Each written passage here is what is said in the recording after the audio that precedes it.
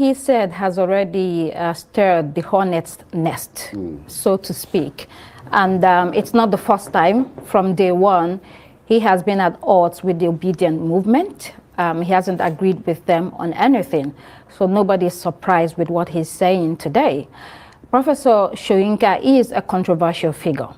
He's not the reticent type for someone who put a gun on the head of a broadcaster in his early days to stop him from announcing an election. He is the epitome of controversy. And he has earned his place in society. And so he is the darling of media organizations and people that do events because he's unafraid to speak his mind and to say what he wants to say. He's the type of person that would advise you to, blot out your views and let the chips fall wherever they may. However, on this particular matter, it seems that he is not reading accurately the mood of the nation. There are hopes and aspirations of young people that have been dashed. And these people organize themselves to see if they can be an opposition to the APC and the PDP, or the PDP particularly that hasn't offered any opposition to the APC. And the way that the elections were conducted, it is a very difficult and unpleasant experience for people to talk about. So you have to be sensitive to that fact. I don't think he has been. Also, these young people that he talks about, they think and they believe that Professor Wole Soyinka's generation, President Muhammadu Buhari's generation, President Bola Tinubu, and the rest of them have wrecked this nation. For people who had the best that this country had to give to them, and they are giving it back to the younger people in broken pieces, and wouldn't even leave the space for them to put together the pieces and see if they can patch the nation. This is what we're dealing with at this time. So other people have to be mindful of what is happening and have to be sensitive to that. So I think a lot of people are not going to take this lightly, and I think he will lose quite a bit of following with regard to what he has said. It's unfortunate that because the two things happened, first of all. One party took over the labor movement, which is one of my favorite movements also. And then it became a regional party, more than, whereas it was a marvelous breach into the established two camps. Peter Obi achieved something remarkable there, that he broke that mold. Yes, however, he did not win the election. In addition, my own organization has a monitoring unit. You know the one I'm talking about. And so I could say categorically that Peter Obi's party came third, not even second. And that the leadership knew it. But they wanted to do what we call in Yoruba, gbajue. That is, you have force of arms. You also have force of lies. And it was gearing up towards violence. They were going to send, some of the hardliners were going to send crowds, young people, into the streets to demonstrate. I'm always ready to be among such demonstrators, but only on the banner of truth, not of lies, not of deceit.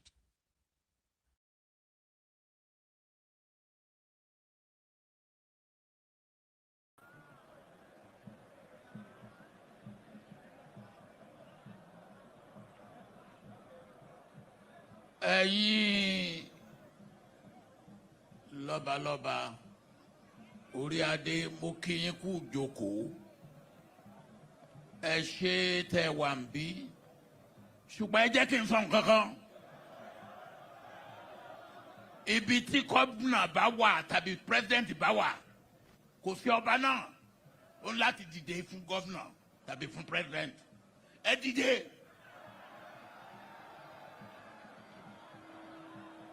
Ẹ jókòó.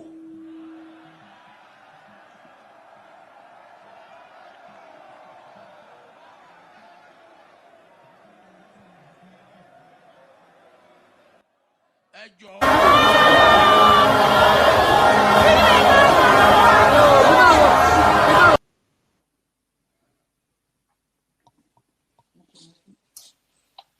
No, this rally make my blood pressure go up.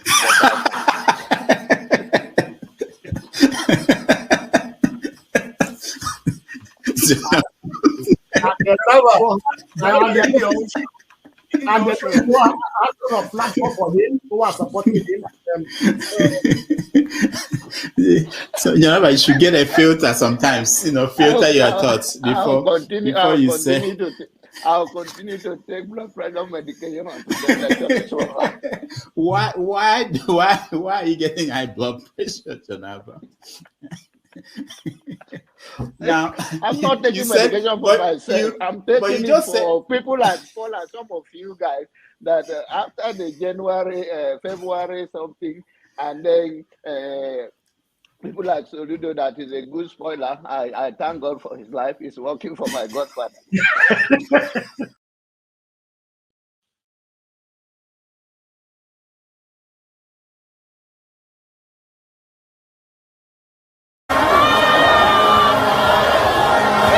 And I am ready to die defending Nigeria in whatever way. When it is God's time for us to go, it is and you no took my time to God. You are ready to defend Nigeria. I gave you my time. No, I'm coming. Alexi, hold on. You already started.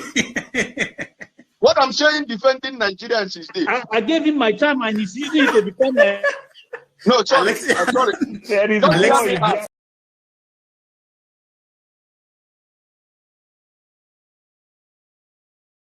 Tinubu is a criminal, yes, of course, a categorical grade 1 criminal. The only person more criminal than Tinubu in Nigeria is probably Babangida.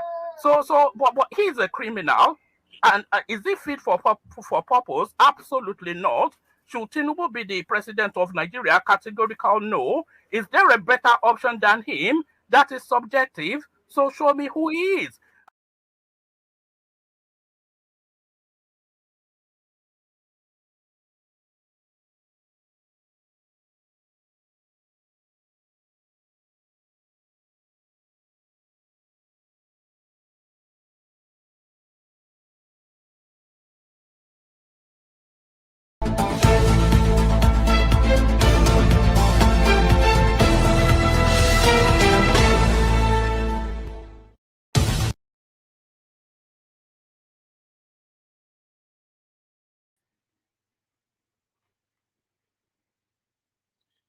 Hello, everyone. Welcome to the show. My name is Rodolfo Okonkwo. We're coming to you live from New York City. I hope you are happy and you're doing well wherever you are in the world. Thank you for joining us. We appreciate all of you and your time. Today, we are going to have an interesting show, as always. We are going to start with the news story, the big story about Wole Soyinka and his takedown of the Peter Obi and the obedient movement in South Africa. We are going to go to Chicago. We're going to talk about the never-ending troubles of President Bola Tinubu. And of course, we're also going to talk about his appointment of his CBN governor. Right now, he has his team complete, and we hope that they will succeed. We're also going to talk about the death of Mohbad, a musician. I don't know who was until he died. So we're going to talk about that, and hopefully you will join us and share your opinion on that and other stories. Also, Rema, I know Rema and Selena Gomez, they won at the Video Music Award, yeah. And so we're going to touch on that and every other story that is important to you. This is Have Your Say, an opportunity for you to have your say on the stories making news across Nigeria and Africa. And let's welcome some of our people who are here already. Obi, welcome to the show. Wassalamu alaikum, ya jama. Malaikum salam. Ike, welcome to the show. Ike, can you hear me? Can you unmute yourself? Welcome to the show. Good afternoon, good morning, good evening from wherever you're joining us today. Obi, my brother, how are you? Salam alaikum. Alaikum salam. Good morning, sir. How is the Kwankwaso? How is he doing? Is okay? Oh man, Kwankwaso is homeless. He's homeless. He's in the streets. Kwankwaso is on the streets. We're going to give him a home through Dr. Damage. We're going to give him a rented apartment. I beg. Moku na beg Dr. Damage. We need home. We need home. All right, righteous man, welcome to the show. Yeah, good evening from here. It's been raining. It's been raining cats and dogs since morning. I know. Everywhere flooded in Lagos State. I saw some videos. It's unbelievable. It's really terrible. And I want to appreciate my brother Ovie. He fulfilled the promise he made, and it won't be good that I did not acknowledge it before the panel. All right. Ovie, thank you very much. You did great. I appreciate. Ovie, thank you. Thank you, Dr. Damage. Man of Prestige, welcome to the show. Yeah, good morning. Is it afternoon over there? Not yet. Again, good morning, everybody. I don't know what's going on in Nigeria. I've been on vacation, so that's more important to me. But I'm back. So, all right, let's see what's going on in Nigeria. Thank you so much. Can you please yourself if you are not speaking so that we don't get background feed? We want to thank people like Team Majek. Thank you so much for your support. Alexander, thank you so much. You are the man. And Oman, we thank you for your support. These are people who are supporting us through Super Chat. Thank you, guys. So those in the studio, turn on your camera if you want to contribute. If you contribute, until you do that, we are not going to let you in. So you know the drill by now. All right. So before we start, I just want to go through people in the panel now. If there's anything that I missed on my list of stories, I want to hear from you. Ovie, is there anything you are following that I did not mention? Any story that is important to you?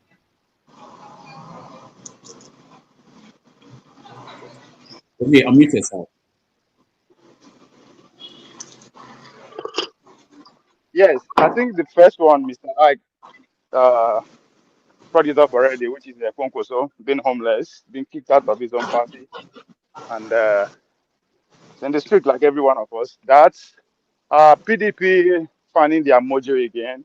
I saw the BOT members assembling and forging way for their tomorrow. APC coming out to say they have commenced electronic registration, and I think that's what I'm following because that's 2027 right there that is unfolding, and I don't see any other party that is actually getting ready to compete come 2027 aside these two political parties. And you actually started my week perfectly well with those three videos that you played. The first one was being the lady, Ikorodu, right? I think she's one of my favorite public and political analysts. Female analyst today, not just in Nigeria, but in the world. She's very, very fluid and she knows what she's talking about. I'm happy that you started with her. Then the second video you play, which is that of Soyinka. I know we are going to talk about it today, but I would have wished we focus on Wole Soyinka versus Karina Davis.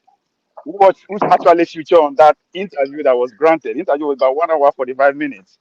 But I understand why the Obi parts, dominating the airwave. But as far as I'm concerned, that's a distraction. The most important thing there is Wole Soyinka Nobel laureate award. It's a question around it. A book has been written about it. For me, I think that should be the topic. That should be the subject. And I would advise obedience to stay on that question for the next 4 weeks and see if the man is still going to keep thriving, right? He's running his mouth because his brother is the president. They should go at him from that angle. Forget Obi now.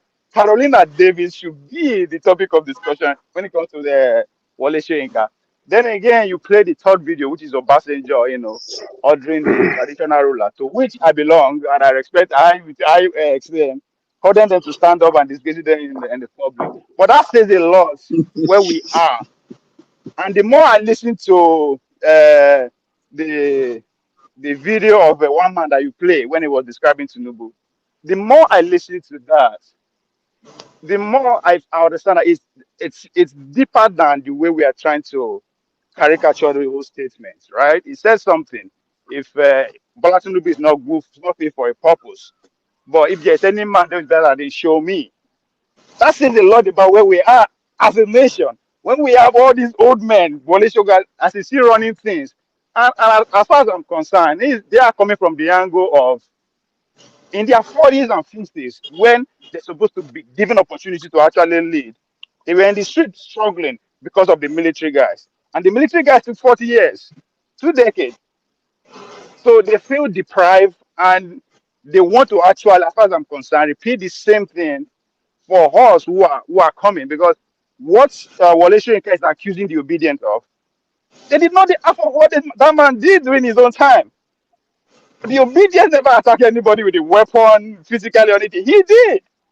Right? So there's more conversation to that Wole Soyinka than us focusing on what he said about Obi and obedience. But as far as I'm concerned, and those are just, he's trying to cover up what happened in that interview before that question. If anybody has not seen the interview, go and watch it. It's a 45-minute interview. We could see how he was wrapped up when they asked him about Corona Davis. So as far as I'm concerned, that should be the news. Dr. Damiji, that's I don't talk too much. Yes, there's a lot going on, but thank you. Thank you. I considered that, but I thought that we should make it a standalone conversation. There are some other things about Soyinka. I don't want us to, but we are going to do that down the road, not today, sometime down the road. All right, Ike, welcome to the show.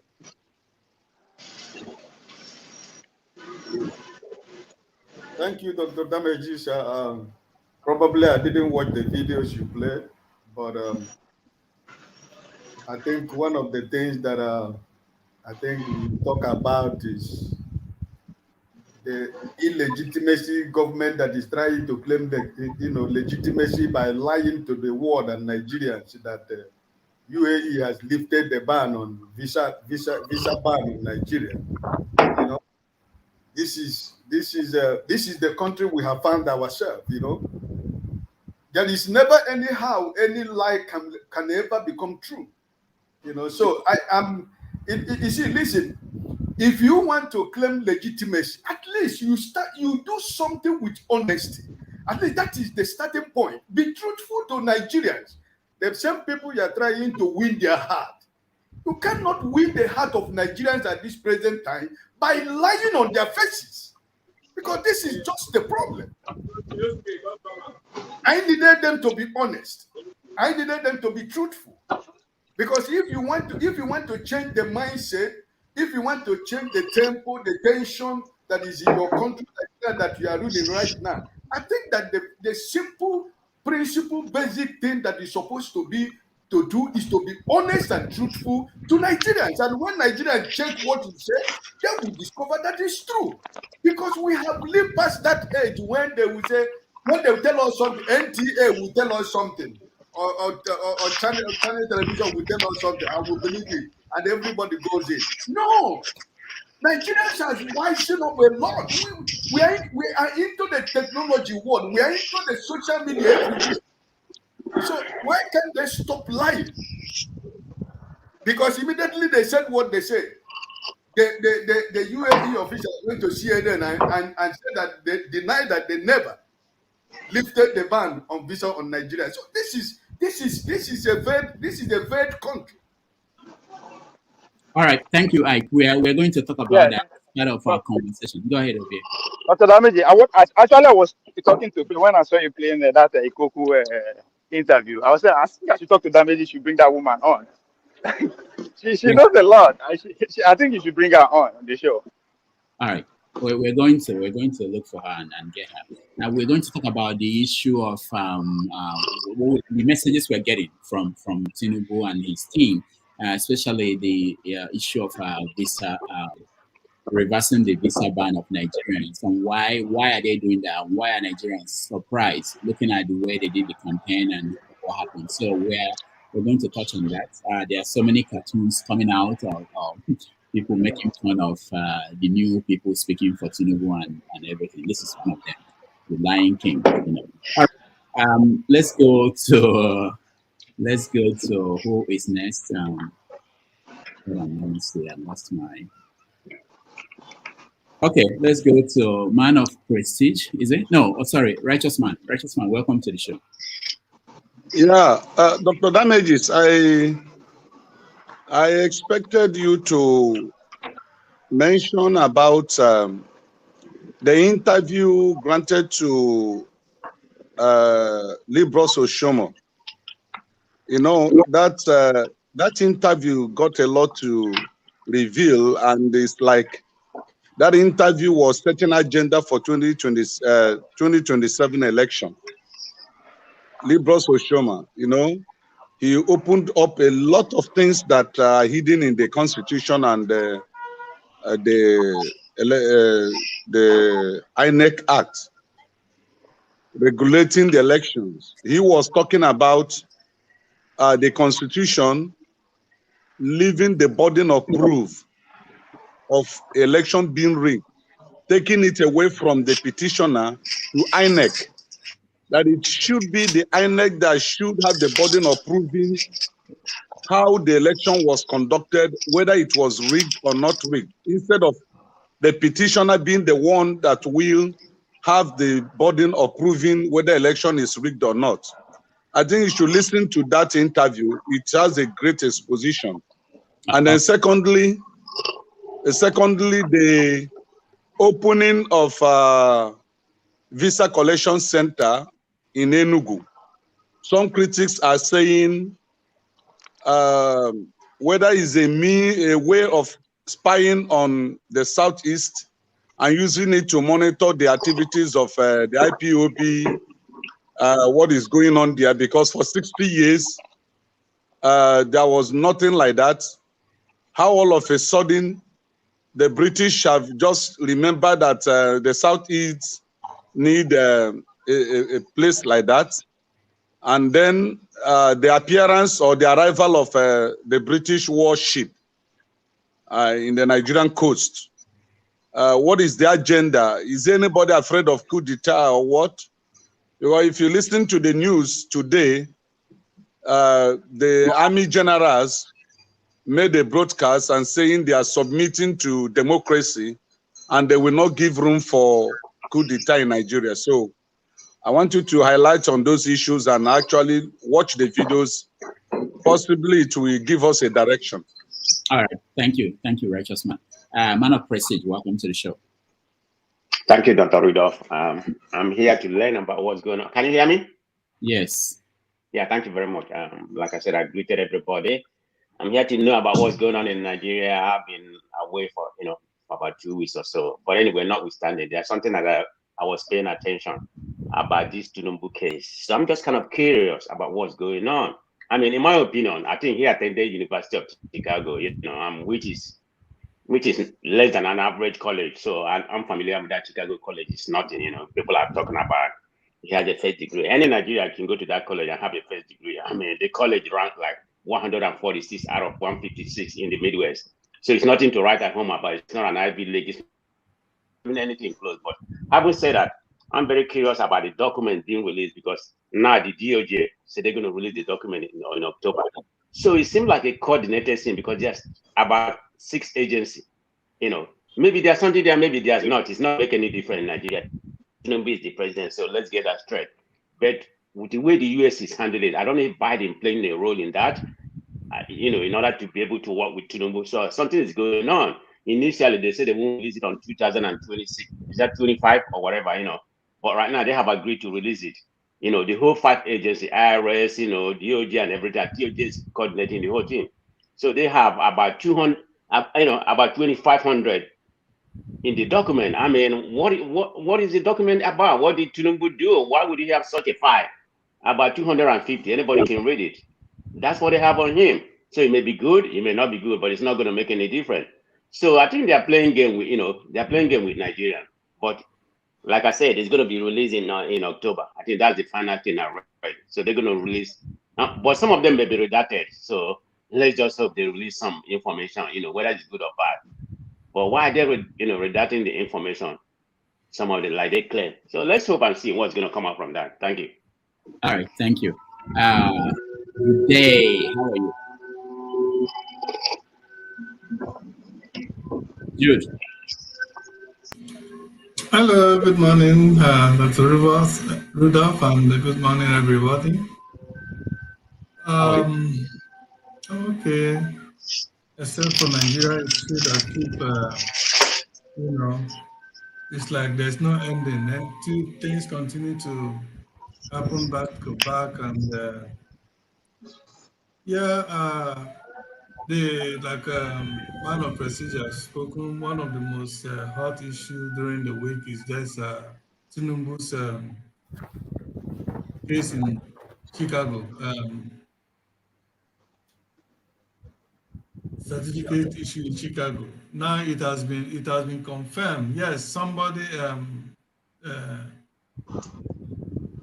Ahmed, what is it called? Tinubu, is it Tinubu A. Ahmed or something? Went to that school in Chicago, but it was a woman, and the person age was 1954, not the age Tinubu posted.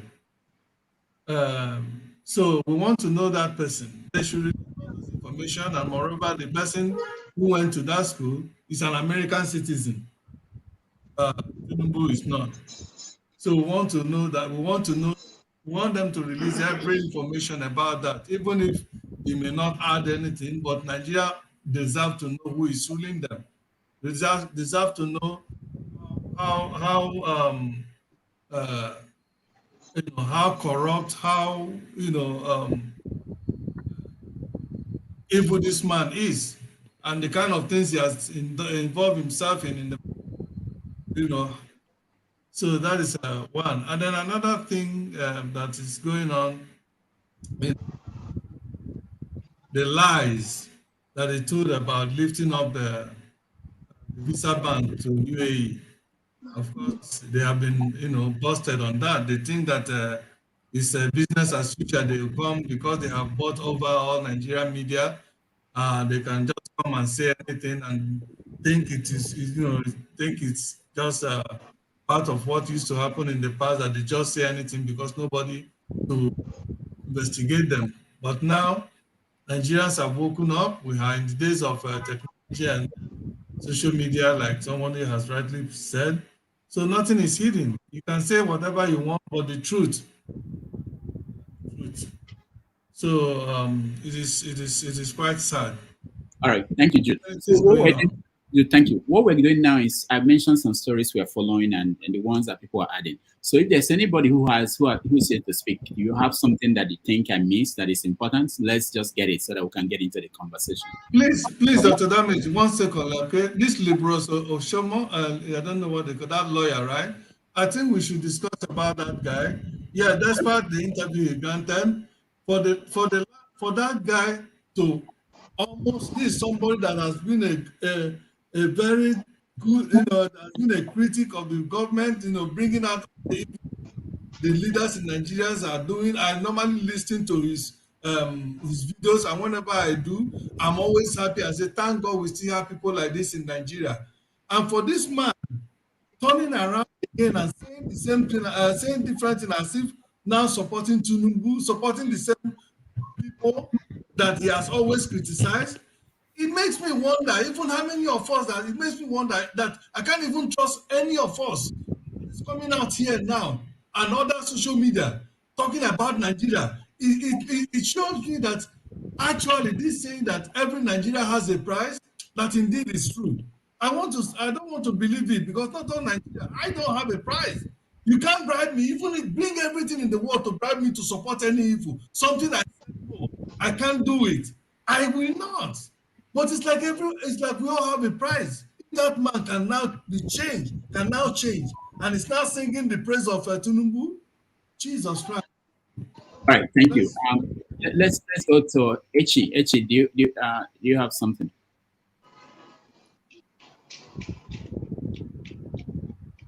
Unmute yourself, please. We can't hear you. I'm sorry. Good morning. Good morning. Is it coming across? Yes, yeah. No? Good. Go ahead. Okay. Good morning, Dr. Damages, and everyone on the panel, including those watching and on the comment section. I don't have anything but to express what I'm thinking about Dr. Damages, which I might want to call global corruption syndicate. Because for the school, Chicago State University to come and affirm that Tinubu graduated, it looks kind of shady, and it looks like the corruption we are talking about is not only narrowed down to Nigeria. There probably is a global corruption syndicate. So how do we even fight this fight where anywhere we turn to, there are people who can be bought, people who can support evil? How do we really fight this fight? Because it's not just local, it's global. And that's my opening thought, sir.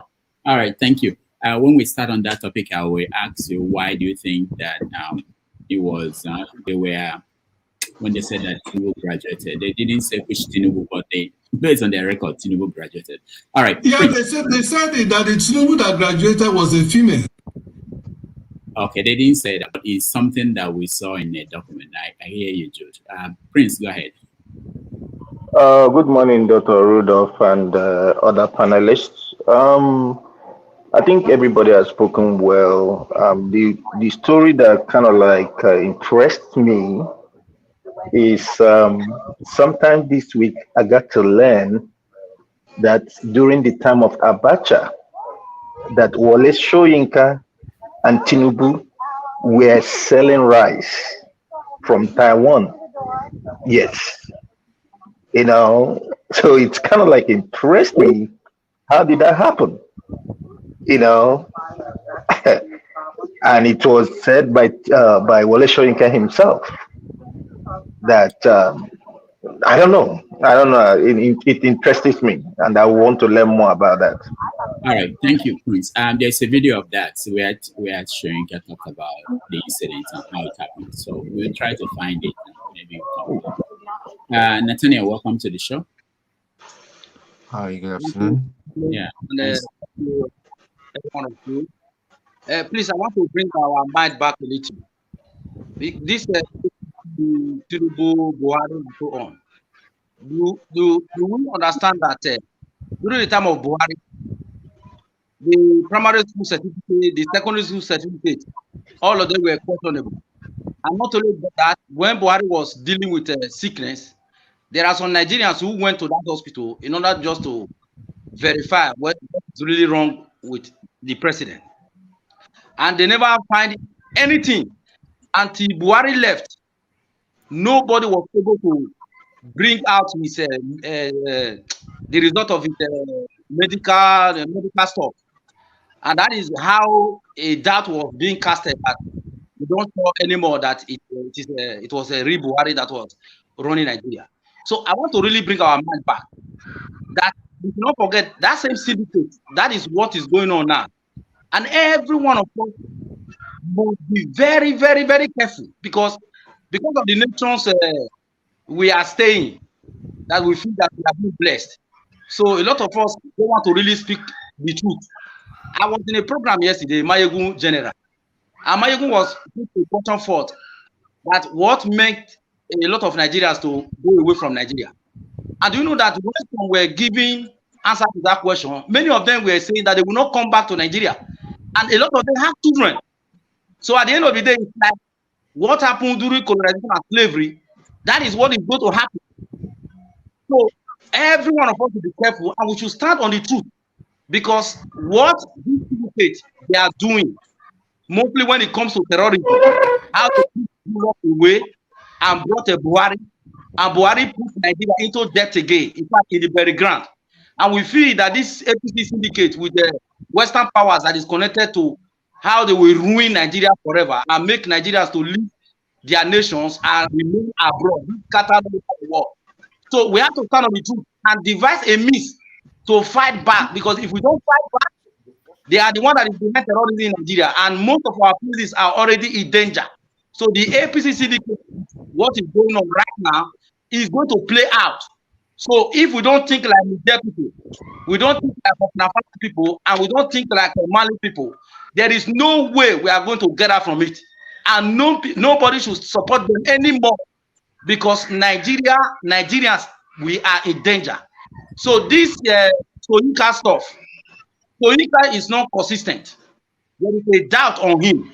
All right, all right. No, he's supported but he's not consistent. Thank you. We're going to talk about that immediately. We hear from Tony and Okija. Thank you so much. Okija, any story we're missing? Anything you think we should discuss? Good morning, all. Before I didn't even know about CIA connection to this guy's Nobel Prize until last night. Please, Ovia, if you could share some link in the private channel. But anyway, the tribunals, the election tribunals, for the House of Rep member, I think it's going to the second stage, the appeals court. So appeals court, they've been reversing some things, some decisions made by the lower court.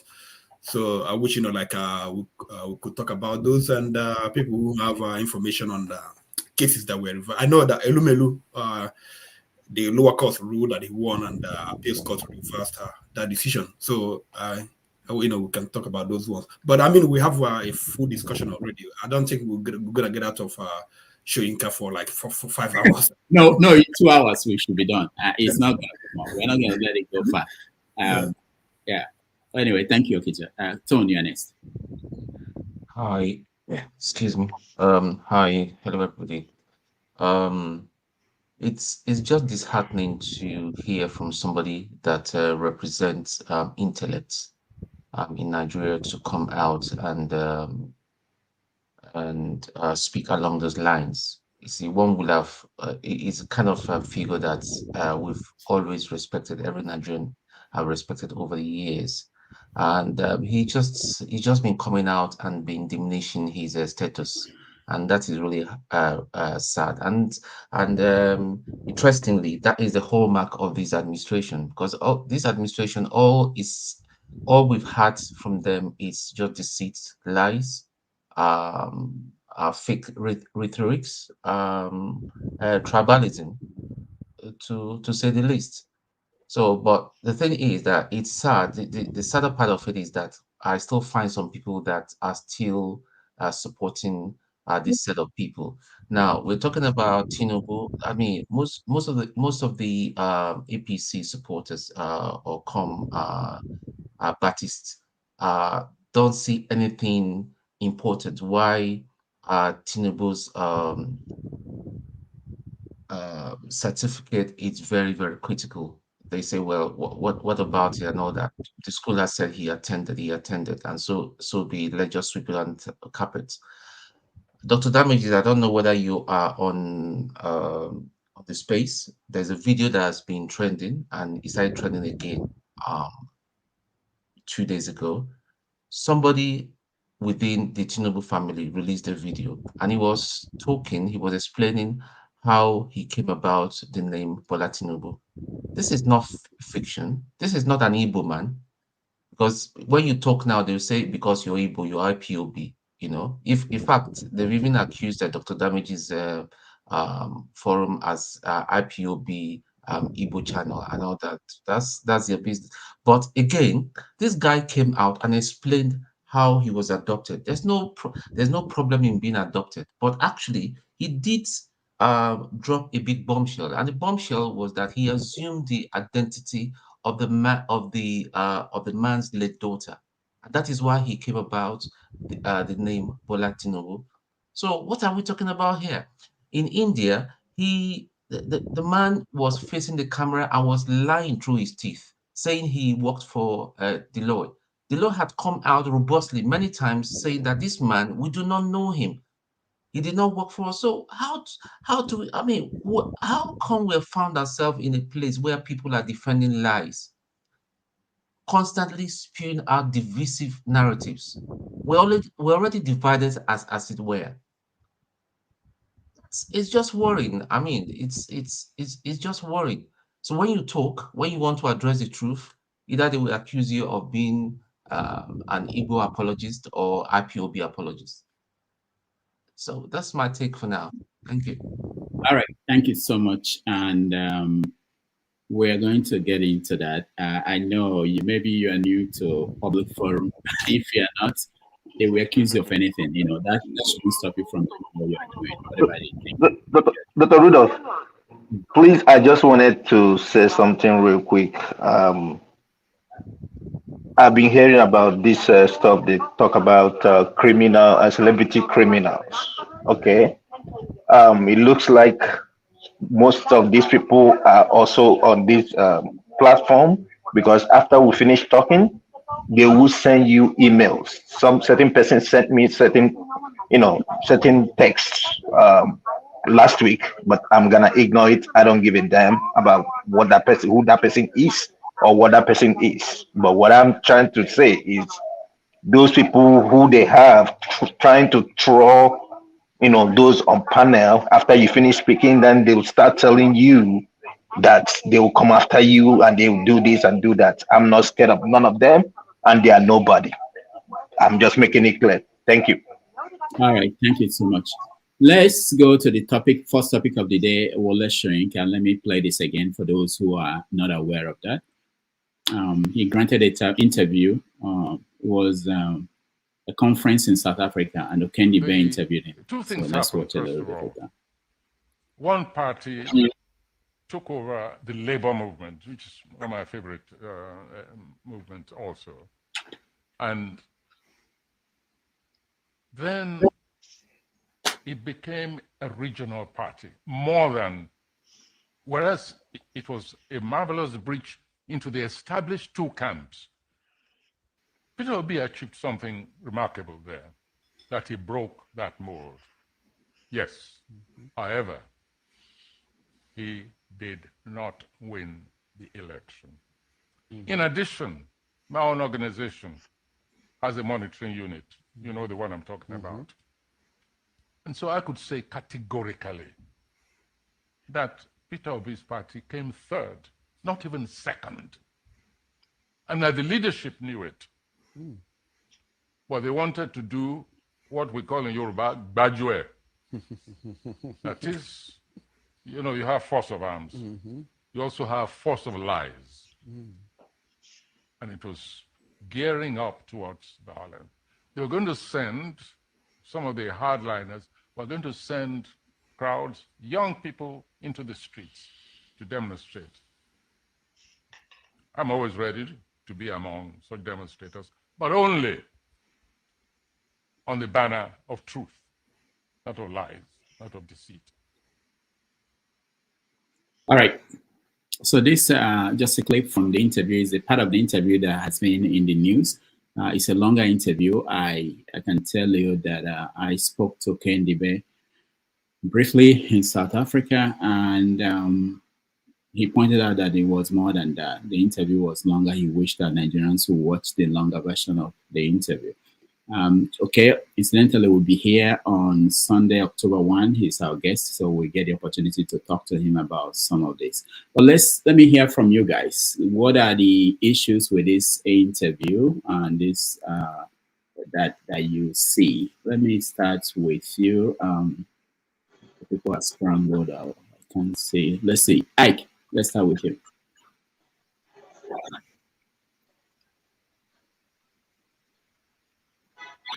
Thank you, Mr. Rudolph. Really, honestly, I really do not want to say anything because what Ms. Ikoku or Mrs. Ikoku, I don't know, whichever way, with all my respect, I think she has spoken the minds of patriotic and millions of Nigerians who know what the truth is all about. I watched her interview at Channel Television with the professor at the best university, So I was, she took away the pain, she took away the anger, she took away the load on my shoulder when I listened to what Wole Soyinka said. So, and I think Chiamanda also said something again on CNN, So I just want Nigerians themselves, the generations of today of Nigeria today to know this is their country. If they want to allow people like this to continue to mislead us or mislead the new generations of Nigeria, I leave that choice for them. So really, honestly, that woman, I hope that I can see her and give her a hug because she spoke everything that any right-thinking Nigerian would say, irrespective of which political party do you belong. So I really do not want to say anything, but I just hope that all these old men and women, who try to impose, who has imposed themselves to Nigerian society for so many years, that they should begin to understand and realize that their days has gone. So honestly speaking, I don't have much to say, just to thank that lady, Miss Ngozi Ikoku, for speaking my mind and the minds of a lot of Nigerians. All right, thank you. Jude, you're next.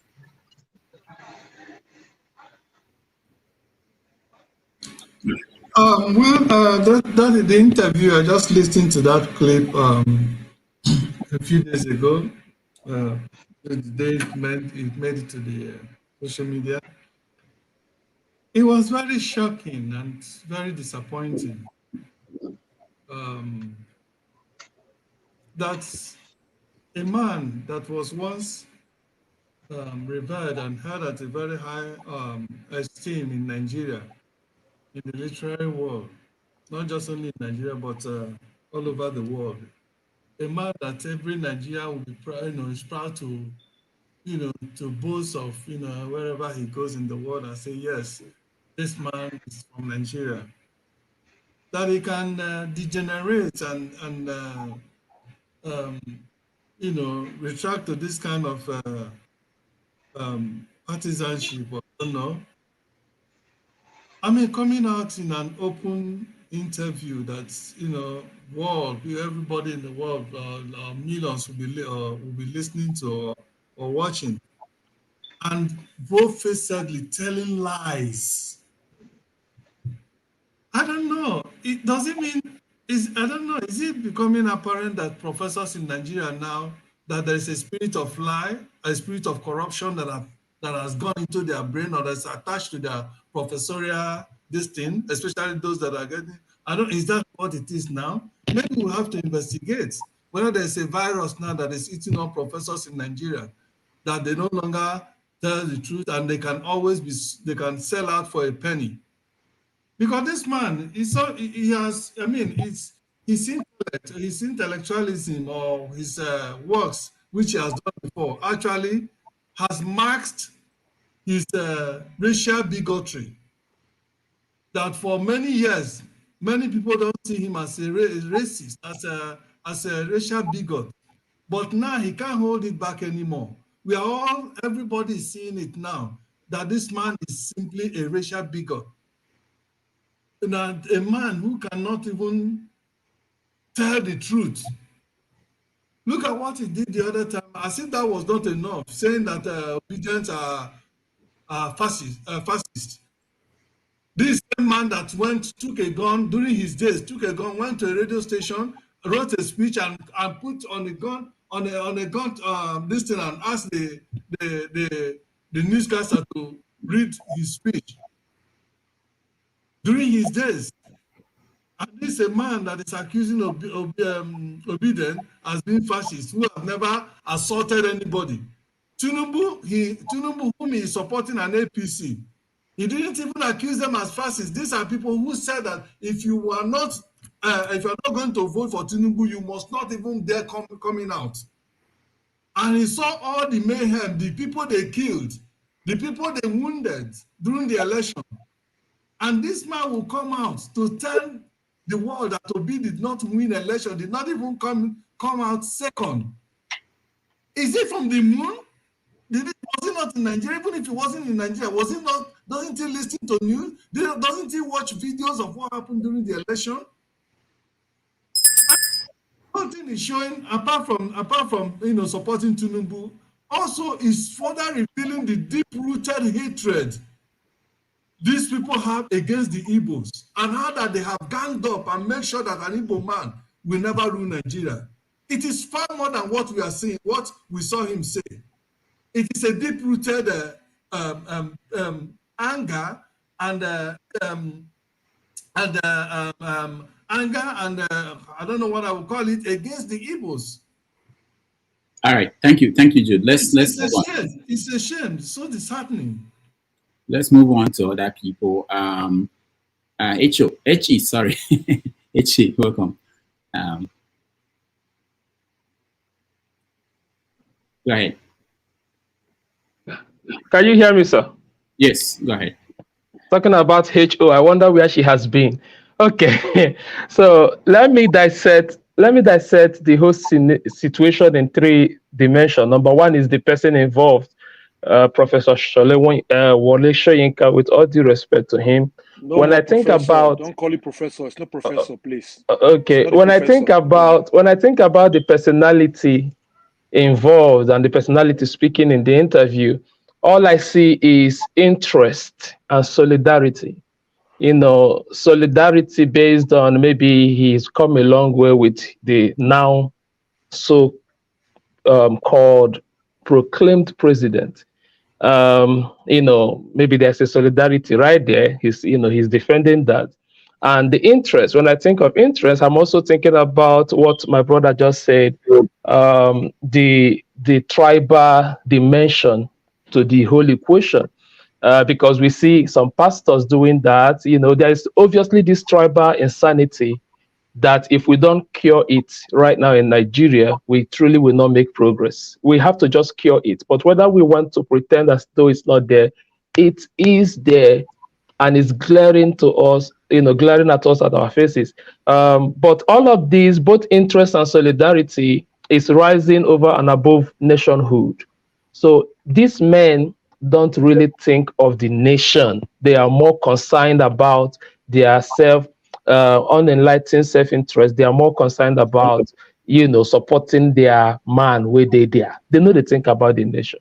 And that is just, that therefore disqualifies them to be called an elder, or disqualifies them to, like my brother said, don't call him professor. It disqualifies you to appear as someone that high profile when you don't prioritize nationhood over and above minor things. Now, the second interest is the content of the interview. In the content, he used the Yoruba word, I wish I'm Yoruba to pronounce it well, bajue, which means, force of lies, right? But don't use that word for P2B or even his followers, the obedient as it were. It cannot be used for them. That word should be used for the political class. It should be used for INEC. What about all the promises INEC made about transparency and what later happened during? So that is classical example of force of lie. INEC lied to us. The leaders lied to us. You come out and you tell us that visa ban is lifted, and a few days later, we found it to be lie. So it is not P2B and his followers that are using Bajue. It is those same people in your class that word should be used for. So the content of his message was misplaced. And my last submission will be the people, Nigerians. And when are we going to arise? I keep praying, let us arise, because if we are waiting for this change to happen any other way, I'm still here waiting. I'm waiting. I want to see it. They said during NSAS, oh, you guys don't go about it that way. Join a particular man, support a man, get your PVD, go through the electioneering process, and we did, right? But after we did, we are now beginning to see the true picture of the INEC, true picture of the judiciary, true picture of the corruption, the depth, the level, the extent of the corruption. We are not seeing it. So what again are they going to tell us? And then how do we take back our country? Because if we don't do anything, the next 100 years, all of us will get old and die. And what according to Ndibo, what is happening will continue to happen even the next 100 years to come. So how do we take our country? And that's a challenge to Nigerian people. What are we going to do to stop this insanity? Thank you, Dr. Damages. Thank you so much. Prince, you're next. Okay. Let me start by this. Ovie, please, where's Mama H.O., if you don't mind me asking? Yeah, she's fine. I actually spoke with her last week. A couple of days ago. Yeah, she's doing good. Okay. We'll really miss her, and I'll be concerned, to ask after her. For me, pretty much on the topic of Wole Soyinka, to me, he's a disgrace. Okay, and I align myself solely with the the statements from a particular cleric. He clearly stated it the way it should be. And I totally agree with him. I align myself with him, and also align myself with people who have spoken before me. The thing is this: respect is earned. But to some people, you know, in Nigeria, they think respect is just you just get the respect. No, you have to earn a respect for you to get one. And as at this moment, Wole Soyinka have so much proven himself to be, you know, I don't know what to say. I'm not gonna curse him. I'm not gonna, you know, it is what it is. He has proven himself to be not trustworthy, okay, a hypocrite, and at the same time, someone who is trying to instigate the people. Because when he was talking, he talked about, oh, that at some point that obedience became a regional, it became a regional thing. What is he talking about? Different people voted for Obi. People in Nasarawa voted for Obi. Are they Igbos? People in Plateau State voted for Obi. Are they Igbos? People in Kaduna voted for Obi. Are they Igbos?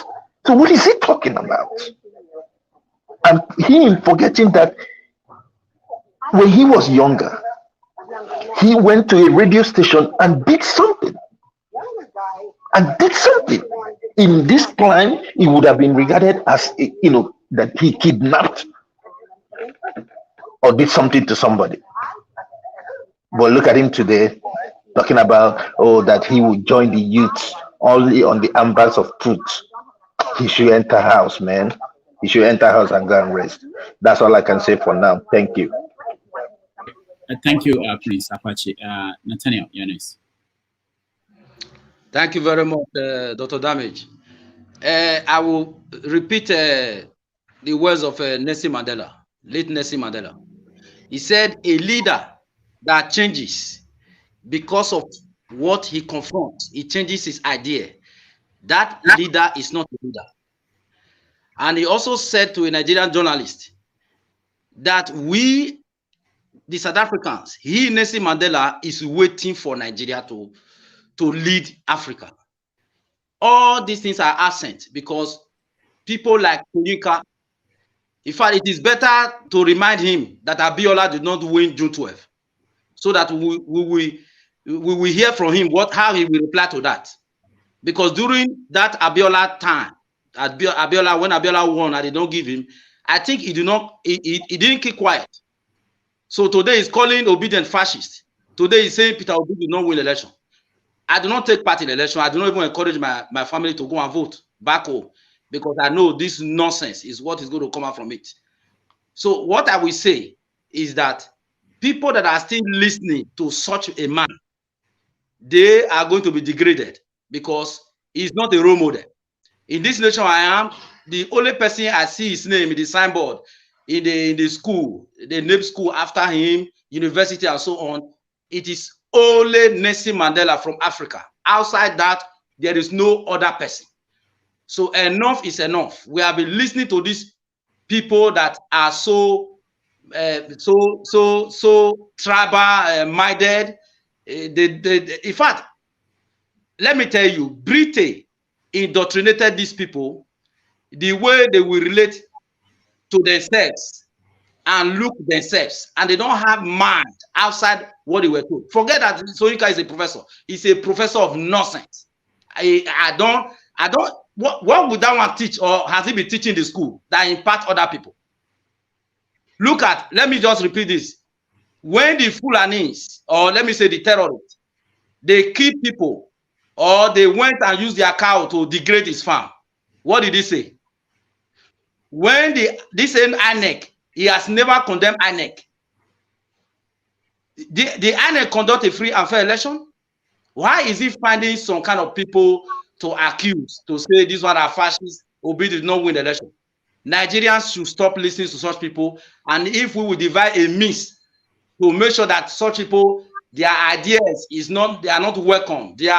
If they make any speech in the forum, it should be downgraded, and we should not listen to them, so that we will devise how we will go forward, whether on our various ethnic lines, or we'll still go on as Nigeria. Let that be our focus. Thank you very much. All right, thank you. Okija, the next. Thank you, guys. I mean, Constance Ikoku, she did very well. Sorry, my Showing brother. was a mad Okija, dog, a diseased dog, and hello. Constance, kindly, quietly, put him down, just in a classic way. People like I think like it boils down to like this Nigerian intellectuals, some of them like Soludo. If you look at Soludo, you look at Soyinka, they want people to bow down to them. They think that they've accomplished so much, that they are tower above everyone. He has his Nobel Prize, and they think that everybody should bow down to him. That he's the authority in everything in Nigeria and everything, good.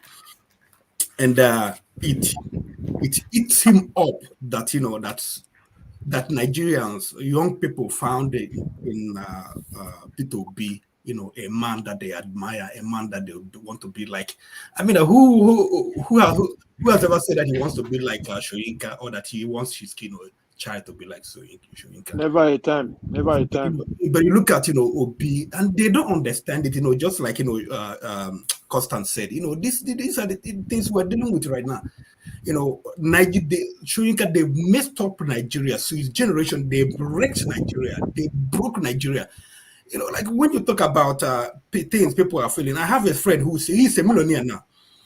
I know he's younger, he's a millionaire now, he lives in Nigeria. But when he talks about Nigeria, like his mother died, and because of 300 naira, medication, his mother died. He's a millionaire, but when he talks about it, he sees it in his eyes, he cries, but people like Soyinka, they were in Nigeria that worked. And before Nigeria broke, he made friends that helped him all life. So he has never been an average Nigerian. He has never, passed through what people are passing through. So that's the problem. So they don't understand, what people are going through. Like when people see Peter Obi, that people they can relate with. You see a man that goes into the airport, he carries his luggage.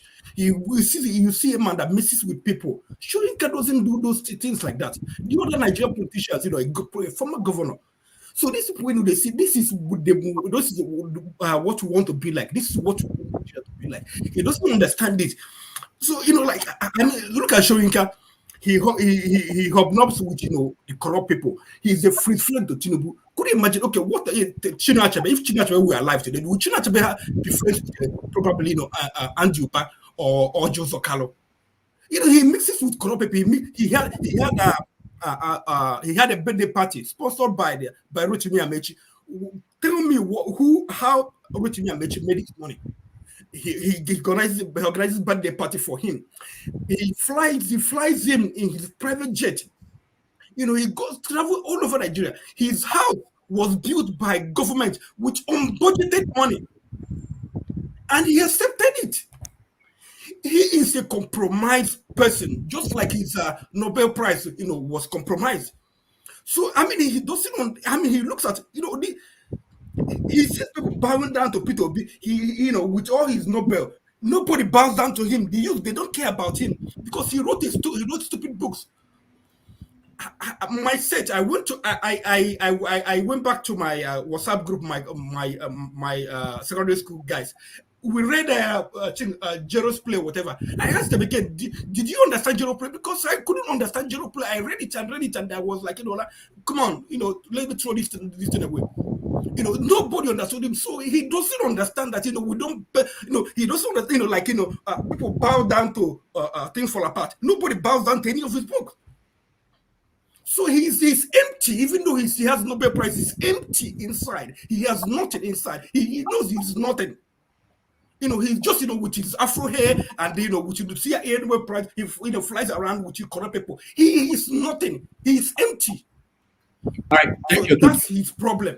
Okay, thank you. I felt that I will comment when everybody has a chance to speak, but I cannot stay here and hear people say that Soyinka wrote stupid books. No, he didn't write stupid books. Yeah, we'll discuss his book, and then he will be the leader, and tell us about each one of them. No, that's you can have issues with his political views, but his books are classics. All right, I have to say that before we continue. Let me go to you, Rudolph, Tony. I have a question. Not now. Hold on. Just a simple question. 1 second. I'm asking you. I'm asking. I don't want to break the rule of your platform. Can I eat my nut? Go ahead. Yeah, I'm eating a nut. Can I eat my groundnut? Oh, is that what you wanted to ask? Yes. Okay. So that I don't break the rules of the All right. Go ahead. You have to show us each piece before you put in your mouth. All right, so that we'll be sure it's just that. I'm just kidding. Go ahead, John. Go ahead. Dr. Rudolph just said what I was going to say. Please, you cannot go low as these people that are just brain dead. They've chosen rhetorics that are disrespectful to certain race and all that. Please, let's try to keep our choice of words as polite as possible. I know it can be emotional. I'm guilty sometimes as well. I'm not saying I'm a saint. I'm guilty. And today, to be quite honest, I wanted to give it out to somebody, but I've decided before I came on the show that I was trying to be more cerebral. Now, it is sad for people to assume that we are bashing Wole Soyinka because of his political opinion. If you subscribe that or you classify that as a political opinion, I've got word for you. May Nigeria happen to you one day, and it's going to happen. It's just a shame and an embarrassment for someone in this time and age to say Soyinka is just making his political is making a political statement, or there's nothing bad in it, that he just made a statement. You guys need to go back and watch that video and watch the other interviews that he's giving, and then you change your opinion. See, the thing is, for every tribe, be it whether you're Yoruba, Igbo, Hausa, and everything, we have our bigots. And the day we start calling out our bigots within our tribes, not hiding our own thieves and our own bigots. Igbo people have their bigots. Let me just address it. We have our bigots. We have people that open up their mouth and say things that are untrue and all that, and push those narratives.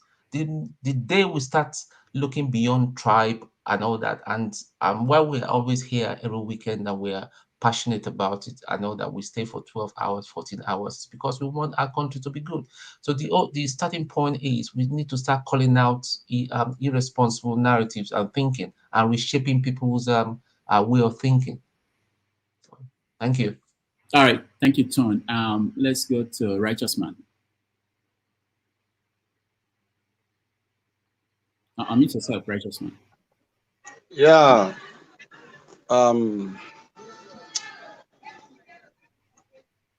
I believe that Professor Wole Soyinka shouldn't be a topic.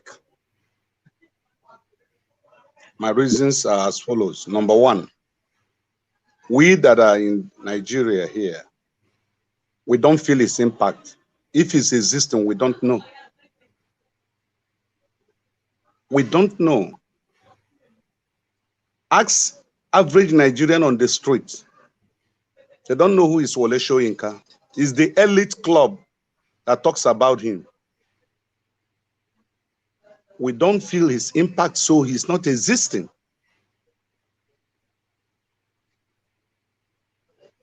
You have to separate him from his academic excellency. That is something we are missing out. That he is a good writer does not make him a good person. And if we treat him from that angle, we'll be able to overlook him and move on. The seed he's sowing, an average Nigerian does not buy that seed. We're not building on that seed he's sowing, because his impact is not felt here.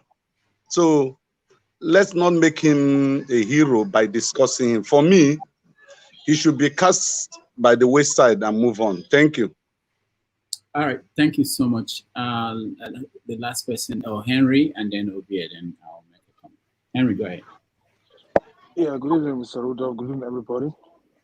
First of all, I listened to the interview from Soyinka. You see, he attacked Obi and the obedient and those who supported Obi. Nobody called his name. Nobody insulted him. I see no reason why I should go that low, because for his age, because when people call professors with dignity, with respect, you see how he have feelings for the youth, young generations. Like, these are one of those problems we have in that country. He's one of those problems. He's one of those people who introduce Scottish to our youth. He's one of those people. So some people here will say it's one of their role model. May that man be your role model and let Nigeria be your role Nigeria happen to you. He opened his mouth to insult people, the young people who bring their anger because they're going to allow them to march to the streets doing answers peacefully. They said they should go into politics. They go into politics. They choose somebody they believe can change things around. Not overnight, but we gradually change things around.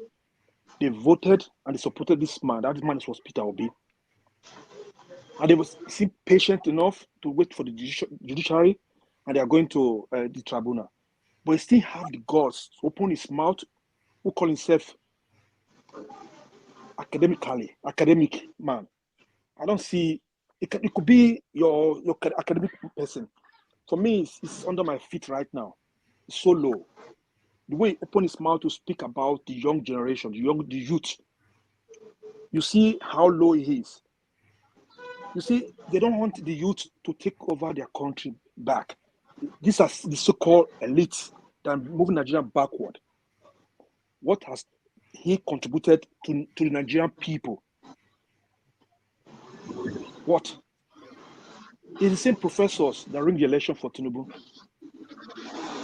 So why are you so special about this so-called title? Professors, I don't call it say professor. You have to call it just his name. That's it. We like titles too much. We call them son. We call this sad bunch of corrupt-minded people. Wole Soyinka, I have something for you. Your soul is full of hate of the Igbos, and it's full of hate for the progress of that country. That is it. Because I see no reason why. No, don't cut me now. Give me 2 minutes more, please. No, you don't have 2 minutes. We have to move on. Go ahead. Yeah, give me 1 minute. Give me 1 minute. Yeah. So, okay, tell me one good reason why you have to mention Obi and his obedient and insult them. Nobody call his name. Nobody talk to him ever since. Nobody's talking to him. Why come so low? And some of you here who's in comment section, and some of you here are going to come later to speak as intellectual in this. May Nigeria happen to you and your generation, since you don't want progress in that country. May it happen to you, your children, your generation. Thank you. All right, thank you. Ovie. Yeah, I think I would not like to contradict my favorite female analyst. I'm talking about Dr. Constantine Ikorodu, who has done justice, to what did she say, Ovie? Can you summarize? About how she described the video that you played earlier on. I know. For those who may not have seen it, it's not. I'm not somebody who actually like to follow people what they say. But I will kind of shed light on that. I mean, it's obvious that the man is. I won't say he's seeking for relevance at this point. I would say that somebody who is running from a shadow. This particular, him and Obasanjo, unfortunately enough, they happen to be from the same states, their age group. And as far as I'm concerned, they're fighting for relevance, right? Obasanjo, public, ordering, all those, that's somebody who is fighting for relevance. And one thing they have in common is that these are two people who attain prominence at the very, let me say, early stage in their life, 40s, thereabout. And they've been on media ever since then.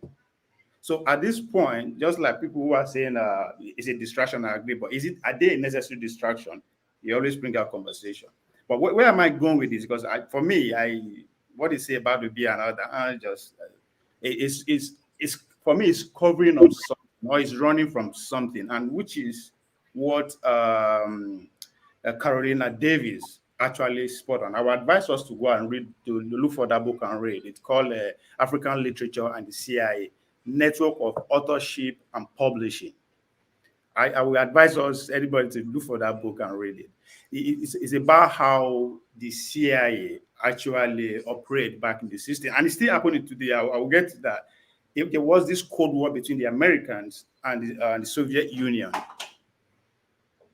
fighting to get the consciousness of pretty much everyone they can get, and the focus at this point was on Africa. So they focus on activists, literature giants, playwrights, and all that, putting in their money, and also they focus on individuals too. Individuals, just like the Wole Soyinka of Nigeria. Then we have Nathaniel Nkasa from South Africa, and Bessie Head from Botswana. So the book focuses on this three individual and how they were influenced, knowingly or unknowingly, because even I think that's what Soyinka is fighting. Even though at the beginning he disagreed, he insulted the woman and every other thing. But later in that interview, you see acknowledge that yes, there was a whole lot of money being thrown around in Nigeria, as at that time in the early 60s, when he was actually aiming for that Nobel. So Paul put money into his project, his drama, his playwriting, and everything. As I said, knowingly or unknowingly. I'm not saying CIA sit down with him and say, hey, go do this, go do that. And that's exactly what's actually happening today, because how they operate, they go through agency, foundation, and NGO. And this particular one is called Fairfield Foundation. That's what they use to actually convince all these people in the 60s. And today we can see forward to today, we see the likes of ND Foundation, the Ford Foundation, and the rest. Doing this, I'm not saying people who they are sponsoring, they know what's up or what they're about. That's how these people operate. But on the long run, you understand that this man actually, there's a lot of help that comes from the CIA for him to attain what he is today.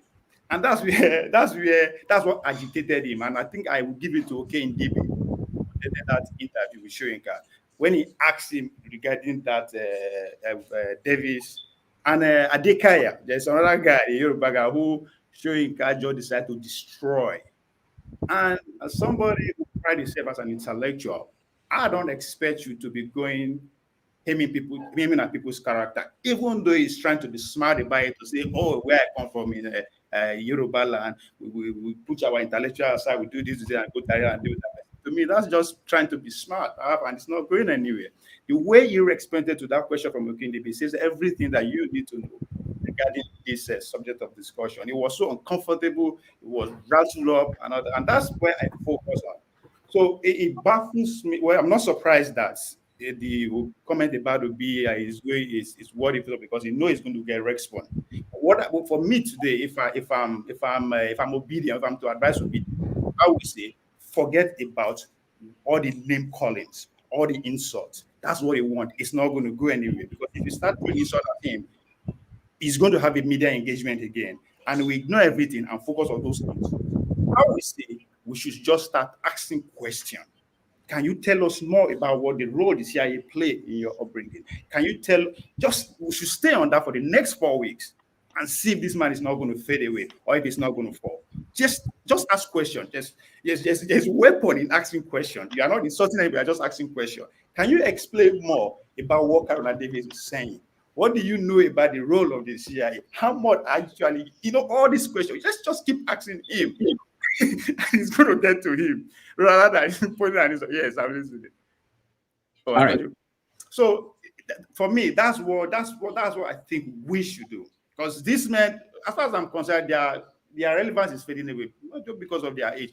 And again, I want the obedience to pay attention.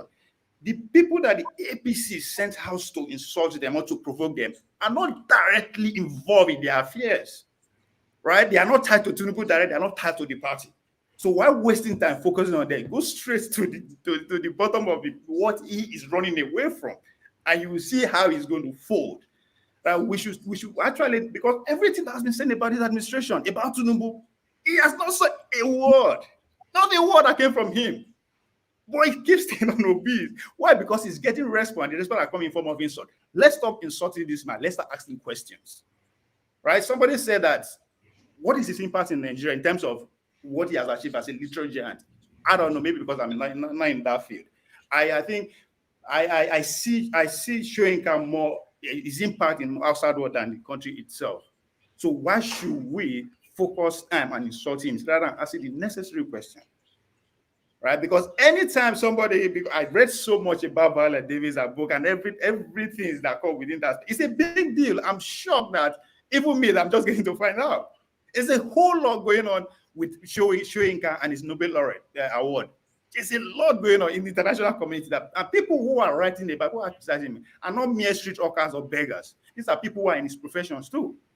And they are not just accusing him, they are putting data, statistics to everything that they are saying. So all he is doing is sorting their personality. As somebody is that intelligent, that means something is fishy. So if he's going to keep staying on the obedience side, the obedience should start asking questions. Okay, can you come and tell us more what happened between 1962 to the 86 that he got this Nobel laureate? What was his relationship with the outside world? Those are the questions we should ask. This is a man who actually pulled a gun in the name of election. Is bold to say that he participated, that he has people working for him during his own time. For God's sake, the obedience are contestants. So which authority do you have to say, okay, I will want to take what you observe over people who are actually in the arena? You only have people who are working for you to give you information, but the obedience are in the arena, they get contestant, major contestant at that point. So it's distraction, the way he's phrasing this whole accusation. We should turn it back. We should stop always being at the defensive side. Let's go for offense. Let's ask him question. How did you come about this? How much, all your thought, because he went on top with the drama group and all that. Who is responsible financially? Because he was running away from the country, the government's after his ass. So it's not that he hasn't a good relationship with the Nigerian government who are sponsoring him. No, he's at top of war with the government. And the role the CIA play to see him released from jail. I mean, Rudolph, you're a journalist. You know what it takes to actually have a piece in New York Times. In those days, not the talk of today. So the CIA were all out to make sure he not spend more time in jail. Why? Because as far as I'm concerned, he's not the only person in the country. If I want to go for it, I would say Chinua Achebe has more impact on us than that man. Because the places I saw Chinua Achebe's work, man, I just can't believe it. So why him? That is the question the obedience should be asking. Tell us more about your Nobel laureates. What happened between that time? Like, all these are the questions we should just keep pushing to that space. But if you say, oh, it's stupid, he doesn't write book and all that, if that's what you want. Because if somebody go after pretty much your livelihood, which is his Nobel laureate, what makes him Soyinka, if somebody go after that, I expect the least you would do is to sue that person. All right. Sue that person. But he did. Instead, he just said, oh, she's a liar, she doesn't know. Like, I mean, all of us go primary school now. We can reason. We can put one or two things together. So there's more to Soyinka space than what is focusing on obedience is to distract us from what is actually brewing, because this thing started last year. The book that he wrote started last year. So he, as far as I'm concerned, is trying to divert attention from that to the obedience. He knows that the obedience will always respond. Yes, it's good to respond, but change the techniques of responding. Ask questions rather than insult. All right, thank you. Thank you so much. Kenneth. Thank you, Dr. Damages. Good morning, everyone. See, I called in because of Wole Soyinka. Like everyone here have pleaded that we shouldn't come to his personality or try to throw insult against his person. I will join that coup. I will not insult Wole Soyinka. He's a 89 years old man. I think he's older than my father. So there's no way I will insult him. But I have some things to, said to his person, not an insult. One is either Wole Soyinka is suffering from dementia, or in reality, he was never an intellectual.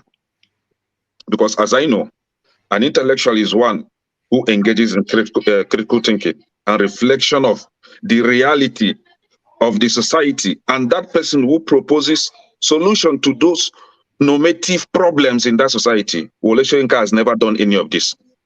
Have we forgotten that Wole Soyinka used to be a kingpin of a occultic group? He used to be a menace to the society. Have we forgotten that he was a resident of a prison? This is the same person that used his political friends or allies to earn unmerited Nobel Prize. And this is the same person we want to give relevance in that country. As far as I'm concerned, Wole Soyinka, just as Akwashi stated, righteous man, is inconsequential. Look, my son came back with a book by Shino Ashebe, not because I'm Igbo, no. From his school.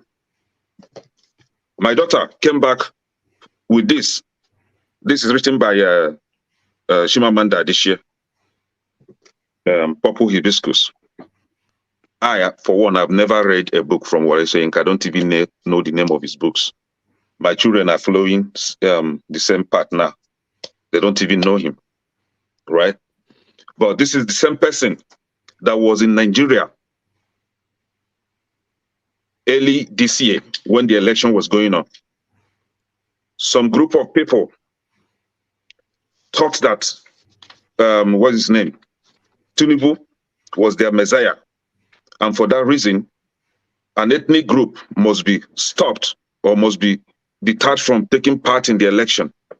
Wole Soyinka did not come out to condemn that. Some people lost their lives. Wole Soyinka didn't condemn that. Some people were actually deterred completely from partaking in that election. He never condemned that. And we are calling him an elder. See, somebody said here that respect is in. I think Akwashi said that. Respect isn't something you force on people. You have to earn it. And this is what most of these so-called professors, most of these so-called leaders, most of these so-called elders are yet to realize. I have a saying, a quote from one Eugene Deb. Let me cite it verbatim here. He says, I would rather 1,000 times be a free soul in jail than to be a sycophant and a coward. A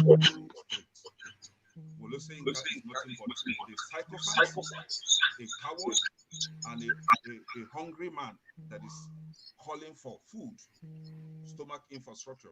We all know that Tinubu was the one that was feeding him then, and I think Tinubu is still feeding him. Sometimes I ask, how about his children? Does he actually? Can I, your audio is slow now. I think we were getting a call or something. Yes, sorry about that. So we can hear you very well. That's the problem. Is it okay now? As long as you're getting that call, it will be. You have to debunk that call. It's distracting. Yeah, I just stopped the call. Okay, one more minute. Dr. Alex Gomez, I don't know if I got his name right. He told us here that whether we like it or not, the fact remains that Tinubu is going to be their president for 8 years. Let me correct Dr. Gomez. Tinubu isn't going to be their president for 8 years. Tenureship, the presidential tenureship in Nigeria is 4 years. So after 4 years, he has to go back to partake in the election to see if he's going to win for another 4 years. So I don't know where you're getting that straight 8 years from. However, whether you like it or not, Tinubu isn't a president. Tinubu is a criminal occupying that position. That is the truth. Dr. Alexander Gomez, I think you should know this, because the election wasn't free and fair. The election was stolen. The election was bought. All right. The election wasn't credible. Thank you. Thank you, Kenneth. Janaba, sorry, see Janaba downstairs in the basement. Let me go to KJ. KJ, are you there? Can you unmute yourself? Oh, you are driving. We can't hear you, KJ. Can you just go to someone, let me clear from the road, and then I can talk to you? Mr. James.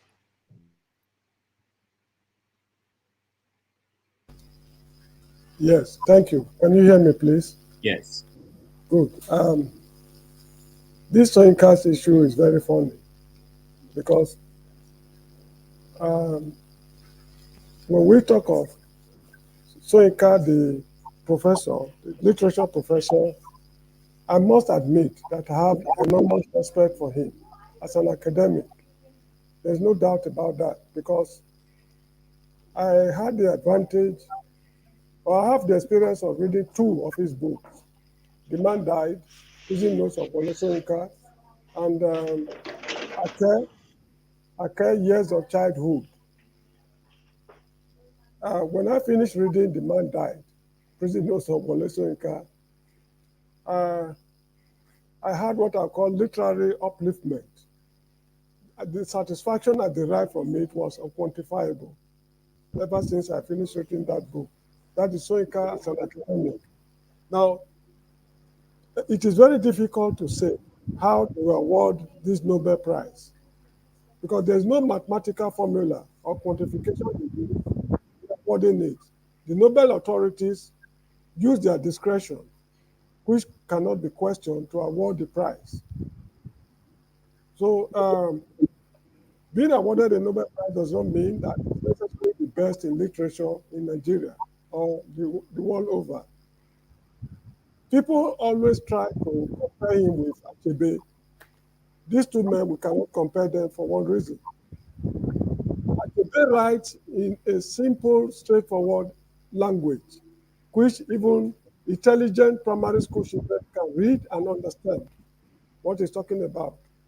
Whereas Soyinka is writing for highly learned people, well-read people. If you are not well-read, don't attempt reading Soyinka's books.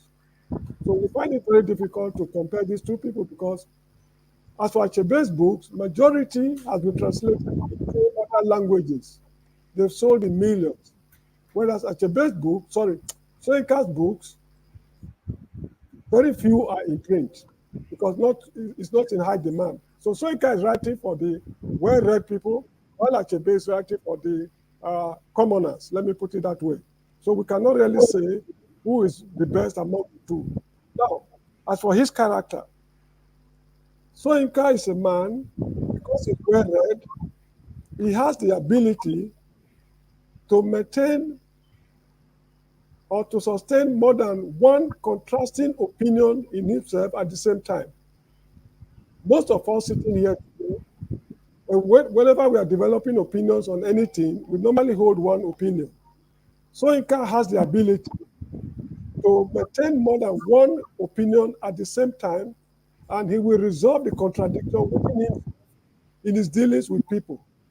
This is the man we are dealing with. So he's not an ordinary man like you and me. He's in a world of his own. Now, his character is very difficult to analyze. During the outbreak of the Civil War, he had cause to go to Biafra to meet Ojukwu and those sort of things. Eventually, he was incarcerated for about 3 years before he regained his freedom. People will say that he's anti-Igbo, is a nationalist and whatever it is. But during Bola Tinubu's time, this last election, Igbos were being killed in Lagos. This man never uttered the word. So how do we reconcile such a thing? So this is why I refer to him as somebody who is capable of holding more than one opinion at the same time, and he will resolve the contradiction in himself whenever he's dealing with people. So we should be a little bit careful in analyzing this man. And I want to plead with everybody, don't underrate his academic capabilities because of his character. This man has written books which even the owners of English language cannot understand. There are some English men and women, when they read his books, they cannot understand what he's writing. That shows the level he has attained in the academic world. So please, kindly leave his academic accomplishment aside and deal with his character, because from what I'm seeing, he's not a morally upright man the way I used to think. But academically, Actually, he's the Shakespeare of Africa because his name is Wole Soyinka. So I refer to him also as William Shakespeare. Thank you very much. All right. Mr. James, what are the impact of those books on Nigerian society? That's the question we are asking. James, don't answer the question. Because Obi, I can mention so many writers you probably don't know, and it's some question, but we are not talking about that. Let's go to Janaba. Janaba, welcome to the show. Thank you, Dr. Rudy. Can you hear me clearly because I'm outside and I'm using my phone? Yeah, good. We can hear you. All right. There are so many things we all can talk about and arrive in the same conclusion. I believe his interview, I believe he's an honest person. I believe that his deep understanding, he may not be a perfect human being like any one of us, but in intellectual world, until you prove somebody otherwise, you do not have a case. There are difference between legal case and moral case. And even when things has gone beyond that, the fact that things is in the court and court come back to say this and that, you can appeal, then that also prove him wrong end of the day if the higher court say that Obi or Atiku win the case. So I do not understand why he may have. I personally couldn't have used the word in his own level. Use the word that will be people are fashionist. He may. I don't. I believe that they're over passion, and I believe all of that. But in his level, I think there's a word I will use and get away with it that people will expect more from him for who he is. But then, in a nutshell, he's a man of his word, and all the people trying to demonize him using all this word here. When you get to his level, then you talk, but you cannot have no fat simply because you have anger and you have a way of characterizing person, demonizing people, calling name. Of course, he deserved because he went a little far, but then in his category, is fair enough. One of the things, and I say when that Lagos thing happened, I said when he make a comment, I said okay, he could have even condemned the fact that in there should be a free society where everybody will go and vote and don't have to be afraid of being terrorized or being killed because you want to exercise your franchise. I'll make a comment like that during that time. But the fact that he is who he is and all this talk here is not going to take anything out of him. The only thing is that when you present somebody else that ain't what you think he ain't. Some people say, "Oh, I don't respect him. I don't." No, he's not looking for your endorsement of respect. You earn respect. You don't ask for it. So the place, where he have his own base, they will respect him. They're always going to respect him. And the people who are in the in between, well, he's not running for an office, so he's not going to be swayed to one way or the other. Thank you. All right, thank you. Let's go to Sim. Sim, welcome. Okay. I believe I don't know. I usually have a network problem. So please, good afternoon, Rudolph, and good afternoon to all of you here and those listening. Actually, the issue of Soyinka to me, I feel a little bit concerned.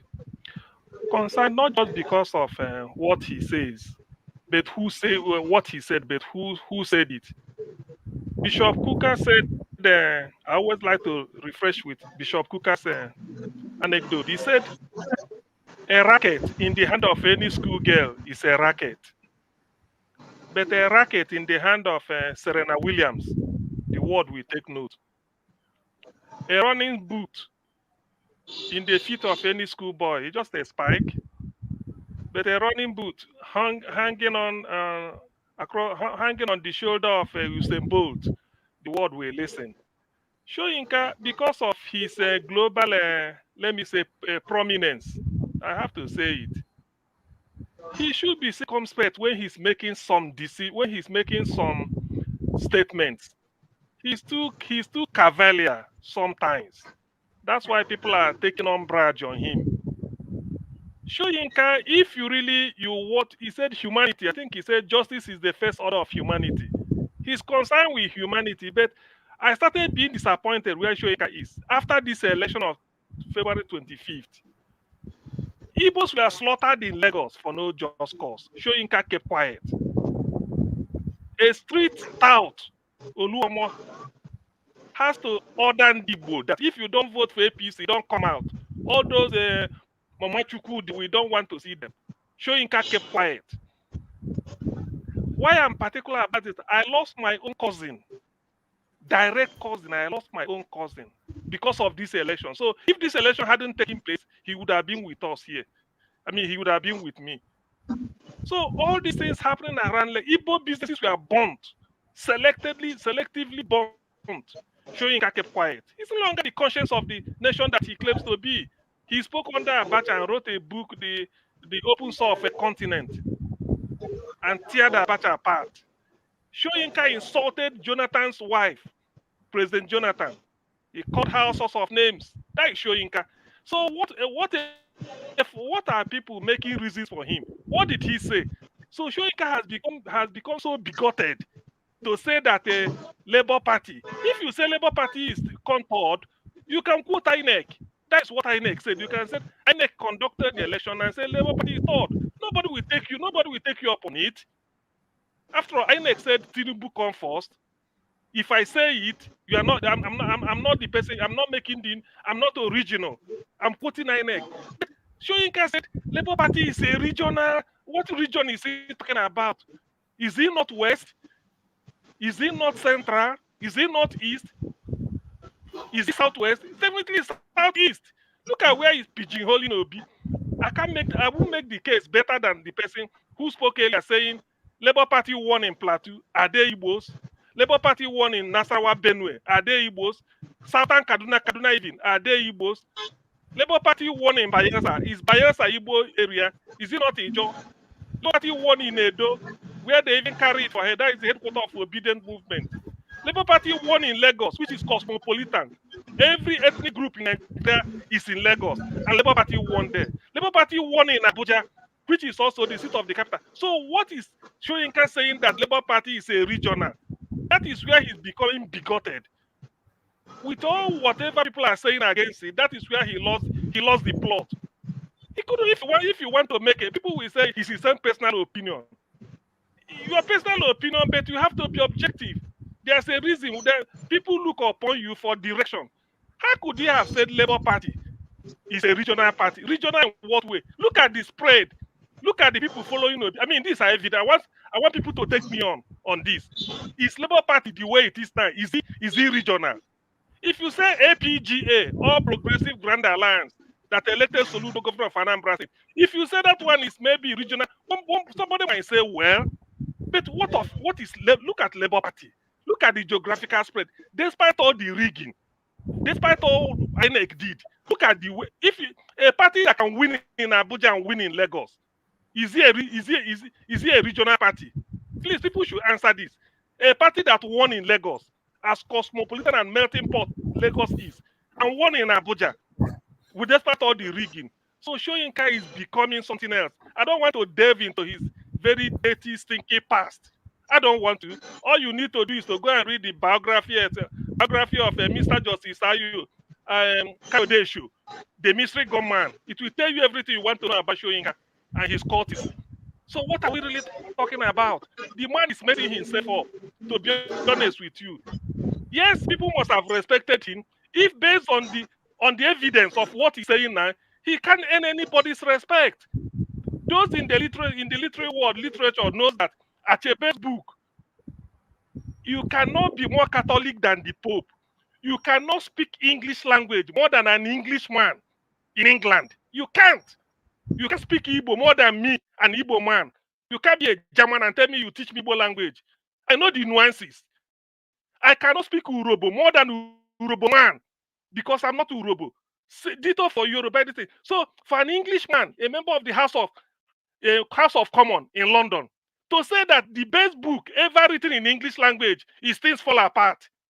I'm not making it up. Go and Google it. He said the best book ever written in English language is Things Fall Apart. That's a credit nobody can take away from Chinua Achebe. And that's why the book has been translated into so many languages for people to know what is written there. So Achebe can't behave like this. People used to respect Nigeria in the world of creativity. They say three: the tripod of Nigerian literature, John Pepper Clark, Wole Soyinka, and Chinua Achebe. At Harvard, one professor, Henry Lewis, also junior, he said Soyinka and the Achebe are just like the DNA of African literature. They come together, later they disperse, and then come just like the DNA strand. So when people say this, these are how the man is. How can you be calling Labour, I'm particular about calling Labour Party a regional? You see, this tribalism in some people, you cannot leave them. Why is Soyinka descending so low into the gutter to come and categorize Labour Party as a tribal? How is it tribal? People should tell me. On the performance of Peter Obi, is he tribal? Is he regional? Labour Party is not regional. It has a national spread. If INEC had allowed it, it would have spread to. I mean, if INEC had declared all the results, now Soyinka is descending this. Soyinka is not an angel. I don't want to go like Ovie said. The book I've heard about the book before, African Literature and the CIA. I'm going to reread it again. I read a little bit of it before, but I didn't get to the area probably where it's included Soyinka. I know about the book. So when all these things are happening, so you look at the man. Is that what Soyinka should be busy with at his age? He saw like this man said, Edwin Clark said they are on the departure lounge. Somebody at the departure lounge, their flight to be called anytime, God willing. Is that what he's talking now? Trying to decide and then start to categorize Nigerian politics. By the way, show me your friend, I tell you who you are. How can Soyinka be saying that he knows Tinubu? With what Tinubu is today? With what, even if I'm Tinubu's best friend, I will for me not to, I better shut up. This is a man who is a criminal. Soyinka, you're a man of letters, a professor. You mark students' script. You supervise students' thesis. You help them to graduate. You teach them. Now look at the person you are following. You are defending. Tinubu. Certificate 0. A criminal, a drug gang. So if I accuse Soyinka now of being one of the boys that was moving drug from Chicago to New York on behalf of Tinubu, will I make a mistake? If I accuse Soyinka of being a drug baron and a drug pusher, a drug mule, can somebody blame me? Because he's a friend of Tinubu. Tinubu must have people that move it from Dallas to New York, New York to Chicago, Chicago down to Miami, Miami to maybe whoever. This is what they've been doing. So Soyinka should better. He should be advised. Let him withdraw from the public scene. If he doesn't know what to say, let him go and keep quiet. It's as simple as that. He cannot just come and look at. I think what Constance Ikoku said. They messed up the place, the whole system. Handed the youths broken promises. Now they don't want to give way so that the youths can come in and see and see the good they can make out of all the evil they've done over the years. And Soyinka is still bragging, talking of a graduate. What is he trying to do? I can't come down to his level, despite not being as famous as he is. But I can't descend so low like that. It's so shameful. Such a man. If he's a title chief in my town, to be honest with you, in the midnight, it's a masquerade that will drive him out of town. A masquerade, because when they drive him, they say it's a masquerade. So in the spirit world, you can't put anybody to it. It's a disgrace, a shame. He brought shame to even to the literary world. How can he be so daft? How can Soyinka be so daft to be saying things like this? I'm disappointed, and like millions of people, I'm disappointed. Whatever must have happened in the past, it remains in the past. But for now, he should be able to keep quiet, and let the youths nurse their feeling, because Nigerians are angered. People will vote, they will rig the election, and Soyinka will come out to be talking about it. So Soyinka is trying to tell me that the election of 25th February, it was free and fair. Is that what he's trying to say? Gbadue, the force of arms and the force of this. The man talks as if the world belongs to him. It's no longer the person people respect. He has spent his capital.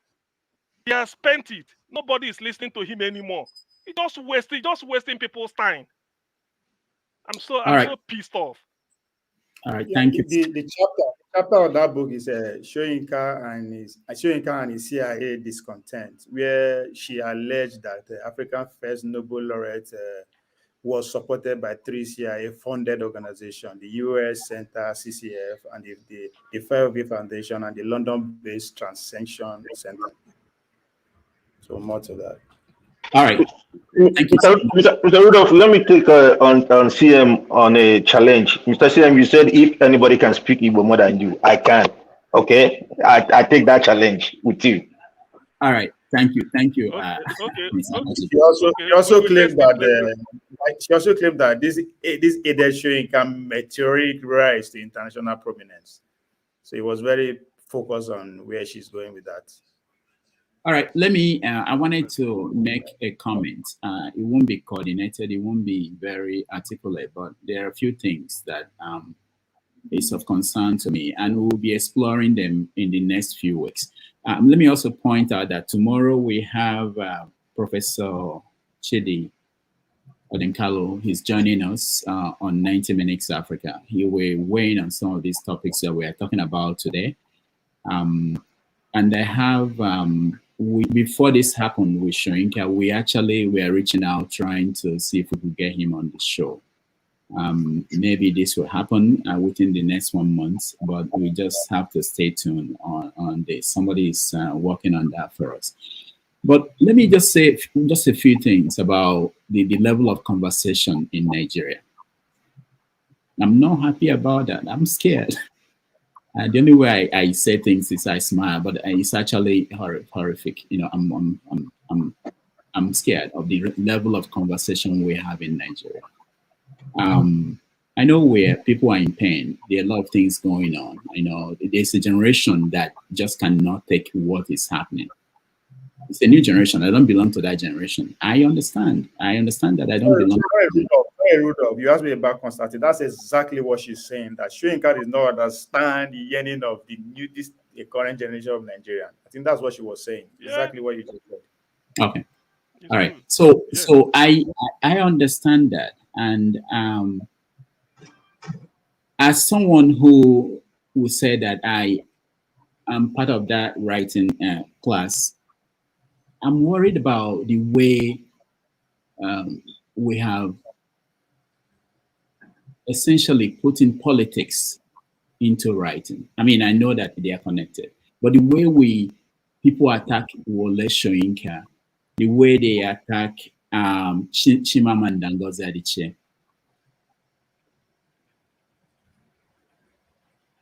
over their political views, it concerns me. I don't think it's going to be healthy for the society. And I noticed that in this conversation we had today, we've not had anybody come out here to defend on the side of Soyinka. And there are many of them who are watching. I'm troubled that nobody... What is that to defend? Dr. Hold on. Yeah,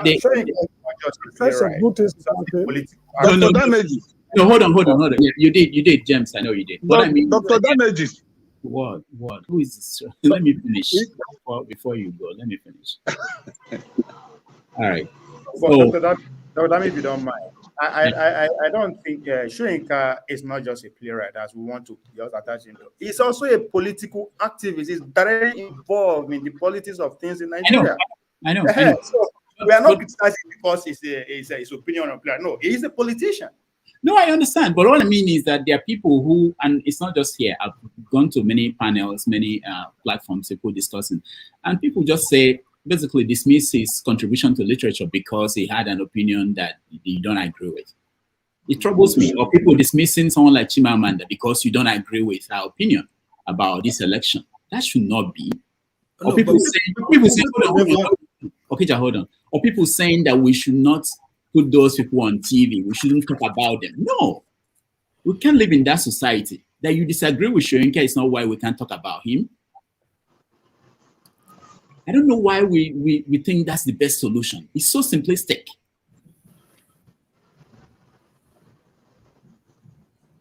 So please, we are going to explore this, like I said, more.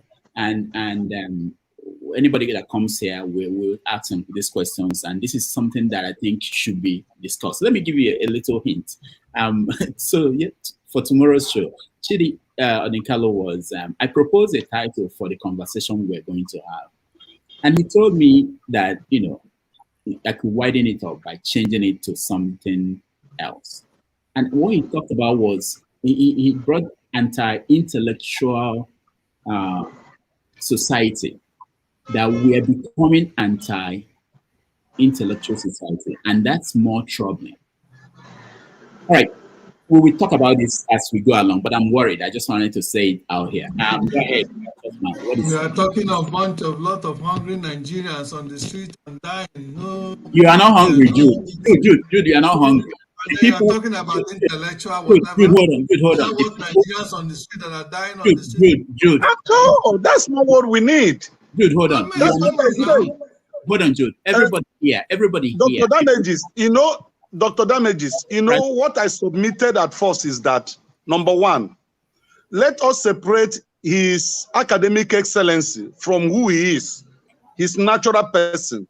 What Soyinka have demonstrated, he demonstrated his natural person. And this is the natural person we are dealing with, not his excellency in his academic world. No. And Nigerians are not even careful of who he is. We don't give a damn of who Soyinka is because it does not impact our life here. Nigerians are hungry. We're looking for somebody who is going to come out with a solution to solve the problem we are facing here. There is flood in Lagos now. Do you know how many houses that have been submerged? And you are talking of Soyinka. He said it is for the elite world he's talking to. He's not talking to ordinary Nigerians, which made up of about 75% or 80% of the population of the country. Soyinka is not offering us any help here. We get nothing from him. We don't, whatever his decision or whatever his mind he said did not, impact in the election. The election we had in February 25, Nigerians voted based on what was on ground and what is affecting us, not about the intellectual capacity or capability of any professor or whoever. So we don't care whether he's existing or not.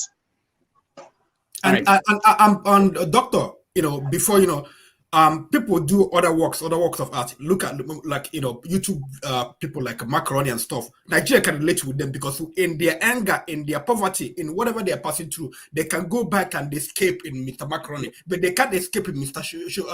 Soyinka because he has no book for them. They can read. He wrote for high people, so that's his politics. Exactly. His politics he caters for specific group. People like looters. So I don't know why you don't understand this. People, so what these are some things that are important to the people. You can't identify, you can't relate to them, on that. And then you want them to respect you. You talk about intellectualism. What use is that your intellectualism? How has it helped them in their problem? Why are you identifying with people that persecuting them? And you want them to respect you. I don't think you want us to turn on you right now. Trying to defend them. You have to the primordial, the first thing people want to be, they want to eat, they want to be okay before they can go above other things, and they cannot in Nigeria. And the same thing all over the world. People are going against intellectuals who are, just like they are going against Wall Street guys. Jeff Bezos. The heat he's getting. The heat Elon Musk is getting because people know that these people are taking from them. The same thing all over, not only Nigeria, all over the world. So intellectuals who are part of the people that are taken from people will go against them. So, but if you're an intellectual that respects yourself, that identify with the people, people will respect you. Okay, look at when Achebe decided not to take the award, the national award given to him. People who supported him. They say, yeah, it's okay that you should not identify with this government, with our oppressors. So people didn't go against him because he identified with the people. All right, George, go ahead. You see, usually in every society we call intellectuals as opinion molders. Okay, and if you are in that category, such as Soyinka, and your opinion at every point in time does not reflect the yearnings and the wills of the the will of the people, especially in a country like Nigeria, that people like him, through all the years of the oppressive intellectualism and support of what is evil about the leaders that have been that their leadership have brought nothing but pain, agony, impoverishment. The Bible says where the righteous rules, the people rejoice. But where the ungodly man rules, what happened? People mourn. Okay? And for somebody like him, who's supposed to be intellectual, that's supposed to mold opinion that will help to move a country, a nation forward, that will help to move a country in terms of developmental trajectory. Rather, it's bringing the opposite. Why then will you require a sane man to respect such an individual and to credit whatever intellectualism or intellectual achievement he has had? Can you compare whatever he stood for in terms of that intellectual capacity to Chinua Achebe? Chinua Achebe's intellectual work remains relevant even thousands of years to come. I was surprised when I was doing English 201 in US. His book was what I used. His book, Things Fall Apart, was what we used in the class. Both me and the white people, we used his book in our English class. But I never saw Wole Soyinka. I never even heard about him, heard of him in our school, or anybody knew about him.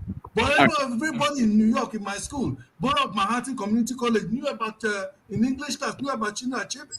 All right, thank you. We have to get from Igbo basics. We have to move on to other things.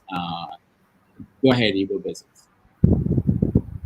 Yeah, good morning, Dr. Damages, and good morning, fellow panelists. You have done well. I'm actually out of station, but that notwithstanding, I just felt that I could say a word or two referencing this Wole Soyinka's brouhaha as we continue to have this uproar. Wole Soyinka, if I was in his shoes, I would pretty much quite large into move. In other words, respect myself and ride on into oblivion. Because I think somebody said it's either 89 or 90, 89, something like that. He's way up there.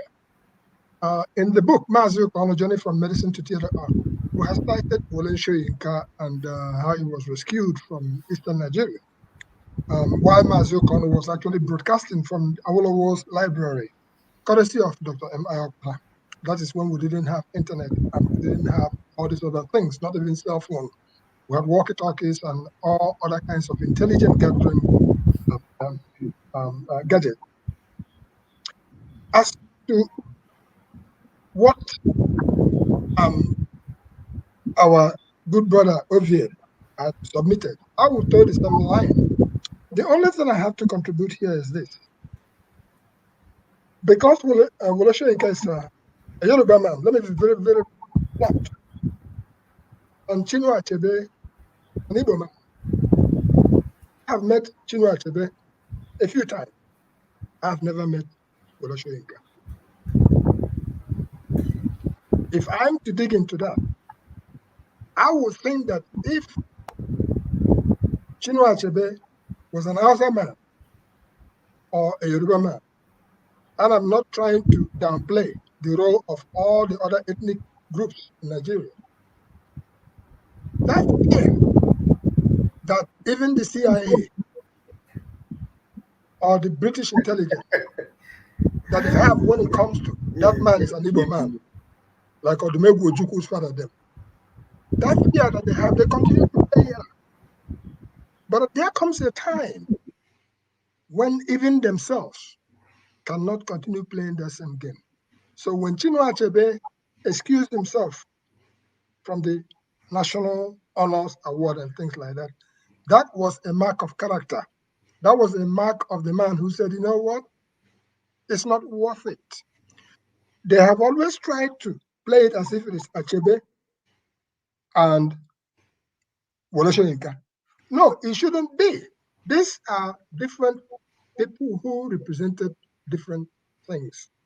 I would just submit that the world of today, and sharing with Rudolph's fears, we are in a stage where the younger generation, when me at 68 is being referred to as an elder, what happens when I go to 78? Maybe I will be classified on the other side. People of our younger generation, if we are not careful, we are going to be toast, because they are playing international while we are still having our heads buried in the sand. So my appeal, as far as looking for the solution to the Nigerian problem, the truth will always stand. Mr. Alhaji Ahmed Tinubu, who is out there as president now, you can play the game as long as you want to play. This idea of attaching value to everything is money, if we are not careful, we are going to go down with it. And for that man who came out and said something about talking about take it easy, for the obedience, on a serious note, things are brewing in the background. If you are not playing a role or another, one thing that happened this past week, the genocide in Kaduna, a group I was involved with got into it, and that you see that the president's wife went to visit the IDP camp. We pressed that button, and we are not going to stop from pressing those buttons. Can we actually go into what Mr. Righteous Man is talking about? What is on ground in Nigeria is what we should be concerned with. This intellectual stuff is great, but if we don't attend to the immediate needs of Nigerians, I'm talking about the ordinary Nigerian, not the ones who can afford a plane flight to wherever they want to go.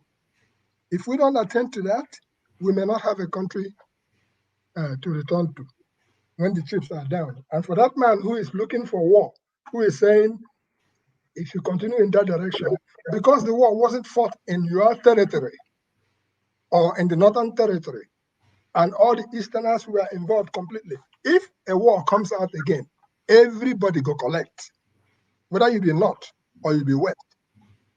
It's a different ballgame now. I don't have too much to say, but I'm grateful to have participated and said a word or two. Soyinka. If I were him, Oga, if you don't know what to say, so you can ride on into stadium. But if you want to destroy everything else that you have done, because the young ones are looking, they are walking, they are watching. Respect your agent. That's all I have to say. Good morning. So I'll allow two people to just put in 1 minute of conversation. So Ike and Ovie, Ike, go ahead.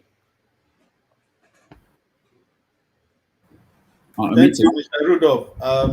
What I just wanted to talk about was about when we're talking about the intellectualism. You people who went to school more than us. I didn't go to school, but I know I went to primary school and secondary school, and I have my classmates in CMS grammar school. It is the same intellectuals or the same academicians or the same so-called know everything. They are the same people who has put this country where we are today. It's not me. Is it not the same learned academicians and the intellectuals? Professor Mahmoud Jega or whatever, Mahmoud and Baristo Okoye. Are they not the people who put this country called Nigeria? 250 million people. Is it not these people who put this country where we are today? This is the point. Let's take all this certificate you have and put it inside your cupboard and face reality about the pains and causes Nigerians are going through. It is not about having so many degrees and professorship that makes you a good leader or somebody that can take care of people. Most of us were community leaders. I am still today a community leader. I didn't go to university, but I was leading the people. You don't need certificate to be able to render service to mankind, to humanity, do you need certificate? So if we are talking about all the so-called intellectuals, they are the people that have put us in this mess. The same custodian of intellectuals, the judges of Nigeria, the lawyers in Nigeria, the so-called the senior advocate of Nigeria, and people who spend so much money to go and read law in Nigeria, are they not the people that are pampering illegality and forcing it under your throat for you to accept it and believe that is the truth? What are we talking about, my brothers and sisters? Let's leave this intellectual of a thing about. We are talking about the welfare of every citizen of Nigeria, including you. Because no matter how safe we feel where we are, if I'm traveling to Nigeria right now, most of you who live in America, you have money. When you travel, you can rent police or rent military to guide you from Lagos to Port Harcourt to the village. Wherever you are going, you are carrying mobile people surrounding you. Can't you see that money you used to go and pay for security, there are a lot of families in your village that can't afford anything, that money could have been useful for them to feed themselves. But we use that money to go and buy security for ourselves. What a country are we talking about? All right. Thank you, Ike. Let me, Ovi, I'm coming to you. Let me just point out that from what I know, half of the people on this panel, they all have master's degree. So sometimes when we talk about intellectuals, we think there are some other people from some other part of the world that belong to some other groups. So I know somebody here who has a PhD. So it's not just about, it's not them. We are the people who should be deciding what's going on in the country. Anyway, Ovie, where are you? Ovie, after Ovie, James say something, then we move on. Go ahead. Yes, not necessarily what we are talking about. I'm here to sell. I'm Obi today. I market at the market. I'm a trader. So, I'll be hosting SDP presidential candidate. That is Prince Adewale Adebayo today on my platform by 7 p.m. Texas, 1 a.m. Nigerian time. So you can just do the math from there. And Nigeria is going to be 1 o'clock. So I'll be talking to him on Nigerian youth and politics. And why is Wole Soyinka celebrating Tinubu's victory and Obi's failure at the pool? Those are the things I actually want to get into with Prince Adewale. So make a date, make a time. It's going to be later tonight. So promise to be very engaging. I'll try and get as much as I can from him about Nigeria and where we are going. Because if Wole Soyinka failed to see the brewing Pito na drink for my village in the country, hopefully Prince Adebayo will tell us why, if he does see this at all. So he will be my guest today. So we will go detail. If you like Nigerian youth and their political views, the obedience, the composers, you take it back, everything under the surface, we will dig it out with Prince Adebayo. You know, a guy likes to talk, but most importantly, he knows a lot about how the system works. Only Pito. What about Brukutu? Not. All right, thank you, Ovie. Let's go to, I don't know what happened to Ovie. You took me out. You took me out.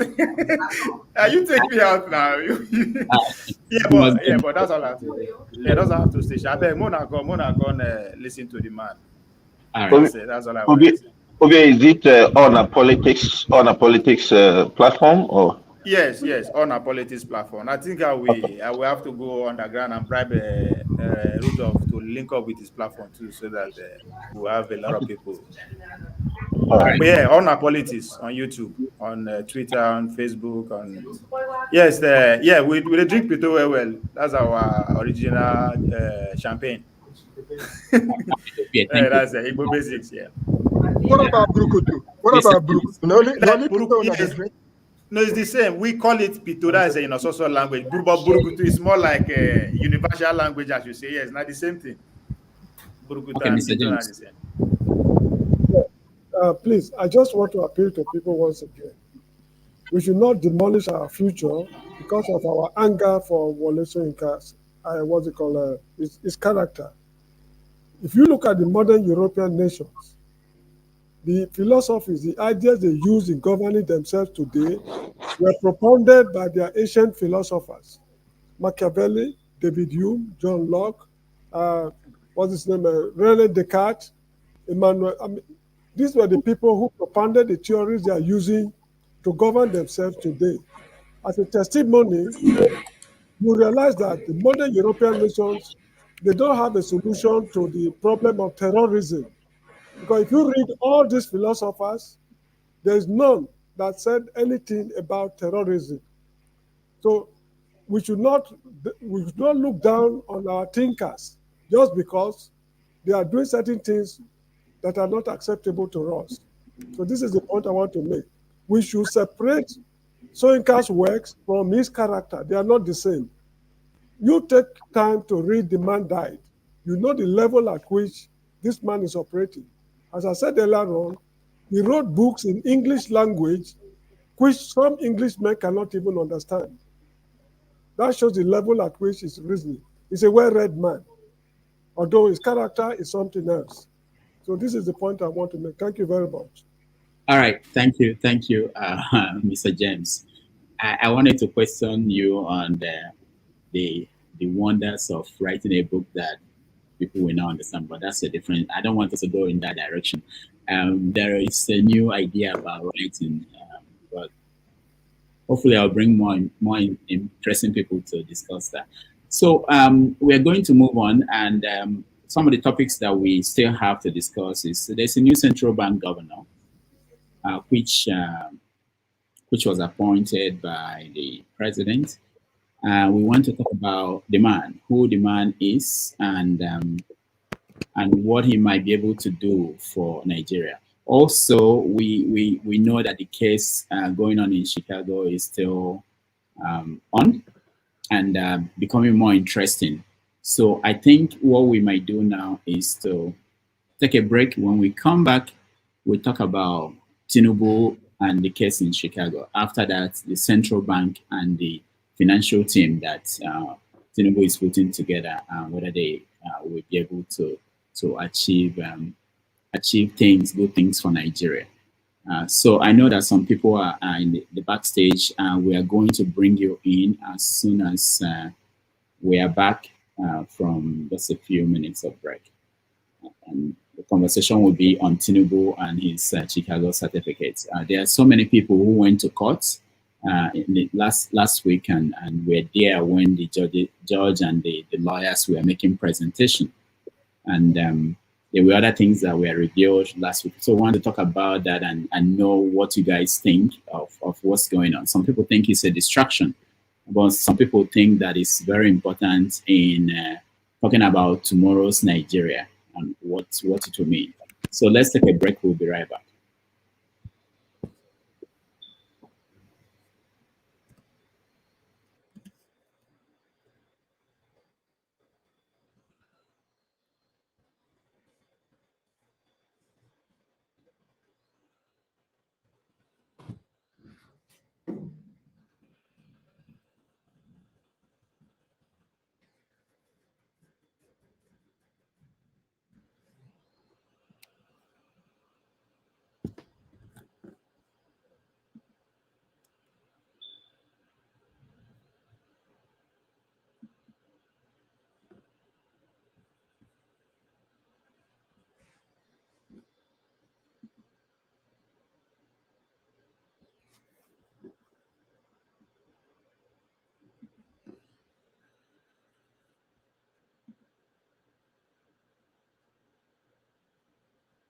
If you can't trust technology, then what else?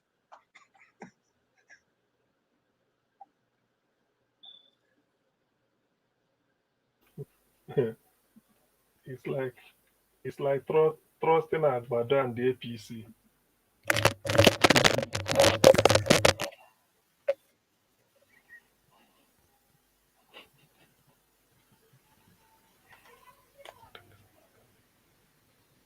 Oh, the Nigerian Voters Watch is doing some very serious work in the background.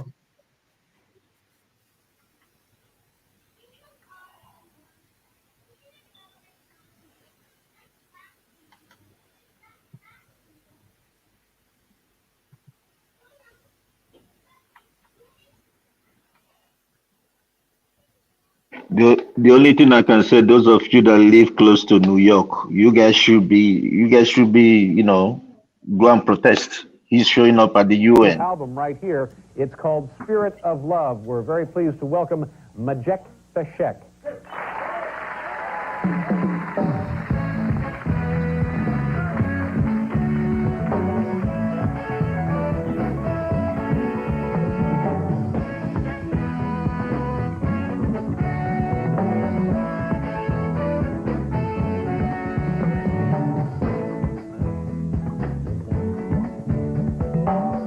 Arise from your sleep, Africa.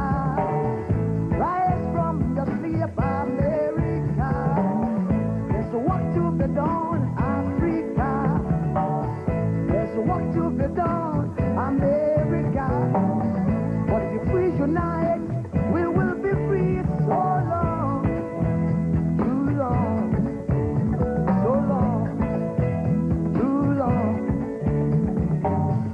We've been sitting down so long. We've been fooling around for too long. We've been sitting down for so long. I have not been fooling around for too long. So long, too long, so long, for too long.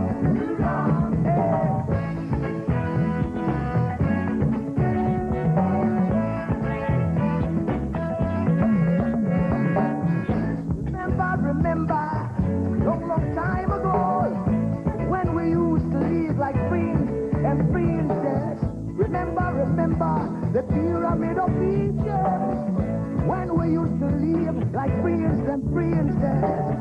Remember, Marcus Garvey, who are the dream for New America. Oh, remember, Martin Luther King, who are the dream for New America. They say you have the right. They say you are brown. They say you have the right. They say you are brown. Only the angels of Jah is white now. Only the angels of God is white. So long, too long, so long, too long. We've been sitting down so long. We've been a fool around for too long.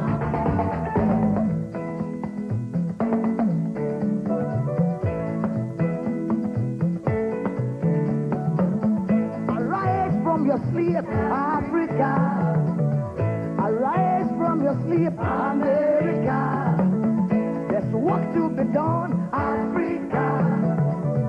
So much work to be done, America. But if we unite, hey, we will be free. So long, too long, so long, too long. So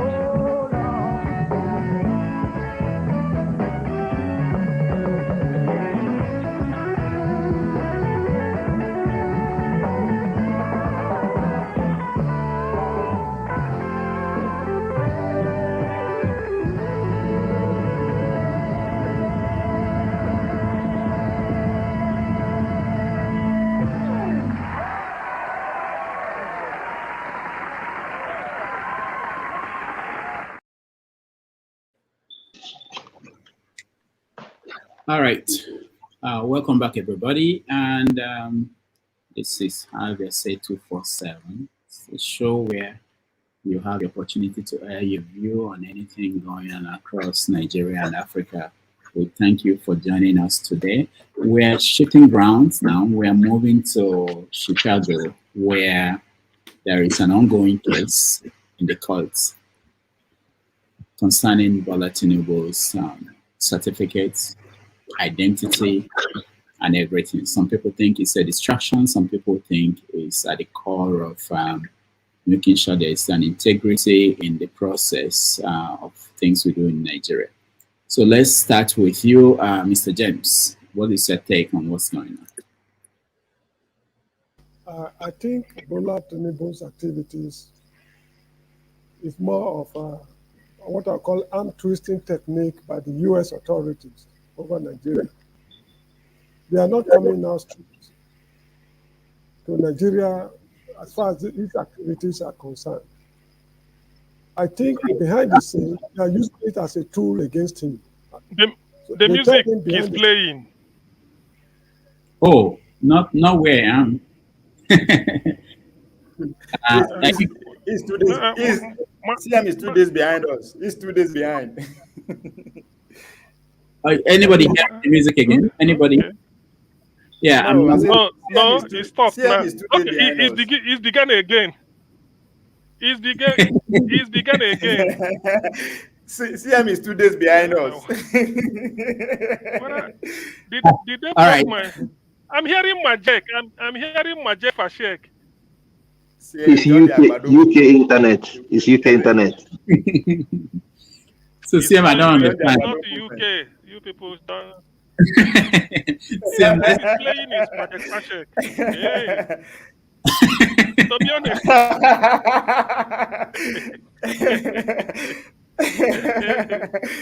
All right. This is rigging. This is rigging. CM, can you log out and come back in? Okay. CM is 2 days behind us. I will do so. All right, but before we go on, let me hear KJ. I don't know what happened to KJ. I wanted to hear from him when we were having that conversation, and he disappeared. But let's James, hold on, okay? Let me hear from KJ before we go to the next conversation. KJ. Yeah, thank you so much, Dr. Damages. Thank you, everybody in the panel. I will have felt a bit bad if I'm not able to make a contribution because my first degree is actually in theater arts, and we dealt with a lot of Wole Soyinka, whom almost every theater artist in Nigeria has respect for, especially not hearing us. And so discussing him and calling him names will not help the issue. It's not today that we know that some of them are a bit, tilted with some, tribal sentiments. And for me, who actually dealt with a lot of those books, I did my one of my projects on the guerrilla theater by Sonny Oti. Sonny Oti was one of the most brilliant minds in the Nigerian, university history. He was also a professor of an extraordinary professor. In fact, he never paid school fees throughout his lifetime. He was Wole Soyinka's contemporary in West of Ibadan, and both of them were classmates, and he made distinction all through his life. But the reason why many of us didn't know about him was because at that time, the press, the university press, was almost all in the West. So most of his books were suppressed. He came, while Wole Soyinka graduated with third class, he graduated with distinction from University of Ibadan. So why am I bringing that? It's not the comparison. We're not trying to compare his academic records, because if we're talking about academic records, there are people who are much, much better than him. And just like Rudolph have said, we cannot take away his contributions to literature, whether we like him or we don't like him. So on that basis, I say he's one of those giants in the literature when it comes to African literature. If you have read his book, you know that Kongi's Harvest, Kongi will always have a dance in the forest, and the lion and the jewel. In the lion and jewel, the ballet always will defeat the young. In other words, he tricks the young to get to the answer. So what we see in his comments is nothing but what he had already projected before now. Remember also that when people are getting old, they tend to more gravitate towards their own people, their own tribe, their own community. I remember my dad, when he was getting old, he said to himself, I need to retire and be among my brothers. And until he passed, that was what he was. So it is not it's not out of place to allow him some cheese. However, the only place I will find fault with him is saying that the language which he used, meaning that the obedient family are people who they are trying to get through by lies. If there's anybody who has lied in this process, is the INEC people, the INEC chairman, the INEC director of media, all of them that are on record saying that Beavers and IREV will be used for declaring results, and they failed to do that. So if there be anybody who should be held accountable for lying, I think it weighs more on the government people. And I think it weighs more on the APC. I think it weighs more on the people that have handled government business, okay, and even weighs more on the judges who have refused to interpret the Nigerian Constitution in a simplest form. This morning, I had a conversation with my brother-in-law, who is a lawyer, and I asked him one simple question: what did they teach you people in the law school about the 25% in the Constitution? And he had a good laugh. Okay, because he says first and foremost, the first thing they teach you about the Nigerian Constitution is that you interpret it first on its face value. You do not change it. Okay, or then if that doesn't work, then you now go to trying to put interpretation. In this case, and as they were taught, Abuja has always remained a special case, different from every other. This is the teaching in the law school, and that 25% is gotten based on the fact that you are the governor, the president, the governor of Abuja. So, if being the governor and every other state is required 25%, he does not see the reason why Abuja will be exempted. So, in other words, as a governor of Abuja, you need to have 25%. It's not because it's a special place, but that's how it has been kept. Okay, and this is what they are taught in law school. Why am I bringing that in? To tell you that sometimes our intellectuals, people like you and I, who occupy government offices in Nigeria, refuse to interpret the simple things. We make it so difficult and so cumbersome that the ordinary man gets tired and just say, you know what? Sarah, what will be. Just leave them. God will settle it. And we throw our hands up and leave the rest. That is exactly what it is again in this instance. So for Wole Soyinka, I'm not surprised. Again, remember that Wole Soyinka is, Bola Tinubu knows how to give a lot of goodies, and they have been friends. Remember the same reason why Asarudda Kubo is doing what he's doing, because he said that when he was in prison, it was Bola Tinubu that was giving his wife and children, paying their school fees, paying their rent, giving them money for food. So now he feels obliged. That is how majority of them are. They come with that notion and they keep it. So what am I trying to say in essence? Let's allow Wole Soyinka some space, And all these people, last, they all belong to the same society. That's the truth. So you are not going to expect him to speak on your behalf other than his member of his society. And that's where I rest my case. But for what he has said, apart from that one that he said that the obedience, if he has left it at that, being what he believed. For instance, the reporter asked him a very pertinent question. Which organization did you use? You say you know the organization I use. You know the organization I use. Didn't say they call the name of the monitor, so we know which monitor you're talking about. But they all know what they're talking about. So maybe it's Africanism you use in monitoring it. Who knows? I'll leave it at that. Thank you so much. All right, thank you, KJ. Mr. James, now go ahead. So we're Hold starting. on, Dr. James. I've not spoken now. My system has been very problematic today, so I've not had the opportunity to comment on Wole. Give him the chance. Give him the chance. I called me the same opportunity I called it KJ, even a minute. Okay. I would appreciate it. Go ahead. Thank you very much. Yeah, I'm not coming here to dispraise on Wole Soyinka. He's an academician, like everybody. I mean, a lot of us are academicians. We have achieved our own whatever we want to achieve in life. So everybody, I call respect to whomever is due. But I have a problem with certain part of his narrative. I mean, everybody has his opinion.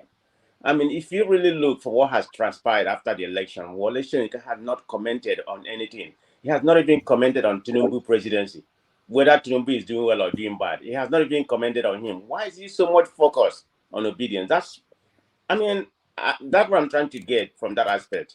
What is this so much concentration on obedience? I mean, did they do something to him? I don't know.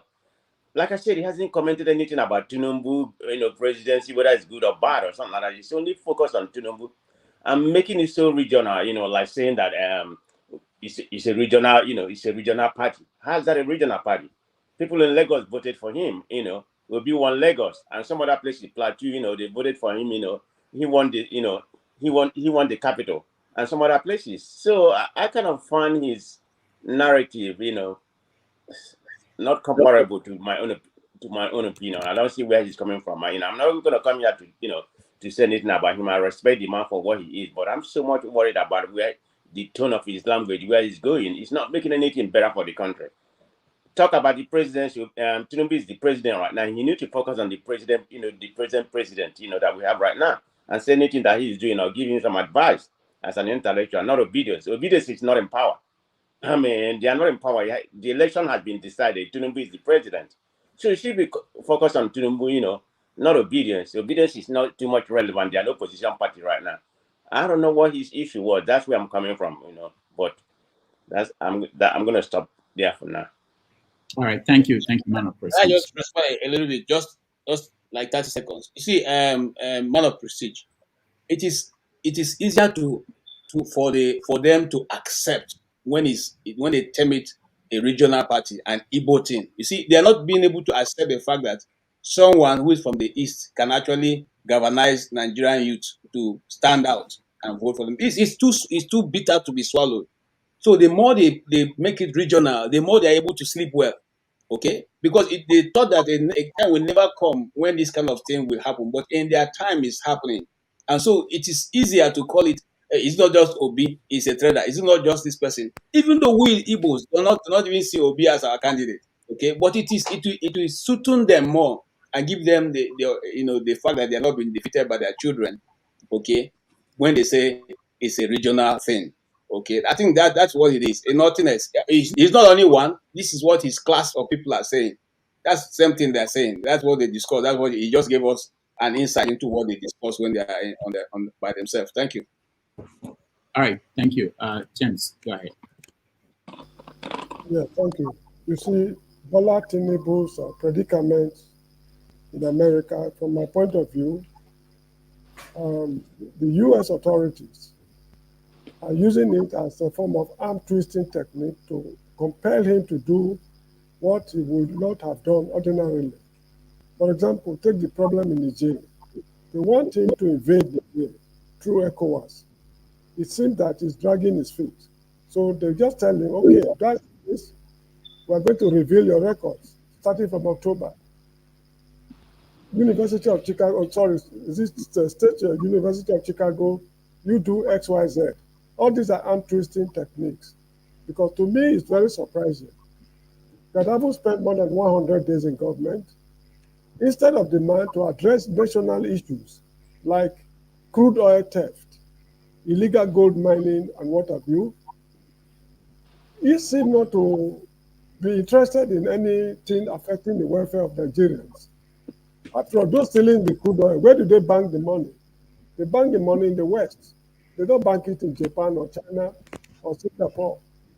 Those mining the gold in Zamfara and in Malaysia, where do they keep the gold bars? All these things end up in Western vaults.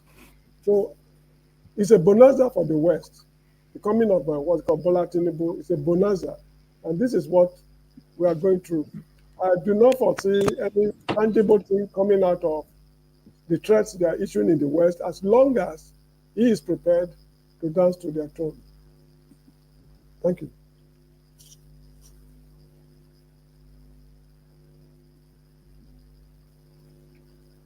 Thank you, James. Let's go to Righteous Man.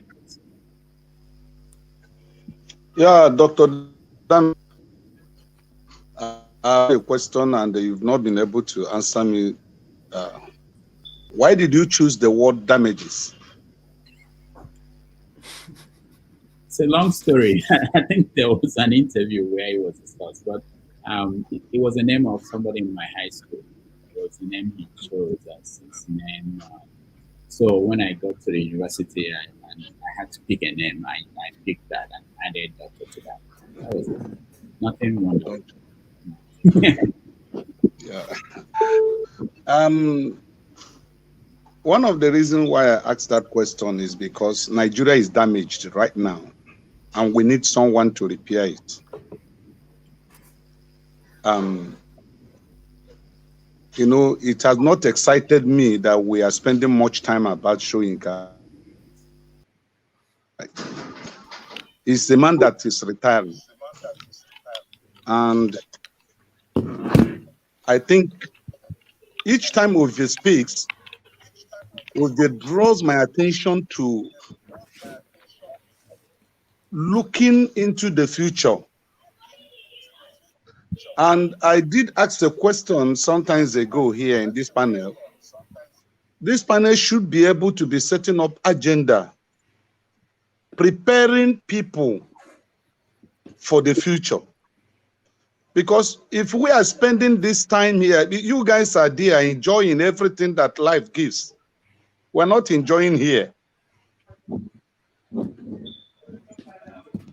We that are here, you guys should set up an agenda that will affect us here. The grammar here is too much. The intellectual expansion here and analysis, the average Nigerian that is here is not understanding what you guys are saying. What is the agenda? 2027 is about also to be a surprise to us. And Ovie keep sounding this trumpet. He keep blowing it. And it's like we're not taking it as a thing, as a consign. And this is how we are going to also, God give us life, 2027, we start debating again. He won, he didn't win. He won, he didn't win. Why right now, these people are setting agendas, preparing for 2027. Let me come down to expatiate on my issue. Do you know, if you are taking it into consideration, that Tinubu appointment is following the pattern of what Buhari did? I don't know whether you have taken your time to analyze the appointment he has made so far. Buhari appointed almost 90% of people from the north. If you look at the appointment that Tinubu had made within these 3 months, everything is going to the southwest. Everything? And yeah, I say almost everything is going to the southwest. Almost everything. Check the appointments so far in the last 3 months. 90% or 95% is going towards the southwest. Look at the new central bank governor he appointed now. Look at the people in that board. Check. It was the same thing that Buhari did, and everybody kept quiet. And before we knew what was happening, Nigerian economy was damaged. And this platform should be able to begin to preview this appointment, look at individuals, their backgrounds, and then project tomorrow what is going to be like. Because we will still cry again, and there is nothing that we cry that will make meaning. Because there is a problem in Nigeria that we are not looking at.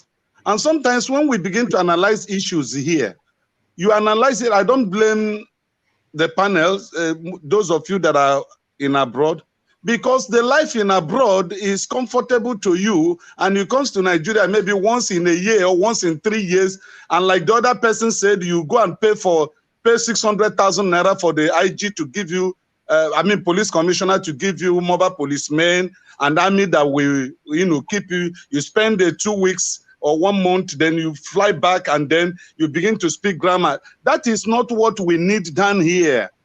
The Dr. Damage platform should project and give us a vision for 2027, and then begin to lay a foundation of preparing the people. Are you blacklisting me? No, you are still on. Go ahead. I'm just showing the appointments. You mentioned appointments, so I wanted to show you the people heading the central bank now, which will be the next topic. Go ahead. Just okay. On the screen. Yeah. Okay. So that is an important issue. Look at what Daniel Boala said in his recent interview. He said if Atiku wants Wike to be removed from FCT, he will call Tinubu and immediately said Wike will be removed as FCT minister. That shows the power that Atiku waived. And then we're looking at these people and we're thinking that they don't mean business. If I have to borrow the words of Ovie, we are the ones that are not serious, and we have no plan to counter these people. We only analyze their behavior and their statements. but we have no agenda, we have no structure to counter them, and also to tell them that we have come of age. That is what we are doing. What agenda are we setting for 2027? All right, Righteous Man, thank you so much. I don't want to take issues with you. You lived there abroad and you ran away, went back home. No, I didn't say you ran away. Don't misquote me. I said you guys are in abroad and you are enjoying the good of abroad. I have been there before. I've lived in Germany. That's what I'm you saying. Enjoy the good there, but when you come back home here, you don't know what you are facing here. That's what I'm saying. Let us set up an agenda for 2027. If you have been crying on this thing, we have no platform. There's nothing. We just discussed. Soyinka said this, Soyinka said that. It does not impact to ordinary Nigeria on the street here. That's what I'm saying. Leave what Soyinka said. What are we going to do to make sure that these people do not take position again? Righteous man. Hold on, CM. Righteous man, you lived abroad. You went home on your own. You didn't want to enjoy what we're enjoying. You decided to go home. Why are you blaming us for remaining here? No. As at the time I returned home, damages. As at the time I returned home, Nigeria was not damaged. Okay. All right. Yes. But now it's damaged and we're looking for somebody to repair it. Okay. And for someone to repair it, we need to set up an agenda. What is the agenda of this platform? What do we have on ground that we're going to use to push so that the right person takes power 2027? Are we going to continue to analyze the words of the elites? Are we going to sleep over what they have said and what they did not say? And these people are mapping out their own ways of countering the masses and achieving their aim at the end of the day. We speak grammar, he is the president, he is the president. Whether he has certificate or he does not have certificate, he is the president of Nigeria. It will not remove him from office. Our law did not say he will be removed from office because of this certificate. For me, I think we should go and ask ourselves questions. What are we going to do to make does not repeat itself again? Come 2027 elections. Let me ask. It's okay. Righteous man, please. Nigeria didn't damage because when you went to Nigeria damaged long time, even when you were in Germany. But maybe you didn't know. You were enjoying then. When people in Nigeria has been damaged. Because while you were in Germany, I was in Nigeria. It was damaged. That's why I ran out. So it's like we swap position. So Nigeria has been damaged. Not now. Hold on. What is the exchange rate? What is the exchange rate of naira to a dollar now? No. What's the exchange rate? It's not exchange rate that damages. Listen now. It is not exchange rate that damages a country. Naira is stronger than a Chinese currency, but is China damaged more than Nigeria? So the thing is, while you were in Germany enjoying, I was in Nigeria then, it was damaged. So when we swap position, I want to put you in a very lighter mood. Nigeria has damaged It's not us that we set the agenda. So if you're pushing Rudolph to set agenda using this platform, well, it's money yet on creation day. Nothing will come out of it. Nigeria don't pay when it damaged. Not be today. So what's the solution? Since this intellectual platform cannot set agenda, what is the next solution? Listen. The solution is, as we are discussing it, we are showing light so that people will find the way. Just like Zeke did with his West African Pilot newspaper. We are showing the light by discussing it. We are not we are not activists. We are advocacy. Here, we are advocacy, not maybe I'm speaking grammar too much again, which you don't want. So we are just like, we are showing the light by analyzing the issue, apportioning blame. People will be able to know what route to take and what action to take. Thank you. Thank you, CM. Okay, the ordinary Nigerian, excuse me, let me ask you a question. The ordinary Nigerian that is suffering here, the advocacy through this platform, how does it get to him or her? Righteous, hold on. So there are two things to clear. For exchange rates. If you want to leave Nigeria, leave now, because 2 years from now, it will be worse than what it is today. So don't think it's going to get better. It doesn't matter who is running Nigeria. So if you need to leave because of exchange rates, this is a good time to leave. But the most important thing is No. What he said, he said Nigeria are damaged. Then when I was in Germany, that he was in Nigeria enjoying. I said why I came back. If the exchange rate, what it is today, was what it was then, I wouldn't have come back today. Because all of you that are in this panel, I don't think that any of you will risk coming to Nigeria today. Because if you bring 100 million naira to this country, in the next 6 months, you will be looking for it. You won't find it anywhere. I bet you. All right, we have to move on. But Righteous Man, the point I'm making is that this platform is for you to air your view. We are not a political party. We are not. I mean, people who are in political parties, I hope they are doing something, meeting. People who are political activists, I hope they are meeting and doing something. But just think about this platform as, Channels TV, Arise, whatever. We are not going to be the ones that will serve Nigeria politically. We Doctor. I think Righteous Man is just hearing he's just having his say. I don't know why. Yeah, exactly. Can I say something briefly? My brother, Righteous Man, we all feel the same way. But let me tell you, let me direct you to this point. If Tinubu, when he was not a president, could do everything he did, got everybody, rig election, and stole the mandate of the people, how do you think 2027, now that he's seated, he has every government agency under his command, right in his pocket? How do you think you can unseat him with any kind of political organization or to go to the ballot pool? How do you think you can vote him out? It's absolutely impossible. The only thing that can remove him is revolution, except if that is what you are calling, which I also agree. But then the mandate, you see this mandate, you know, will go like that. Oh, we are still on it. Nobody is thinking about 2027 because Nigeria cannot afford to continue to suffer till 2027. What we are seeing in Tinubu's few months of regime is already worse than Buhari's regime. We cannot afford. So anybody thinking of 2027, please share it, keep it in the. We are still fighting. All right, thank you, Joe. Tone, go ahead.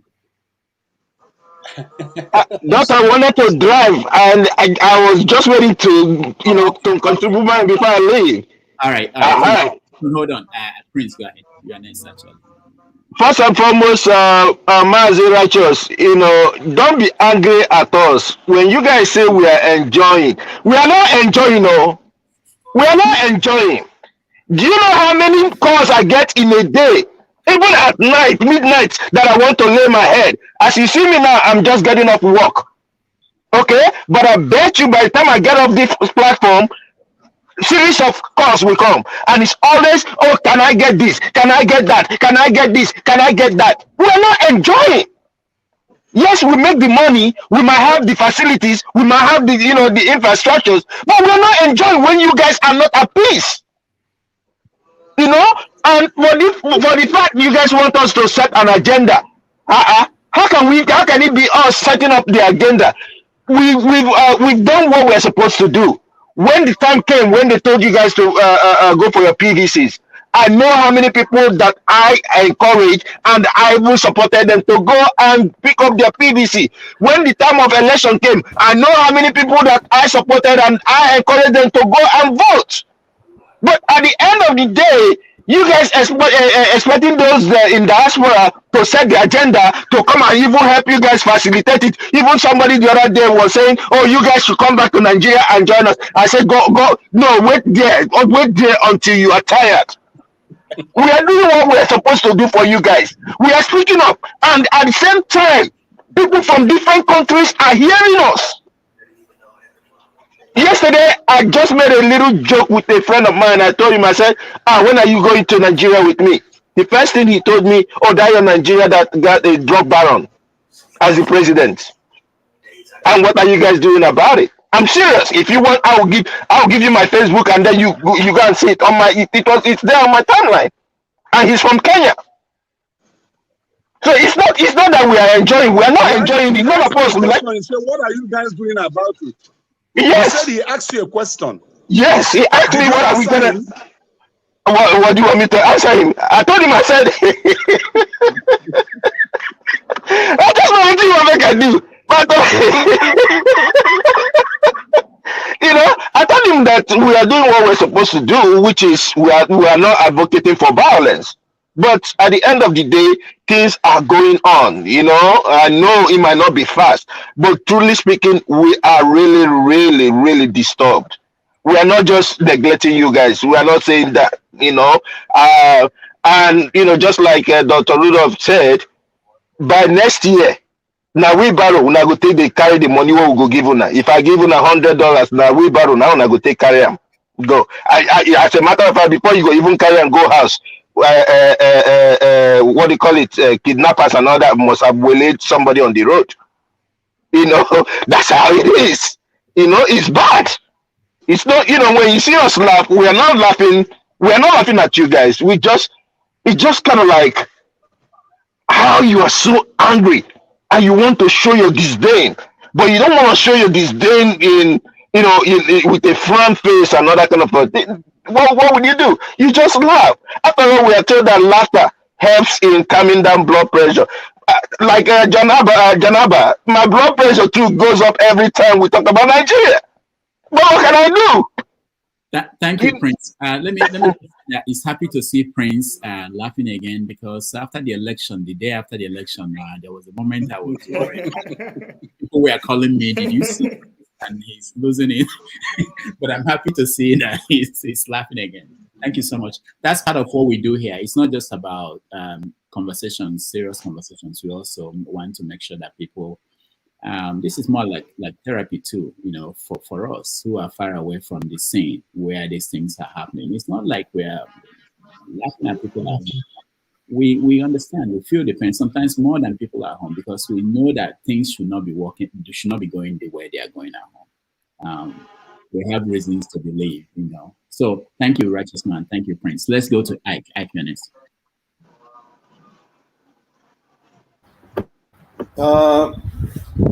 Dr. Rudolph, I want to start with a question to you. You are in the academic environment in the US. My question to you is that concerning the Bola Tinubu issue, are your colleagues or students, do they ask you a question about what actually is going on with your president with the certificate at the Chicago University? And if the answer is yes, what are your answers to them? Before I go into what I want to say. No, I teach post-colonial African history. I don't know where Africa is. Most of the students have no idea where Africa is. They have no idea who Tinubu is. So I'm beginning from the beginning. They are drawing the maps of Africa, these countries in Africa. We're introducing them to Africa. So we have not gotten to that point where they will tell you who Tinubu is. They have no idea. Okay. They just know that it's a poor country and you people are hungry and Okay, that's good. About the colleagues, they really Anyway, let me not. I get you. I got you. My brother, Mr. Righteous. I know the last time I was here, I told you that we feel the pains of Nigerians back home. And we are not just saying it for saying sake, it's a fact. Because you are talking about the suffering of Nigerians. Like people of us who are living here, we are also suffering the way you guys are suffering. I gave an example last week in the platform, if you remember. If it is like, for example, at the end of every month, we have families, we have friends, we have a lot of our schoolmates that are no more doing anything in Nigeria. We have so much connected to Nigeria that once there is a problem in Nigeria, it affects us the more. Because, for example, if you normally send $300, for example, to your family before now, you can imagine what it costs you now to send to your family, to your friends, to your brother's sisters, your brother's children, your sister's children who are in the university, who are in the school. There are so many things that what is going on in our is affecting us even the more, because most of us, for example, we receive our salary at the end of the month. We are not, for example, most of you who are, a lot of you are in a better salary more than a lot of people. But at the same time, check your expenses at the end of the day. You try to squeeze something out to give back to Nigeria, just to make sure that people can be able to have a better life.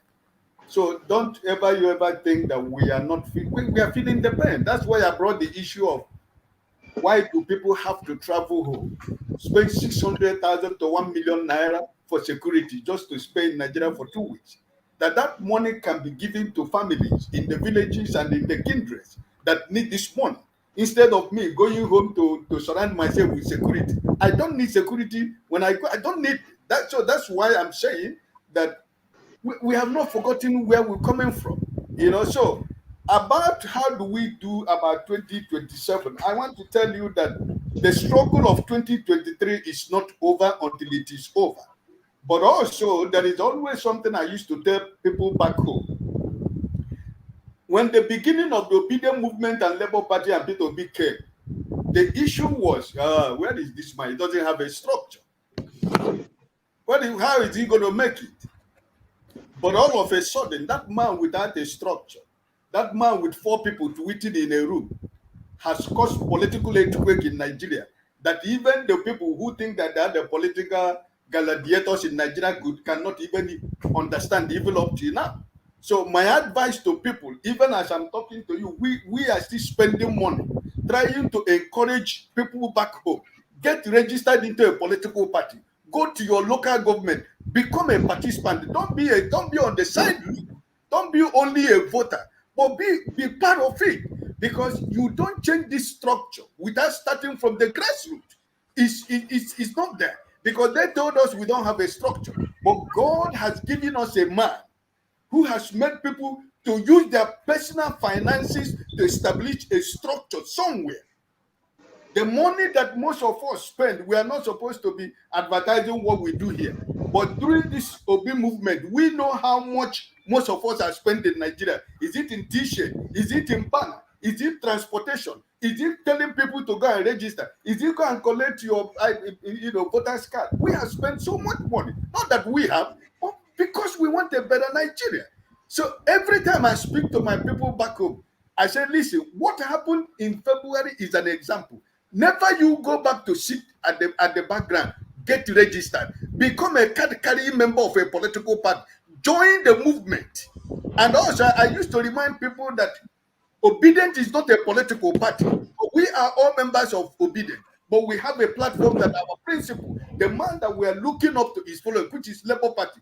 Go register. Labour Party is not a political scent, but at least the generations of Nigeria that have become part of that movement are the new Nigerians that we want in this country. So we cannot, you people that are in Nigeria cannot, we do everything that we do, financially, morally, and otherwise. We did it in this 23 election. So what I am encouraging you people that are in Nigeria is, please get involved. Don't stay by the back. Don't cry about what has happened, but know that, believe in yourself that this Nigeria can be better tomorrow. But it's the people. Can I ask you a question, sir? Yes. Can I ask you a question? Yes. Okay. Yes. You've spoken well. My question is this. Let's assume that Supreme Court clears Tinubu and he runs for 4 years. Do you think that if we all registered in 2020 and now and take our position in Labour Party to vote in 2027, do you think that we're going to win Tinubu? Okay, it's a very good question. That's number one. Number two. No, assume. Righteous man, no, we're not doing this. No, let me finish. You should Dr. Damages, let me finish, please. You know I was to talk before Ike. Yeah. Before now. We can do this. It's not fair to a lot of people who are waiting. We can. Ike, I'm skipping you anyway. We'll come back. You're skipping me? Everybody, so that we can go to other people. Okay, finish that question. Let's go. I'm sorry. Okay, what I want to tell my brother is that no matter whatever comes, always be positive about your waking up tomorrow. You don't know, you are not God who makes people to wake up. But always when you go to sleep, all you pray is, God, give me the spirit that I wake up tomorrow morning. And you don't just pray, but you are positive that you're waking up tomorrow morning. Whatever happens tomorrow morning is when you wake up. So we cannot continue to judge because Tinubu is in power right now, that we cannot wrestle the power from him. We have already wrestled the power from these political criminals already. We have taken that power away from them already. They can never continue to do what they're doing again, my brother. I want to show you this. Please reach out to your friends, your family, people you know. Tell everybody to get involved. We are ready to support for people to get involved. Thank you. All right. Thank you so much. Man of prestige. You remember the question? I don't even remember what we're talking about. Yeah. We are talking about Tinubu, you know, and what's going on in the United States, you know, this. All right, go ahead. The certificate and so on and so forth. Nigeria is a very interesting place, you know. Let's be realistic. Dr. Alexander posted something here earlier and said that Tinubu will be in the office in the next 8 years. I see where he's coming from because some people here are questioning him, say there's going to be election in the next 4 years. But talking about Nigerian, you know, space, whenever you win a presidency, there's every possibility, maybe 100% or maybe 90-something percent that, you know, Jonathan is a different case, you know, 100% that, you know, you're going to run there, you're going to be there for 8 years. So that's what Dr. Alexander was actually saying. And I agree with him on that regard, you know. I mean, with head permitting, I think Tinubu is going to be the president. Did I support him? No way, you know. But he's going to be our president in the next 8 years, you know. That's what I say. So having said that, there's something about Tinubu that is very mysterious. I've never seen such a human being in my lifetime, you know, that overcome every kind of odd. Everything about him is so mystery.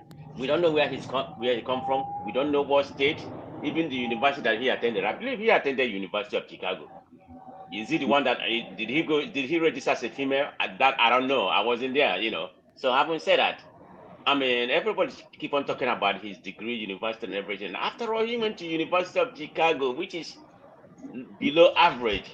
Go and Google it. The graduation rate of Chicago in the Midwest is barely 21% for 6 years, not even 4 years. 4 years graduation is lower than that. It's barely like about 17 or 10%. So it's not like he went to this so-called, you know, big university. And I mean, anybody can go to that university, you know, and come out with, you know, a grade or whatever, you know. So we should stop making a big deal about whether he went to university. Yeah, I believe he did, but under what did he register? That I don't know. So let's get that straight.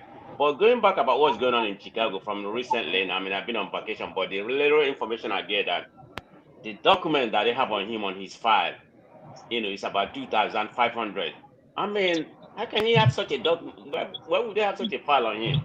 It's very astonishing, you know, because what's going on right now, I don't know what's going on if the USA, Biden, you know, if they're trying to work with him because he's the president, they have something on him. That I don't know. If you look at what is happening, the IRS, I think it's like about 5 agencies. They are coordinating the whole thing. You know, they have agreed to release the information, I think in October. Why are they playing all this game? It's kind of baffled me. Release it or not release it, there's any, you know, if there's any damaging information there, let it be. But that's not going to, you know, remove Tinubu from office. But we need to know. It's just baffling about what's going on when it comes to Tinubu. You know, I don't have that much to say, but he's a mysterious man. That's all, you know. We see what happened from that case. You know, anything about Tinubu, man, you can be talking here all day. I don't like to elongate my statement. That's all I have for now. You know, thank you. All right, thank you. So KJ. Yeah. Thanks. Thank you, man of prestige. The court case, I followed a bit of it, and the judge was very astonished, you know, because even the university lawyer couldn't answer some of the questions. Just kept saying he doesn't know how this come about, but he refused to accept that one of the results, the certificate submitted at INEC belongs to the school.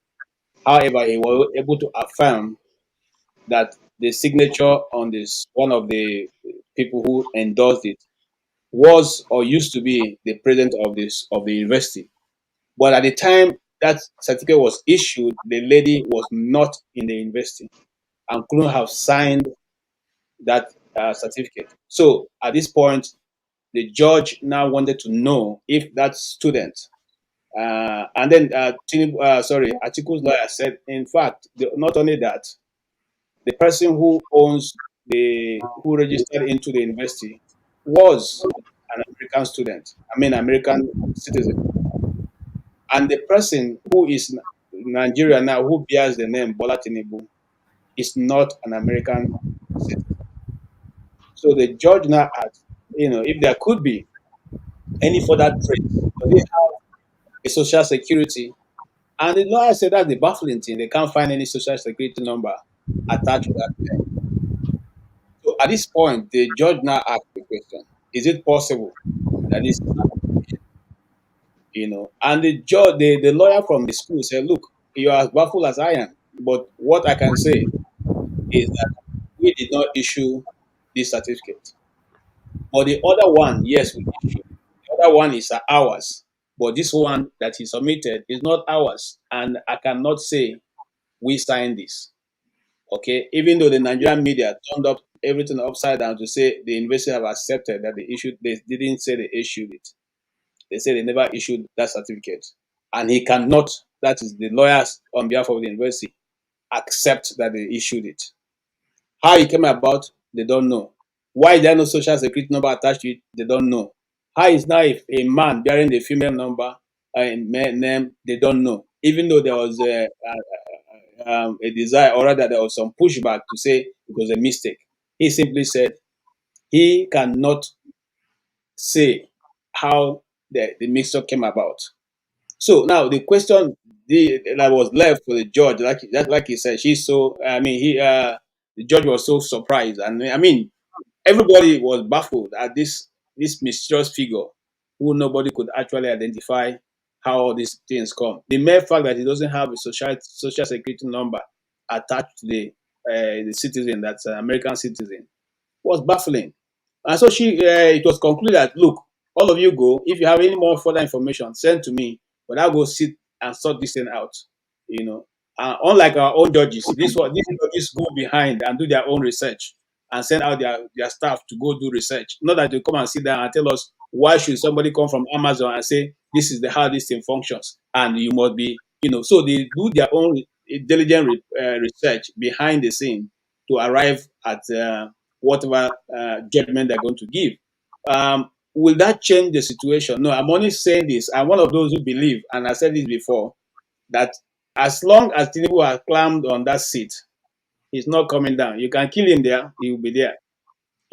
And the system have accepted or have aligned to help him to remain seated on that throne. Someone was talking about that righteous man talking about 2027. Are you sure they're going to be 2027? Because what I see is a state capture where the whole system is going to be collapsed.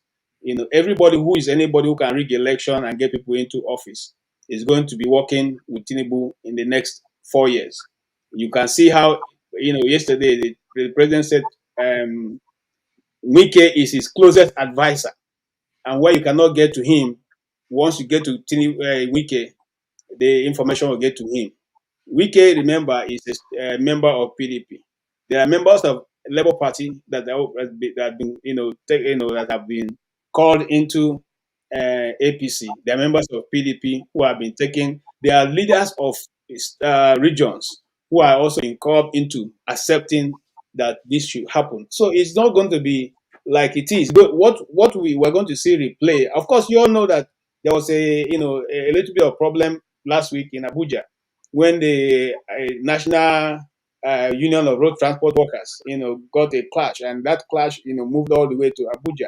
And so there's going to be a big office, just like we said here on this platform, for Olumo, MC Olumo in Abuja, where he now superintend over the rest of the agro machinery in Nigeria. It's whoever is seeing anything good in front may not be doing himself you may be doing yourself a bit of a harm. because you'll be surprised again and again, just like we have been surprised, or some people have been surprised before now. So coming to the certificates, even if it is proven, like has already been proven, because right now there are so many things, questions begging for answers. Yet the Nigerian system will not accept. You see, that's the most challenging one. And I'm speaking about this with a lot of pain. You see, what we are setting is a precedent that will destroy the younger people in Nigeria, the whole machinery of governance in Nigeria. It means that whatever you do, as long as you get into the office, use your office to protect yourself. Let every other thing, be subject to you and whatever you say. I mean, look at it. You don't have a proper certificate. You don't even have a proper identity.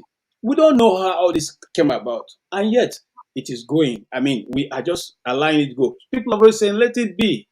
Okay, but then those of you who prosecuted that little girl from Imo State or thereabout, you would have done evil because you talked about her certificate, her forging it, and as someone forges certificate, say let him be.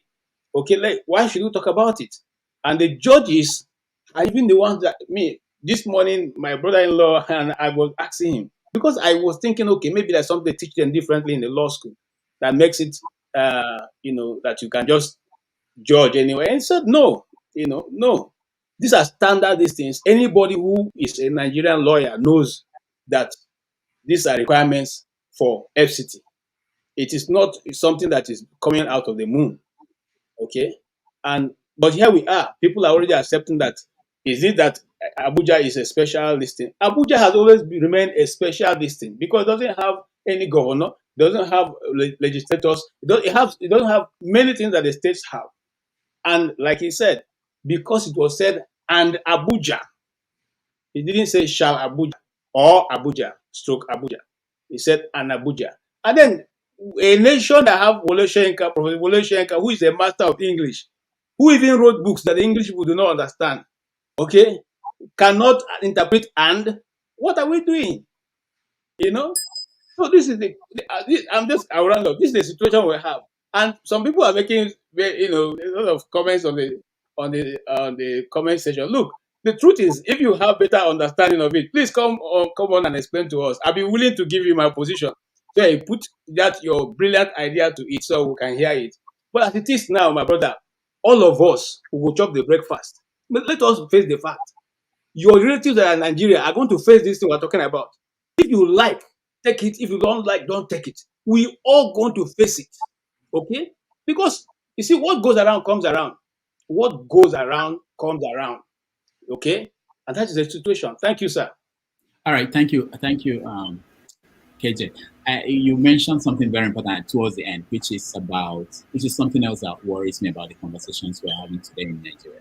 People are behaving as if Tinubu, anybody who is critical of Tinubu just hates Tinubu or where Tinubu represents or what he believes in. People are forgetting that, like you said now, what we are setting up, whatever we are setting up now, it's not just about Tinubu. Tinubu will be there highest 8 years. And then somebody else comes in. And when it's somebody you don't like, who will exploit the same thing you approved under Tinubu, then you won't have any rights to complain. And that's my worry. I use an example of the debates, presidential election and debates. When Obasanjo said he won't debate his opponents, people thought it was okay because he was Obasanjo. But later on, we are the ones complaining now, oh, Buhari is not debating, oh, that, Jonathan will not debate, But we said that we thought it was okay because we liked Obasanjo, So that's my concern. I'm not really interested about the characters and about our lives today. We're going to leave this planet, and other people will remain there, and they will be dealing with all the mess that we are leaving behind because we don't want to set up a template that will work for us. All right, Tone. I know Alaba. I will come to you. Okay, I see you, but let me get to Tone and Steve. I don't know if you are going out. I see you put on your jacket. But Tone, go ahead. KJ have taken some points I was going to highlight. See, we don't just understand the gravity of what we are dealing with, because I mean, I see a lot of deluded people, and I call them deluded not because I want to be abusive or disrespectful. They are truly deluded. Someone that has doctor his name to his name, coming to tell me that yeah, you obedient people, or anybody that is opposed to Tinubu is obedient to IPOB or Igbo. It's just ridiculous, you know. Uh, he has everything about him and his group is just a lie. They came here, they told us last week that the visa has been lifted and all that. Then we challenged it. They said, no, you these IPOB people, you these Ubo people, you started again. You these obedience. They have three names for us. Anybody that opposes Tinubu is either. We saw during the election, on the election day, people that looked like Igbo people were disenfranchised. They were disenfranchised. They stopped them from voting. So what else do you need? What other proof do you need? Yeah. And what is it that I wanted to talk about? Talking about that certificate, how can you explain they had the original certificate on one side, they had a fake one on the other side. The original one has 2 signatories. The fake one has 3 signatories. One of the persons that was supposed to be signatory didn't start working there until 2 or 3 years later, and you tell me I'm being biased, that is paining me. I am now, the latest word now is we are graduates. Are you okay? What are we talking about? Like doctor was saying that it's just this thing. And for please, let me address again. Let me address everybody here, regardless of the tribe that you come from. Please stop attacking people's personality. Professor Wole Soyinka remains somebody that we should refer and respect for his works and all that. But if we have to question his character, like they will always say that a charisma without a character is useless. I believe that his literal charisma is untouchable. But when it comes to his character, you know, is saying another thing. He's just useless. And that's what we're saying. We're not disrespecting the man. He's an old man. He's our elder. He's an elder. He's somebody that we need to look up for and all that. He brought Nigeria to the map along with other literal in the world of literature in the world, you know, brought us to the map and all that. But let us begin to question the criminals, the agbayas in our space, in our society, in our village. When those agbayas come, somebody the other day was trying to tell me the history of the Civil War, how somebody flew a plane into Lagos, but he didn't know that I know one of the pilots. One of the pilots, I know him personally, and you see, people will begin with the truth and end with half truth, and half truths. It's one of the most dangerous things, and a thing that we're dealing with right now. And our generation will regurgitate it and then start spewing because that person belongs to my tribe. They shouldn't be they shouldn't be criticized or questioned. We've got a problem. We've got a problem. We need to look on the inside, and if we really want Nigeria to go on, and let me just, this is my personal opinion, please. I don't see Tinubu's government going beyond another 6 months. These people are going to get tired very soon. People are getting tired, or is going to get there, literally. And people are going to get tired, and something is going to happen. Thank you. All right, thank you. Let me just inform the people driving. I see you guys backstage. The reason why we are not bringing you on is that you're driving. If you park your vehicle, maybe we can bring you on, but as long as you're driving. I see him. Next. Can I go on? Okay. Okay. Okay. Alaba, hold on. CM. Yeah, after CM, you go. Okay. Okay, yeah. On Tinubu's certificate, I think I've been consistent just for the simple reason that if you're looking for a job, anywhere in the world, they ask you, part of the thing you show is your certificate. If they find that it's forged, you lose your job. They prosecute you and throw you out. Somebody of NNPP, talking of Nigeria, in Kano, won an election to House of Reps. It was found that he forged his primary school certificate. What happened? He's no more there. Mesoma forged, changed his JAM score. It was celebrated. Everybody saying that. Then what happened? JAM penalized him, and then he lost whatever admission he got. The governor of Bayelsa State today shouldn't have been the governor of Bayelsa State. APC won the election, but because the deputy governor under that ticket forged, I think it was age falsification or something. So you can forge anything, but the moment you give it to INEC and that thing is found to be forged, then you are disqualified. That is a simple. I'm not reinventing the wheel. This is what has happened before us in Nigeria. There's evidence. So why is Tinubu's own so different? People have been losing based on forged certificate. They throw you out. NYC forged. Minister of Finance lost her job. Kemi Adeosun. So we have so many things to show. That's why when they are even doing all these things, I say it's a shame that somebody who is the president of a country is being subjected to. Then the whole world will be listening. He couldn't have a certificate. He forged it.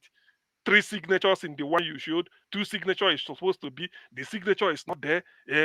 They graduated a student called Bola Tinubu, who is a female. It is not you. So everything is so crystal clear. Why are we wasting time? What I'm saying this is that I like to be logical and then present evidence and then you reason with me. If certificate doesn't matter, let us not bother about it. But if it must matter, then let it matter. What is worth doing is worth doing well. If you must do something, do it well. If you don't want to do it, don't do it. So we can't just be saying there should be, if you want to contest for this post, you should be this age. That's a law. And we find out that you are not up to that age. So what are we doing? Because the law is there. If we can't obey the law, let's not. That's what the Englishman taught me. He said, any law you cannot enforce, why do you bother making it? Because I had an encounter with my lecturer there. He said, any law you can't enforce, you shouldn't bother making the law. So Tinubu's case is so crystal clear. I don't know why people are just trying to shield him or bring logic or this. It's a shame. The man forged certificate to Chicago. It is clear. So what are we still doing? Is it because he has been interceded because it's a prayer they've sworn him in? What is good? What is good for the geese? I don't know why my internet is fluctuating. Whether I'm saying something people don't like. What is good for the geese? It's good for the gander. Before people misinterpret me, if it's good for the people of Bayelsa, you disqualify their governor, and the people in Kano and the Mesoma. Why not Tinubu? This is our law. He forged his certificate. If we didn't tender it to INEC, no problem. I can forge my own and keep it with me. But the moment I tender it into make it for public for subjective for, tender it as a what is it called, as evidence that I earned it, then it's not in public domain. So that is what I'm saying. It's a very simple thing. Tinubu forged certificate, therefore it should go. It's as simple as that. Thank you. All right, thank you, Sam. Alaba. Yeah, all protocol. Thank you very much, Rudolph. All protocol duly observed to every members of the panelists. I want to touch on the first thing. I want to touch on what righteous man on the key focus is. What is the solution? And while doing that, I'm going to take a friendly swipe at those of us on this panel and also at Dr. Rudolph. It's a friendly swipe, but it's intended for good. Please don't take it on the offensive note. Righteous man is hinging on a key point that we need to be focused on discussing solutions. Now, we all know Nigerian problem. It's been there since the late 70s, 80s, 90s. Even when I went to serve as far back as 30, 35 years ago, everybody knows the problem. The old man, the fella, has been singing it in all his songs. But we are the only country where when you know the problem, yet you don't have a solution. The reason we're not having a solution is either because we're not admitting the problem. It's there, we all know it, but we're in a way, we're not admitting it. So what should solutions are like? Mediums like these are essential to helping Nigerians out. You know, Nigerians are suffering. The last time I spoke, I told you about the key Nigerian issue. Nigerian has become a landmine, a death trap. Anybody who gets caught in that trap, Nigeria has happened to them. You understand? Sometimes everybody think money will save them. Everybody's struggling to have money. But in these days, they're figuring, even the rich are figuring it out that even with your money, money sometimes does not save you from Nigeria happening to you. Now, how does that concern us on this panel? Most of us on this panel are not as radical as OVA. Sorry, OVA. But most of that, I would consider most of you very moderate. Even CM, I always enjoy his discussion. But the problem is that sometimes as moderate, we have to be careful whether we are not being used as, our strings are not being pulled by the puppeteers to echo their position. And I see that a lot sometimes with on these panels and some other panels. There's some of us, we act like the puppet of the puppeteer. We echo what the problems people destroying the country wants to echo, the deception, the disruption, and that links us straight back into the issue of intellectualism, the likes of Soyinka. Yes, they've done great work. You understand? Hitler in his days did great military work before he lost out. The people loved him, but the mere fact that he failed morally, nobody want to mention his name. Nobel was a great propagandist, marvelous one. He was good at his job, but morally he failed Germany. The same thing when we talk about intellectualism. The purpose of civilized society having universities is that so that they can make progress. My people, what is the definition of progress? Getting close to where we ought to be. That is progress. We might be moving in circles. You might be making movement, but does not mean you're making progress. The West, or the civilized world, or what as they call themselves, they can take a trip to the moon and back, and we are still on our way to the village. It's even longer now with bad roads. I heard this from Ali Majru when Nigeria was 25 in his documentary, while we are still making our way to the village and back. The white man has gone to the moon and back, and we are not catching up. We are 60-something years old. We're still crawling. Now, Nigeria is at a dead end. We have to call it what it is. Mediums like these have to educate, help our people out of the quagmire of ignorance. Now, the so-called intellectuals among us are not intellectuals because education has been wasted on them. The professors that are rigging elections, what do we tell the child that's coming up now? The professors, the constitutional lawyers that are misinterpreting the Constitution, what do we tell children that are being born now? You understand what I'm saying? Those of us who have mediums like this to talk and people are listening and we want to echo. The other day I said, Nigeria it's a powerful prayer. Nigeria must not happen to us. Somebody attacked me on this platform and said, no, I'm accusing Nigeria. No. You see this pushback, they take us back. We have to call a spade a spade. We are dealing with criminals and we are dealing with a society that is converting those who are not yet criminals into criminals. That's our society. Let's not sugarcoat it. And these people have taken the baton of the state. First of all, we don't have nationhood. We don't have a nation. Well, we have a state. The state is more powerful than the citizen. We have to acknowledge this fact. The state is more powerful than the citizen. Obasanjo proved this point yesterday or 2 days ago when he ordered the Yoruba Obas to stand up. Obasanjo proved this point. Tell them, we told you, Obaship, that they are jokes. Stand up, all of them stood up. Sit down, all of them sat down. You understand? The state is very powerful. Just imagine we now have the criminal, mafia, a cartel that have taken over the corporation of a very powerful state. Now, they control the police, they control the judiciary, they control the education, they control everything. Those of you looking up to 2027 or whatever that year is, I wish you good luck. Oh.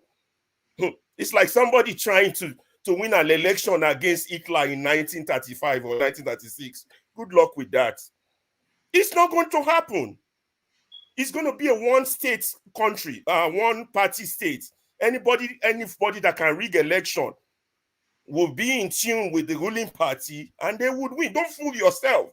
So what happens now? It's either the court affirms its position, and then we know we got to find a way to get them out, or they put Obi. Even my dear Obedience wouldn't like this. Even if they put Obi, it's going to be in a tough struggle for him to change that rotten system, because that system is so gravely rotten to the roots.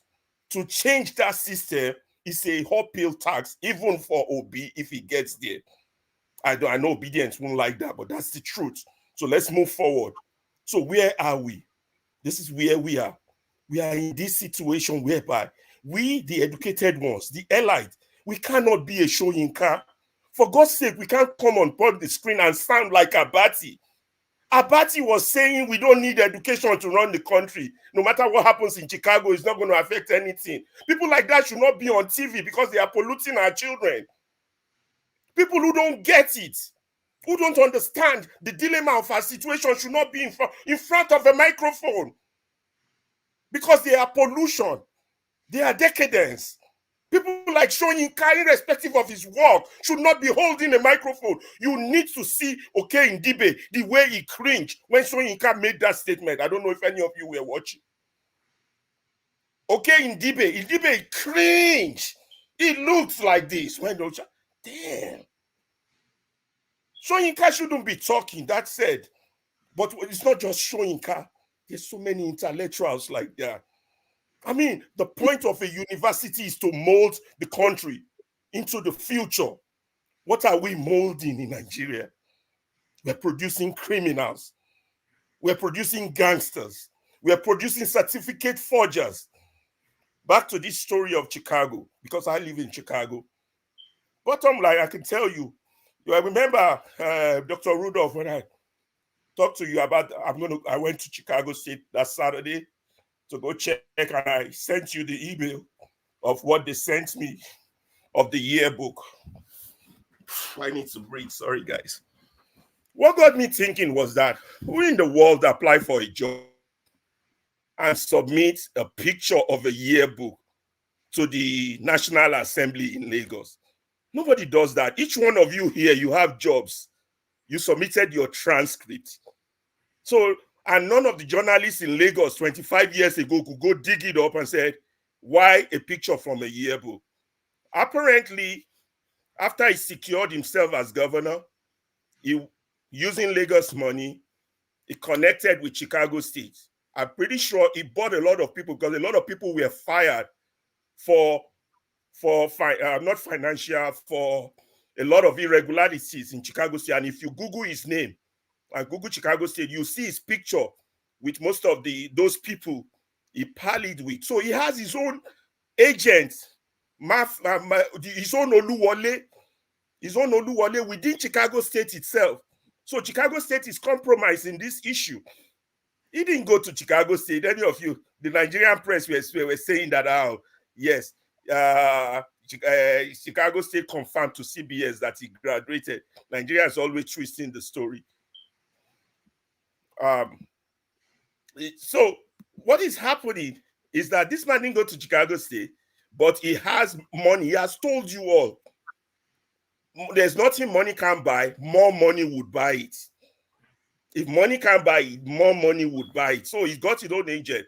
But thank God, we'll see what this judge comes up. He said he's going to do his own research. He's going to look into it, and whatever decision he comes up with, he can assure you all it won't need an appeal. That's what this judge says.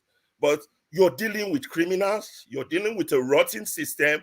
We need to use the medium right with topical issue. And we, the intellectuals, need to stop with this big manism in us and this pushback in us. We have this pushback. Oh, it's not that bad. Oh, let's talk about his good work. You have damaged your own good work the moment you don't relate with the people, the moment you're far away from the truth. How in the world would you call Labour Party a regional party when they won Lagos, when they won the Middle Belt? How is that regional? So some people have lost their essence. It's not you destroying them. They destroy themselves. There shouldn't even be topical issues for us to do. We should be discussing what is next. Okay, if the court rule Tinubu, what is our next line of action? Dr. Rudolph, you should be talking to your contact. How do we get a radio station? How do we get people to listen to us, people to know the topical issues of Nigeria? How do we spread information? These are what we should be thinking about. According to what Mr. Righteous Man was asking, this is how we can solve the problem. Then Righteous Man, get it off your mind. The naira is going to be far worse down the line. We are in for double shege, not even shege, X-Mass shege as you. We are in for a lot of mess. We are now Germany in 1932, if you all don't understand. So we need to pray that the whole of the country is not destroyed as we solve this problem we are in. We are in a big mess. I want to stop for now. Thank you. All right. Thank you so much, Alaba. Thank you. I will go to Forefathers. I know, Echi, I know. All right. Everybody's protesting. Forefathers, hang on. Let me get to at least Austin, then I'll come to you. Echi, go ahead.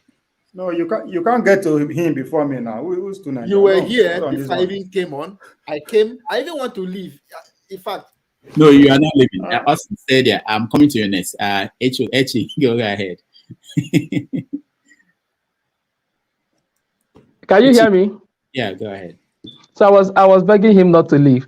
Okay, Dr. Damages, let me say something very briefly about the judiciary, and in line with the man that asked us a question: what are we doing? What is the purpose of this platform?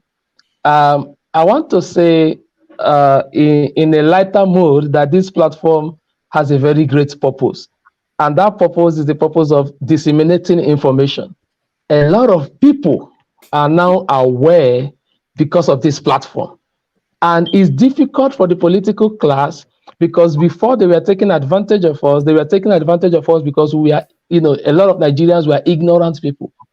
But what are the diasporans doing? People in diaspora, what is Dr. Damages doing? This platform can never become a political platform. No, it cannot, right? But what are they doing? They are creating information and bringing people to awareness. And all it needs to do is to compile. One day, the power of information will play out. Like they say in my place, every day is for the thief, one day is for the owner. One day is for the owner. So let them keep having their way. One day, the Nigerian people will have their say. So that is how I see this platform. It doesn't need to, the man that is suggesting let's do something strategically. This platform can do something strategically, but this platform is doing something even stronger than whatever you assume to be a strategic move. In fact, Dr. Daniel Majis, he said something few hours ago that, people come here, we stay up to 12 hours. We are appreciating people. And I thought to myself, maybe it's Dr. Damages that influenced the judges to stay 12 hours delivering a judgment, because the judges thought that legitimacy to a judgment is staying long. You see, that 12, 13 hours they stayed was unnecessary. I think what was going on in their mind is, if we can stay this long, we will appear to have done something serious. It was very unnecessary staying that long. But they thought that legitimacy, since all these social media people stay too long, maybe that's what makes us authentic. Let's go and stay too long like them. But that's on the lighter mood. But again, sending money, I want to also address sending money as part of what diasporians are doing. No. Yes, diasporians are sending money. The result shows, what's it thing called? people that have looked into it talk about how it has improved the economy of Nigeria in terms of the money that come from diaspora. But no, sir, our contribution is not just sending money. Why we cry the way we cry about Nigeria is because there's no correct man that is ever comfortable in a strange land. No correct man. That you are not a man if you are comfortable in a strange land. You can trace this thing back to Bible days. I don't know who was it that was, was it Joseph or so? He said, when I die, when you guys are leaving Egypt, dig up my bone, take my bone, take my bone back home, because a real man should go back. Ishiaguana hat or number, Igbo people will say. So we are crying because none of us is comfortable in a strange land. We want to come back home. The second reason we are crying is because of the psychological trauma. When we see how where we are is okay, good health care, you are sick, you call 911. They can even bring air ambulance to you. They can actually bring air ambulance. When we see the way things work here and that it's not working back home the way it works here, it breaks our heart. So we are not just contributing and sending money. We are interested in Nigeria because we want a place that we can proudly bring our children to. And I will end on the note of Nigeria happening, Nigeria. May Nigeria not happen to you. We're almost using it as a curse word. We tell people, keep doing what you're doing. Maybe very soon Nigeria will happen to you. It reminds me of Dora Akunyere, who came out with a narrative trying to change the negativity of the nation, calling, saying something like good people, great nation, good people. It is sad that such a woman who brings a positive proclamation is that narrative is not being followed. But now Nigeria has gotten so bad that Nigerians are using such a negative narrative to tell people, may Nigeria not happen to you. No, if there's anything, Nigeria should be so good that we can turn around and tell people, may Nigeria happen to you. And that means something positive. That's my contribution, Dr. Damages. Thank you for the time. All right. Thank you. Thank you, Echi. Austin. Okay. Thank you so much. I wanted to look at the last part you were trying to talk about, really. I'll talk a little bit about the Chicago State Certificate. Anyhow, good morning to everybody. Good afternoon, good evening, anywhere you are in the world. But I think one thing, the funny thing about all this whole Chicago State stuff is that the school has really brought themselves down to a level that they don't even expect to be. And the way I feel their body language, it seems as if they know exactly what is wrong and they were culpable. So they are trying to hide. Generally, what comes out from Chicago State University may not affect Nigeria because of the institutions we have in Nigeria. The one thing I have seen is that Oga at the top has the power. He has the military might. He has everything. But I don't know why endearing himself to the people is not a problem. I thought that this whole whether you like it or not, he's president for 8 years or this. Just be president for 8 years. Nobody really cares that much since that is the case. But why is that every day you see people trying to make it look as if you are trying to give excuses over excuses over excuses? Today, I saw my classmate. Tomorrow, the classmate cannot defend himself. There are some kind of things you cannot lie in this information age. Because immediately you say it, everybody online, Google, everybody online going to get information. That is one thing which I feel that the APC government should not even think of looking at enduring. They just go and do the job they are supposed to do. There's a second thing that gets me worried with this government. Why is it that even with the state might, they still employ talks to do jobs? There is, I don't know, the talks are being made to take over the whole place. And if you have the military and you have the police, then why are you bringing talks, non-state actors into the whole game? So those two things really got me very, very, very, very worried about this whole government. And there is one thing we notice about people. They always believe that if you criticize somebody or constructively say something, they always feel that he doesn't like us, this or that. There's one funny thing. If you check if you will tell you about the history, the 1840 revolutions and the rest, I see ourselves moving closer to that position now. I see ourselves moving closer because if you do something the same way over and over, you get the same result. They will come. The most important thing is not about killing your enemies. No. The most important thing is sharing the loot when the war is over. That's the point. So if you see all these institutions the courts, the police, and the rest all being merged into this act of not being disciplined to do your work. At the end, if everything falls apart, even those at the grassroots who are here talking and shouting and doing this for the corrupt institutions, they go still see the backlash. Because when they bring the money to us, now when I know share give Dr. Damages his own, now they go see punch enter and you go see fighting enter. So the only thing I came to talk about today, I don't want to talk about the Nobel laureate because I know I heard him very well.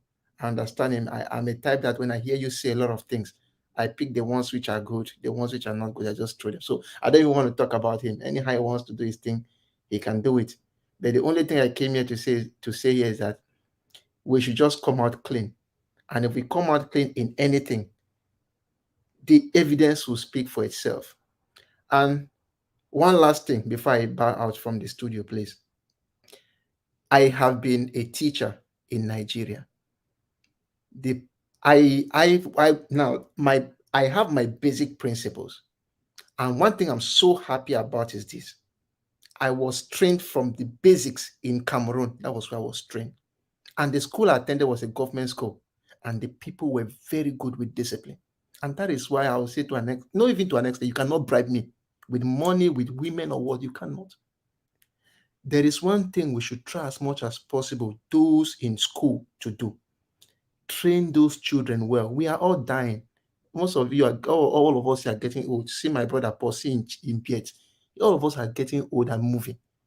Let those coming after us be trained with the basic rule of discipline, so that by the time the old brooms are moving away, the new ones are coming to replace them. If not, we are going to have a system of chaos in the next 15 or 20 years. I will tell you the truth. There will come a time that nobody will take it that again. That time, that is when everybody goes mad, the entropy will be high, everything will be burned to the ground. From then, we start building again from the scratch. So please, all of us here, I know say we are papas and mamas and the rest. Please take the training of your children very important, especially give them discipline. You should earn what you know you worked for. And that is the basic rule. Not sitting down, coming and shouting, hey, Baba, oh, they will give you 5 naira. Hey, Baba, oh, will give you 10 naira. That is rubbish. Anyhow, I wish you all well. I'll just bow out and I have something to do. Thank you. All right. Thank you, Austin. Ovie. I don't think Paul has spoken. No, Paul has not spoken. Yeah, Paul is just coming. Ovie, let Paul speak, please. This is a new topic. I haven't spoken on it, my brother. Why are you there? No, man, you've spoken about 4 times. Paul is I've been cool here, yes, man. On let what? Paul speak. On what? I spoke on what? Let the man talk. Let the man breathe, man. No, it's okay. Go ahead. Go Why ahead. are you being? Come on. Anyway.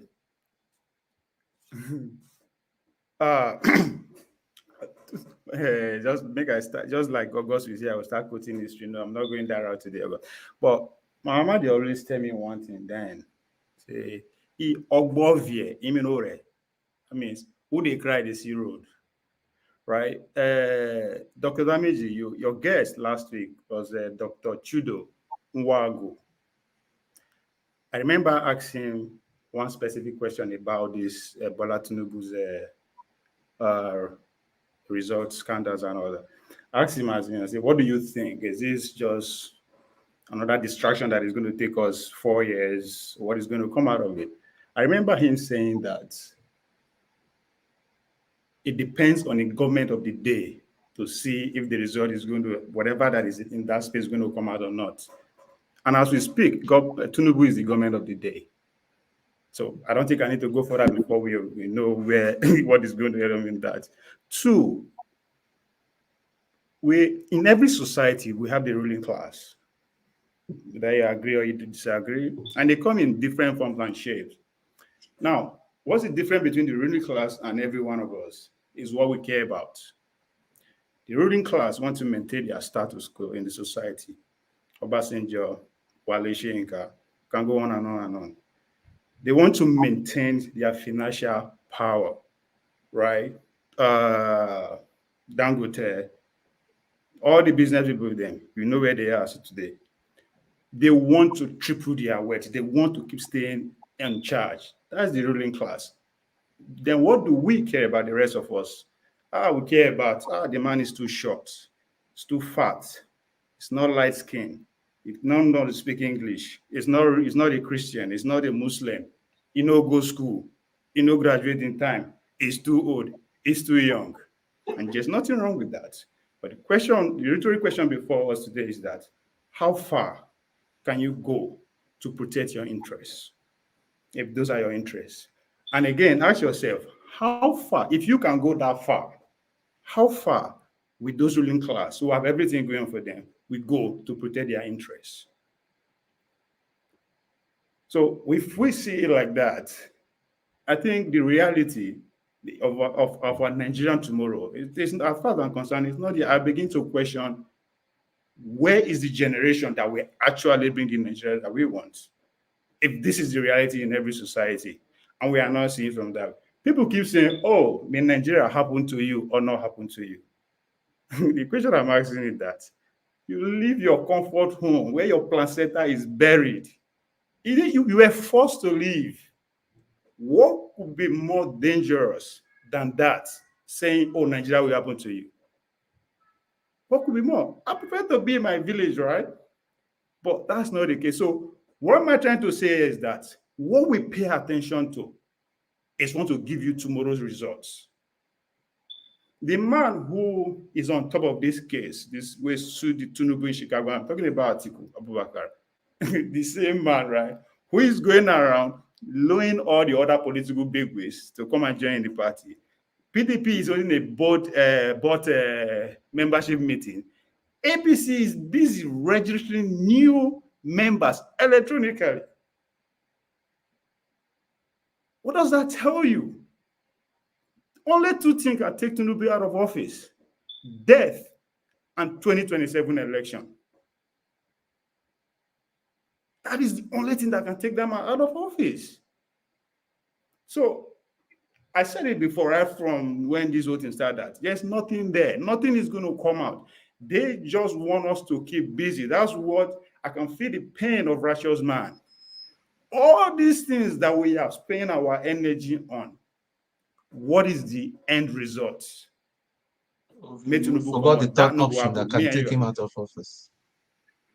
That will not happen because nobody will put on there in the first place. You cannot take what you did not contribute. Nobody me and you put on there. President is not the business of a common man. We cannot afford it. Just like who becomes Edo Oba of Benin, you have no right, no get say. Who becomes whatever, you don't. They just give them to, they might, because we clamor want to get involved. Yes, they create an election, go and vote. So to me, there are more signals we should be paying attention to than Tinubu's results. For God's sake, this case has been on for the past 23 years. Even before he became a governor. Now he's a president. This man is making legal deals on our behalf. Things are being made. Serious shit is going on that actually will affect our generation unborn. That's what this government is doing legally, backed by the Constitution. We don't care. We want to see his result. As if we see the results, nothing will happen. All right. That's my conclusion. Thank you, Obi. Paul, finally, we got to you now. Yeah, thank you, and good afternoon. Yeah, talking about Tinubu, there's this parable my elder brother always give, and I love it so much. So at least this one I copy from my brother, not from my father. My brother would say, the age when done day. In mama, no go carry am for back, go find man. You know, for him, maybe in wife he carry him 2 years old son, go find man. Why did they leak in wife ice cream? Then go give him son ice cream, also they leak. The son would enjoy ice cream, say, uncle, give me ice cream. This is where we are. Tinubu did not go to school. They face Chicago State University. They attack them. They close all their social media handle. You can't make any inquiry. Nigerians start going to LinkedIn to attack that they want to buy a certificate for their wife. They want to buy a certificate for their grandfather. Nigeria went as far, they start attacking the governor of Chicago State. It's affecting that university tremendously. So this thing is big. And for the university not to come out, of course, we understand the laws in America. Ovi said it the other time. And I also know the laws in America. I can't access my own daughter's results once she turned 18. We know that. But the fact is that you can ask a university, all we just want to know, did this person go to school? We are not asking you for his result like his medical history. Did this person go to school? And if the person actually went to school, can you prove it to the transcript that this person used in applying for that school? That answers all the questions. You understand? They can't. And the school rating is going down. It's an PCU university. The school rating is going down. It's a shame to them. So talking about we are not doing anything. What we are doing, it is good. Someday, sometime, other students in America will use that thing to challenge that university. And it's going to affect that university. We see how it affects Trump. Maybe some people don't know. Trump also has university. When he was selling certificates, that's how he lost the university and lost a lot of money from it too. So Tinubu did not attend that university. It's a big blow to the university. But I see it, the bigger way is that the US government is also buying into it for them to use it to cut a better deal for their own self. But talking about Tinubu having that certificate, then this thing that we talk all the time, oh, all you know, Tinubu will do 8 years. This is the height of, I'm not saying it with mistake, of stupidity. This is the height of stupidity. I was born and raised in Lagos. I see when an old man enter bus, don't want to pay money, the first thing that comes out of the man mouth will say is an aquino. It's like a general in Ogboni confraternity. All because you don't want to pay money. You know what? The downfall driver will get scared. The conductor will get scared. Other 15 passengers in the bus will also get scared. Baba no verse, Baba no verse. I will pay for you. All because you don't want to pay money. You understand? We give these people power that they don't have. If they have all this power, why are they going with all these securities? Why are they running from us? We make them too powerful. They don't have all this power that you think we are. Look, some 30-something years ago, I did French as one of my subjects in school. It's what I call Moses. This is, let my people go. I don't think I know anything about French other than Comment ça va, BMSC today. You understand? And why I'm saying that, I'm bringing back to Wole Soyinka. Wole Soyinka might know his literature very well. But this aspect that he's talking about, I will call him an educated illiterate. He is ignorant with what he's talking about. They are talking about an election. They are talking something. You move to the person that INEC said come third. Why is he not talking about the person that comes second? Why don't he ask himself, what is it that Tinubu that is planting the voice that is claiming obedience, that is attacking people in social media? Because we are seeing the handwriting in the face of the man called Peter Gregory Obi. Never insulted anybody. Never do anything like that. Never acknowledge any obedience who do something wrong. Like the way Tinubu will celebrate MC Oluomo. Obi never acknowledge anybody who do anything like that. He said, don't protest. Don't do any trouble. Don't do anything. Like we don't understand that people can use all these things. Anybody can use any face. And this is the more reason why doctor will not bring anybody in this platform without turning on your camera. What about if it's an obedient that is doing all those Tinubu people that is doing all those nonsense? Then we want to blame obedient. When we do Obi do well, then you call that party. You call that party that this party, you understand, is a regional party. When the people who come first, second, and third in this last election, they all want 12 states. Obi won in the north, Obi won in the south. Obi did not only win in his region, he won in Lagos. He won in the south, he won in the north. You understand? I don't understand. Is it that somebody is reading for me like I will help my mother to read? Is it that I don't understand this thing at this age and time?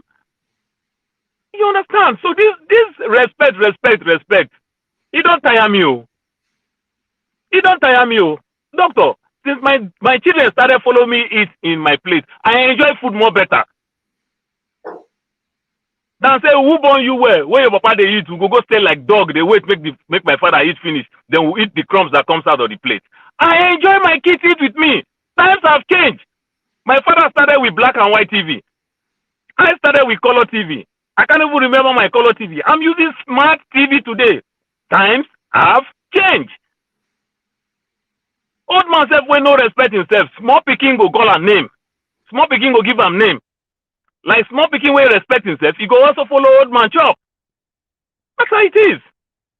It goes two ways. So this Tinubu did not go to school.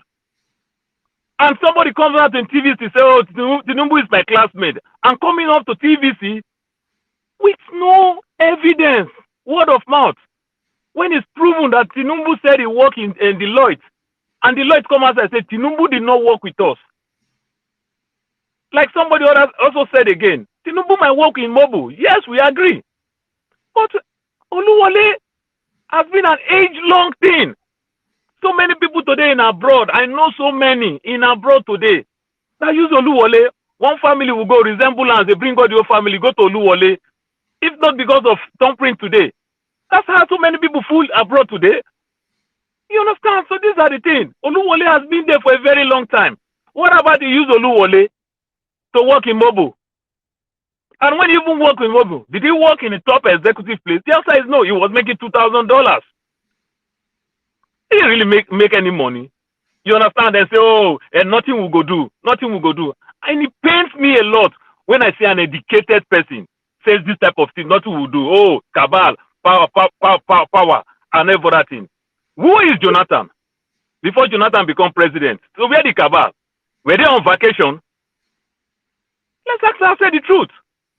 Who is weak? Who is weak? It's just a local government chairman who grow in the ladder. Who is Jonathan? This is how they start. This is how Tinubu start. It's just an activist in Nadeko. This is how they start. They grow in the ladder. They are not powerful as you think. No, they are not. We just give them the power that they don't have, and they use it on us. This is my take, my brother. I'm tired with this power, Nigeria and everything. Nothing. And my brother, righteous man, when you talk all these things that we're in abroad enjoy, you went to Germany, you came back. You are living in a house where POP, you have 3 generators. Are you now also a local champion in Nigeria? You're also enjoying in Nigeria. Maybe you yourself too, you're also flogging people in the street in Nigeria. You're a big man too in Nigeria. I'll be poor man when I go to Nigeria. Because I run, I hide everywhere that I go. You understand? No, that tell you that Nigeria that you can sit down comfortable. I can't sit down. Like I said, we take police security to protect ourselves in Nigeria. Do you know why? Because we don't get level. You get mad for Nigeria. So you can make Nigeria work. Hold on. Don't leave the responsibility on us. No, it's my turn. Let me talk. You say these things all the time that we are enjoying. My brother, let me tell you before I drop the mic. Everybody that I've helped, siblings that I've helped, sent to schools and everything, I never see result in Nigeria. The few people that I succeeding in bringing them here in the US, I see results. Do you know why? They take a lot of burden from me. They didn't say they send money go Nigeria today. They are doing well. So don't think that we are enjoying here. We are not enjoying. The type of money I make today, I stand what it takes to buy a house with good credit every year. I can't do it. Because every money that go to Nigeria don't come back. And that business, if Harmattan come and rainy season come, they say the business don't finish. If government change, they say the business don't finish. Oh, cement don't go. Rainy season, no cement again. After rainy season, where the cement, it don't kick. That 2 million where you send, it don't bonfire. Then they come out with new project again. So Nigeria is also affecting us. Don't think we are happy with all the things that is going on. The few people that I brought here in the US, they don't come to me for money. They don't come to me for anything. But the people that have even graduated in universities, they are still asking for money. In fact, guess what? Now they want to come to the US. Or they want to go to Sweden. They want to go to Estonia. Let's tell ourselves the truth. We love that country. So don't think that we are here enjoying and we forget everybody. If we live our best life here and Nigeria is not doing us in abroad here, we will enjoy our life. We will enjoy our life. We are not enjoying anything. We are wicked. And even sometimes if we give people money, they don't use the money well. They say our money serve na Illuminatic money. They need to use our money do better things. So my brother, we go through pain. We go through pain, my brother. This is my take. Thank you. Thank you. Thank you, and have a good afternoon. Damages. Please, Dr. Damages, please let me respond a little, please. Just 2 minutes. My brother, not 2 minutes. He spoke almost 8 minutes. Already taking 1 minute out of the 2. I'm moving on. Okay, Go 1 minute. let me say something. Go 1 minute. Please, my brother, the profile you announce in this panel does not represent me. Please, point of correction.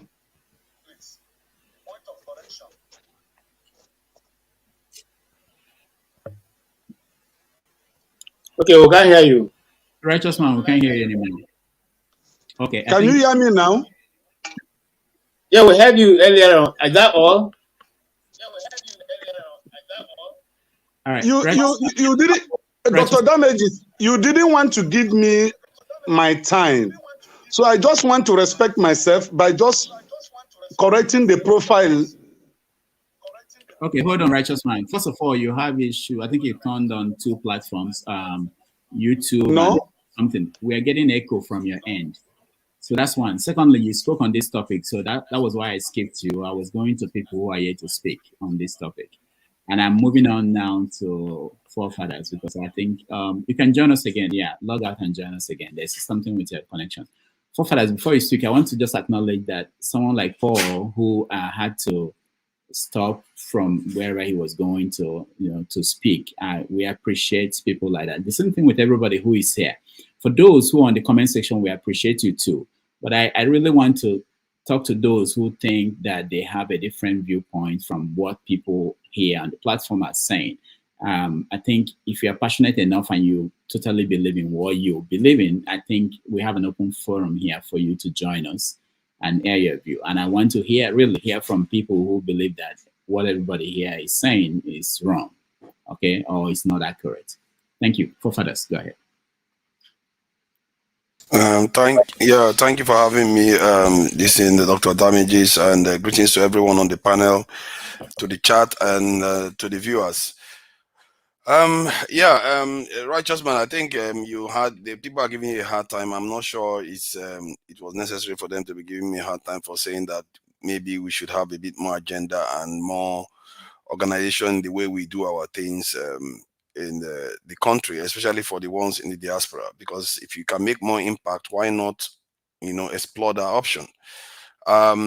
Regarding Wole Soyinka's comment, for me anyway, it's not so surprising because when my eyes were beginning to open to some of all the flaws in the country from 3 years ago, and when I came back and watched the Nigerian speech and I heard the way he was talking, I could really tell he was one of those compromised people. Because it depends on the lens you are looking. If you look at the right lens, you will know. And if you see leaders that are busy looking to divide people, you have to look at them suspiciously. And people that are from that group too should also look at those leaders suspiciously, because what they are doing is ensuring that your people never rise. They are always trying to cause divisions, because clearly what he was doing there was conflate political support for tribal kind of politics that has no bearing in Peter Obi's campaign in any way. Because as other speakers have said, Peter Obi won election in various parts of the country, not only the southeast. And is he trying to say that Peter Obi is not entitled to a political base like any candidate should have? I don't get that kind of the way he was focusing on the southeast. There's this thing I sense in the Nigerian polity. It's like, because the southeast are not really exerted itself politically, people feel like the moment somebody emerges from there, it's like, how dare you? It's like that kind of air. Like, how dare you speak up for your own rights? What have they done wrong? Are the obedience killed anybody? All they do is campaign and shout at people online. They shout at me too. He at least stopped me from supporting this Peter Obi, and that is no reason. Obedient, don't shout, please. That come on, they do. You don't know, they call me devil and all. What are you talking about? So, but the point is, some of them do. It's not all of them. Some of No, them the do, thing, but if you do anyhow, you get anyhow. That's what they do. Yeah, that's fine. That's my own take. I feel like people are allowed to express it. This is politics. That's how it's supposed to be. You can't tell them to shut up because they are doing politics. Because they are doing politics the right way. That's how it's supposed to be. They are not going on the street causing trouble on it. He even tried to say that they were trying to cause trouble on the street, which was exactly the opposite. If anything, people were attacking them. They lost lives on the obedient side. So I don't understand where he's coming from when he says things like that, apart from just polarizing people. These are the people that should be soothing, bringing people together. This elite class in Nigeria, they use people and divide our people constantly. Look at the way the judges pass their judgment. What kind of attitude is that? It's like you have won an election, you can't even, you become a sore winner. It's like, what is that? If you want to pass judgment, just pass judgment dispassionately and say this side, okay, this is what I think is wrong. This is what I think is right. That's all. That's your job. To start taking it personal, some people say, oh, because of the obedience, we're insulting them online. So your job is what if you start reacting to everything everybody says outside the court, what kind of judge are you going to be? You're going to, when you wake up one morning, somebody insults you, you're going to pass wrong judgment. That is not how it's supposed to be. And what I see in all these kind of leaders are the people that are dividing us and conditioning our people never to progress. I was having a conversation yesterday when somebody said, if Oyibo people came today and say they will give one group weapons to fight the other group, will Nigerians accept? They said, yeah, they will. They will. Because this is the environment they create for us. Because we are so vulnerable and they use us as controls against our leaders. Because if our leader wants to do something now, they say, oh, how dare you? If you try that thing, I'll give those people what they are looking for. You know now, you want it. You want to play that game with me. They will use your own people against you. Because of the way these leaders divide us and keep us apart and keep us weak. I think somebody mentioned earlier on the British warship that came to Nigeria recently. Is it because the government is worried about anything or they are worried? That's why they came over. I don't understand it because clearly our government officials must know that there was a year, I think about 5 years ago or so, a British minister, defense minister, was talking about invading Africa. And he mentioned Nigeria as one of them. And one of the ways he said he was going to do it through what they claim to want to do now. If out of caution alone, you shouldn't even invite them to near Nigeria at all. The report is online. I can share it here. This guy said it, and by the time that report came out, the people that revealed that information, he has already sent some troops to one other African country. There are the French Prime Minister, leader, Macron, was just saying how many days ago that African leaders, they can't defend their people. They don't have military. They don't have anything. What do they expect? When people come and defend them, the people start complaining. So he's turning the table and blaming the African leaders. And the people they themselves, they don't even recognize the ones that are dividing them.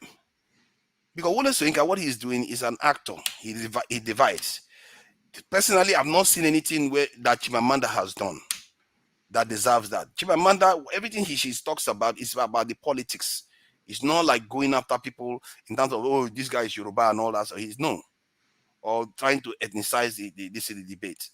I've not had that. If I've had that, I will criticize that. I personally, I even find it a little bit weird that they are all so close to the West. But that's where they grew up. That's the world they grew up. That's the world I grew up in. We are conditioned to be here and think that these people are the best of the best, and we are not conditioned to build our own country. till today, the same conditioning remains. There are people out there that will be very, very happy if the British show up tomorrow to take over the country. They'll be very, very happy to see that happen because they don't understand that you can't outsource your survival to another group of people. And nobody's speaking for 1.3 billion people on the face of the earth. This is crazy. This is abnormal. Black men, specifically, what you people have been responsible for on the face of this earth, I'm not even sure it has ever happened before. Out of the 4 great races, we are the only ones that don't have any form of protection. Any form of protection, or people will come here, they will take whatever they like and do whatever they like. Now, they are now in our border telling us that, they are helping us check security issues in our waterways with their warship. They're probably laughing and living. Do you know how embarrassing that is? I can't stand in front of that British man and feel proud. It's so embarrassing. The way we just disgrace ourselves. I don't want to insult our men. I'm tired of doing that. All right. Thank you, forefathers. So let me just add one thing. I don't know how long I've gone. So sorry about that. Let me just add this in. After you don't insult us, finish. You say you don't want to insult us. Yeah. Okay. I don't want to do it further. I just want to stop on that one. See, I also learned recently that the U.S. military or government decided to pull back Boko Haram when they were almost getting destroyed, just before Buhari got into office. The people, it's not the Nigerian that is supporting, the people that were responsible for the operation to destroy Boko Haram, they were pulled back. They've already cut it in half, and they pulled them back because the government of America was supporting Buhari in office against Jonathan. Maybe Jonathan didn't embrace their LGBT. Do you know that gentleman had come? Do you know that gentleman has come before into Jaji to lecture on the subject? I know about it. That's just it. People because don't want the truth. The problem is that most of our people don't talk about these things. We talk about, and that's what this is. Wole Soyinka is feeding us. He's feeding us minutia so that we talk about these things and we miss the bigger threat and the bigger picture. We have to focus on those things. If we don't focus on those things, we are going to get lost. And about this in Tinubu being inevitable for the next 8 years, we have to remember out of the 5 presidents we've had, 2 of them didn't make it to 8 years.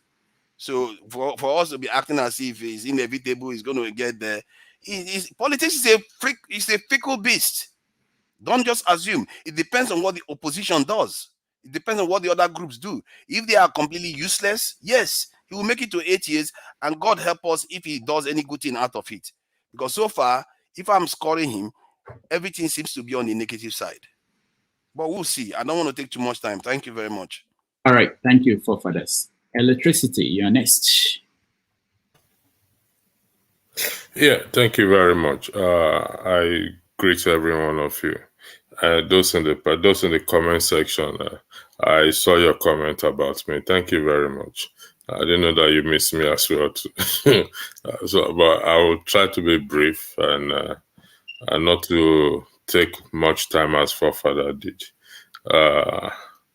I will touch on few things. What's he calling it?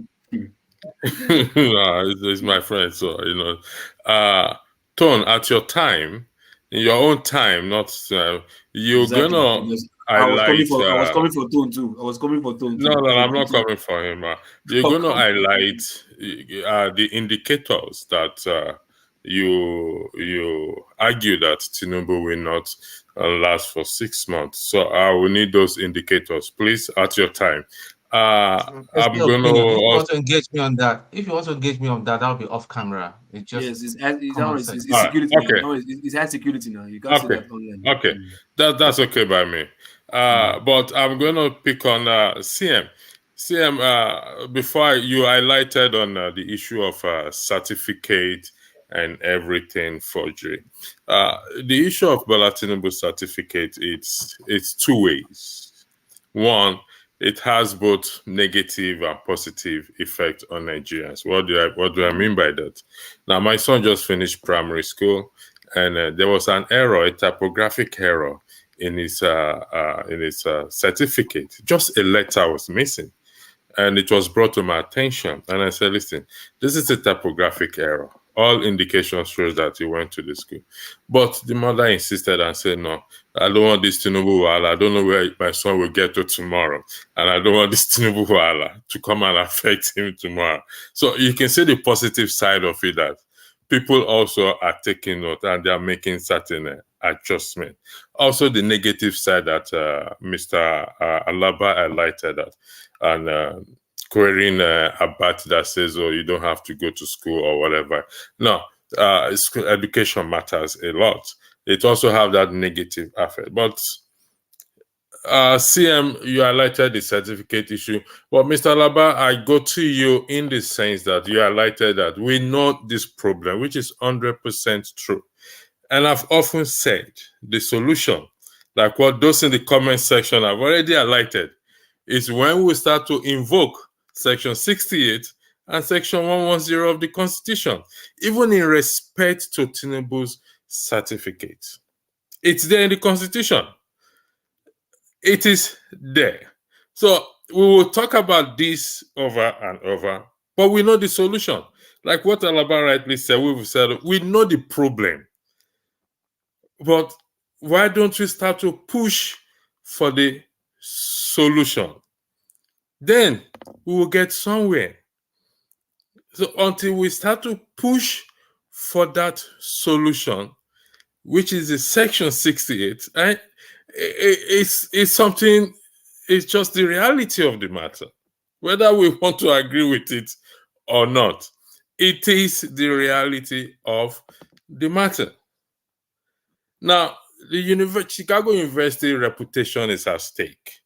Whether we don't understand this, it is at stake. It may not play out now, but maybe in years, coming years, it's going to play out. They may be using them as politics to benefit themselves.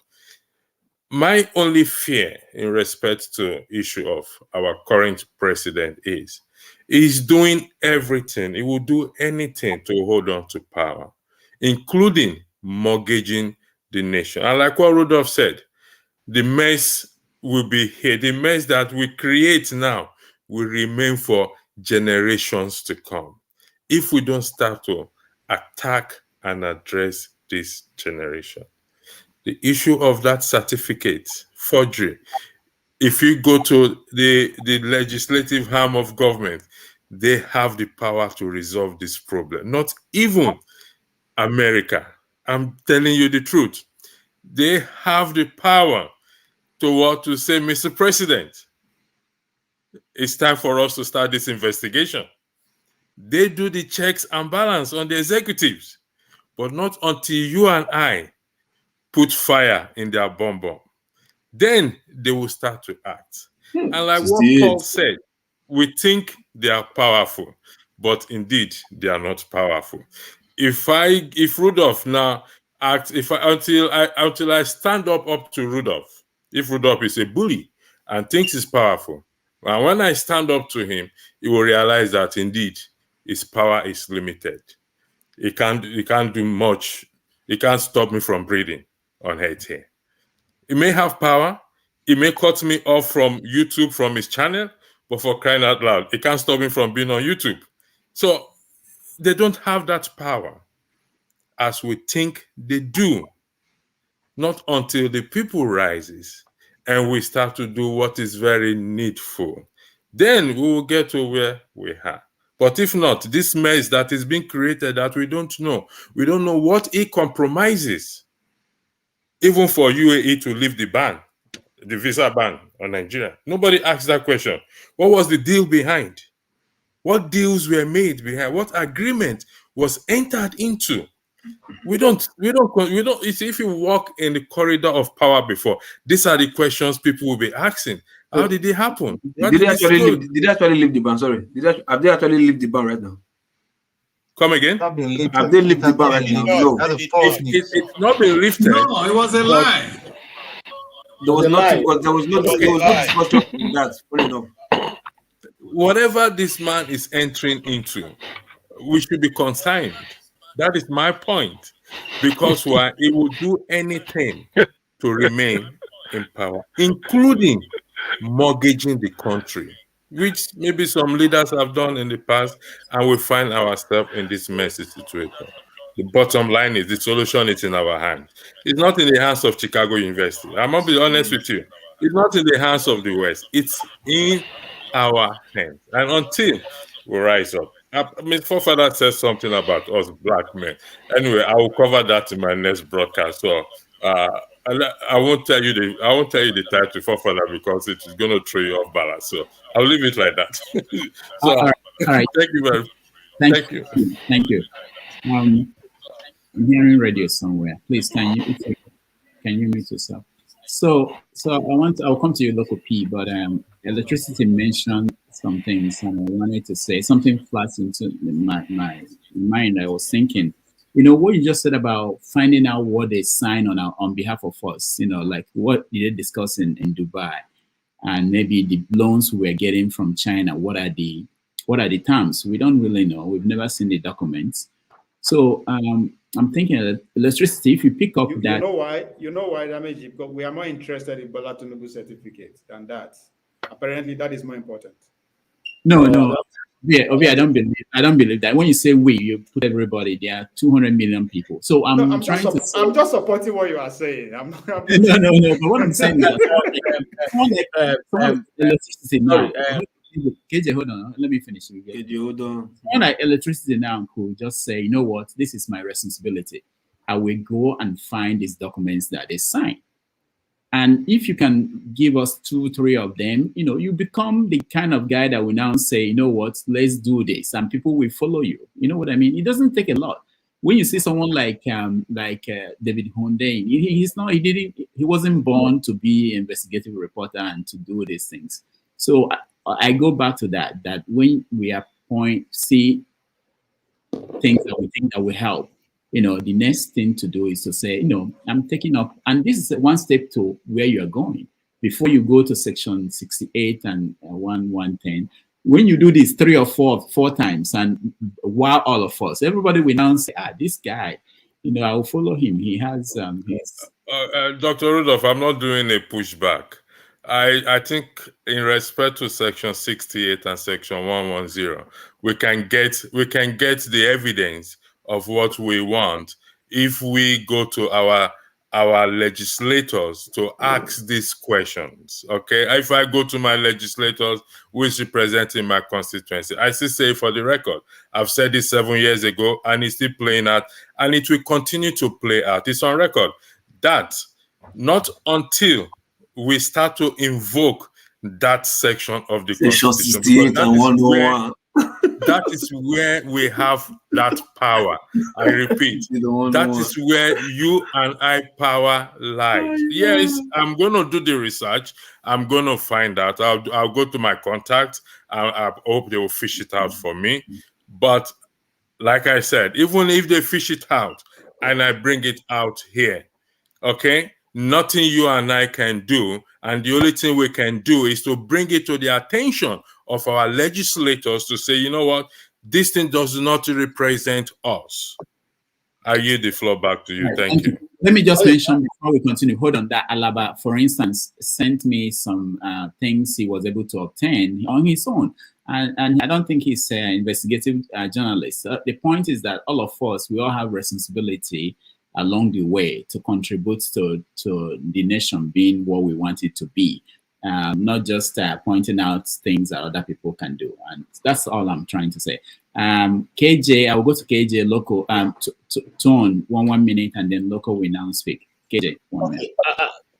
Really quickly, I just want to say this is not the first time we're having a ticket issue in Nigerian politics. If you remember, there was a guy called Salisu Buhari of the Toronto firm, University of Toronto.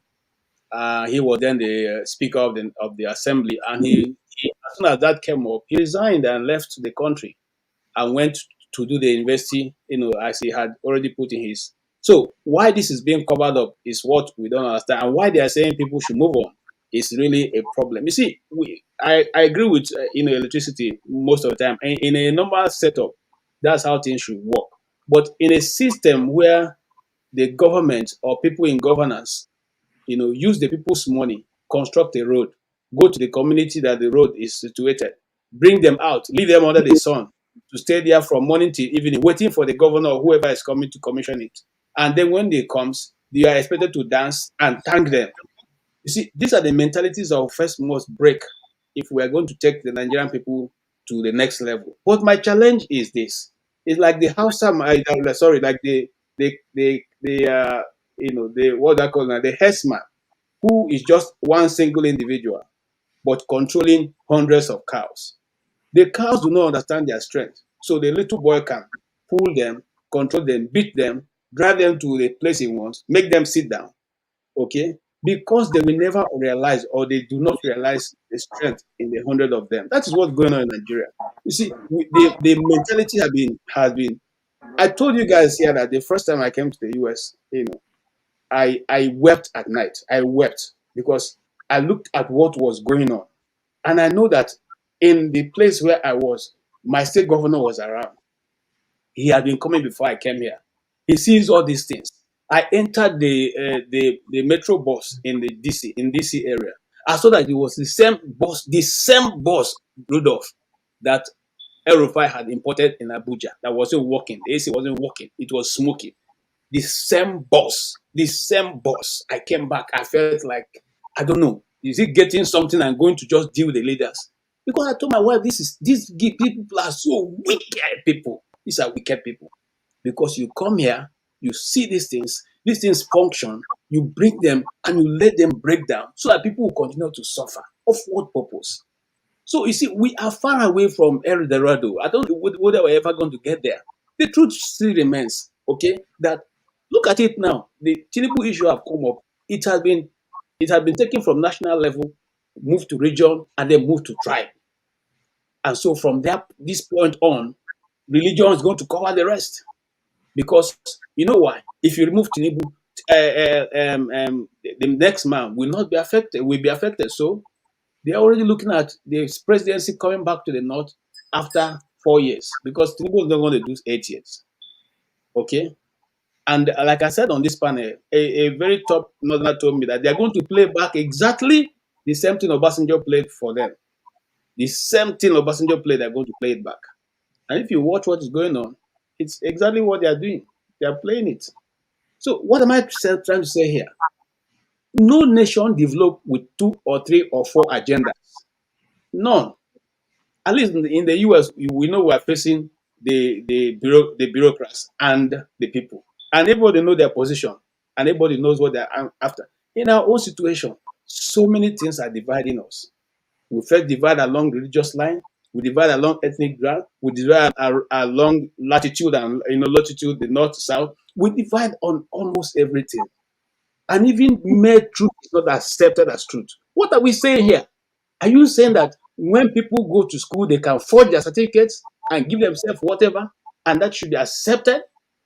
Okay, like I said, and I don't want to take too much time. Like I said, looking at just, there's a subsiding judgment on Abuja that you have to get by the Supreme Court. That is not quoted. Rather, it was glossed over. To the point, you see, listen, to the point that the judges are making an excuse for Shetima having double nomination, saying he may have forgotten, it's not intentional. Okay? But when it comes to the other side, they now expand and say, oh, and I call her name, what's her name? The reporter for AIT. They cannot take, what's her name now? Ijeoma Osama. They cannot take her testimony because she is biased towards Labour Party. But you can take the one of the guy who is the majority leader in the House of Assembly, the National Assembly, who was speaking on behalf, a party member, and speaking on behalf of APC. You could take his testimony. You accept his testimony. You were able to record his testimony, but you threw the other ones out based on the fact that you think they are biased towards Labour. When we are talking, let's say what is right. Because whether we like it or not, anybody who lives so long, you live for 120 years. After that, you go and answer to your maker. 150, maybe, if you can. Okay? But at the end of the day, there's a supreme being somewhere that is looking at all of us and the roles we are playing. What are we telling our children? Anybody who has a child in Nigeria now, if your child comes and asks you this question, daddy or mommy, this thing about certificate, what is the truth? Are you going to say to him, don't mind, don't worry about it? Will you lie to your child also? Tell yourself the truth. Thank you. All right, thank you. So the sequence we are going to go. Tone, I will give you 1 minute. I know when I say 1 minute, people go beyond that, but 1 minute. I want to also hear from Loco. Loco has been here and he hasn't said anything. And then, of course, Omo Yoruba on Olumide. So and then we want to talk about also the central bank governor, the new appointment with the deputy governors, and what people are saying about the lopsidedness of appointments. I want to hear what you guys think about it. So, Tone, 1 minute. Okay. Electricity was talking about evoking Section 68. Question is, do we have any constitution at all? It's been destroyed. It's just been utterly decimated and abused and trampled upon. And they're just sticking their middle finger at us. So what, we've done it. What are we going to do? And that's why they're perfecting all the illegalities, but they're so sure. I'm sure there's a perfected plan. They've got an 8-year plan for Tinubu to stay there. So let's just not delude ourselves that we are going to chase these people out, following the it's going to be by force, unfortunately. It's just going to be by force. The people will rise sooner than we think and do the needful. Thank you. All right, thank you so much. Loco, I'm sorry, I know you've been here before, but go ahead. Okay, everybody, how you doing? And I hope you're doing great. And I hope no news have upsetted your weekend. Enjoy yourself. Nigeria problem, be as it gets. Although I think I was listening anyway. There was what just left, Righteous Man. I wanted to say what he said when he was talking about we discussing the way forward, solutions and all that. I totally agree with him. Why I also agree with what we are doing here, because we are also trying to sensitize the people, letting them know, hey, look, man, if you are not aware of what is happening, you are in for, you are done for. So in as much as we are trying to speak out for the whole Nigerians to hear us, that was how Righteous Man himself also heard us. That's how he became part of us, So we are also doing our best here, trying to, let the people know what is happening, and so they don't feel we abandon them, We're in diaspora living our life. We don't care about what's happening in Nigeria. No, we do care. That's why we're here every weekend or every week trying to talk about, the way forward in Nigeria. So don't feel as if we don't care. We are about you guys know. We feel like what was it I think it's Jordan said or whatever, like even the money we send to Africa self, to Nigeria self, is a burden to us too. So we also feel the pain of what is happening in Nigeria, you understand? Because it's not easy for us out here still. But regardless, wanted to say a few things anyway that I want to talk about. First, if I saw the doctor, I wanted to talk about this 2 weeks ago or last week. Did you see the video of Max Air where they were drilling water from the tank? Well, yeah, of course. Yeah, so I wanted that's to tell you the level of how demonic, not even the politicians are, how demonic Nigerian citizens are. No matter how poor you think they are, they're also demonic. Somebody would think of such thing, not to even switch the gas at least, but you are even taking the gas out and allowing them to put water in the aircraft. You understand? Tell me if you're not worse than Boko Haram. You are worse than a kidnapper. You are worse than all the ritualists. You are worse than that. You align an airplane to take off first, to be in the air, and later gas will just go up, and then the plane will nosedive. What kind of horrible death did you plan for those kind of people? So sometimes, if you are still fighting for these Nigerians, you also look at it like the people you are even fighting for self. There's also witchcraft left with their mind. You understand? You because when I watched saw the video 2 weeks ago, I was like, I've tried to talk about it, I always forget. It has been disturbing me. How can somebody just be so evil and do that kind of stuff? But it is what it is. But thank God it didn't happen, and they were able to drain out the water and all that stuff. Then for the Dubai stuff, I think we talked about that there was no visa or whatever. Then for Wole Soyinka, come on, man, the guy is getting old, man. His time has passed, and he has to still be relevant, So he has to say something controversial so that he can be, media can come to his wherever his presence and carry his news. So he's old and he's doing what he's got to do. After all, both of them fought in Nadeko whatever crisis together. So they both fled the country together. So is his Aruba is Alobam in what you call Nadeko level. So it's his party. So he can talk whatever he wants to talk. So that's that. Then for the I was talking about tone. So I was going to come for tone before tone. My question to you is like during your time in there, because I see sometimes even if we still blame our top security men like what's it called, the head of your military or the agencies, you understand, the young ones, who are not even at the top but aspire to be at the top, if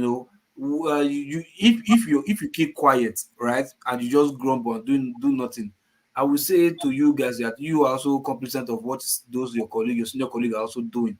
You understand? Because I want to believe the good uniform men certainly is far, far, far more than the so-called corrupt and uniform men. So, for the most of you guys, your uniform men who will just fold their hands and sit while the corruption is taking place up there, and you can't even come out with something like secret recording, whistle blowing, and stuff like that, and you just go with obey the last command, and you keep your hand, and or maybe you're afraid of mutiny or whatever, you just keep your hand. The country is nosediving. I think I will still blame you guys for as part of the problem that we are in, because if you look at your colleagues in other African countries, they got angry, they got fed up, and like, man, enough is enough. We can't take this anymore, and they chased their leaders out. You understand? But your own in Nigeria, probably you just decide to like. Can I quickly respond on that? I won't take. I'm still flying now. The plane never land. Let the Okay. plane land first now. Right?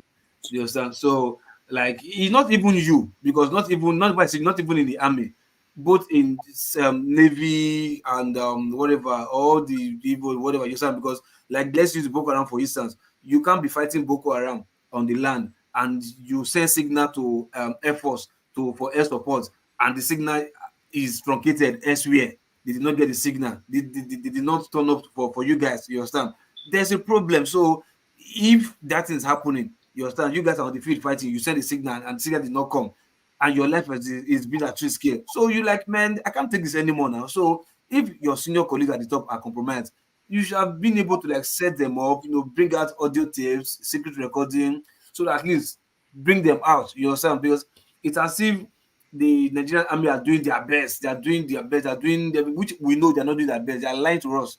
You understand? And nothing seems to happen. Nigerians are not even going for them. Nobody's even attacking them for not doing their best or for not doing anything at all. Both even in the army, navy, air force, and what have you. You understand? Custom, immigration. Nobody's even talking about them. And they are also part of the major problem, because they are also agencies of government that are joining hands in killing this country. Like that. Then you respond. Okay, electricity has gone. I wanted to say something to electricity concerning what's called power. We're talking like the people has power. Yeah, our politicians, they do have power, but it depends on the kind of power they have. It may be physical power, it may be psychological power, it may be wealth power, share the money power. So that kind of power. But I think the major thing that we have to do here is letting the people know, because like Dr. Dami said earlier on, like 2 years or 3 years from now, if a person like Rashid does not leave the country, in fact, they will say, no, I think it's Akwachi, say they will send $100 to Nigeria and they will use the wheelbarrow to pack the money. You understand? So I think we also should to like let the people know, because look, we want to go back to the country. We have loved ones there. If the country is messed up today, we will still suffer it because our loved ones are there that will suffer it. Then in turn will cause us emotional damage and other stuff. So, and yes, let me just leave that for now and allow other people to say something. All right, thank you, Loco. Let's go to Omo Yoruba. Then we can change the topic. Go ahead. No, I think they have rebuttal. Can I have 1 minute or two to? Wait. Let me. I wanted to speak. Okay, a very quick one. One thing you got to understand with the military, not just the Nigerian military, there's a protocol, and that protocol is strict, a 200% loyalty, and where your loyalty is questioned, especially within the commission officers corps, you are in a big trouble. And if people have seen, I don't want to say much because I'm on camera, but people have seen a lot of things, and people that were fed up just said, you know what, I can't take this anymore, and they'll just leave. And that's just the thing. But it's true, but at the detriment of people like you and I. Yeah, but what I'm going to say here is, I hope it will not come to that, because if some people, you know, when they say when a desperate man is fed up and he doesn't care whether it takes his life or not, those are desperate people. If the people that I think that will intervenes is not going to be funny with the level. So let's just leave it there because we're on a public forum. Okay. All right. Jude, one minute. Yes, Mr. Loko, thank you very much for your speech. I want to say briefly that, you see, in fairness to the people, to the citizens, Nigerian citizens, as you alluded, that not just the leaders are doing evil things or corrupt, but also the citizens. That is true. But again, the situation in Nigeria, you know, can be better expressed or seen in the from Chinua Achebe's book Things Fall Apart, that when the mother goat is chewing, the younger ones look at his mouth. Now, if the leaders are not corrupt, if, for instance, the president of Nigeria is not corrupt, there is no way the ministers will get away with anything corruption. If the ministers are not corrupt, there's no way the people working under them in their various ministries will get away with corruption or will even attempt to do that. If VC of universities are not corrupt, there's no way the lecturers will become demonic such that they subject our young girls in their schools under them to sleep with them, or they fail them, or even bribe them with money. Same goes to every department, every section in every department and organization in Nigeria. If the leaders are doing the right thing, definitely the people under them will comply. That is just the obvious truth. Okay, they say the fish are rotting from the head, therefore the body will become useless. If we get it right at the leadership level, when I mean leadership, not just the presidency, look at the senators. Are the senators not supposed to be doing what the judiciary, what the panel of the electoral panel did? Is the senator supposed to do it? They're supposed to call Mahmoud and say, come, we gave you about 500 billion naira to conduct election. And this is our law. We made it here. We made this law here by electoral reform law. Why have you contravened? Come and explain. Are they not supposed to do that? They are. But all of them are so endemically corrupt that nothing good will come out of them. So that is why Nigeria requires total overhauling. In fact, a revolution is the only thing, honestly, that can reset Nigeria. Anybody thinking otherwise, that person, I don't know the planet Earth you come from. Revolution, a massive revolution that will require all of these people, right? I don't want to use the word that Facebook will, that YouTube will. Thank you, Jude. What our brother, because we want to come back to this forum tomorrow. Thank you, Jude, for remembering. Before we go to Omoyo, but let me remind our viewers that tomorrow on 90 Minutes Africa, we are going to have Professor Chidi Odinkalo as our guest. A lot of people are excited about him. He's one of those intellectuals that are unquestionably. I listened to him in a platform. I was blown away. You know, he was talking about things I didn't know about. So I'm looking forward to that. I hope for those of you who can join us to please join us tomorrow at 11:30 New York time. All right. Omo Yoruba Olumide, welcome to the show. Thank you, Rodolph, for giving me this chance again. I want to react to, and my fellow panelists, good day to you all. I want to react to two of the contributors' comments and also weigh my own view on a few issues there. First, to VA's comments and assertion that that the people don't matter in whoever governs them, and that APC is already looking towards 2027, and that they started registering new party members and blah blah blah blah blah. I mean, it's a very silly talk. I don't know if you're trying to air. You're giving some people who don't matter or who are suppressing the people talking points. That is a talking point.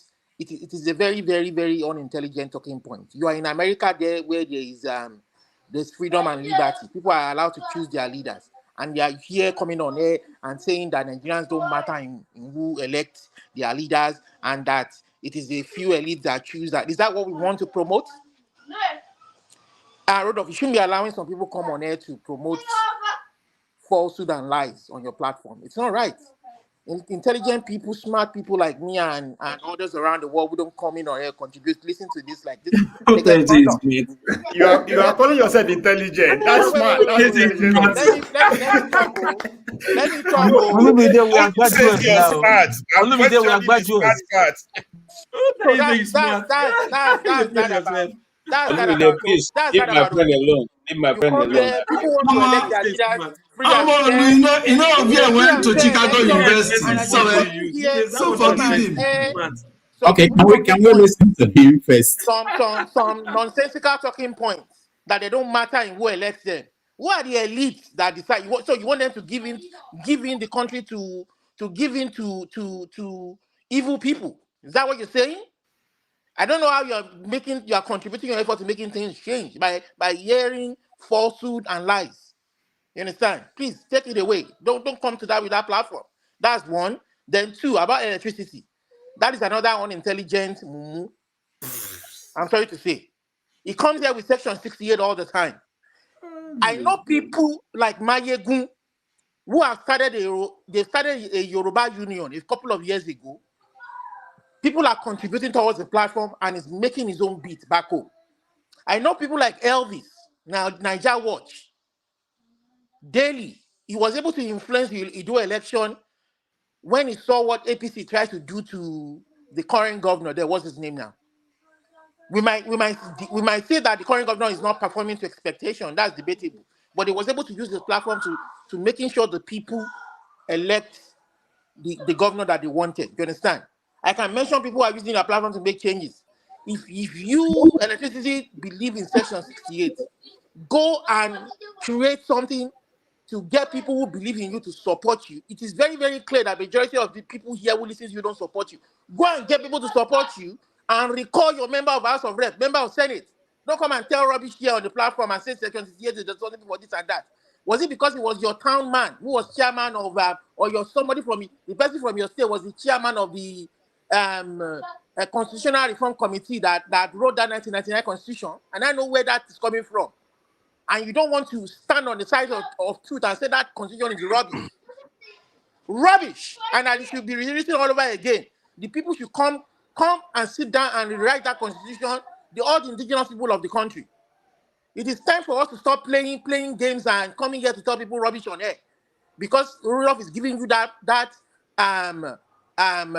possibility of hearing your views on his platform. And then the people on the comment section are talking about rebuilding the nation, supporting Tinubu to rebuild the nation.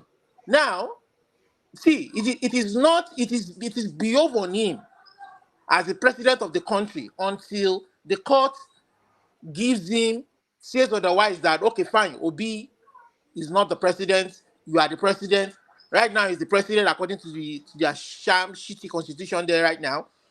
He should be seen to be fixing the country. If he's not doing things that people are not happy with, or seem to be oppressing the people, people will speak out. People have a right to speak. The fact that they speak out now does not mean that they don't want to support the country nation building. People have seen worse over the 8 years of APC, and now they have another, in quote, another 8 years. Who knows? Is it going to be the same thing? It should start fixing the country and should be seen to be fixing the country. People like his minions come on the platform. People like TA, they come on the platform and say one love. The Bible says, love your neighbor as yourself. That is the greatest law. We want to see you love all the ethnicities in Nigeria as you would love yourself, as you would love your ethnic groups. Create things that would be seen to be creating equality and development all around the country. Number one, you have created an educational policy where you are telling people to go and get student loan. This was not the nation that this was not the foundation that people like Pa Awolowo laid for the people of southwestern Nigeria. We have seen the southwest universities, Unilag and Unibadan, raise school fees to the detriment of the indigenous people there.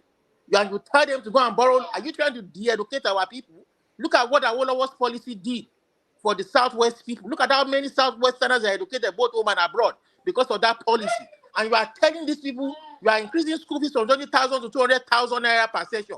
You are telling people to go and borrow. And I have not seen any Northern University come out with that, come out with any pronunciation to support that government policy of them going to borrow student loans, increasing their school fees. You understand? And even if they do, I want to see how people will be able to, even in the north, with the current state of education where it was free education, we didn't see many of them go to school to get educated as much as southwestern people, as much as the southerners. And then you are, making policies that will further impoverish. I don't know how to now put it. He needs to go back to those policies, and it is not very hard for him to start well. You say you are removing fuel subsidy. You are removing fuel subsidy, and you have not even opened up to Nigerians to know where exactly the former government were subsidizing this fuel. Who were those who were benefiting, who were helping? Who were the government paying the subsidies to for the Nigerian people to enjoy it? We don't know. And you are saying you are removing fuel. You need to go back and do things with openness and be honest with Nigerians. Your policy so far has not helped anybody. If you are looking for support, start doing the right thing. People of Benue, they are still being killed till today. Southern Kaduna, they are still being killed till today. And we are shouting one love. How can that be one love? Love your neighbor as yourself. And then the Supreme Court and the judicial system, we're waiting for you. We're going to, Obi will be saying he will go to the Supreme Court. But we're saying that if you are going to spend 300 billion naira on technology to make elections free and fair, and you are now going to say, oh, it doesn't matter anymore. The umpire can choose to do anything he wants. What is the sense in that? How do we want a free and fair election? You understand? Today it is Tinubu's turn. It is Obi's turn to be cheated. Who knows who will be cheated tomorrow? It might be a Yoruba man tomorrow who will be cheated. It might be a Benue man who will be cheated. We can't. If the beginning, that constitution aside, the beginning to begin to lay a foundation for a good country is for the people to be able to elect their leaders free and fairly. When somebody who is elected knows that he will not come back in 4 years because of his policies and the decisions he has made when he occupied that post and is voted out, it will be the beginning of lessons for others who want to come and contribute their own quota. You don't. If people cannot elect their leaders free and fairly, what is the essence of section 60? Who do you want to recall? How do you want to recall? When it is even the party that determines, the man at the end of the affairs that determines who occupies that position. What is the sense? What is the stupid sense in that? Please come here and make intelligent contributions. Don't come here and come and throw things in our face like we are dumps. There are millions of Nigerians all over the world watching this network. Thank you. Come here and come and say rubbish on here. Thank you. I have the right to reply. Okay, hold on. Hold on. Triple Man, I see you. Thank you so much for joining us. And CM, it's been a while you spoke. We will get to you. I just want to point out that I wanted us to also, because I won't be here, there's somewhere I have to be in a meeting. I wanted us to talk about the appointment of the central bank governor. It's very important for many reasons. If you guys remember Alpha Beta Consulting Company, the one that Tinubu set up while he was governor of Lagos State, the people that were part of the committee that approved that company were Professor Oshibanjo, the former vice president, then he was Attorney General. Wole Edu, who is now the Minister for Finance, he was Commissioner for Finance in Lagos State. And then this Olayemi Cardoso, who is now the central bank governor. These were the three people who approved that Alpha Beta should be in charge of taxes for Lagos State. So it's very important when we see appointments being made that we look at who these people are, what is the connection of these people to the president or whoever is making the appointment, what does that mean for the country? We don't want Nigeria to be like Lagos. People are saying that we're spreading propaganda. When you hear something you don't want to hear, this is from Punch newspaper. It's not a story that people are making up. The question is, what does that mean? It's up to the country to be aware of these things. And that's why I think when we're talking about what's going on in Chicago, when this issue started, when Tinubu was governor, it was shut down by so many people. And we are still here talking about it it's almost 30 years from. So we shouldn't let these things go undiscussed because we like Tinubu Tinubu is our brother. It's not about Tinubu, it's not about all these characters. It's about what will happen next time. It's about 20 years from now, 100 years from now. That's the way I look at these things. And it's very painful for people who you think are educated to look, we'll keep talking. We will keep having the conversation. That's why we do this. All right. Thank you guys very much. Rudolph, let me just, I want to leave too. Let me just, I better use that. Now, and when intelligent people come on public space and attack my personal instead of my points, that means I'm doing well. Just like Wole Soyinka, who is trying to rough on the obedience and popularity. So I see Olumide trying to come at me that way, which means that I'm doing well. So thank you, Olumide, I understand. But you said something that I live in America. Is that how people don't matter in America? And I'll say yes. We have 330 million people in America. But guess what? We stand the chance to elect Donald Trump or Biden. That says a lot. If you go on the street, ask people, Americans, no, those names will not come up. But we ain't got no choice, right? Back in Nigeria, the same thing. So your intelligence should have allowed you to see in between the lines, not verbal what people are saying. But I also understand if you come on platform just to argue or to call people personality out, you will never gain anything. So I'm not surprised that you don't see between the line, you don't see the gray area between our conversation. I don't. But again, I don't can I attack finish, please? The point I'm against. Oh my God. You come, you understand? So if all week is just to say, I want to attack people that make this point, man, you are doing well too. So as intelligent as I've never seen somebody. No. When you say people don't matter, I'm not talking to you, my insulting brother. the people. I'm not talking to you. You are saying Nigerians are stupid. Wow, and you are intelligent. If you say Nigerians don't matter in who they elect, you are saying they are stupid. All right. I thought you were intelligent. Intelligent people will allow other people to finish talking before they interject. That is Ovie, let's not address personality. Let's address the point. Exactly. That's what I'm trying. No, that's what I'm doing here. I made a point. When I said not personality. People, when I said can I not talk? Now, wow. You will not get my point if you just keep interjecting. I'm also a Nigerian. I did not put myself among the elite. I'm also an ordinary Nigerian. And I am telling you today, you don't have the business electing who becomes the president. I've started by giving analysis, right? What the ordinary people want and what the elite want, right? The elite want who will protect their interests. They don't care if that person is educated, they go school, no go school. Can you protect my interests?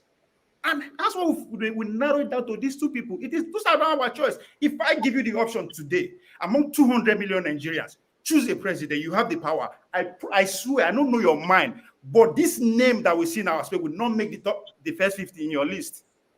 So what choice do you not talking about that you have or I have? So forget about the person. Look at what that person is saying. I'm also an ordinary Nigerian. I'm not among the elite. Even Warren Rudolph is Okay, that's okay. We have not quarreled against the two people. What we have quarreled against is the fact that they have not allowed us to choose. Rudolph, I'm done. I thought I'm dealing with intelligent persons. Look, I think you're misunderstanding again. Okay, hold on, guys. You know, Superman has not said anything here, and all of you want to keep Journey. Well, first of all, let me hand it over to Forefathers. Forefathers, thank you for taking over for me, and I want to thank everybody. Rudolph, you've not been fair to me. Who is speaking? Oh, righteous man. Okay, let me finish up. Thank you, everybody. I appreciate it. You've not been fair to me, Rudolph. You've not been fair. You've not been fair. I started today 4 o'clock Nigerian time. That is 5 hours. I've only spoken less than 3 minutes. You shut me down. You've not been fair, and I have to say it out. I haven't even spoken at all. But I want to use this opportunity to thank Rudolph for bringing Chidodin Kalu, Professor Chidi. Remember, I actually asked you about him, if you can bring him on board the last time I was in, and then he's coming in tomorrow. So thank you so much. I'm really interested in hearing from him as well. I hope I will join as well. Thank you. All right, thank you so much. Righteous man, sorry, I'm so sorry. Thank you for understanding. Sometimes these things, I try. My goal is to get everybody to speak. Sometimes you let me. People like Jude. All right, Forefathers, thank you so much. Dr. Rudolph, please, before you leave, it is imperative you give Forefather rules of engagement so that don't even start. Exactly. Not even exactly. Rudolph, I don't know. Exactly. Why you choose to bring Prof? No, we in church. You don't want us to go to church because people like me have been following Prof. Not today. You don't want us to go to church. Okay, I hear you. We will try to change things in down the road because of the church. No, you are not the only one. People in America complain about the time and the church matter that I'm stopping them from going to church. So we will talk about that, but that will be next season. Please, let's dive into the appointment. It's very important. All right. Thank you, guys. Thank you, everybody. So I want to do the Iroko TV stuff so that please go and subscribe. Okay, thank you, Rudolph. Yeah, from henceforth until this Iroko TV gets to 240 subscribers, all conversations and contributions is hereby abolished, and whoever does not like it, whoever does not like it, you go to court. Okay. Yes, okay. And I want to say to all my critics on the chat group, if you don't, if you criticize me again without getting to register in what do you call Iroko TV, I will come after you on that chat group. Especially that guy called Jagon or what? Jagadan. Yes, and Jaga. Senior brother. If go and subscribe, or else me and you go enter one trouser. Go and subscribe. 240. We need to get up to 240. So right now it's 230. Just 10. We have 500 people. I could say 200, but I'm just trying to be generous. You know, I'm a very, very reasonable person. It's just 10 we want. And the reason why we are stopping conversation so that you can have time to go and subscribe to the channel. You can see it on your screen there. It's at Iroko Post TV. Go and subscribe. It's a sister channel to this one. So just in case, you know, some people keep talking about kill them, and they go and ban us, then we'll have another channel to discuss these things. Okay, people, go and subscribe, and let me check where we are right now. We are seeing how many? Only one person has gone over. Yes. Forefathers, please, yes. Tomorrow is Sunday. This is almost 9:30 in Nigeria or thereabout. I will be going to church tomorrow, so I need to take rest. Can I ask my questions? Then I will. Is that righteous man? Is that You are righteous man? very correct. Yeah. Yeah. Please hold on, because I think there are quite a lot of things I feel like needs to be addressed. Don't worry, you get your chance to contribute. But now, in the meantime, just wait. Be patient with us. Let's get these, Nigerians to go and sign up, and Nigerians and international, viewers that want to support the other channel so that they can be able to subscribe there. Let's see how many we've got. Jesus Christ, only 2 people out of 489. Seriously? Nigerians, come on. Let's go and do this so that we can carry on the discussion about these issues. Because I think Righteous Man has some good points. I felt, some people were having a go at him as if they didn't understand where he was coming from. Let me see. Let's see where we are right now. One more. Jesus. A minute is what we are getting right now. I'm just asking for 10 people. Okay? 10. Sign off your device, go to that channel, subscribe so that we can carry on with the discussion. Thank you for coming in, Masker. So it will be interesting to hear your point of view based on what we have been discussing. Yeah, that's Iroko Post TV. Catch Robot. I can see you there. Yeah, we need to get to 240.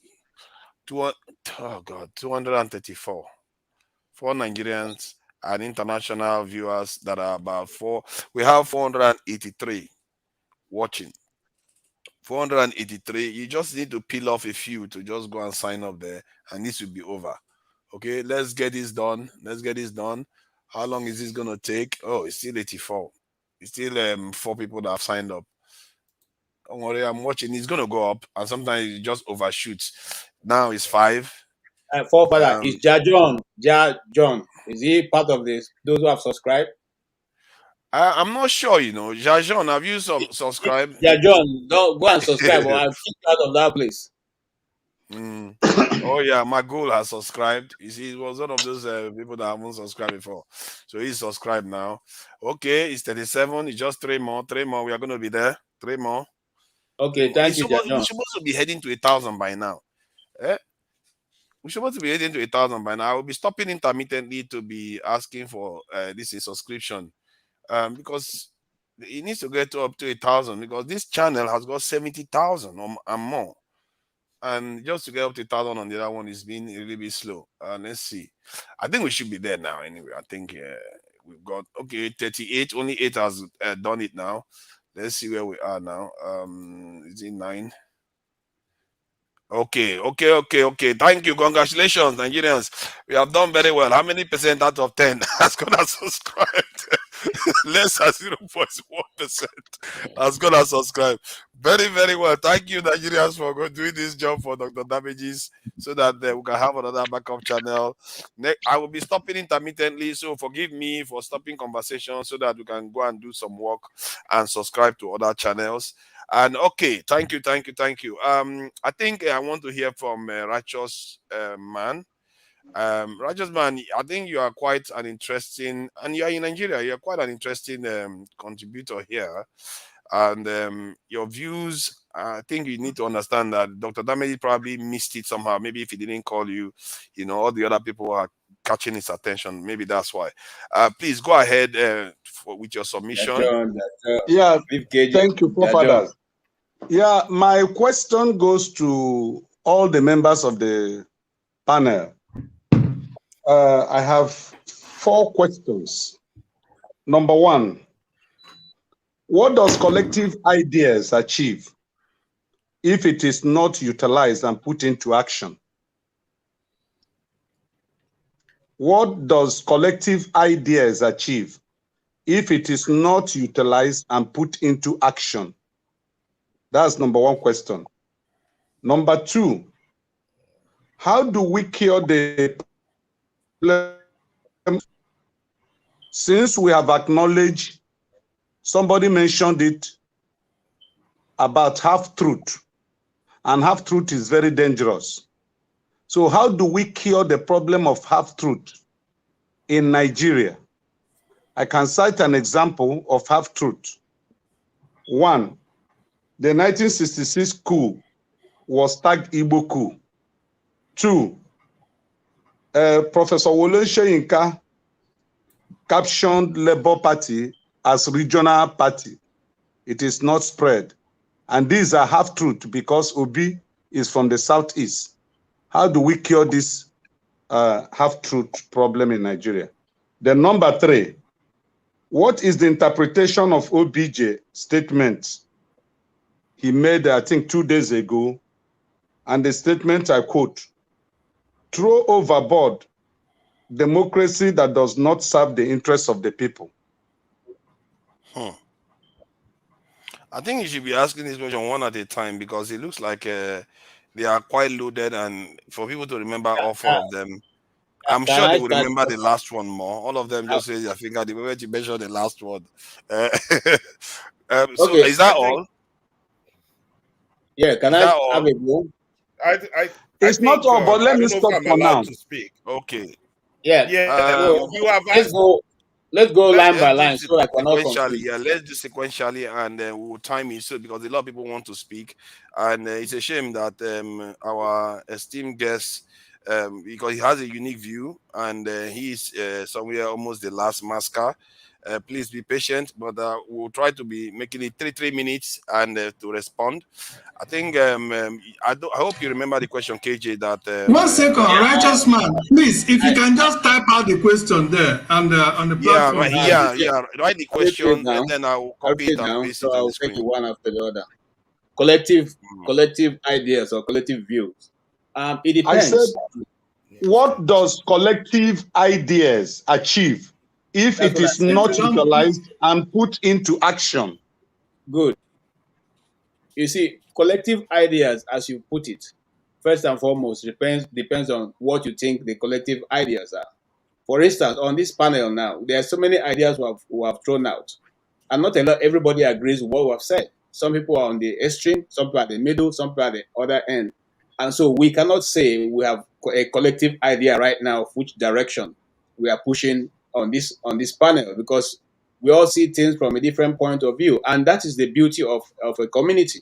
I mean, never going to be any time that you're going to have an idea that everybody agrees to.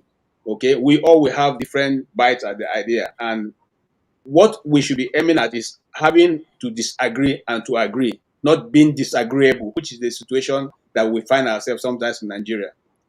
I mean, I mustn't agree with everything, but let us not come to a point where we are fighting over it. So it depends on these ideas that to enrich our understanding and let us go back and bruise on them and then see whether we can accept, or come to the middle or go to the left. And that's the beauty of what I see in our panel here. Nobody is just a pushover.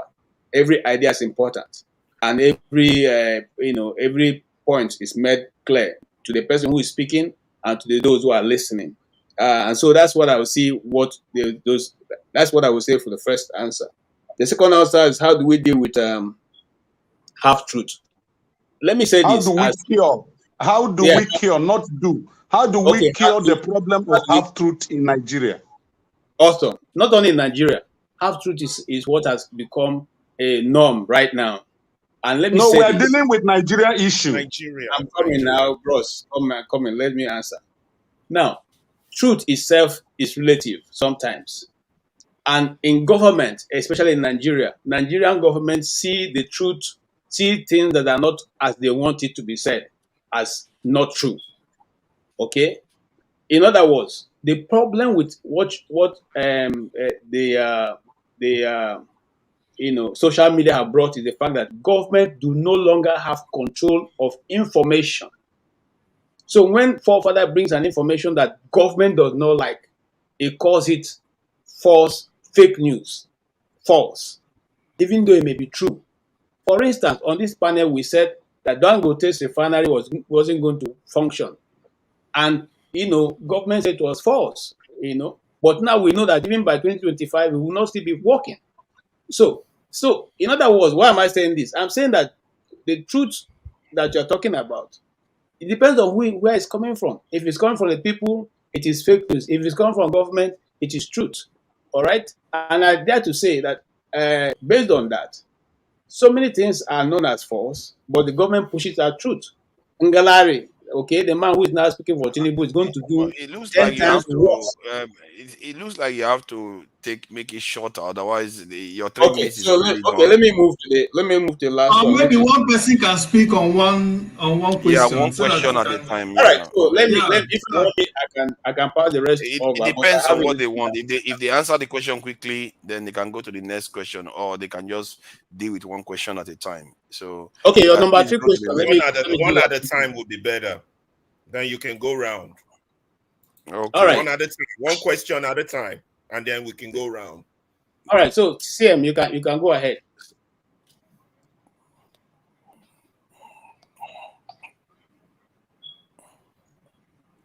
CM is sleeping. No, I'm not. Is my network today? I don't know, for whatever reason it's playing up. Oh, okay. I How do thought we you are not allowed cure to the narrate. problem of how do we cure the problem of half truths in Nigeria? That's quite loaded. This can be a seminar question. Can debate it every time. Anyway, my simple answer is this. You see, we have to be conscious of the fact that Nigeria, when we discuss Nigeria, I always start from the first principle. We are different people brought together by the British. We can become the best we can, but we must agree. Until we do that, then half truth can be flying about, because it's just like if you dribble the other one, then you feel you have scored, you've made a point. That is just my own. So half truth will persist because the media is serving one purpose when it comes to politics. Some media are for some politicians, some are for the other. So they can spew out certain things. Half truths is not that they don't know. They know exactly what the thing is, but because they want to score a political point, they say it out. So to me, it has to do with the person should be conscious of the fact that, do we really need nation building? If you want to build a nation, then that's all. From your utterances, your conduct, whatever you say, the way you analyze things, we easily give you a way that you want to build a nation. But if you insist that, well, I just want to have one over the other man, half truth will persist, because half truth is the instrument with which you spread them either hate collectively or individually, or you spread the progress if you want to do it. So to me, there's really not there's really not a I can't prescribe a cure for it. I can only say search your conscience and know exactly what you want to do. If you want to be on the side of the people by saying the good things, that's okay. But if you feel you have some ego to massage and some asses to kick, then you can start to dish out half truth. By the way, why should Ngelari be defending a UAE visa? Is that not half truth? When you know that the thing has not been finalized, there's no white paper. There's no agreement about it. It was just like a proposal, and then it's all over the place that they've normalized visa situation. The best way to do it, a journalist should have gone to UAE embassy in Abuja and want to apply for visa. That is how to prove it. Simple. The next minute, a journalist will just say, okay, let me go and apply for visa. That is the practical way. Then you solve it. But our journalists are very lazy. That's the way to do it. But I think I'll stop at this so that others can have a chance to contribute. That is my own. Thank you. Thank you. Thank you very much. Yeah, please go ahead. How do we cure the problem of half truths in Nigeria? Okay. Thank you, everybody. I think all the 4 questions is asked borders on Yeah. the. Except you want I to know I'm answer going to another focus on half question truth. because Yeah, it borders on the issue of nationhood. But half truth, the only way you can cure it in Nigeria is to have alternative free press. You cannot depend on the press that is being sponsored by the government, by the politician, by the same people who are oppressing the people, who are dishing out the half truths, who are hell-bent in pushing their own position over others. So the cure solution to that is this basic democratic principle of free speech. I might not agree with what you have to say, but I would defend to the death your right to say it. That's the principle in which we need to focus our country on, democracy on in terms of information and truth. You know, there's nobody. Truth is not. Some people say truth is a matter of opinion. That's a lie. Truth is the truth. Truth is a fact. You know, those who push truth is a matter of opinion are those who are being disingenuous. You understand? The only solution is you have your medium to release your information. There's another medium that counter it. In America, what Fox News says is different from what CNN says, is different from what MSNBC says. Everybody has their position. You understand? But you have the right to that free speech. And you cannot have it in the Nigerian context where the system is oppressive. Those who use the press are the oppressors. So the non-oppressed too need to have their own press. So that's the only solution. I'll get to the other questions when we get to it. Thank you. And Righteous Man, can you ask one of the other questions so that we have 3 questions so they can have option to choose among 3 of them? And what is the other one? Yeah, the next question is, what is the interpretation of OBJ's statement he made 2 days ago, throwing overboard democracy that does not serve the interest of the people? Okay, what is the... Okay, go ahead. Judy, do you want to answer that one, or you want to talk about half-truths, or what does collective ideas achieve if not put to action? I want to briefly speak on 2. Hold on, Judy. It looks like there's a lot of noise coming from your background. Not from my background. The moment you start talking, then the noise starts. Hello? Are you still hearing noise? Not from my background. I guess somebody else has opened. I don't know. It seems to be coming from your background. Let me see if I mute everybody, or that will help. Go ahead and say something, please. Okay, well, I didn't hear the OBJ's comment. I didn't listen to that, but from what he said, if I have to speak on that, on it, you know, from what he just said, actually, democracy, one of the essential ingredients or benefit of it is that it is actually meant to cater for the needs of the people, of the masses, right? Of the citizens. And if it fails to achieve that particular goal, it's like when you say a president of any country, their primary objective or their primary goal is to protect lives and property. And once they fail in these 2 or in this particular primary goal, that means they have failed in their functions. Same applies to democracy.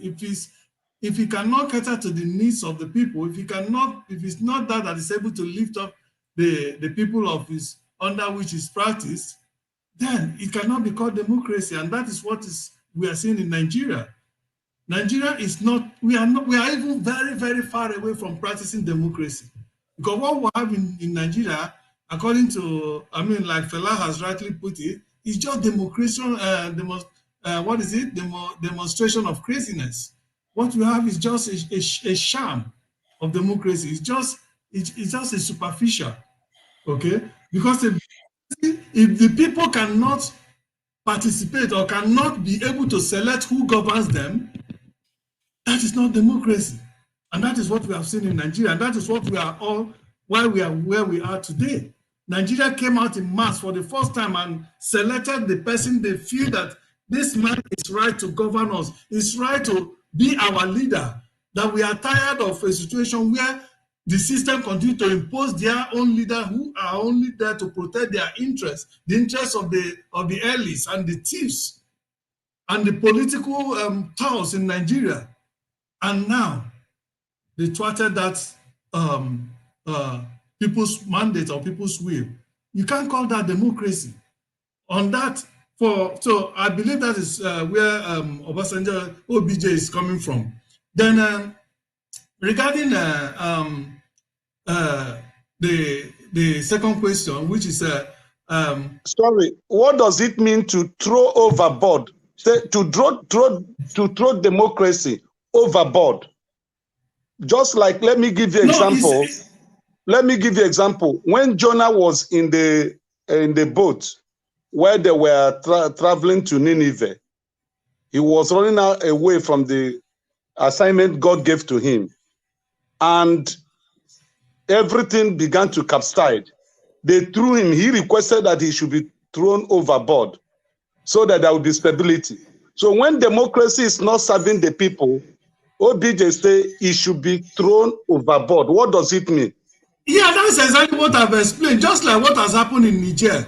Niger's democracy wasn't serving the people, and the people decided to throw it overboard by getting the people that they believe they, even if the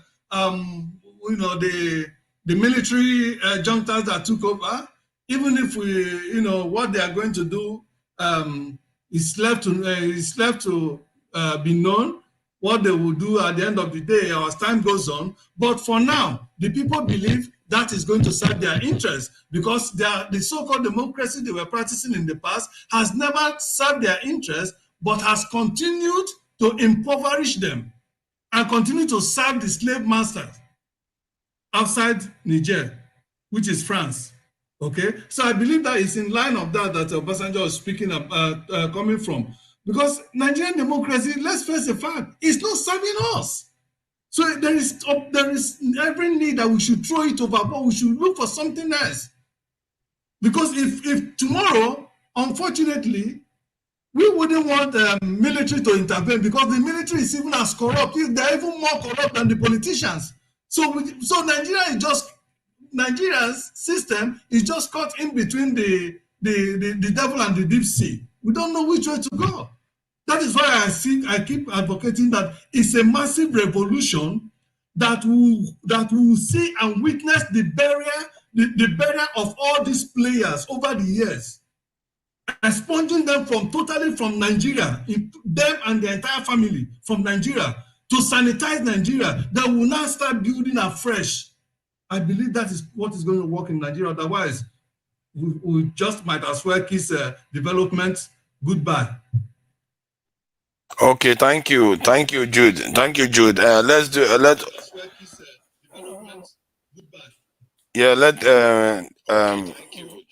I think there's a bit of noise. Sorry, Olamide. Which one do you want to answer? 1, 2, or 3?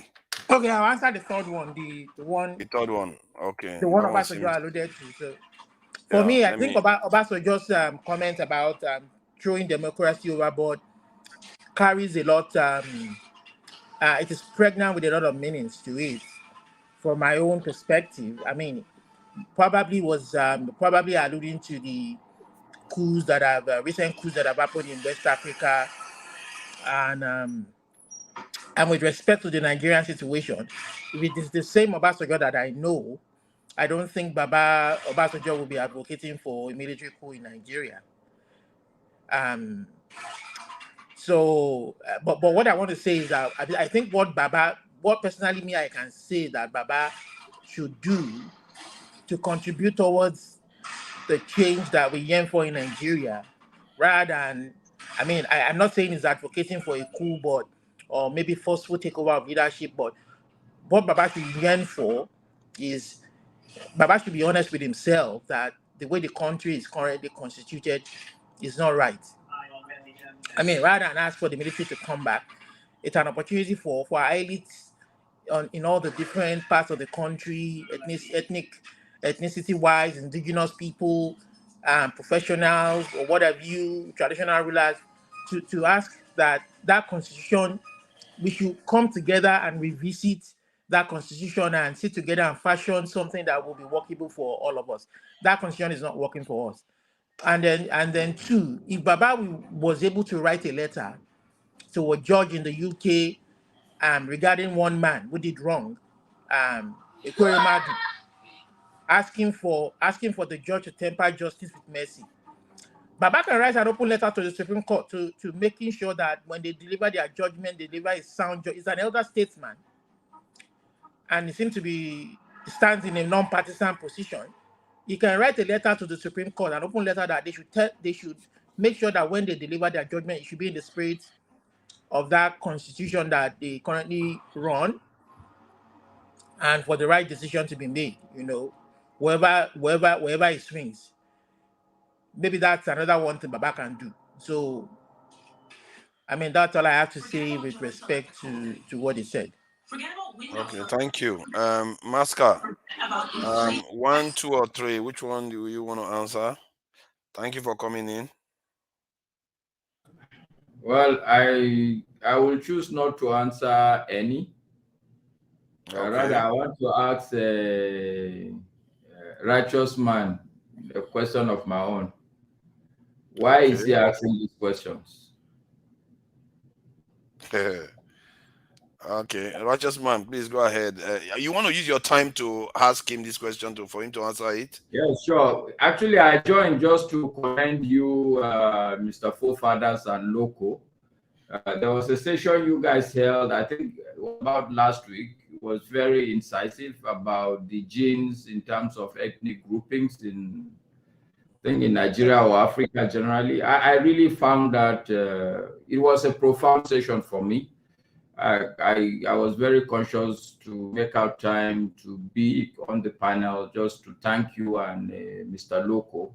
I really believe that if all Africans would toe the line you guys are towing, I'm sure we will find the right questions to ask. Because a wise man once told me that the issue is not in terms of answers, it's in terms of asking the right questions. So yes, I will use my time to ask a righteous man, why is he asking these questions? Thank you for your compliments. I would like to take that. And Loco must be happy to hear that too. I don't know where he is. I think he's somewhere. Yeah, he's there. He's just chilling out in the background. Righteous man. Time for his commendation. Yeah, righteous man, please go ahead. Why did you ask these questions? I ask questions because I want to learn. That's number one. Number two, I ask questions based on what is prevailing at the given time. I ask the question. That's my two reasons of asking this question. I want to learn, maybe my personal interpretation and understanding may not give me all that I needed. So I needed another third party, fourth party. Then from it, I draw a conclusion for whatever I may have as my own thought or reasoning.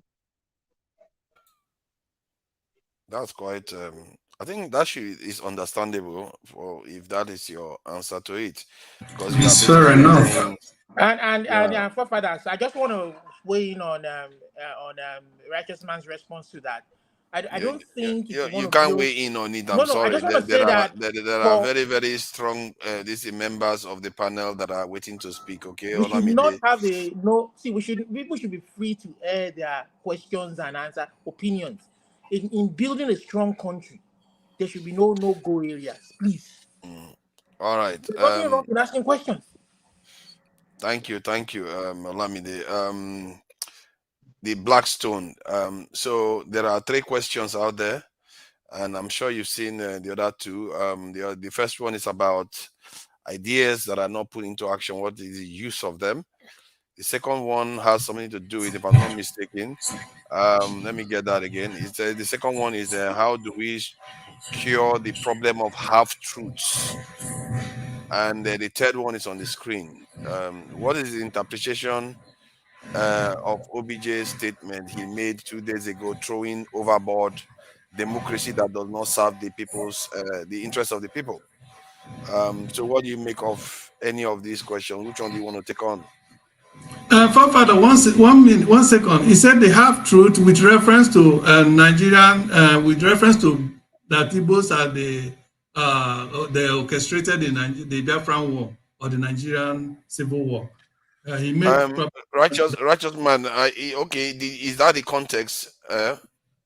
Somebody was a panelist was making a statement sometimes some hours ago, and he said, I think the guy that served in the Nigerian military before he retired, he said there was a story that had been told or cooked until he met the pilot that really piloted the plane that came to Lagos or thereabout. So he mentioned the issue of half-truths causing problem, you know.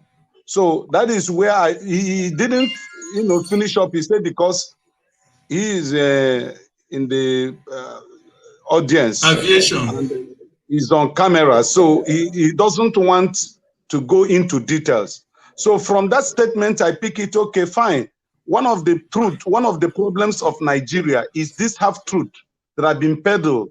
For example, I was growing up to understand that our brothers in the South hate or do not agree with the Igbos because that Zik was the one that removed the capital of Nigeria from Calabar to Lagos. Now, I in my research as I was growing up, I had already believed that statement. But as I grew up, I discovered that Zik was born in 1909 and Nigeria was amalgamated in 1914. So a child between from 1909 to 1914 is how many years? How could he have influenced the Britain from removing the capital from Calabar to Lagos? But that, if you ask an average South man or woman, they will tell you that is one of their grudges they have against the Igbos. But that's not true. And you see, that just to let you know how half truth that is, that's even a quarter truth. Because the Calabar was never the capital of Nigeria. Of Nigeria, Calabar but was the capital of the Southern Protectorate or something of Nigeria. When Nigeria was created, Calabar was never the capital. So that's technically it was never the capital of Nigeria. Yeah, then secondly, I refer to the 1966 coup. It is termed Igbo coup, but it's not supposed to be called Igbo coup. That's half truth, because Igbos participated in that coup does not make it an Igbo coup. In trying to support my argument, I referred back to what Wole Soyinka said a few days ago, claiming that Labour Party is a regional party because Obi is from the East. But that's not truth. So that is the reason why I asked that question. How do we cure these things? Because that is actually our fundamental problem. That is what is dividing us. That is what is making us see ourselves as enemies instead of equal partners in the project Nigeria. We now see ourselves as rivalries and enemies. That's why I asked that question. How do we get it cured? Yeah, I think you are right to be asking this question, because I myself have found myself with a lot of half and quarter and tenth of truths, where they omit so many things and people just tell you, the information you want to hear. There is a lot of it going around in Nigeria. Hence why we are so conditioned against each other. Because if we know the truth, Mama H always says it's always about the oppressed versus the oppressors. And the oppressors are in cahoots with people that are over in other lands to keep the people down. That's basically the entire equation of the country, really. Let me go back to the question and the Blackstone. The one you wanted to take on was which one do you want to take on, the Blackstone? Okay. Let me take about the half truth anyway. First of all, Mr. Righteous Man, your question are taking us off today's topic. Totally out of it. At least we are waited in where we are finished the topic of today. You understand me? Before you bring up your questions. You can still go back to it. To be fair, you don't have to necessarily answer. You saw what I just say that because they were so told that other topics that Dr. Damage have planned for today, which have not been dealt with, like the appointment of the central bank, the new central bank chairman, so on and so forth. Anyway, one thing I believe that half truth or no half truth, Nigeria is based on lies. Nigeria is totally based on lies. Everybody lie in Nigeria, so there's no half truth in Nigeria. Everything they are saying, the government lies to the people. The father lied to his wife. The wife lies to his husband. The husband lies to their children. Everything in Nigeria is all about lies. So when they are perpetuating these lies, they don't know the effect it has on the society. So everything in Nigeria, the government is one of the perpetual liars. Those right from the presidency to the legislature to the judiciary to the judges and everything. So, and a country that is based on that such principles cannot develop, cannot grow. And at the end of the day, it results to strives within the people, within the tribes and everything. So, and that, as you said, truth. People bring up histories. People does not even know the true story, the true history of Nigeria, are the ones that will carry it on their head. I said they know the true history of Nigeria, and they don't know it. So when all these things are flying around and everything, people are believing it. So like you said, Nigeria, like I said, Nigeria is based totally on lies. So there's nothing like half truth. One is a lie, is a lie. It's the truth is the truth. So that's my contribution. So if you want to change and move, be a nation that we develop, a nation that we move forward, we have to abide and embrace truth in everything we do. Right? We are just seeing that the issue of now the so-called visa, the visa issue of Dubai. Time which everybody just heard it and everybody starts celebrating. Well, we are the ones celebrating. It's people that has the money that the money used to go to Dubai now. Not that celebrating the lies, but night has come out and said that is a lie that has not been approved, has not been settled, So this is a society we live in, because whatever thing that they hear that seems to please them, that seems to go along with them, that maybe it's a sort of money making with them, they just take it and they run with it, So like what Tinubu said, yeah. So we hit the ground running. So once they hear the lie, they hit the ground, start running with it. Thank you. Thank you. Thank you. I appreciate that. Jagun, you can take any of the questions and you can decide not to take any of them and just talk about whatever you want to. This is a free session to an extent, and please welcome and let us know what you think. Thank you. Good evening, all. I actually thank Righteous Man for these questions, because I think they're pertinent to us moving forward. When we speak about half truths, as said by the last speaker, it is just a Nigerian factor. Since we were born, half truths is what's been spoken to us and given us a lot of complexity and misunderstandings about our polity and about our neighbor, each other. Half truths, let's not get it twisted, is basically a lie. If you're not telling the full truth, you're telling a lie. The best way to tell a lie is with using some of the truth. And Nigerians, I'm afraid, not just the politicians, Nigerians as a whole, we have become quite experts at half truths and omitting serious points or speaking a full rounded story and not speaking from one aspect of the story in order to convince. Now, we have this terrible saw where the truths were never told.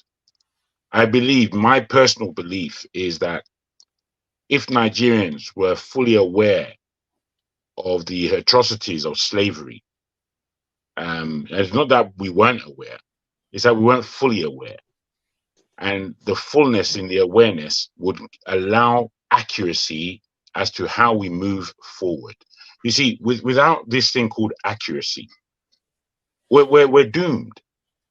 If 2 and 2 is not 4 because of the way we are telling half truths, then how are we ever going to reach a point of reality? When I look at the way the world is set up, where we have the Europeans or the West leading for hundreds and hundreds of years, it's largely because of their own accuracy as to what is on this planet and how they can put the truth out in order to confuse everybody else. Now, we have to grow up, man. We, as a people, we really have to grow up.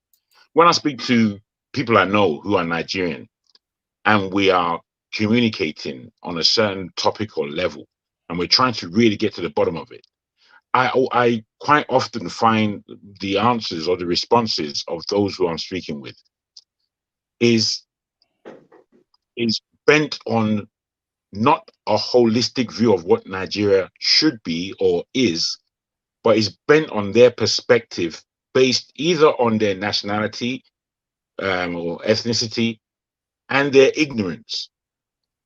And these things are critical in us making a way forward. You know, I mean, I'm sure all of us here can just bring up lies that we've been told throughout our ages and how we've had to repair these lies by searching for the truth and searching for the reality. There's something, if I would end on this, talking about half truths, the power of the tongue is the most powerful thing in the world. It can create or kill anything. And the more we use our tongue just to lash and be wicked and cruel as we are in Nigeria and to each other, um, it doesn't lend. Sorry, Yeah. I go clean up. It doesn't lend Okay. to a finish line. It lends to going round and round in circles. And we have somewhere to go. And it's only us telling ourselves real truths that will get us there. Lastly, just to say a point on Soyinka and how it seems to me and most that he's got it completely wrong as to who has won this election. It's another level of half truths. I don't know what he believes. I don't know if he's been paid to say these things. It's quite odd that he should find himself in the space of almost oblivion. Almost, we don't understand what he's saying as Nigerians. Somebody that we want to respect, who would tell the truth, seems to us right now that this is a quite perplexing point to come across with in what Soyinka has recently said. I would end it like that. Thank you. Chim and Triple Man, there is a lady here that I've been informed, I think maybe correctly, that we should give her time to have a say. Please go ahead. I was going to say that. Let her He go. has been the only lady in our midst. Please, let's give her so we can encourage. Oh, I was even going to say that if I was called to speak to say Look at them, look at them for me, gentlemen, gentlemen. And she's on the ground. She's from the bay, so Go ahead. It's okay, no problem. Okay, this is Ngosika. Please go ahead and take any of the questions or not. Please, thank you for coming in. Good evening, everyone. Been a while. I missed the banter. I missed the discussions. Been a while. Mr. Jude, good evening. Mr. Mr. Olumide, I get confused when you change your name. Welcome. Sir. Mr. Olumide, good evening, sir. Precious man, good evening, sir. Mr. Blackstone, good evening. Mr. Tripleman, good evening. Mr. Chim and Mr. Dragon, good evening. So all our viewers and those in the comment section. All fathers, good evening, sir. Been a while. It has been. Auntie, good evening. Good evening, sir. So I am going to speak. I'm going to skip the questions, and then I wanted to talk about a topic that one of the topics that Dr. Damages had wanted to discuss. I joined the show a bit late, so I don't know if it has been discussed. I just want to give my 2 cents. It's about the death of Mohbad, the musician that died, and I want to relate it to something to our society in general. Now, I want to speak about his death, not just because it is painful. I mean, this is a 27-year-old person at the prime of his life, died like that. But beyond his death, I want to talk about our nonchalance as a people, how we only give people their flowers in death, how we suddenly make celebrities of people when they suddenly die, especially tragically, but do absolutely nothing for them when they are alive. This guy has been, for lack of better words, fighting demons for over a year. Actually got to know him because I'm not really into his type of music, but actually got to know about him sometime last year when he had a fallout with his former record label boss, Naira Marley. That was when I got to know the person called Mohbad. Oh, what a shame. That's interesting. They say when she comes back anyway, Nigeria and always system. resume. Yeah, he always goes off and comes back. It took a while for her Okay, connection. Chim can continue while she's. Yeah, I know. Okay. Chi, so yeah, you can take any of the questions or decide to talk on any other topic. I think she should be coming back any moment, so keep that in mind. Okay. All right. Thank you very much, forefathers, and good day, good evening, good afternoon to everyone, depending on where you are in the world. I think for me, this issue of half truth is worth weighing in on, and I will try and do my best. So most of us have already identified what the issues are, especially the last speaker spoke, the speaker before Ngozika came in spoke a lot, and that's Jagun. She's back now. Sorry. You can start all over again. Okay. Yeah, Ngozika, please go ahead.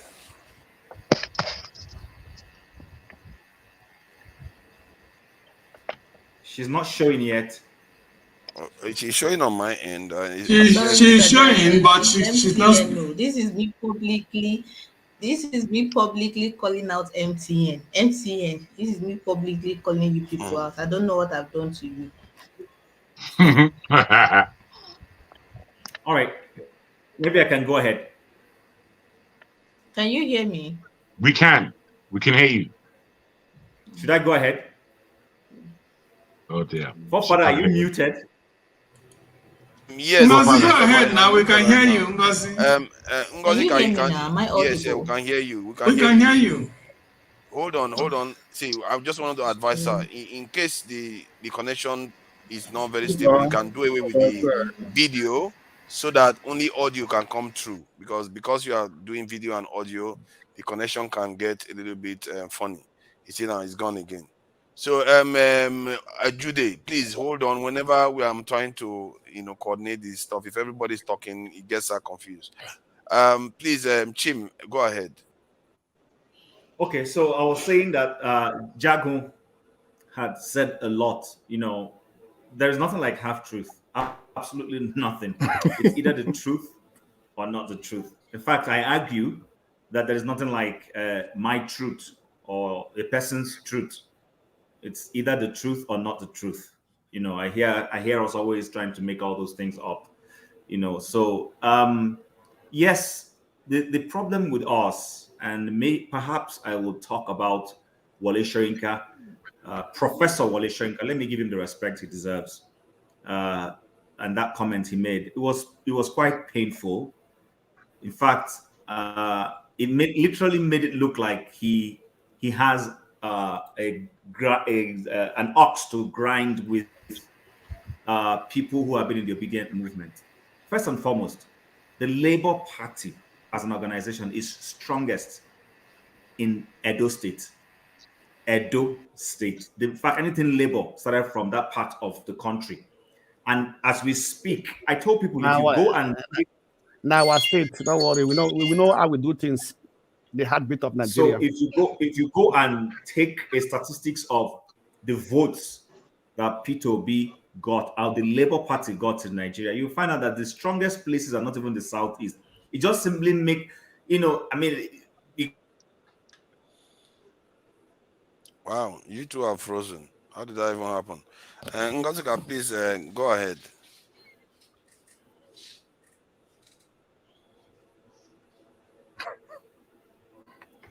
I think the phone call. It looks like this internet connection is it's really cutting people out, man. What is this all about? It's like a phone call. Next person, please. Top it is the ancestral spirit. Yeah, the thing is, it's going to just keep interrupting because two people now want to speak. So chances of top man being interrupted is going to be quite high.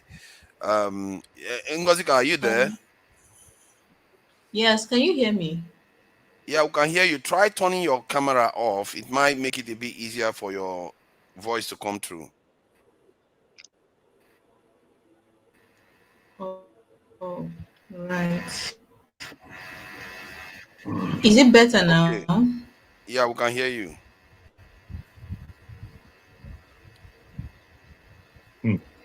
Yeah, we can hear you loud and clear. Is it better? Is it Yes. better? Is the audio better? Yes. The audio is good. Let me talk. I think she's just delayed. So I am sorry about the network. This is me publicly calling out MTN. MTN. The things those people have done to me.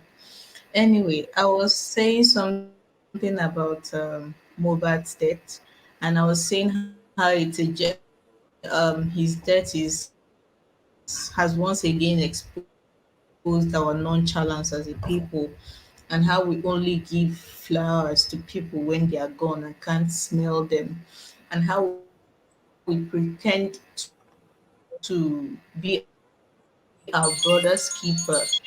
But we are really about our own until the person is no longer here. Now, this young man has been called out, and he's no longer till his death was filtered in that he had died. He had died, and then his songs hit number one on the music chart that a feat he didn't achieve when he was alive. Like people legit were streaming his song after he had died. They did not get him to that number one spot when he was alive. This young man had to die for his song to reach number one on Apple Music chart or something like that. Now, I speak about this nonchalance because he spoke out. We have this culture of when you're going through something, say something and don't kill yourself. Talk about what you are going through. This young man was saying what was going. He was battling depression among other demons. He was very open about it. He kept making accusations about how people were after his life. It was even after his death that I started seeing some a petition supposedly written by him to the IG of police, where he was basically saying that some people are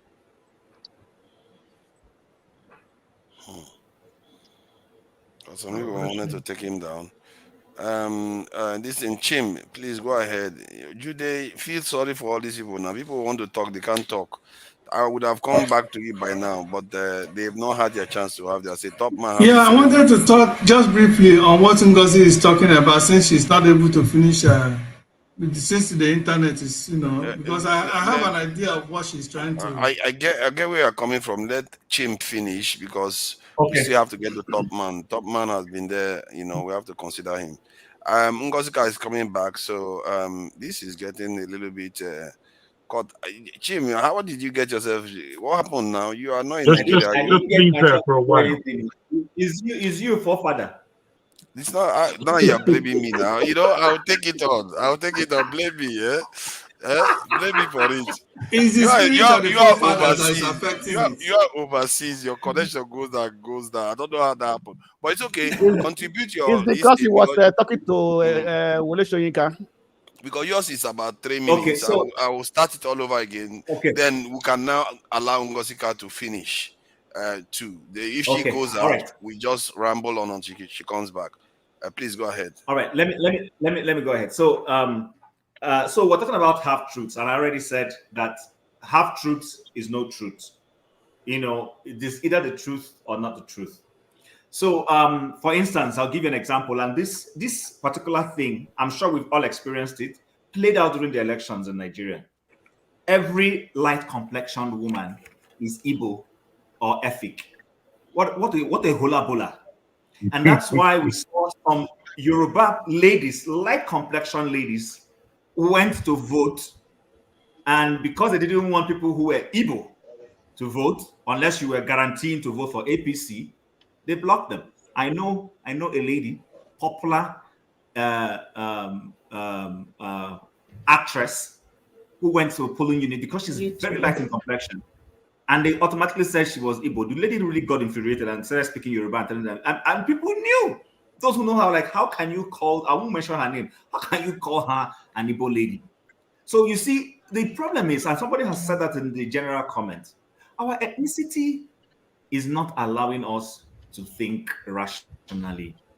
Because if our ethnicity is allowing us to think rationally, all the thing that is happening with the so-called current president, I won't even go into the Dubai one because When the Dubai one came up, and I told somebody, I said, this is not correct. There should have been, for a major foreign policy initiative of that nature, both the president of the UAE and the president of Nigeria would have had a joint conference, or if they didn't want to themselves, their what is it called? Their ministers of foreign affairs would have been responsible to break that news and give timelines on how it was going to happen.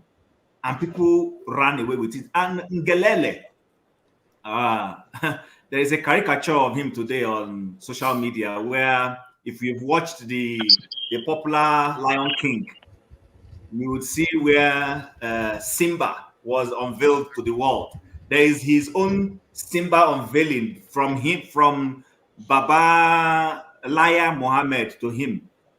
And you see, we have these things because our government from time has been involved in lying to the people. I've said this in here before. If an American president had a concubine before he ran for office, it will be known. If it is not a major thing for the electorate to reject him, they will say, well, why we don't agree with his having concubines, but his economic policies are wonderful, we will vote for him. It happened with Clinton. Despite being caught pants down before the 1996-97 election with he won the election after being, despite being Lewinsky. He still won the election. Americans simply said, yes, he has a moral issue, but his economy is doing well. We will vote him back into office. I've said this before. How many Nigerian presidents have skewed lives that are open in the public?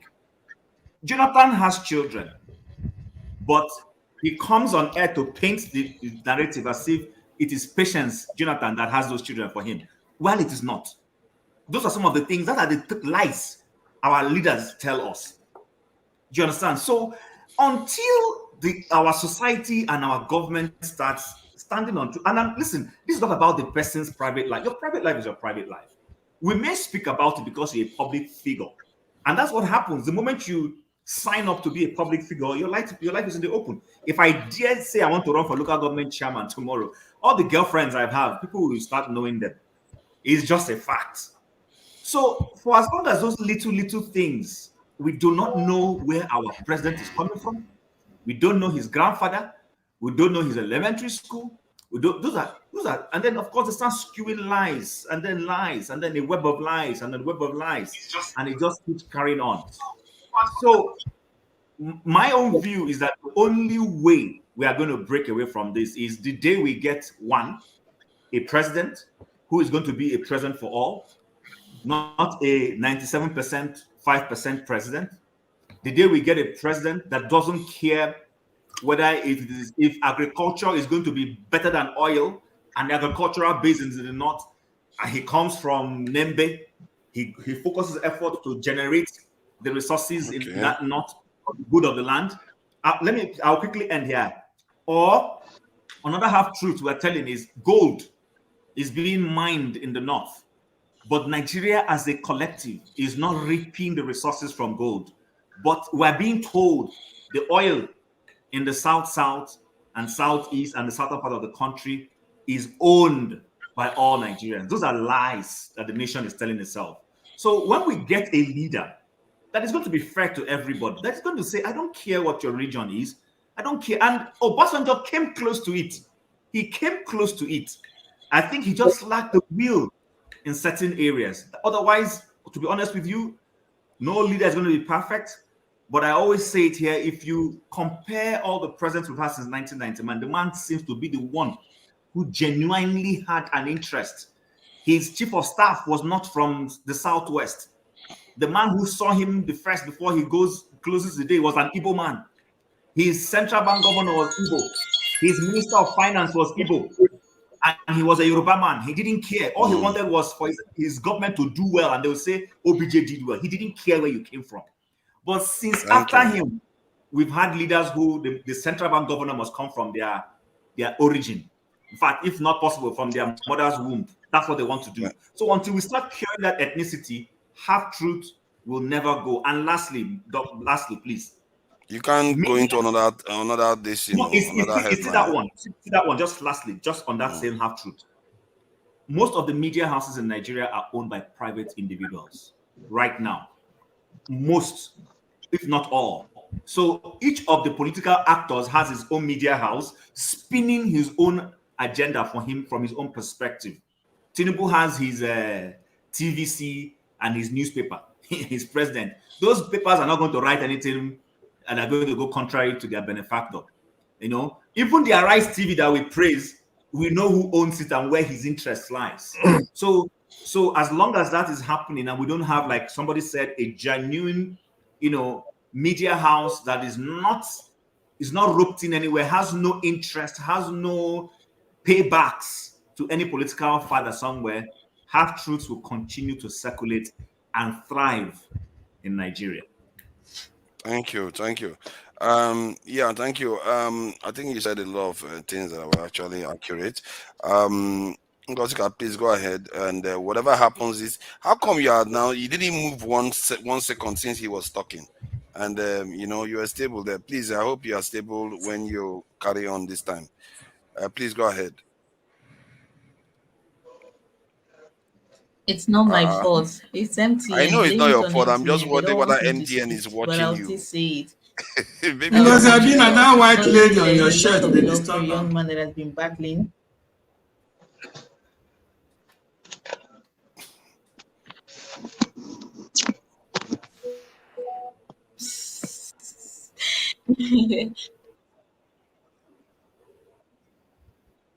Please go ahead. It might be the way she's even raising her head. The way she's raising her head, like somebody that they're about to choke. It's like impeding on your buka. I feel bad that we do not do so much for people. We encourage people to come out whenever they have an.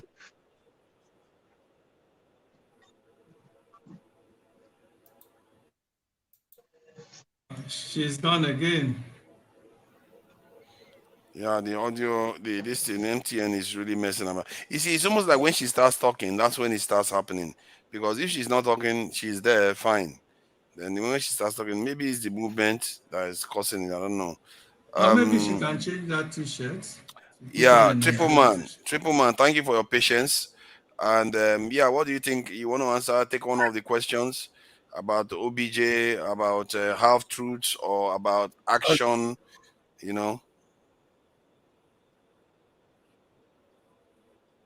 Okay, thank you so much. Greetings, everyone. I will touch here and there, and I'll be brief. You know, a thief is not a thief because he's hungry. A thief is a thief because he's a thief. When we talk about half-truth, there is no such a thing as half-truth. Like other people had already alluded, that half-truth is a lie. For us to understand this half-truth thing, we have to begin to look at a lie. What is lie? Like to lie. A lie is not the opposite of the truth. Because you see, that a child is not lying does not mean that that child is telling the truth. So a lie is the perverse truth. Meaning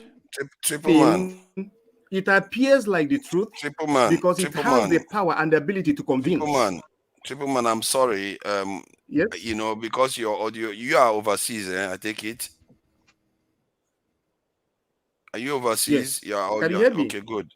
Yes, we can hear you. Let's allow Ngozika finish, and you shouldn't stop him like that. Yes, sir. You shouldn't stop him like that, man. No.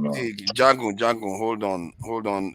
I just wanted, because what Ngozika was talking about was also pertinent, and it's good that, you know, she can finish her contribution. She's calling all the way from Nigeria. Please, Ngozika, go ahead.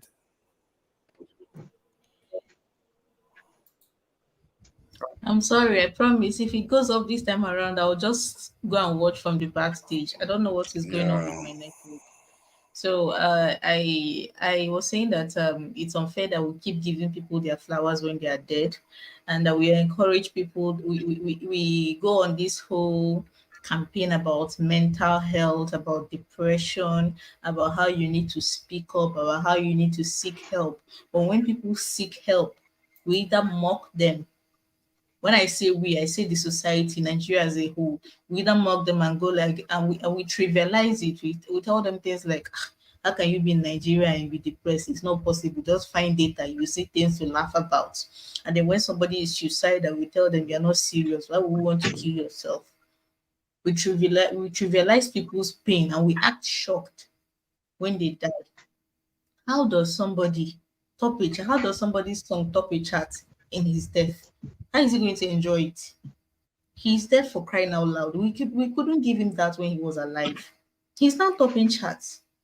And not let's not even go to the whole alleged bully thing he experienced. How almost everybody in the music industry sat back and watched him face his demons alone. And suddenly, when he drops dead, they are all crawling out with all sorts of condolence messages. What sort of society are we? It doesn't matter. It doesn't matter till it finally matters. And when it only matters to us is when the person is no longer here. I think it's sad. It's pathetic, and that's just what I wanted to say about Mohbad. Thank you, thank you. I think it's good that somebody spoke about him. It's a very tragic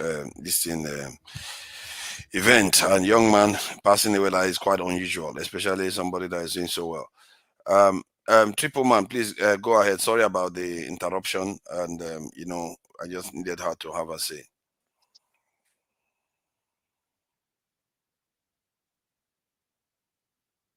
You are muted, Triple Man. You can go ahead.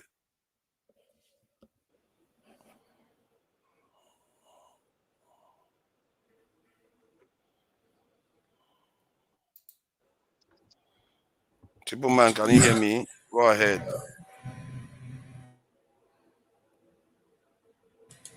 I don't think you can. I don't think you can hear Take it me. up. I don't think he can hear you. I think you can hear. I think it's delayed. This thing is, the problem we are having. I think what you can do is maybe go out and come back again. Later on, he's going to hear me. Okay. Then Okay. see what I mean. I was saying. I think you are delayed, Triple Man. You I was want to saying go that, out and come back in. I'm hearing you. Go out and come back in. You are delayed. You are really It's badly okay delayed. now. It's okay now. Let him go ahead. He's not hearing in real time. What's that? Ndeo, sir. Yeah, forefather, if we're just on Go what out and come was back. it? Okay, welcome Yeah, back to go out Puma. and come back so that we can hear you in real time. Now, what Goska was saying, remember that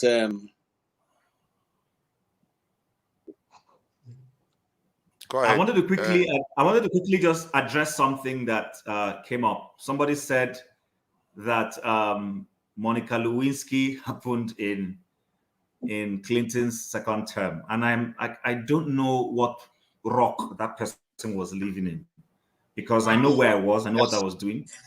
That was in his first term. That's what I'm saying. It was in his first term, and then he carried it In his first term. Exactly. Thank you. Thankfully, there's somebody who is here. People need to go and get an education. Hey, how are you? Chim, Awesome. don't mind them. They How are are used to you? lies. Don't Are mind those them. important No. issues? Let's go on No, with what. we're here with you, man. Because there's a whole lot of luggage downstairs. Mofe is those are Mofe's luggage. He's moving back. No, he's moving to another house. Oh. So he's waiting for the people to move out so that he can move in.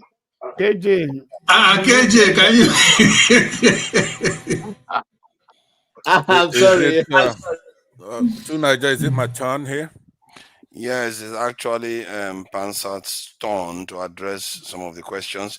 So yeah, you've got 3 minutes, Pansat, and it's between this question you have on the screen about what OBJ said. I'm sure you've been listening in the background, And then there is the other questions too. Let me see if I can refresh. He says the number one question was about what does collective ideas achieve if not put to action? And the second one is about half-truths. How do we get a cure? How do we cure half-truths in our All right, society? let me take on that one. Let me deal with number two. I say hello to the panelists, those who are watching, and those participating in the comment section. Righteous man, we thank you for posing those questions. I may have to go philosophical on this second one. You're talking about half truths. I don't know if we just have the leisure to deal with that when, first of all, the government lies to us. So any group of people who are concentrated on half truths should be ones who don't have blatant lies, right? But I don't even think that lies is a problem. It's deception. I'll modify that. Some people have said that half truths are actually lies. Now, deception is a problem we have in the country because in order to lie, one must make a false statement. Deception does not require that one make a false statement or make any statement at all. Vis-a-vis INEC, I will use INEC to demonstrate that. So true statement, even if the government, when they make true statements, it can also be deceptive, right? Some forms of deception do not involve making any statement. The INEC chairman doesn't even have any respect for Nigerians because he knows there's nothing Nigerians are going to do or can do. He could come out, deceive everybody, come by 2 or 3 a.m. in the morning and declare anybody the president of the country. Or go around telling everybody that the IRF, it's an ironclad guarantee that the collation of those results are going to take place according to the law in respect to their clause 38 on the procedure and guideline, right? So it's much bigger than that. So all those three questions you asked, they're rhetorical in the sense that we know what the answer is. Every country has one aspect of this or the other. In our country, you're on ground, so you know the crime and security issues we have in the country. No electricity. I see your fan revolving at normal speed. We have infrastructure, road problems, unemployment. It's off the charts. Water supply, education, poverty and destitution in the country. It's unbelievable. The management of the economy, it's now in the hands of mafia. There are health issues there. Corruption is usually what we go to as the first problem we have in the country, but it's there. Another issue. So we don't have the leisure to be philosophical. I could treat all these three topics. I think that we said sufficient stuff on that. Those who responded before me addressed the issue, Jim and everybody else, KJ. So I think it's a good question to pose, but I have to tell you, before I exit the stage, I think I probably used at least 2 minutes of my time out of the 3 minutes that was allotted to me. So let me use the last minute to say the following. I think you have almost used it all, but go ahead. All right. Thank you very much for your generosity. No, you can use 1 more minute, yeah. All right. Thank you. I appreciate that. So I want to say what I said the first day I came on this show. The thing I said the first day I came on this show was that the corporates who are holding us down, they're not doing it. They're not hiding what they're doing, because every single issue you raise here, you could have raised here, just one of them is enough for a society to be outragedly to get mad and do something about the situation. If you take, for instance, the situation in the plateau, Jos Plateau, Thebes, Beram, all those people in that area, they're losing their people a score a day, probably. And a lot of them are in the IDP camps. Nigerians can have a revolution just based on that. Now, I'm a Biafran, proud Biafran, right? You say we should try and be together as one country. Fine.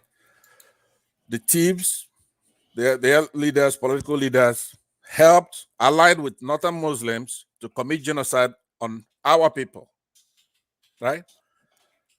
I could say, good, let them have it. But I said, go on, is the one who did it, the political leaders at the time. It's not the Thieves themselves.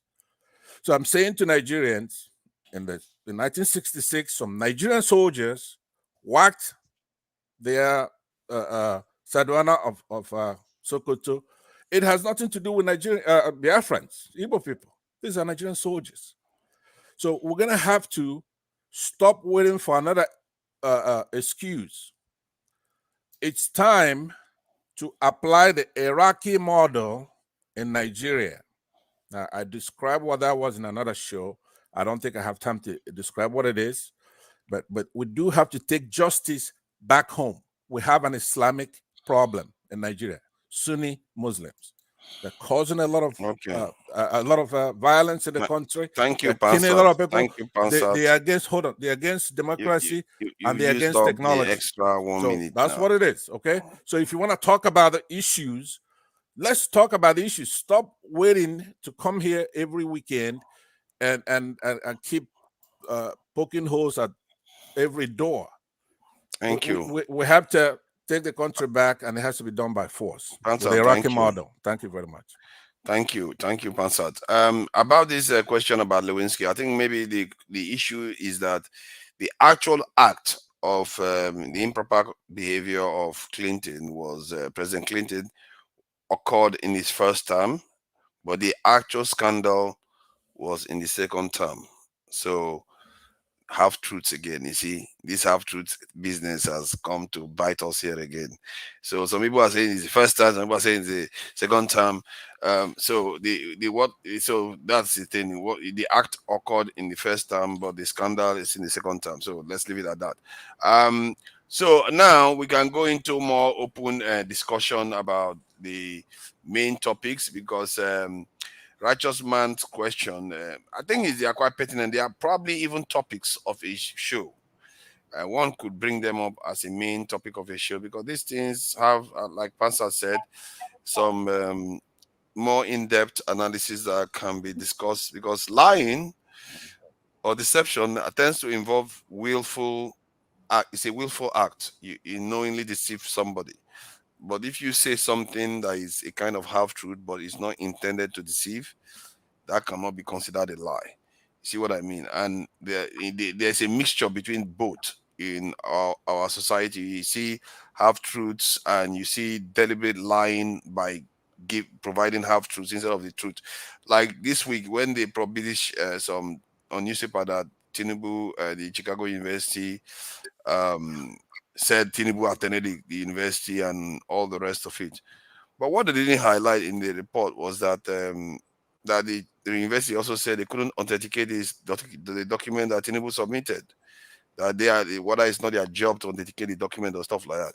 They wouldn't highlight that. They just flag the top one. So that is a kind of half or three-quarter truth, whatever you want to call it.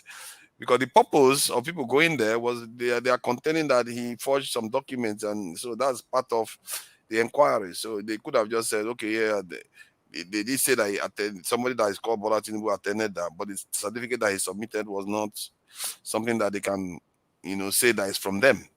They couldn't say that it's from, they are the ones that provided that certificate. So that said, we can move on to something else.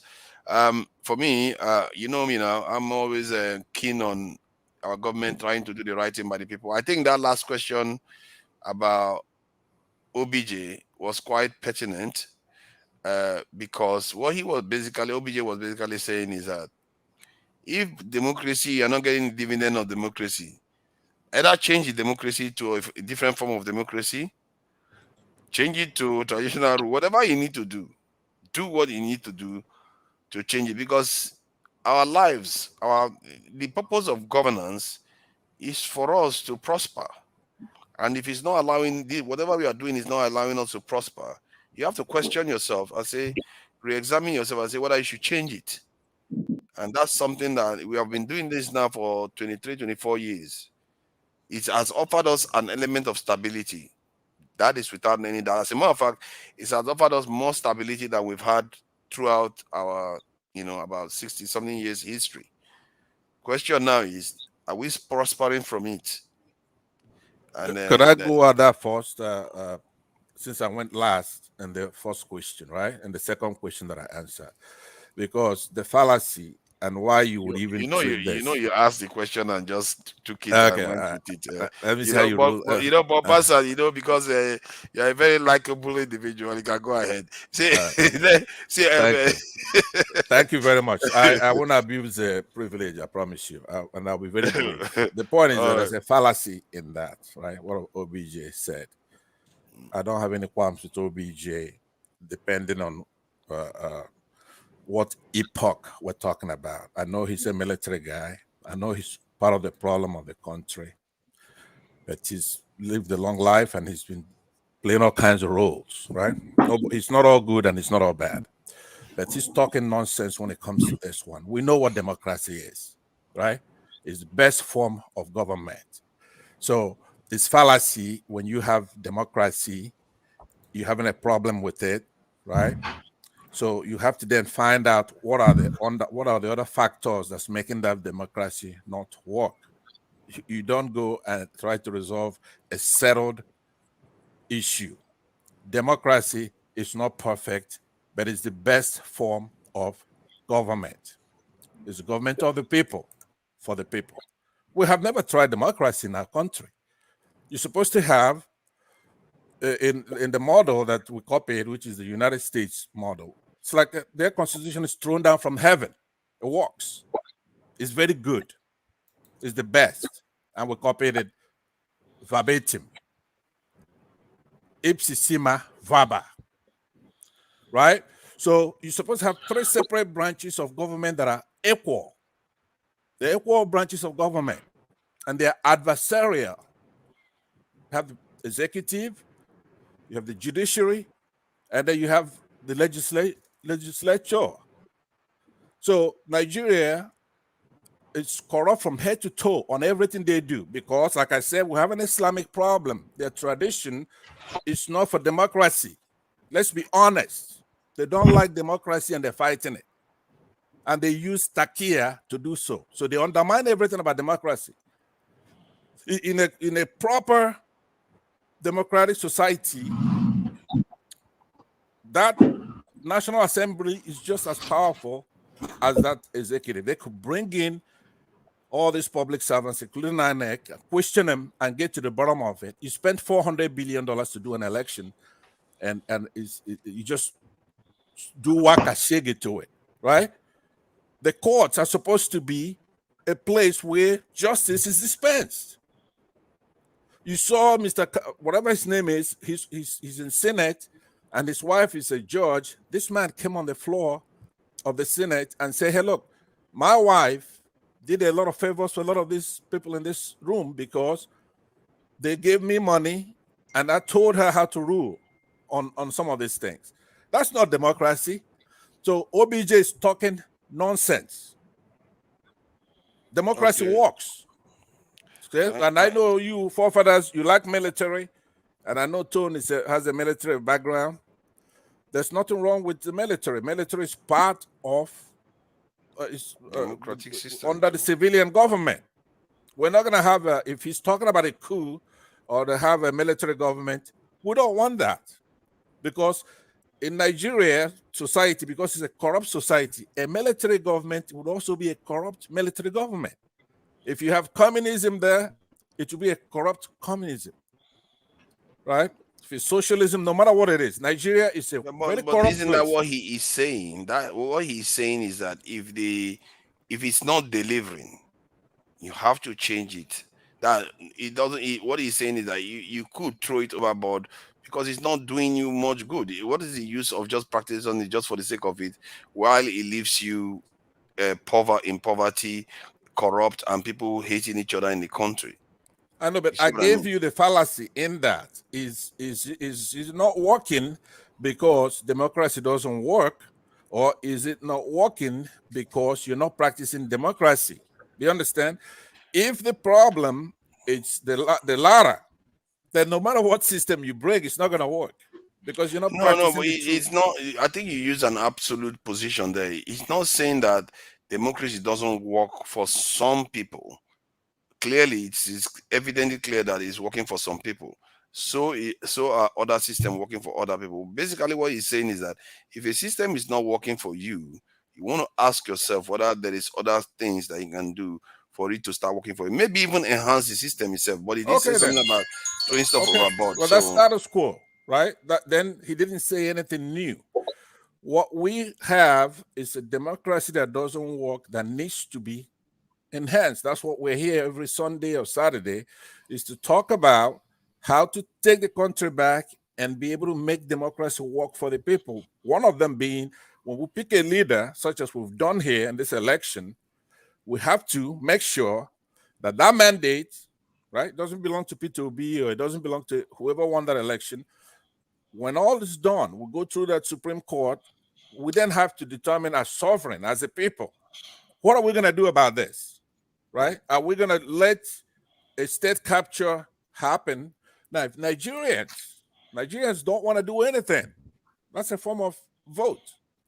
If they want to let it happen, fine. They voted to let it happen. But if they're saying that, look, we are the people, we're sovereign, we have a representative democracy, now the executive has failed us, the legislature has failed us, now the courts also have failed us. Therefore, as sovereign, we're going to take the country back by ourselves. It's ours. They were just given to represent us, right? So we, the people, have to make the call at the end of this Supreme Court battle when it's done. If Nigerians are nonchalant about it and they don't want to do anything about it, that's a form of a vote. We let them go on. But at some point, don't put the blame on democracy, because we know democracy works. We know technology works. We know education is a good thing. Okay. So Northerners, they have to understand that you're not going to change any of these things. Education is very, very important.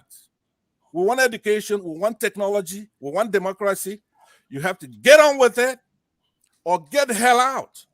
You're not going to force us to be anti-democratic, anti-technology, or anything else.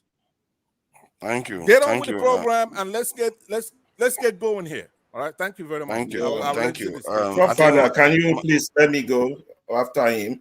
Because I have to leave. Yeah, I think you have not said something in a while. You have not said something in a while, and KJ hasn't said something in a while, and Masca barely said anything when he came on. So please go ahead and try to keep it. I think it's 3 minutes now, isn't it? So that I would obligely beg for 5 this time around. Thank you, everybody, and all protocols duly observed. I want to start 5 with minutes. Well, let me deal with my time. It'll be very concise, and I need everybody to please listen very carefully on this key point I want to make. First of all, let's start with this 4-question righteous man asks. Everything is connected. All these 4 questions, I believe, would be answered by this my small presentation, and it's short. Secondly, back to Obasanjo. You are missing the whole point about what Obasanjo said or did this last 2 days. Obasanjo told the Yoruba Obas to stand up, and they all stood up like slave boys. And he told them to sit down. If you know the importance, the power of a Yoruba king in a Yoruba land, you will know how insulting that is. Obasanjo himself, even as a head of state, there are times he has bowed down to Obas, but Obasanjo was making a point that all the intellectuals are missing. He was making a point that all of you are all missing. He was saying that If the governor was there, all the Obas will stand up for the governor. I live here in Illinois, in Chicago. Well, Billy Alaya, governor of Illinois, that if he comes to a function, for him to order me to stand up, I will sue his ass to the last. That's the country. I will sue his ass, not to talk of telling an Oba to stand up. So you're all missing the point. It's all connected. All the questions are connected. It's connected. Injustice, justice, oppression, suppression, born to rule, not born to rule. Now, there was a man, I don't know his name, and I'm quoting him verbatim. He spoke at a book launch. He highlights Nigerian crisis. He talked about country, states, and nation. You understand? He said, Nigeria, we don't have a nation. He said, we have a country, that's a territory. In Latin, country means contra terra, land that lies ahead. Here we have a territory, country. 2, states. We have collapsed the 3 words, country, state, and nation, into one. We think they are synonymous, but they are not. That's a confusion. So he goes further to define what a nation is. A nation, according to him, is an association of people who shared core values. And based on these shared core values, they give themselves a constitution. And this constitution establishes institutions. Are you with me? And that this institution that makes up the state. He said, we have no nation. He said, we have collapsed the nation into a state. And this has happened from 1963. The last time we have a nation was at independence with the 1963 constitution. The current constitution, the man quoted section 2, I've not read it.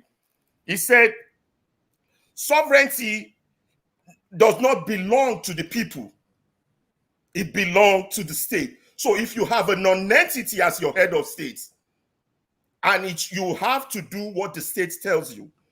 He said, the man said, the state have the last say in anything.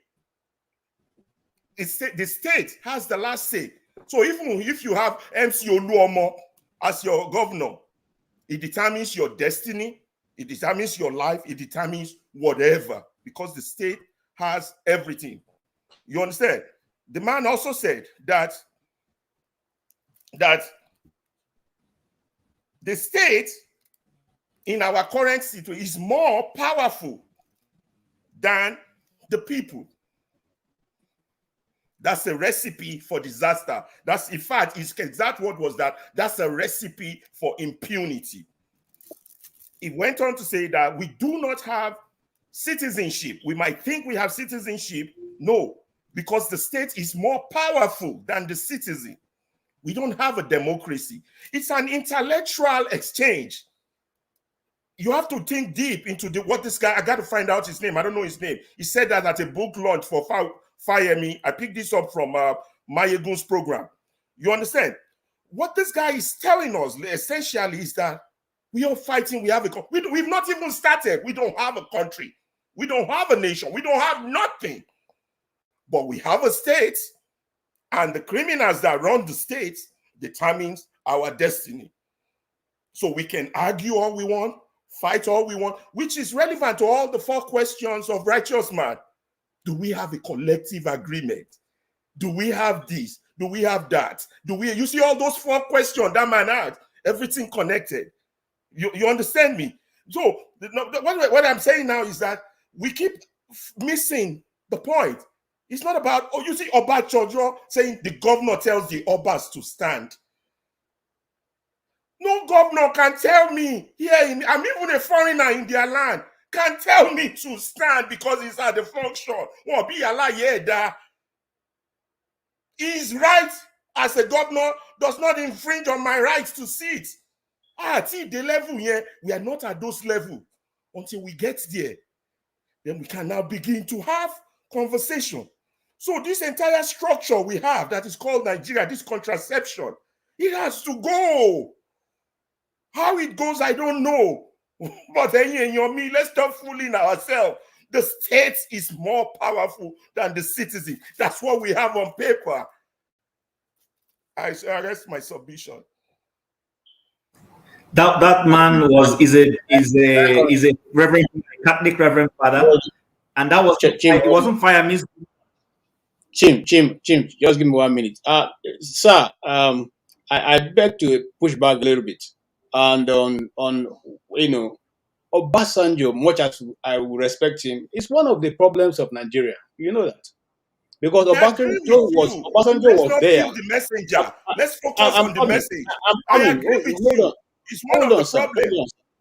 You see, this is the reason why we are not tracking. We're not advancing. When Obasanjo was head of state, our president, and the North decided to break the Nigerian constitution, people like Obakuba told him that you need to take this Yerima guy to the Supreme Court and ask for interpretation of the constitution of Nigeria. Obasanjo said no, it was a political Sharia. It's going to go away. In which nation do you have different laws in states? Like, is there anywhere in the constitution that was giving power that the state can now create its own law outside of what is the rule of law in that nation? I agree with you. We are all saying the same thing. Coming back to what he did to the Obas, they are the same people who wrote in the Constitution of Nigeria that the Oba is subject to the governors. That's why I said the only time we have a nation was till 1963. Anything after that. From 1966 onward, we don't have a nation. The state is more powerful. To ask them to stand up and sit down because for me, I feel that was misplaced. You have it's not. Look, it was proving the point. It was proving the point that the governor is higher than the Obas. Focus on the point, not on the guy. Obasanjo is not my idol. I don't like him. But don't miss the message. You see, don't miss the intellectual exchange that is in that context of what we are dealing with. Alaba, you are not understanding me. Okay, continue. What I'm trying to point out here is that these are the same people who laid the foundation to where we are today. Because they don't know better. They don't know better. You expect somebody in khaki come tell you about democracy or nation building. They don't know. None of their generation knows. And we that are here that are talking is because some of us have lived abroad. You see, unfortunately, that has always been the bane of the Nigerian society. Unfortunately, even in this present administration now, you see the vice president is more educated. He has a doctorate degree. Okay, I don't know. The person who is the president we don't even know what he has. Okay, and you can go backwards all the way to 1960. That's always been the problem. So the one who is leading does not know where he's going, but the person who is assisting him is made redundant. The same thing happened with Buhari's government. Look. Let me tell you. What I'm simply saying is the reason why developed society strive is because people who do not have understanding seek understanding from the people who they have appointed. People, they don't know. Look, people in government will tell you they're doing their best. As if they don't know. Christ said on the cross, Father, forgive them for they know not what they do. They fucking don't know. I'm telling you. You see, Alaba, you're still missing my point here. You're still missing my point. Okay, let us say in 1999. Let us say in 1999, Obasanjo didn't know. But this is 2023. You still got up and went to a function. And that's what I'm saying. All those old generation got to go. When will he know? When will he know? When will he know? Hold on. Alaba, I get where see. I don't know whether you understand where Alaba is coming from. I think what Obasanjo probably may be doing was actually revealing that these customary traditional position that they don't have any power. Remember, these are the people that the Oyibo people came and just took over power from, and they handed it over to the government that we have now. The government that they handed over to technically are the kind of government we still have in office. So they kind of separated them, severed them away from, they severed the traditional rulers away from the power and handed it over to these democratic or military, whatever you want to call them, constitutional powers. Hence, those people are disempowered. And when people But people you still see, that's attach a what I'm lot saying. of You are power missing to my those point. people, but they You are don't have missing my it. point. Who disempowered them? The white people came and did that. We know our own tradition. We are the people who own the land. Now we have authority, and then we are still playing on what they did before. Why didn't you, in the place of writing the constitution, say, okay, Obas, you have been made, redundant, but now we know you as one of the realms of government. So because you people are closer to the local government, you people are closer to the people in the listen. You know your subjects. You are able to control them. Give them back their power. I mean, who will come and do it? The white The man issue took is that if power you away give them from the power, traditional rulers and gave it to themselves and then handed it over to some morons. You think the people will now be able to tell that, oh, now come on, KJ, give them a slack. Give the entire story a slack. I'm saying hold on. You see, that What is he's why. saying is that hold on, let me just why add we're this. going Let to me go. add this so that we don't go round and round. I just mentioned it that the Western people gave it to these our leaders. The traditional leaders, I'm hearing what you are saying, that they should restore the power of the traditional leaders. If you restore it to the way it was before, what you will have, if you think what we have right now is a problem of ethnic issues, if you restore actual constitutional powers to them, you're going to have even more division, because now these thrones have their own beliefs, and so what the state is always trying to remind them is that you don't have power anymore. We are the ones, and this is why sometimes when some people say, or sometimes even I say, that these people and these elders that have been rubbish causing this problem in our country, they don't have that much power. Even the people that are running us now, they don't have as much power as we give them credit for. They're talking like Kabbalah and all. What kind of power they have? They're all there apologizing to Igbo every day. Igbo, a small boy they will send from Britain will come here and be laughing at smirking at our politicians, because they know they don't have power. They've not really had power. None of them have said, oh, you know what, let's take over our country and actually own the country. So what Obasanjo was doing was actually showing that. I think Wike has done the same thing. Wike, you can see how Wike talk to traditional leaders as if they are trash, because none of them have power. And the same thing, if you hear the Oyibo people talk to our leaders, was it not Macron that was saying, what do you expect us to do? These people, they can't even protect their people. What do you expect them to do? If the people are not protecting their people, are not taking charge of their country, that's how you are going to get tricked. If traditional leaders are not showing their usefulness and trying to take charge of their communities, they are going to be useless too. The same are the so-called leaders that are running the country. The people, in the end, it comes back to the people. If the people themselves are not waking up and saying, we can't allow this to be happening. Godfather, I don't mean to cut you off. The problem is that the people who hijack the power, the so-called elites or the 66 boys who hijack the power up till now, they don't want the people to know they have power. So they want to keep it the way it is. That's why power is by the states. State has more power than the citizen. It's not supposed to be so. The citizen is supposed to have power. It's not even traditional rulers. Forget all of them. All are equal before the law. Sorry, I don't know where we're going with this, but my question to us generally now is, what are we evolving, or want to go backwards?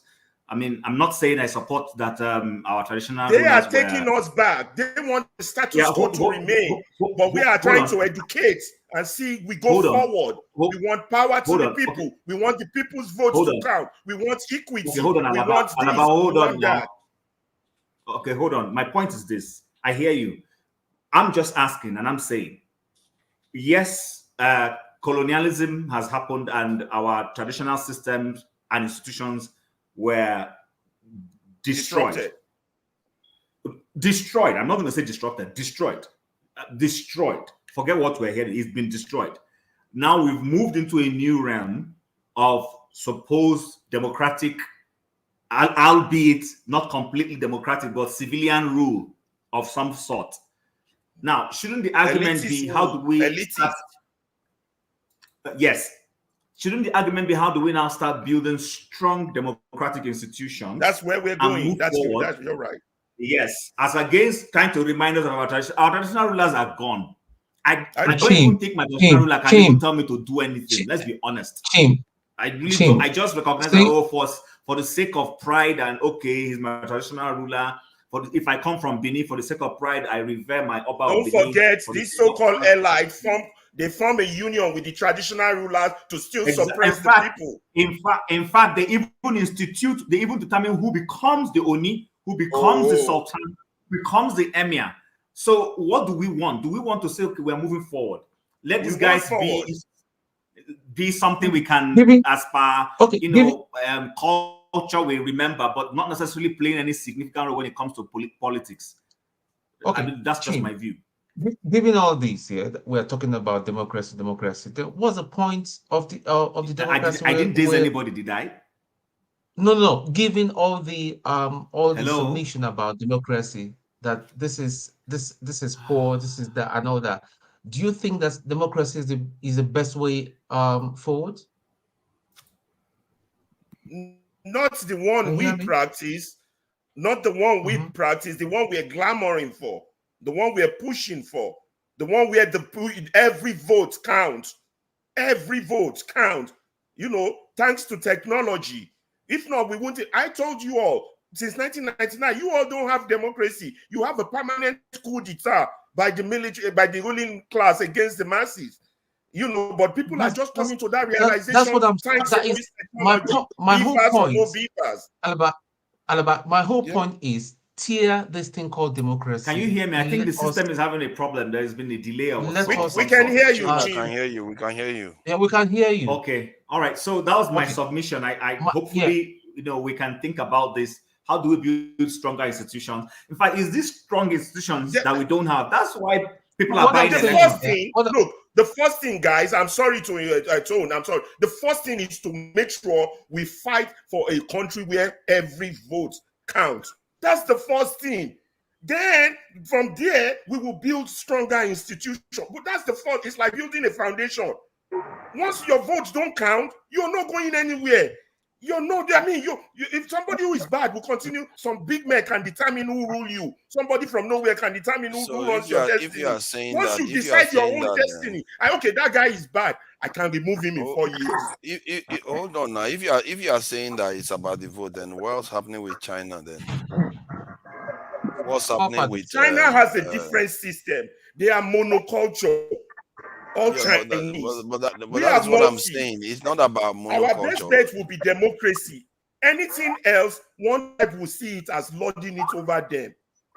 I get what you mean, but what I'm trying to highlight is that but not this stupid democracy, or not this foolishness we've been practicing that fella caused them. Hold on now. See, the issue is that I'm trying to highlight the fact that we always seem to be thinking that it's the political system or it's the corruption. All nations have these issues. If you look at Trump, how he came to office and all this stuff that happened. Forefather. These are the type of intellectual pushback that I'm telling us. Let me just finish my point. You can't just see. I understand what you mean. Alaba, can you be quiet so that other people can speak? Some of us want to listen to the conversation, but you keep interjecting everybody. Yeah, the point I was trying to raise is that there are other more pertinent things that we should be focusing on. We have to be focusing on areas that are going to give us the biggest bang for our buck. You can create all these things that you are talking about tomorrow. It doesn't mean Nigeria is going to start flourishing without the critical things being done. What big bang things are you talking about? Can you mention in terms of our security, we have IDP camps in Nigeria. You are not fixing it. You are sitting around. Our oil is getting stolen, but we are talking about people casting their vote. It doesn't matter. Without democracy, you still need to protect your country. So, Fofara, my question is this: I hear you. When Alaba talks, or those who have spoken about votes, we're not talking about votes in isolation. We're talking about it as a compendium of the political system. He's talking about political structures. He's talking about institutions that work, that people respect. If we don't have those institutions that are working, that will help us produce the president and the governors and local government chairman who will now take decisions on security, how are you going to secure the security? No system you are going to create that is perfect, that will be perfect from corruption. You are still going to have those problems. And the reason why you're having those problems is because the fundamentals are not being taken care of. And The those fundamentals is fundamentals that start with the politics, the election, the voting. Those are the building blocks that takes us to that place. what you are missing is that you are building on it. It's like saying you want to have an economy to build your security, but you have enough economy. And then if you are saying you need to build institutions to have your security, you have enough institutions to do that. There are nations that are far more dysfunctional that have gone on to do greater things. The problem is that we are not focusing on the issue and saying, you know what, we need to plug this one. If it is power supply, we need to plug it. If it is security, we need to plug it. If it is transparency, we need to plug it. We are not targeting one thing and going for it. Who? The bad people that are electing themselves? Yeah, but that's why you have to combat them. You are talking about systems. Respectfully, I want to interject here. Okay, so this is my view. Jagu, is Jagu talking? Jagu, I don't know whether you're trying to say something. You're muted. I have criticized 2 people today. You're muted, though. Jagu, you're muted. Olumide is saying something, please. He's muting me. He's the one muting me. I can't hear you. I'm not muting you. So I have been. Can you guys hear me? Jagu, were you saying something? I can hear you loud and clear. I was. I hear you I'm not hearing him. Apart from the 2 people that have criticized the OVA, electricity, okay, guys, I'm going to refresh. It's like everything has gone bad. Let me just refresh. I'm going to criticize you, forefathers, too, right now, because sometimes your comments fall short of standards. You understand? I'm sorry. I agree with you. Wait. You're the moderator. But when you come in to moderate, please always bring. When you always make sure you research your statements, you research your points. Don't just come and say things and expect us to swallow it hook, line, and sinker. How can you compare China to a good democracy? How can you compare? Is China a democracy or a communist state? That's number 1. The number 2, China is not you are saying security. See, how do you even give your people a good security? Look at the civilized society of this world. The Europeans, the Norwegians, Sweden, USA, Canada, America, UK. Begin to name all of them. Do they have good security and good government for their people without a good document, the constitution, to back it up? You just think one strong man will There are come. some of them that don't have a constitution. Who is that? Hold on now. Like the UK that doesn't have a proper constitution. I'm talking about North Korea. Hold on now. Calm down. There is UK that doesn't even have a proper constitution till today. They govern the world. They have what they call ordinances. And ordinances, they use ordinances to cover the whole world. That is just it's like a back of envelope constitution. They use this to cover the whole world. You're talking about constitution. They document it. They document. Oh my God! But our forefathers, maybe if they are documented their own too, would have helped. You understand? But they document theirs, and even when they do that, they don't deride their cultural institution. You understand? Like what Obasanjo did to the Obas. They don't deride their cultural institutions. They still obey them. They didn't just deride it. They wiped most of it out. They still obey they still respect their kings. They respect their chiefs or whoever the kings ordain or choose to their dukes or whatever. They still respect their culture. But we don't respect ours. You understand? And we are saying that, and in a multicultural society, Alaba is saying that we have to have a document that should guide our conduct, so that not one man will come and be doing things with his own brain or with his own mind or acting. We don't want that. We are saying a document should guide all of us. Should be in writing. Should bind us. So you already have a document. You just don't like it. What kind of document? It's a very, very terrible document that we don't agree to. There's no document everybody will agree to. Don't you get it?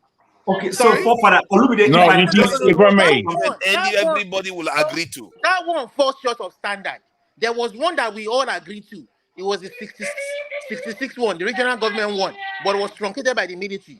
You understand? Unfortunately, we truncated, and ever since then, this one was forced down our throats. You understand? We haven't agreed to it. The moment you write the constitution that Olumide you are happy with, you will see another bunch of people that will disagree with it's not me. It's the indigenous people of the country coming together. If I may, because we are trying to go round and round. You see, what Alaba and Chim have said in this whole discussion that we're having is quite informative of where we are. You see, I find it very difficult to see Tinubu as my president.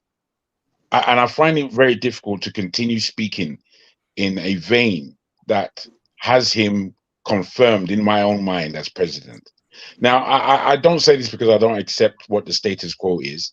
I say it because I feel strongly that the elections were stolen. Now, what Alaba and Chim are underlining is that given the position that we're in, are we really expecting to follow a illegitimate government for another time? Because it's pure illegitimacy that we're dealing with.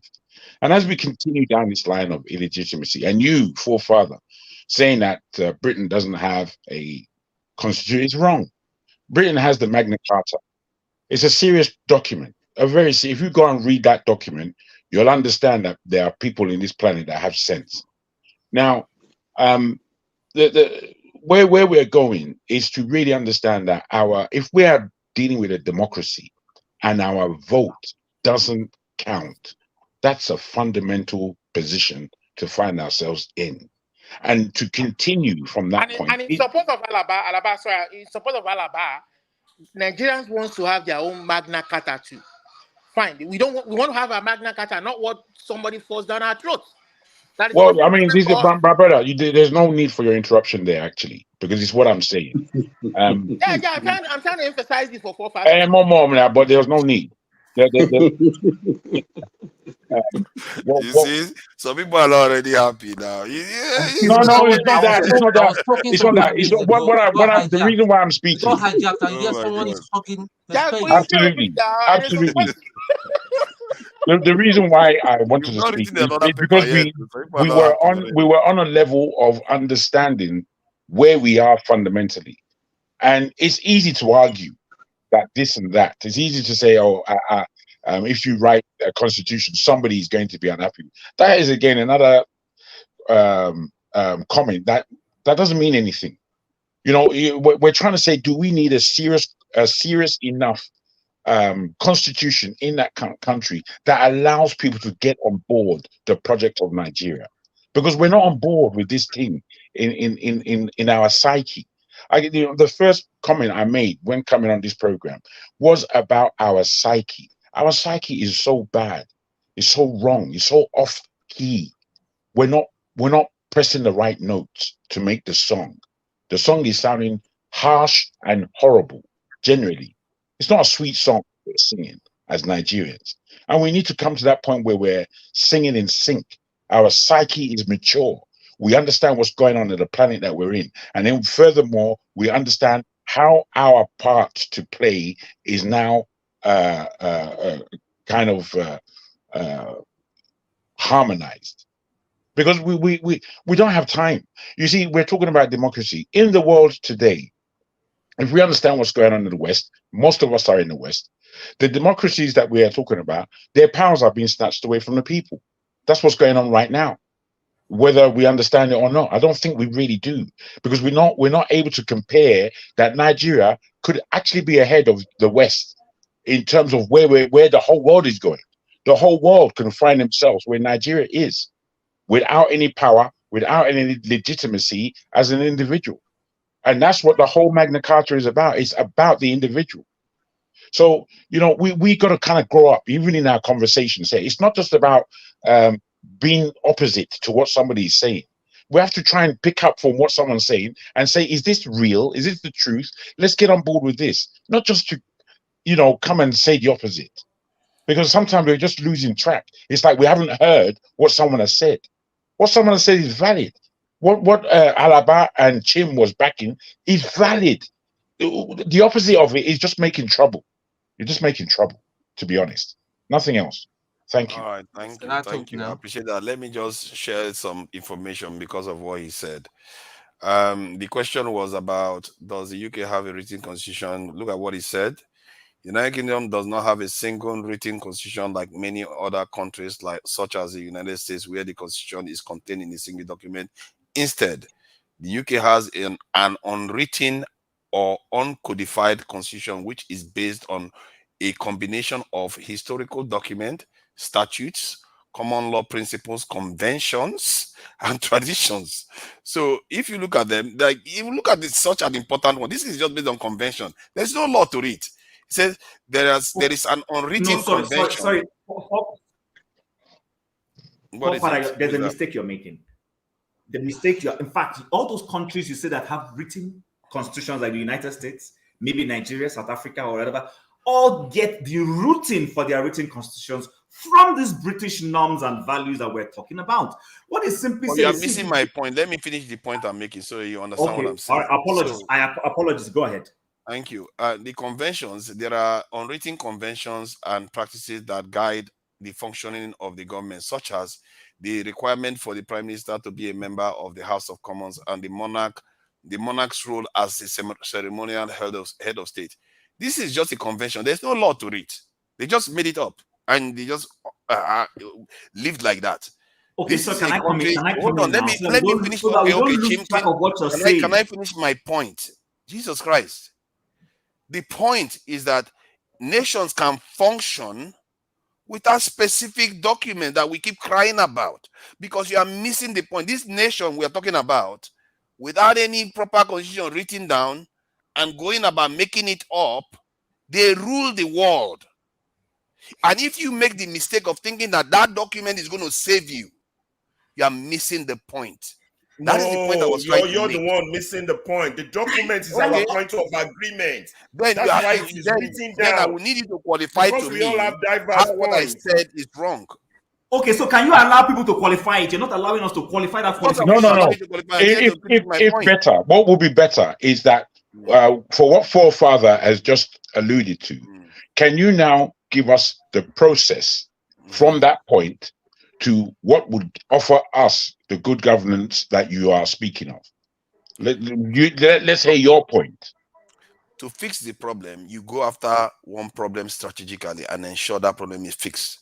Like if you have a security problem, you go after it and fix it by either pressuring the leaders, acting on your within groups to secure the nation. If you secure that one, then you go for the next thing. And one of the issues we tend to have is that we kind of treat problems in silos. Like the Southeast will have that problem, they will say it's our problem. The Southwest will have the problem, they will say it's our problem. The Northwest is, instead of it to make it a national problem, you discuss with all, collaborate with all parts of the country to deal with the problem. You find that our security problem would have been solved by now if we had done it like that. Okay, can I put it to you now that if there be a reason not to fix the problem of security, as you are giving an example, because there be a reason, it benefits the status quo, it benefits the people in power, what's going to happen from that point? Because we're speaking about Nigeria. The people in power also know the limits of their power.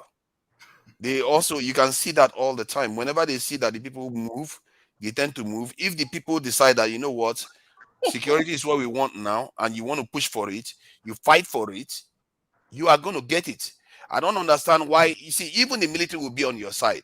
The police will be on your side because you want them to be stronger and to be professional, to actually fulfill the duty that they were meant to fulfill in a nation.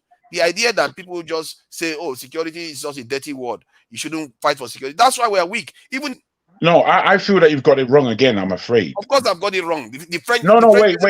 Everybody has got it wrong. Only us that are the weakest group of people are the ones that have got it right. Somehow. Okay. Wait, please. Let me just deal with let me just communicate with forefather for a second. I'm sure it will benefit all of us in terms of understanding. You are speaking to me, the way I'm hearing you, you are speaking about Nigeria as though it's another place. Nigeria is Nigeria. So what we are speaking about is since 1999, the country has gotten worse based on so many issues, security being one of them. Now, the insecurity in Nigeria, me and you know that it's not a position of we can't cope with Nigerian security, because that's not the issue, because Nigeria wasn't like that before. In worse times, Nigeria was never like that in terms of securing the borders of our country. If we wanted to do it, we'll do it. However, we can see that there are specific reasons of corruption, of benefiting a certain sector of our polity, that there is security right now in the land. Now, given that scenario, you're saying that we can stop that without the power of the people being a part, almost, without a constitution that can guide. We are where we are.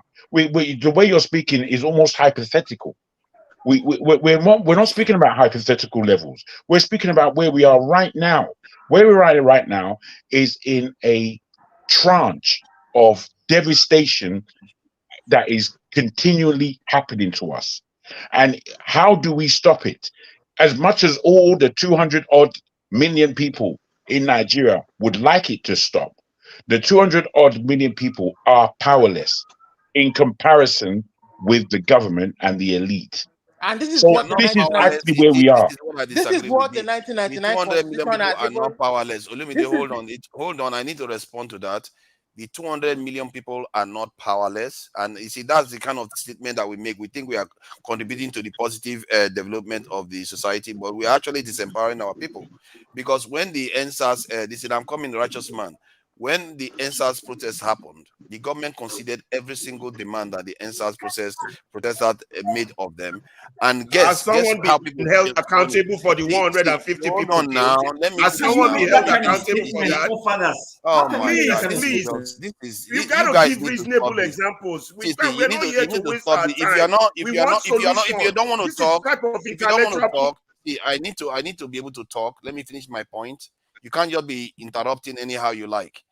See, those people that went for the NSAS protest, they made their demands and they got it. But people like you who come on this thing and spin it and say, "Oh, how about the people that died? Do you know how many people that died after that? You know how many people that just died last week?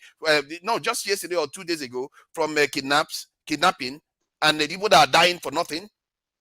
Those people put their lives on the line. They did the right thing, and they got something done very, very quickly. It shows you the power of the people. But the only thing you see is weakness, or the few people that died. You know how many people that died in Stalin's Russia to build the Russia that you see today? How is it that all people just prefer? You know what I think? I've actually had this conversation a long time. The way people think, people don't actually know what it takes to build a nation until it is inflicted on you. Real pepper, where people see death, then you will understand what it takes to build a nation. Because you don't understand it. You just think just because a few people died, about 100 people or 200 people died in NSAS, it's a total waste. It's not a total waste. They accomplished something that many of us have not even accomplished to stop insurgency today. How many of us have gone to protest about insurgency the way those NSAS people did it? If we had done it, maybe they would have secured the country by now. How many of you have done that? But you know, you're because when you go around telling people that, oh, people died, NSAS was a disaster, they killed innocent people. Why would they come out and ask for security tomorrow? Because you tell them they don't have any power. When you tell them they don't have any power, they'll feel like, oh, we are captured, it's over. That is not right. That's conditioning the people not to act. No, the people are conditioned, my brother. The thing is, my argument wasn't about people. Wait, please. All right, guys, I'll see Wait, you guys please, tomorrow please, when real Dr. quick. Jackery is one moderating. I don't think I can stay here and take this. Thank you. Wait. If you don't want to say, No, say, Chim. When you are Chim, man. Chim, that's not the best. It's coming out of your mouth. It's hard to. If you don't want to see, I'm not here to patronize anybody. If I have to talk to East Africans and others, patronizing. The question is, are you a puppet for the puppets here? No. It's not that. It's not that. Guys, honestly. Guys, honestly. Out of your mouth, it's hard to phantom. If you don't guys. like it, you say your own. Absolutely, I agree with that, forefather. The thing is,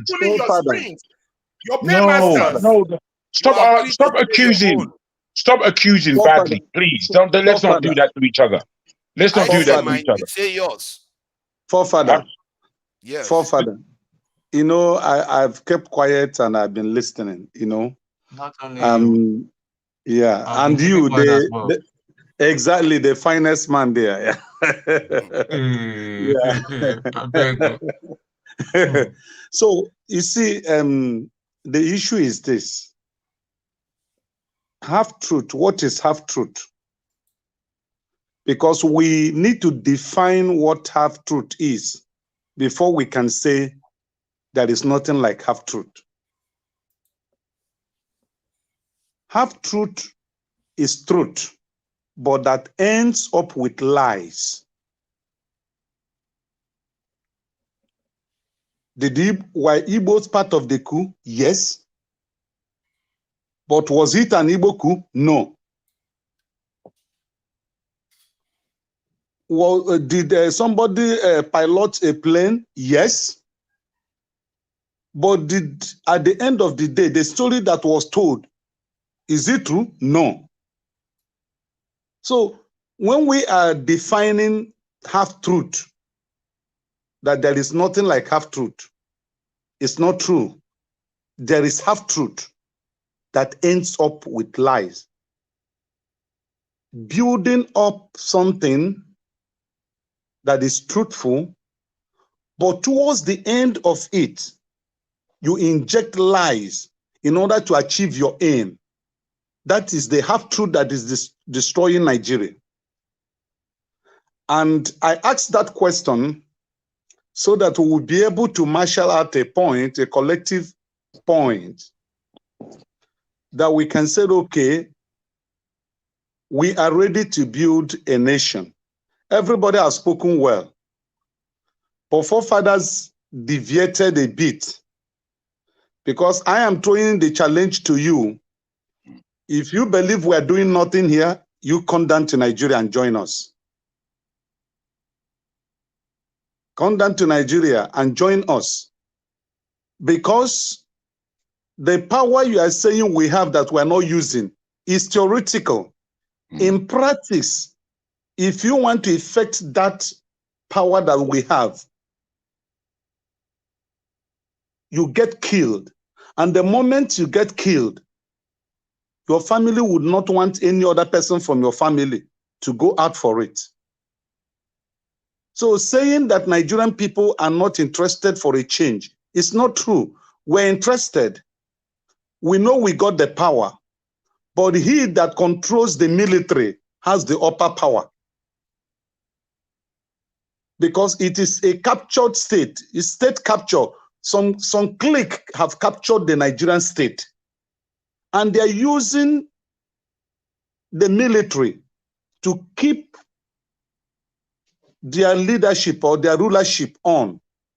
And if you are a bloody civilian, as they call us, they will waste you and nothing will happen.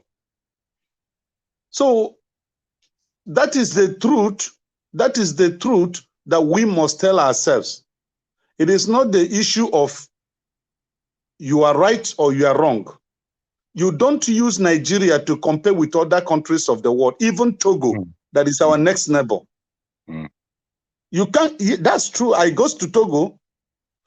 I've been to Cameroon. I spent about 3 months in Cameroon. Within that 3 months, there was no second that light was seized. I am telling you. And their foods were cheap. When I came back, my wife was asking me, say, your color changed, as if I was using a bleaching cream because of the good food and the environment there. They don't sell frozen chickens, frozen items in Cameroon. Whatever you want to eat, or chicken or fish, you go to the poultry and you point out and they kill it and serve you.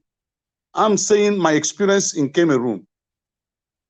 So Nigeria is a peculiar case. Very peculiar. Yes, we don't. You can't use what is happening in the Western world or other countries to compare Nigeria. No, and it requires a very special, will I say, application to sort out the problem of Nigeria. Either the 1999 Constitution. If you can round up, please. Yeah, I 1999. like his submission. I like what he's saying. Of course, you like it now. I'm sure. Everything that says "don't do anything" is what you people love. He's not. He's not saying don't do anything. Don't do anything. No, that's unfair. The forefather. That's so unfair. That's so unfair, man. What is he That saying? is so We can't do unfair. anything. What is he saying? No, Jagun. Sorry, forefather. I think they should find another moderator. He says we can't do Forefather is anything. biased. He works for the puppet. It's not that he's biased. I just don't understand how he's coming across. This is somebody living in the eye of the tiger. This guy is just being ridiculous now. Listen to him. He's the one Who's living, being he's the one ridiculous? living in the Who's being country. ridiculous? The Forefather. other guy, he's always doing this all the time. He's interrupting me frequently. Now he says they should remove me from the listing. So I have to be able to talk and engage with a righteous man on the very point. And this is another thing I find that you guys do a lot. Yeah, but you threw something out. You see, twice, Can I Forefather. talk to the person? No, but twice you threw out. Why do you all of you interrupt? Wait. When the person that has spoken, I've not exchanged with him. No, you interrupted him by saying that he should round up. Yeah, I'm saying because he's been talking for more than 3 that I enjoyed what I said, that I'm enjoying what he's saying. Yes. And of course you're going to enjoy it, because it breaks down to doing nothing. And I'm saying to you that that's an unfair statement, because I'm not about doing nothing. Okay. I don't like when you mix me up with other people. I don't know what's in your mind, but it's not only unfair, it's not called for you to be so flippant, especially if you're directing that to me. Now, what I'm dealing with is that we have somebody in Nigeria who's breaking down exactly what it is, especially in terms of power. Now I'm not being allowed to speak again. No. I'm putting this to you. I'm putting this to you so you will speak. If you listen, then you might get an inkling of when to come in. Yeah, instead of just interrupting aimlessly. Now, what I'm saying to you is that for what has been said, speaking about the power of the people and the polity within our nation, there is the power of the elites, there's the power of the government, there's the power of magistrates, as we've seen, and there is the power of the people that hasn't actually transmitted into a country right now that we desperately need. If Peter Obi had come in the way we believe that he won, whether he won or not, I don't know the numbers, but if he truly won and democracy was being played out in its legitimate right, Obi being in power right now, I think would have set the country on a trajectory of actually getting to work and making sure that quickly we can turn our country around, because we have a partner in government. With Tinubu in government, I don't believe we have a partner there. I don't know what he's up to. I don't know how well or badly he's going to do, but I don't see him as a partner to the people in order to create something that Nigeria particularly needs. It said and underlined that Nigeria is a peculiar place, that us comparing Nigeria to the rest of the world ain't doing us no good, really, because we have to create our democracy, and it has to reflect the Nigerian principles, what brings us together as Nigerians. It has to reflect these things, and these things are very difficult to grapple with, because none of us around this table know particularly what that is. The question was asked some time ago, what is it to be a Nigerian? And we all know that whilst we have a reason, some kind of reason or an understanding, we all know it's difficult to lay our hands on what is it to be a Nigerian with all the differences that we have in within our country. Now, thank you. Can I address him now? Father, sorry, I just quickly pop in. May I say something? Not until he's replied, please. You can't come in like that. That's not fair. Forefather, please say what you're saying. But I understand, but I'm saying it's not fair. It's either it permits me or it doesn't permit me. It's not a debate between forefather and the rest of us. It's not a debate between forefather and the rest of us. I think electricity is part of the moderation group. This is a question I asked. Is that am I permitted? If not, I will wait. So don't just rush me and say, no, you can't just speak. I'm not speaking, I'm asking. Okay. Yeah, electricity, go ahead, please. I just want to address a righteous man. Some time back, you said those in diaspora should come and help, should assist. Now you're saying something different from calling from it. I don't understand. What do we mean by Nigeria is a peculiar country? I don't get it. What do you mean this peculiar country? It should not be compared to other countries. Okay. I don't understand what message. Let me answer you. Let me respond. Let me respond to you. Let me finish. You are addressing me. You asked me a question. Let me respond to you. I think he has more questions, please. Let him finish. Okay. I'm not finished. Okay. No matter how peculiar a country is, it's not beyond a solution. There's always a solution. We all know the problem. So we keep dancing this dance, or it's a peculiar country. It's not like Togo. It's not like Ghana. It's not like this. It's not like that. We are human beings. And so we can solve our problem. Just the same way we have personal problems, or we say this problem is peculiar, so let's leave it, don't solve it. You didn't say that. No, let me finish. Well, that's Okay? not what you said. That's misrepresentation. How peculiar the problem is, no matter how peculiar the problem is, there's always a solution to every problem. So are we ready? I think Alaba was said earlier, we know this problem, we know our problem. So we know the solution. I don't think we know the solution. No.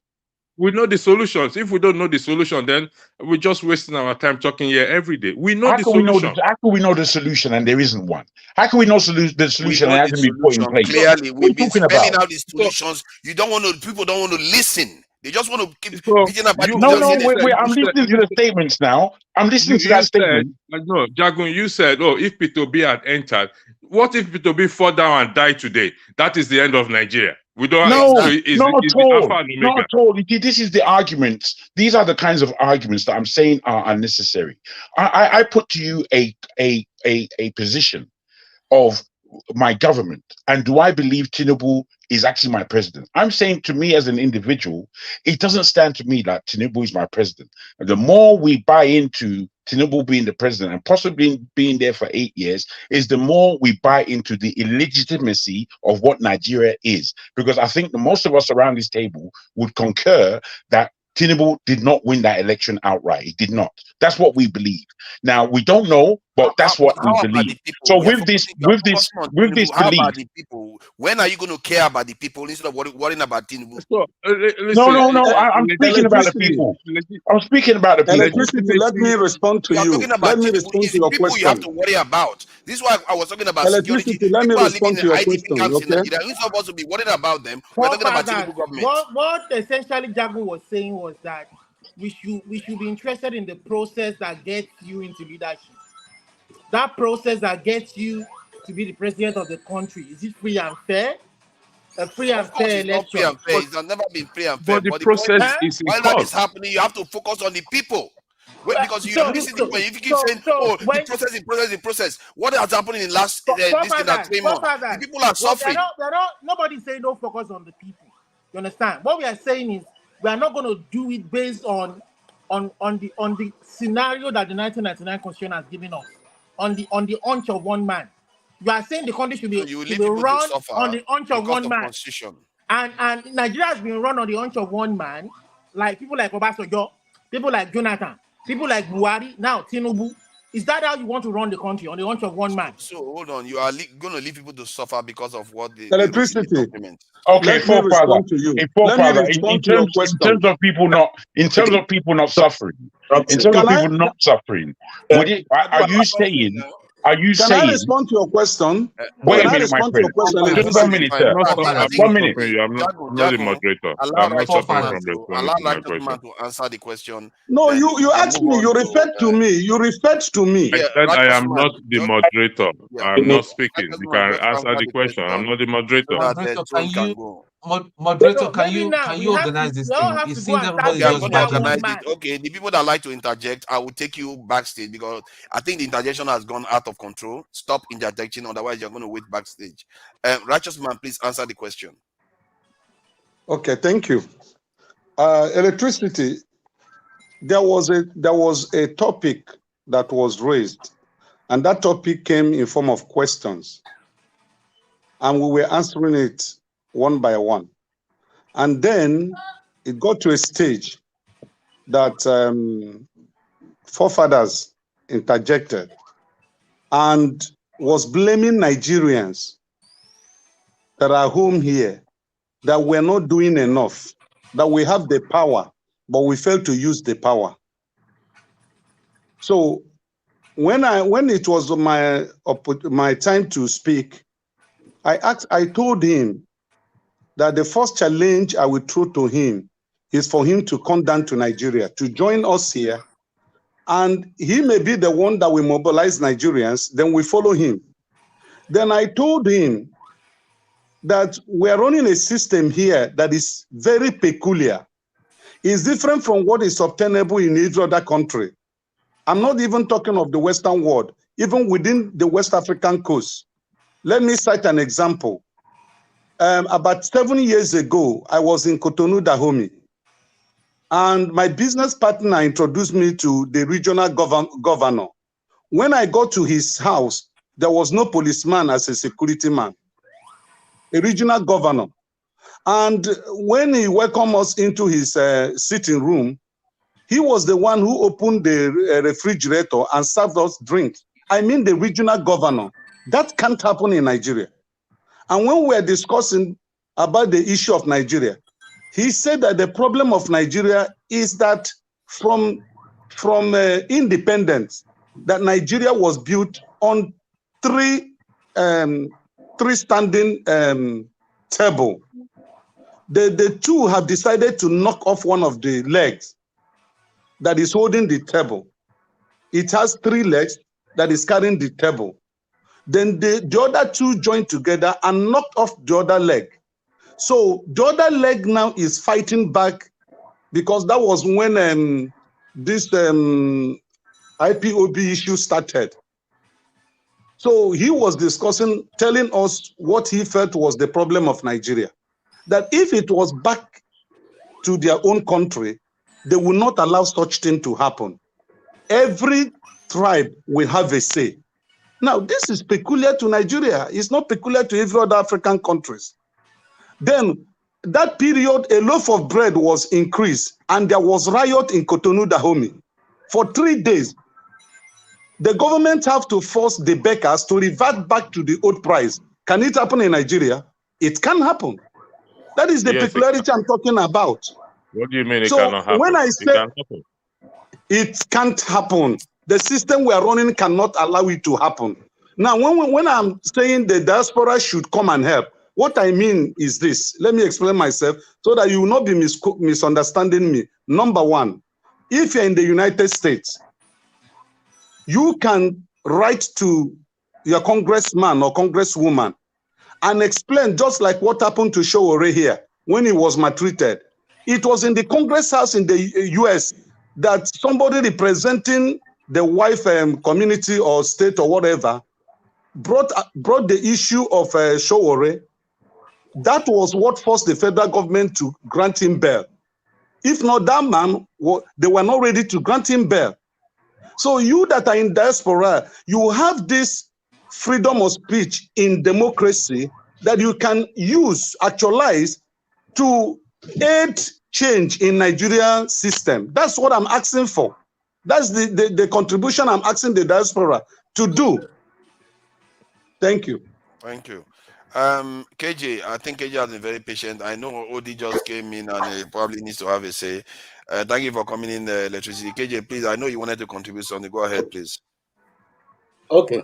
I don't know whether I should contribute because somehow we've deviated from what we are discussing. Yeah, it was about. I think it became about in what is actionable versus just saying that we are a captured state and Yeah, it's you over. see, the truth remains that I want to agree with the other people who have spoken. The way things work in Nigeria is a bit different from what goes on in other places. Because for so long, and I'm speaking from someone who has participated in some of this process. For so long, the powers have been taken from the people. So much so that a time came when members of the House of Representatives and the Assembly or Senate were telling the Nigerian people that sovereignty is them. They are the sovereignty. So because you have voted them, you do no longer have any say. I'm telling you what is on ground. So that if you want to do anything, Nigeria, you should go and report to your congressman. And if he is refusing to take it, then you can't do any other thing because you have gone to the polls and voted them. So now they are the sovereignty, no longer the Nigerian people.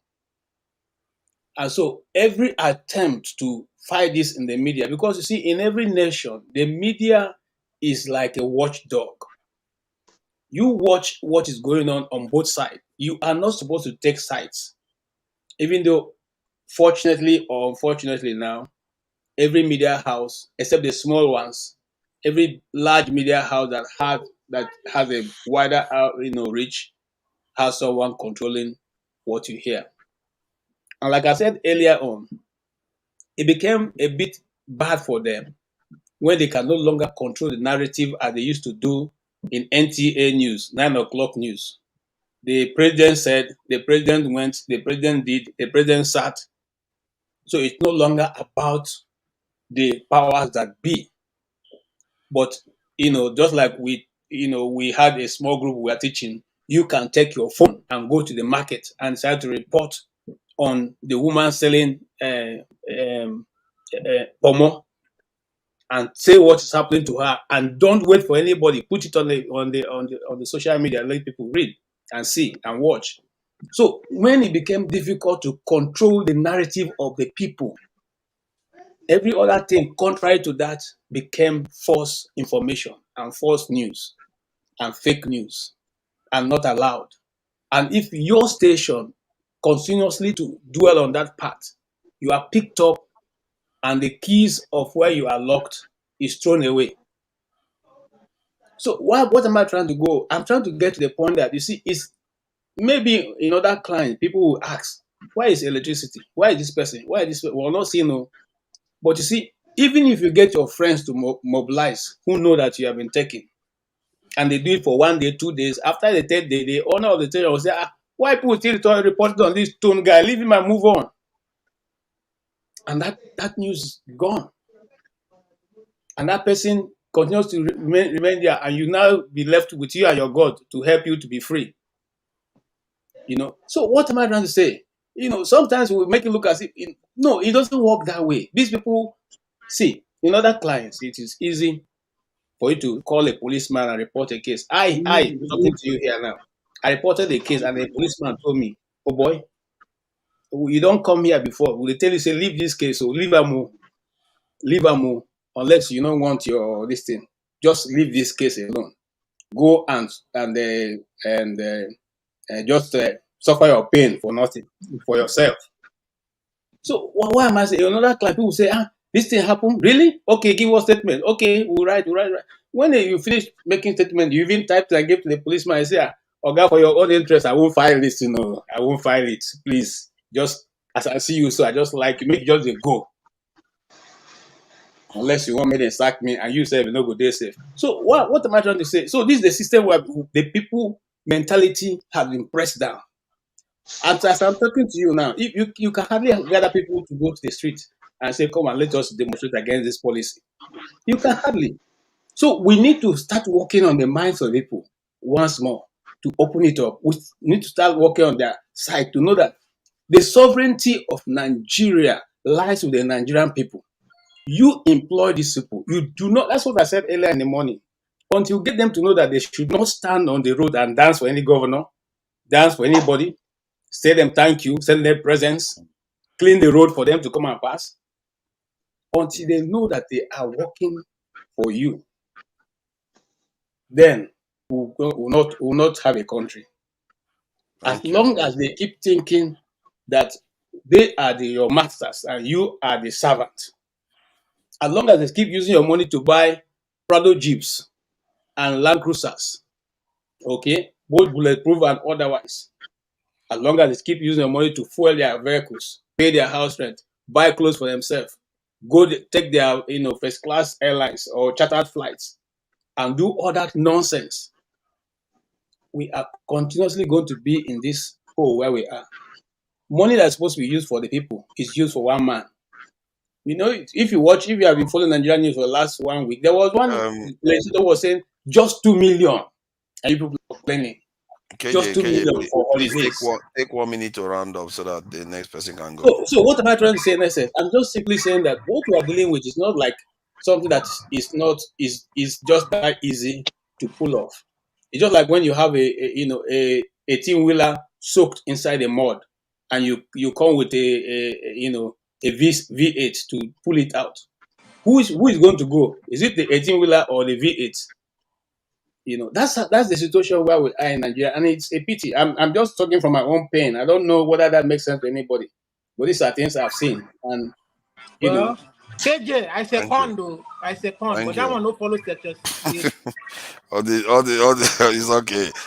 Tony, you wanted to say something before Odi goes ahead, or because you've been quiet for quite a bit. Yeah, we keep on banging about our system of government, okay? And to be quite honest, this is my own opinion, by the way. I don't think I think what we have right now is something we should just tear up and think of something that is tailored to our culture, our beliefs, our belief system, because it doesn't just seem to be working. That's my own opinion. How we're going to go about doing that's what we need to be exploring and discussing. Yeah, thank you. You tend to be you are one of the briefest speakers, quietest, and now and again you get cross when people say But Tone, nonsense. I don't get what you're Yeah, saying. you want to pick on Tone now, yeah? No. I'm just saying that I don't understand what he's saying about something not tailored to our belief system. What exactly it is? That it wasn't specific enough. What are we practicing now? Where you mean in Nigeria? Yes. Okay. The system of government. What is it? What do you call it? Democracy. Okay. It's not meant for us. What In kind of fact, system? I'll even, I don't know. That's what I'm saying. It's something that because we live in a very complex society in Nigeria. Nigeria, you can't compare Nigeria to the United States or Britain or any other place. It's a very complex society. It might even take us up to 4 years to evolve a system Okay, that but is well tailored for us. do you then agree Mhm. that we should all sit down and talk and discuss about what will work for us? That's what I'm saying. In other words, Mm. and when we Oh, agree, we know that everybody's input is in it and all that. And when we've done it, we carry on and something that is affordable, not necessarily cheap. I don't like the word cheap, something that's affordable. But what we're running right now is just too flamboyant, it's too expensive. Okay, now it's clear to me now. So Okay. mm. Yeah. Yeah. Please, Odi, go ahead so that I really want to run through people. Jonaba hasn't said anything. Yeah, Jonaba hasn't said anything. Okay. Hi, guys. Yeah, Good evening. welcome, Odi. Yeah, thank you for coming in. Thank you. So, I like the passion, and we are really the people, where many of us are still the diasporans, that we still have to chime in. I just wanted to touch on a few things. I'm not sure what the specific topic has been, but what we lack in Nigeria is leadership. I like the idea of constitution. I was listening when we talked. Forefathers went through the British system where they run an informal kind of system, no constitution, per se. No, and someone was talking about is because the people have lost the power and all that. Look, if you're a student of history, you understand that the greatest empires were actually built by dictators. Rome was great. It was a republic until Julius Caesar came. When Julius Caesar came, everything changed. They started expanding their borders. Same thing with Augustus, Tiberius, and we know Constantine, what he did. The things that these men built are still here. And then when you talk about, the empire that was the Byzantine Empire and every other thing that came along. Well, let's talk in recent history. We have countries like Saudi Arabia. Saudi Arabia was under the Ottoman Empire until 1919. Egypt, all these guys, most of Middle East. What happened? What these guys run is a dictatorship. The people don't have power. Actually, you have more power than the Saudi Arabians have. You can't say, even if you're living in the UK or in America, you can't talk about, you know, MBF, you know, the way we are talking about, you know, Tinubu or Bas. They'll kill you wherever you are, you know. But this men love their country.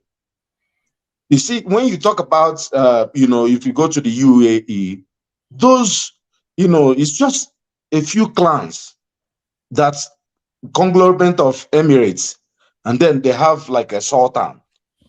But these men desperately love their country. Same thing happened in Singapore. We have a similar thing going on now in Rwanda, right? The problem we have is that, and then America is a different basket case. If you know how the pilgrims came and why, how problems started in Boston in the United States, how people revolted against King George, I believe. And people took arms and got American independence. Now, but what one thing that these people have is love of country.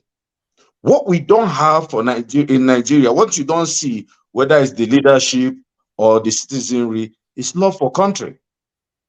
You know, even, you know, people who love, they don't love past their village or their family, or, you know, you even get some type of loyalty in the north, which, you know, their leaders, you know, those people believe in them, but their leaders are just corrupt people and they're thieves. You know, they are more focused on, let's say, you know, let's talk about Obi and Tinubu and Atiku. Any of these men, if they have love for country, will rescue Nigeria from all the things we're talking about. You know, somebody like Obasanjo, somebody mentioned him, and look, a constitution is not going to save us, guys. You know, we can write any piece of, you know, electoral law. We had the electoral law, guys, that said, you know, you have to compare the results with, you know, whatever that is, you know, on the IREV and everything. Look at what the judges did. They threw it in the toilet. This is a law that they just decided that they're not going to obey. What I'm saying is that whether you have constitution or you don't, as it's about, you know, love for country. We don't have that. You know, does Tinubu love Nigeria? I don't think so. You know, if he loves Nigeria, what he's trying to do is just, you can see what he's doing is state capture. Essentially, what he's doing is to bring some of his, you know, tribes people and some of the people to hold the financial strangle, you know, port of Nigeria and the security architecture. Same thing that, you know, Buhari did that we criticized him. That's what he's trying to do, build some type of hegemony. But they don't, these people, even the people who may be his tribe, are not going to benefit. Just like people like Tinubu's, Buhari's people, where the worst hit. Tinubu may go through these, you know, 8 years or 4 years or however God allows him to have, you know, and the people that will suffer most may be the people in the Southwest, because he does not really care about, you know, Nigeria, first of all. Because if he loves Nigeria, you will see it immediately in the decisions that the man is making. Whether, you know, of course, we believe he stole the mandate. But, you know, there are some things, you know, look at, you know, you come in and you say, subsidy is gone. People had 1 month to still groove on the subsidy. He threw it away. But they are giving money to the elite. Nobody has increased anybody's salary. Nobody has done anything. So you can see, you know, all he's trying to do is consolidate power, give people, give this person, give this person. Let me tell you something. So we're talking about solution. It may be a stroke of luck. You know, if you look at what's going in Burkina Faso, maybe the man actually does love his country. You know, if you look at, you know, Gabon is a joke. You know, but if you look at, you know, Rwanda, the man came, he's a dictator. But the man loves Rwanda. And the man wants to improve what's, you know, the lots of Rwandans. And you can see the Rwandans who did not, and that's the power of a leader. You know, he's coming from the minority tribe. You know, but he does have love for country. And His countrymen are chiming in. Just what Nigeria don't do. Now we're For, asking for dictators. but let's go. Let me allow other people to speak. Thank you, Odi. I think that was quite a relevant contribution, and obviously he aligns with what I believe too. Jonaba, thank you for coming in. You know, he was a bit raucous. You are welcome.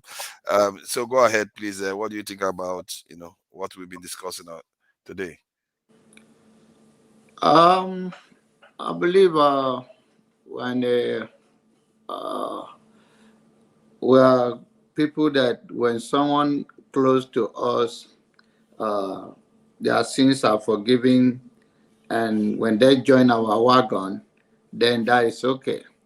One of the things that surprises me is Obasanjo. Obasanjo never have any democracy, and because he's by age, I think people don't die by age. But where I come from, they say you better talk about death to the old people than young people because they have lived their life. Obasanjo have lived his life and is unrepented heart. He don't care about Nigeria. He care about. Have you ever apologized to Nigerians by going and hand over president to Yar'Adua? So if democracy is not working, he's part of the people. But somehow maybe endorses the people that you like now. Oh, he's a good man. Obasanjo is part of the people, not only in Nigeria. He calls it around Africa. Even when they make him to supervise every other African country that by every standard say, oh, this does not meet it. He's the first one to say, oh, we are Africans. Now this meet our standard. And up to today, he never said, okay. Obasanjo in his own statement, he said, if you know better, you should do better. So maybe that is the level of his own knowledge of knowing better and do better is when he suits him and when he think he speak to the people. It's amazing.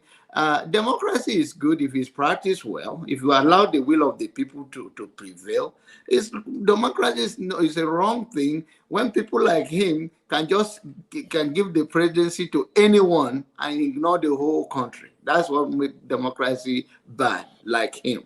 And then secondly, issue of Tinubu, whatever is going on, not going on.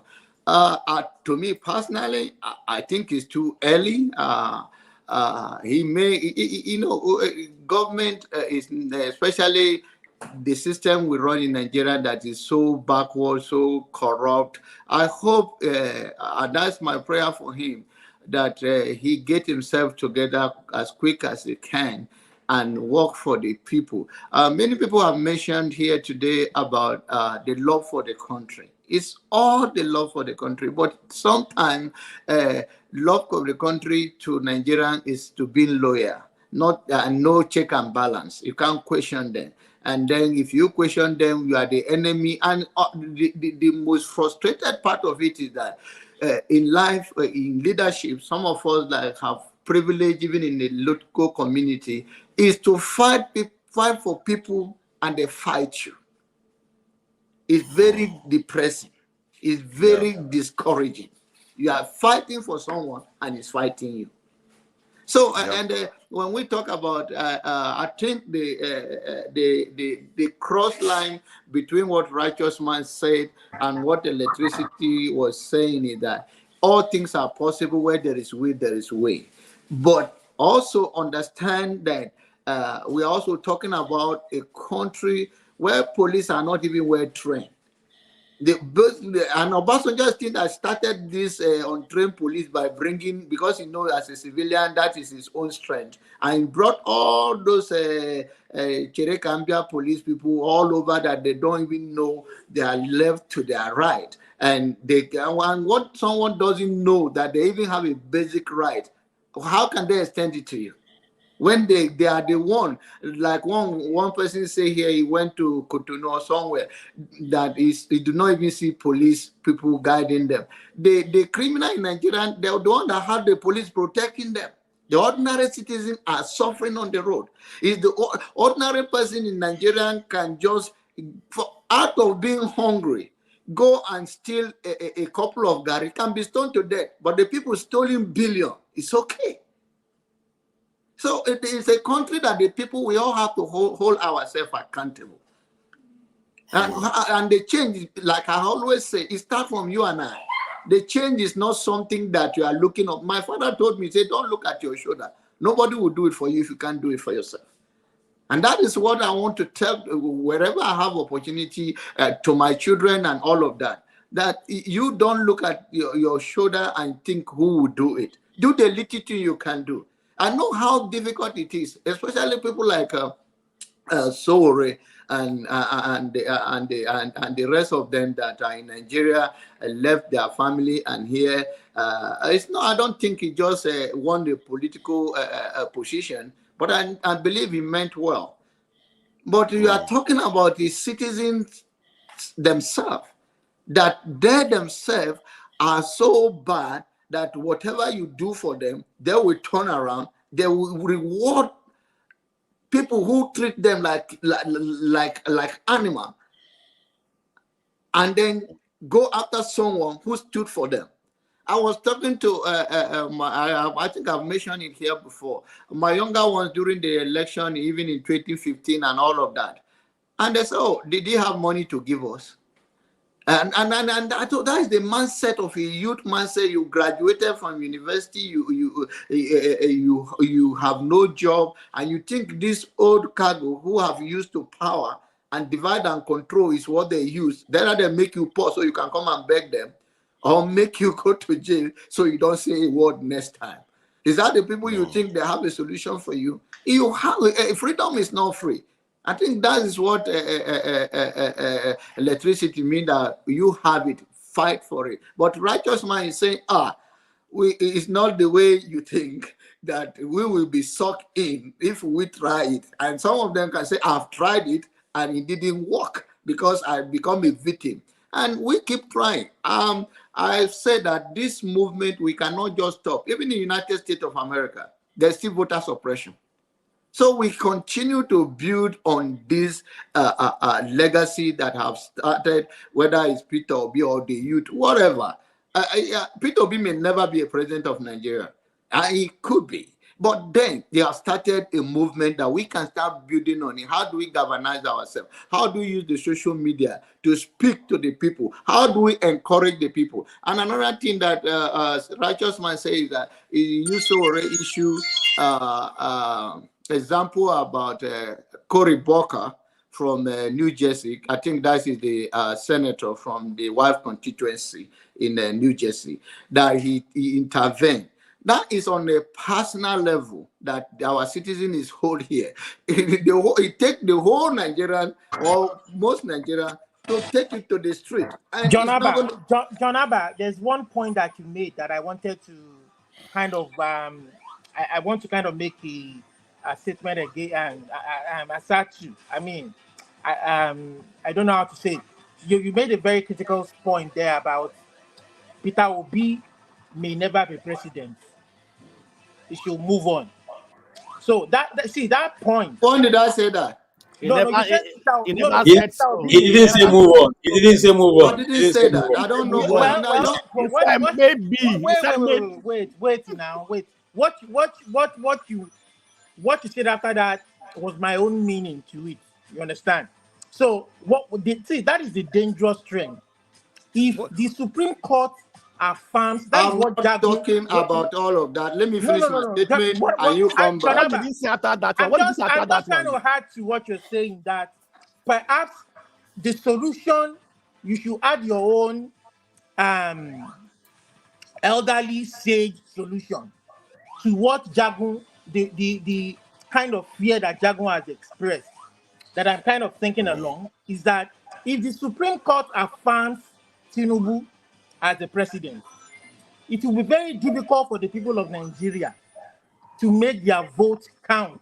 That would then mean that the beavers and the IRF, the technology that would have made it free and fair, will not count. How do we then change this if people cannot elect their leaders free and fair?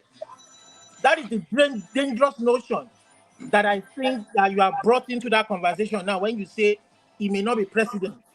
No, I don't understand what you are saying. What I'm saying is that the reason. That is how you. Olumide, let him just finish his submission now, because if that is the case, Olumide, then can I finish? This is how you're going to run Oduduwa. This is how you're going to run Oduduwa. So this is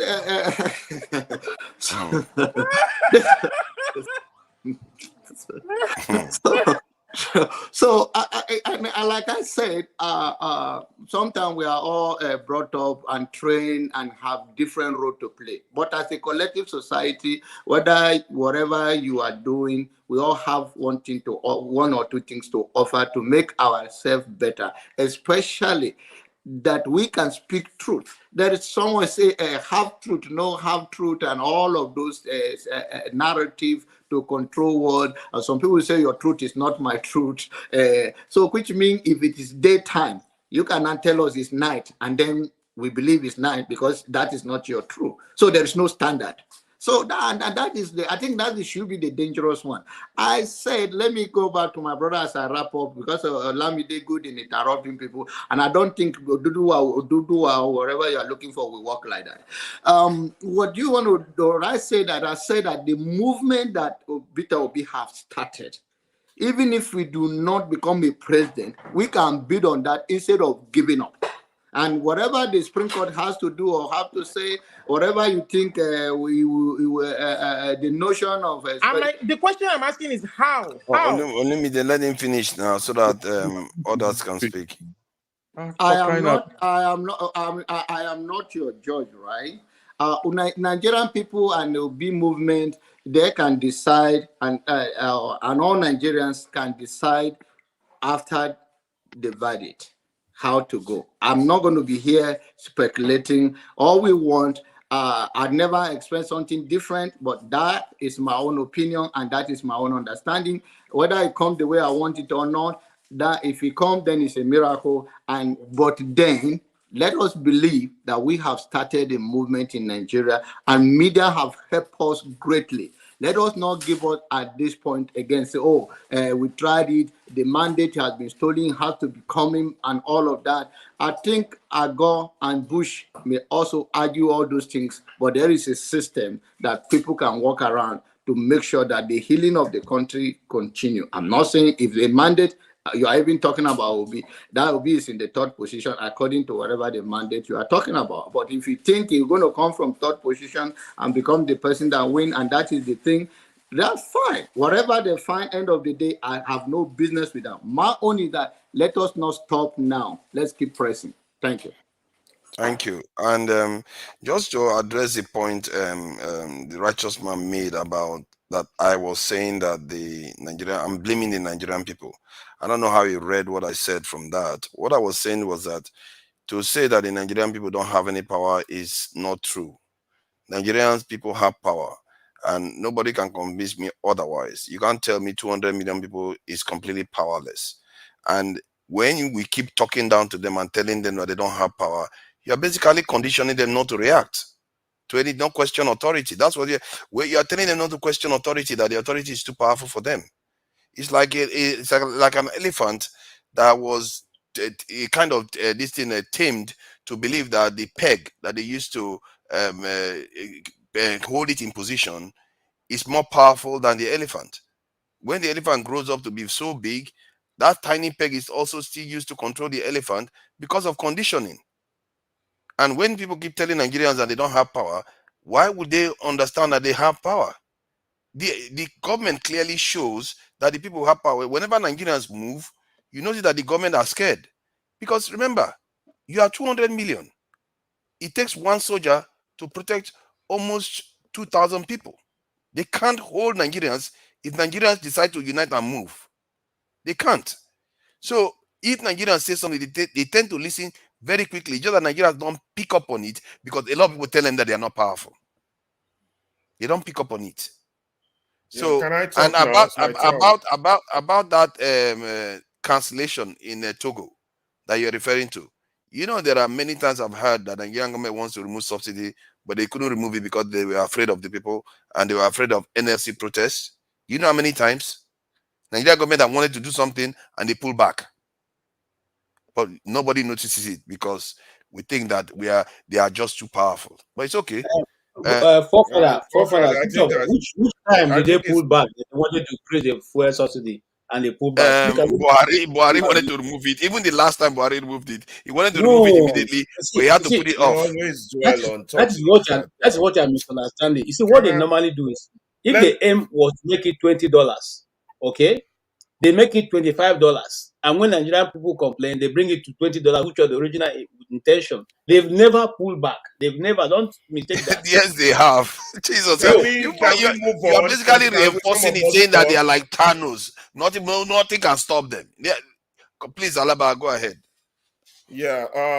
First, I want to talk about the cuckoo bird. You see, we sometimes we come here and we act as if we're the cuckoo bird. What the cuckoo bird does, it goes into another bird's nest, it lays its egg, and its chicken hatch. Then the chicken kicks out the other bird's siblings all out of the nest, and the bird start feeding the kiki bird.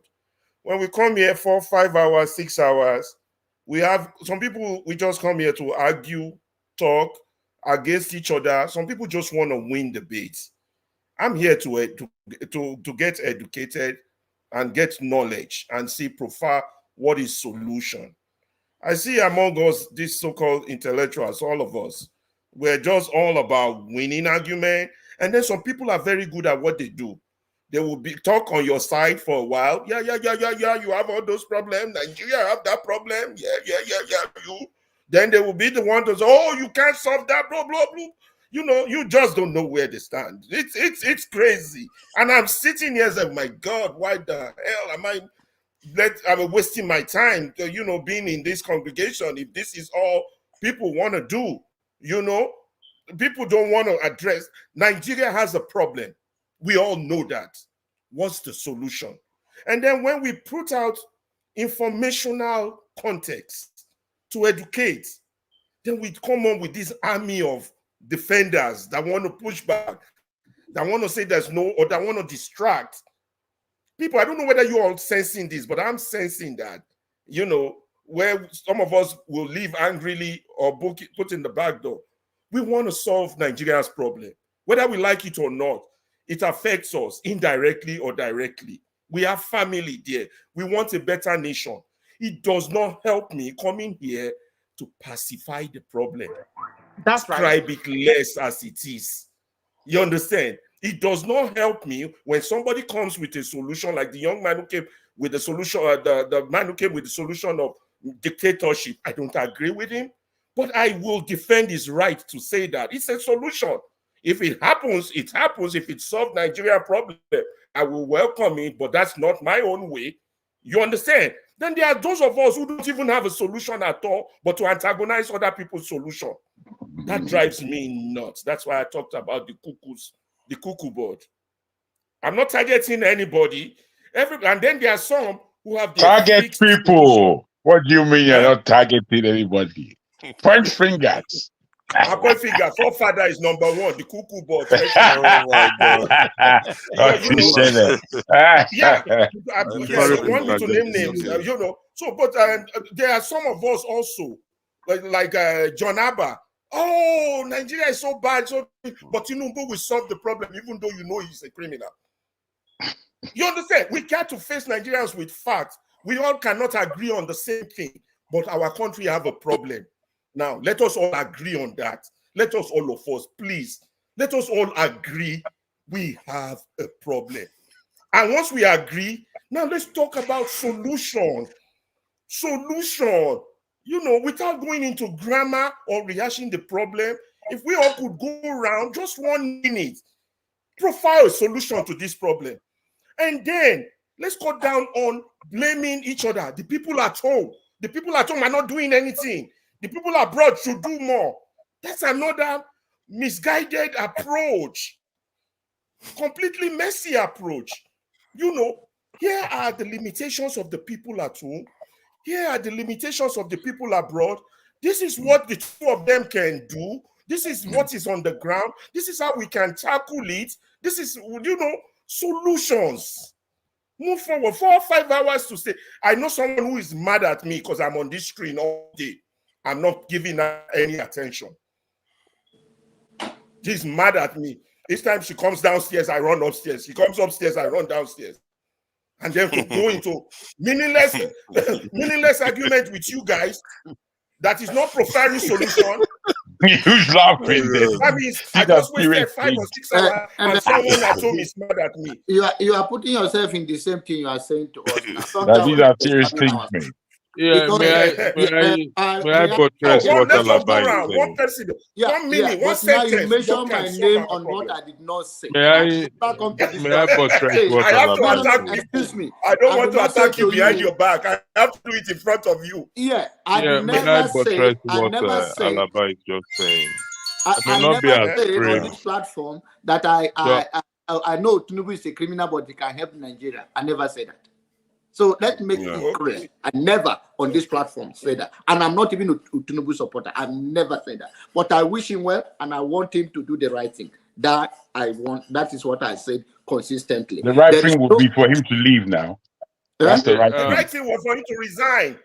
Simple. Okay, whether he resigned See how or that not would help resign, Nigeria. Absolutely. On what base do you want him to resign? On his age? Because or of all on this what? controversy around him to help merge Nigeria together. There is nobody. No, when so- Jesus Christ come to Nigeria, just You- like no elderly person die in Nigeria that know which or which that killed them. There is no election you carry on in Nigeria right now that there won't be 1 or 2 things, and then everything that And then rises, that's another the thing. person must Each resign. time, we Anybody always that compare says Exactly, and this is what a lot of then he people don't resigns. Who understand. does They that? can't see beyond You resign your what they life. You don't see. have They can't challenges see right beyond now. that. You Alaba, you have challenges. Do you resign your life? Unbelievable. Come Just unbelievable. Electricity, please go ahead. May I buttress what Alaba is The saying? Blackstone Alaba, there, thank be you. patient. It's Yeah. going to come to you soon. You are more braver than me, and the truth is, the fact is, some people come to antagonize. Some people come to spread that news of, oh, we can't do it, we can't make it.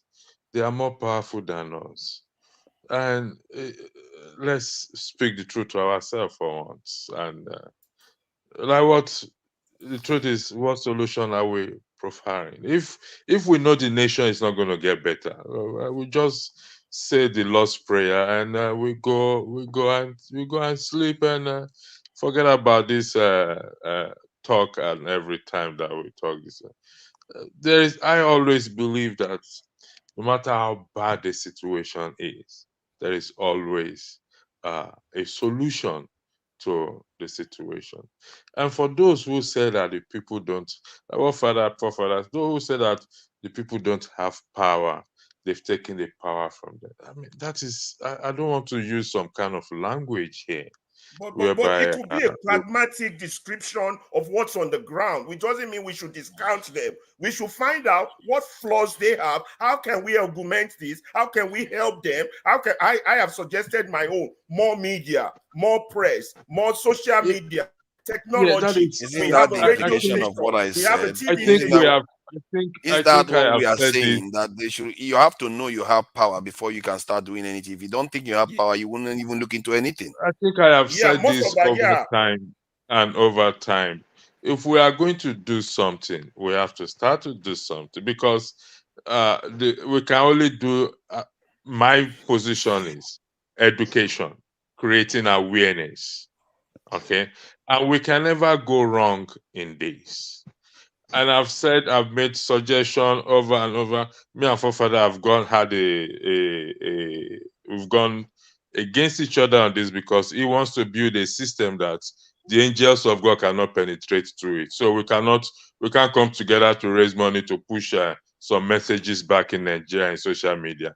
We are still waiting for that system he wants to build. He hasn't built it though. He's looking for the expert all around the world to build that system. But you see, at the point we have to come, we can't continue like this. Yes, maybe some of us come here to take out our frustration. Some of us are lonely and bored. We just want to come and chat, which is okay. But you see, what I don't agree with is when we are finding a solution and some people are, well, it's expected. Don't let us say some people will always see a dead end in every situation. So it's for us to see if we can win them over or just kick them away. Not on the platform, or just ignore them, because I don't have power to kick anybody away anyway. And so the issue will continue on and on and on and on. When we come together and say, this is the goal, this is our target, let's go for it. So you're a military man, okay? I'm not a military man, but my father was an army. My senior brother is a navy. I was supposed to go to it. When the military man a target, they go for the target. They don't just sit down and start saying this. They plan and they go for the target, whether they are going to win or lose, and they recalculate and everything. So we are not going to fight war. We are not saying, but we are using the media as our own form of war. And we have seen, it's been proven that the media do have power. And that is what is happening in Nigeria today, where the medias are pushing a narrative that's not even helping. But because we sit in a privileged position, we can come together and say, this is what we want to do, and do our own 2 cents, and just leave it there.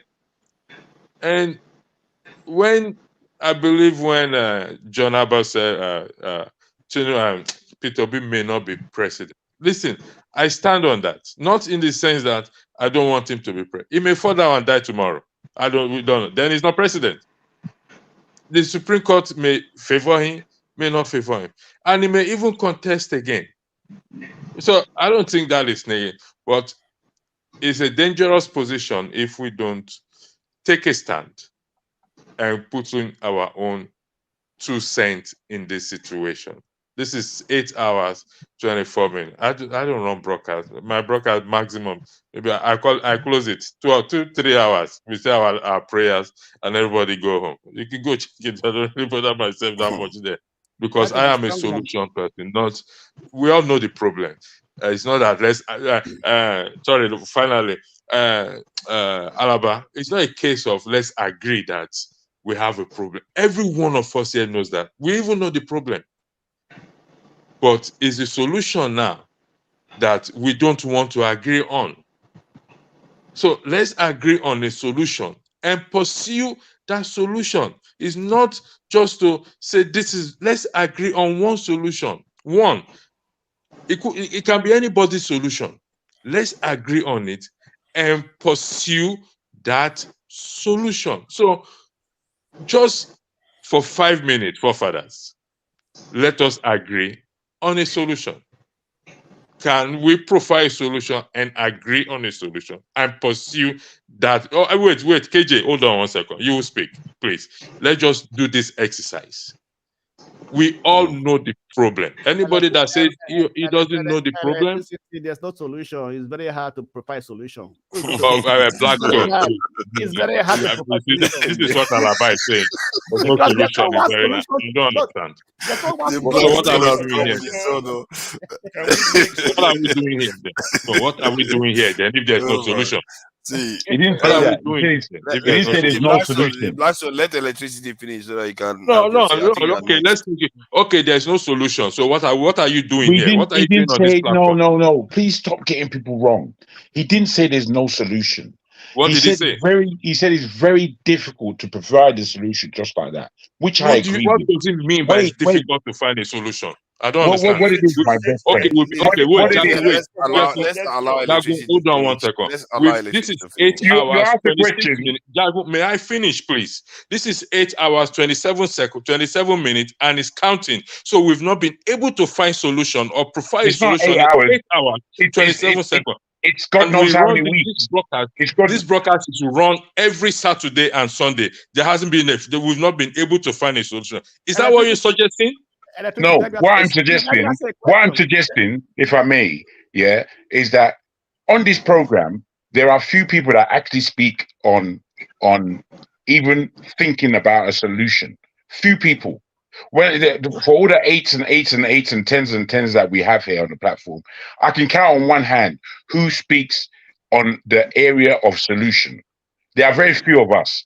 And even I feel I've got solutions, but I don't think I've got the solution. I think the solution is extremely difficult to come by.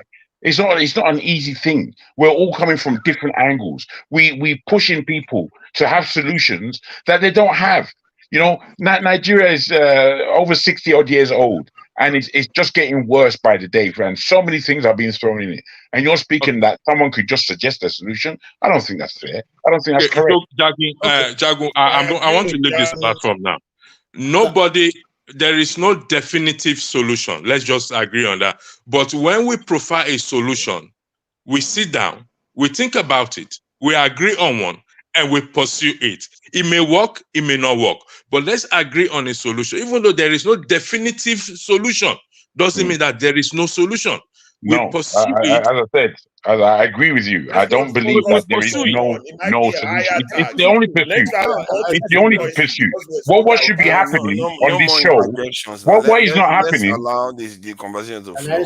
Yeah, please, if I can. Sorry, KJ. Because I do beg your pardon. Blackstone's turn. Hold on, Jagun. It's Blackstone's turn. He hasn't said anything at all since. I haven't said anything really. I've spoken once, really. But Blackstone hasn't spoken once. It's the truth. No, after Blackstone you can speak, but Blackstone hasn't spoken I once. wanted to respond to Blackstone, what please go ahead.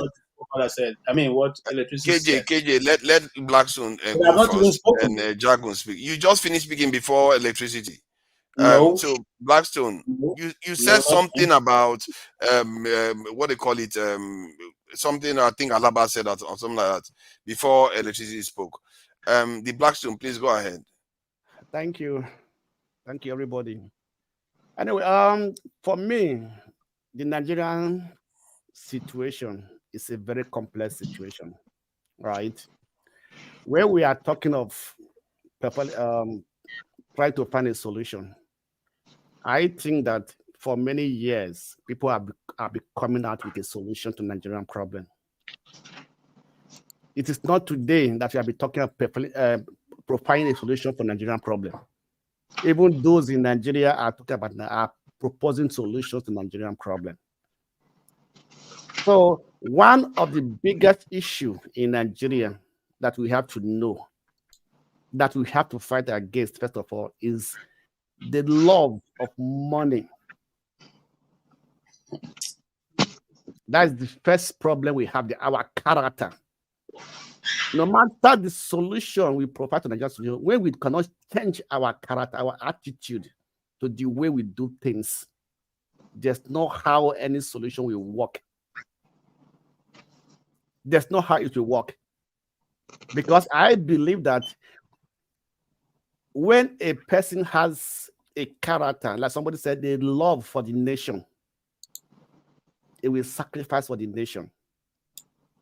Nigerian politics, it is an investment. That's why they die to get there by all means.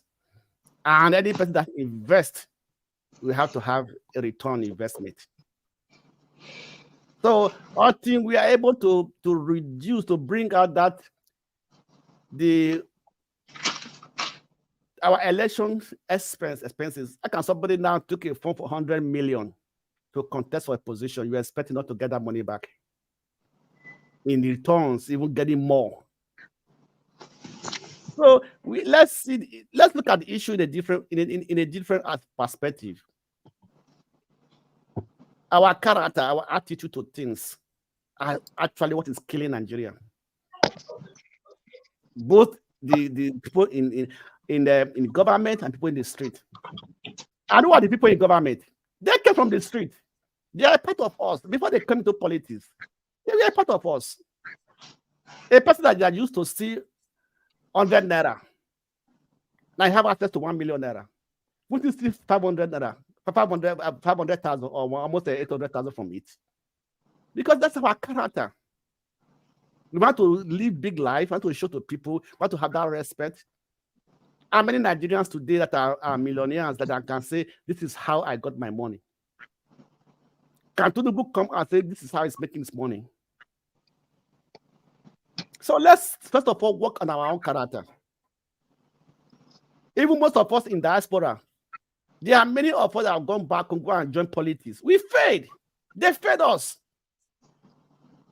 Some are even worse than those in Nigeria, simply because of that love for money. Everybody want to be a big man. And the second thing I also say about Nigeria, the question I want to ask, if you look, is there any other continent under the sun that is richer than Africa? That is well blessed naturally than Africa? Why is Africa having problems? What are these issues? Why can't Africa develop? I believe that also has to do with spiritual issues. That's what a spiritual side of it. It is being said that a tree that has fruit is where people stone. Africa is a blessed land, but Africa is the poorest continent in the world. Can we look at it from that angle too? It's easy. You just have the people to blame.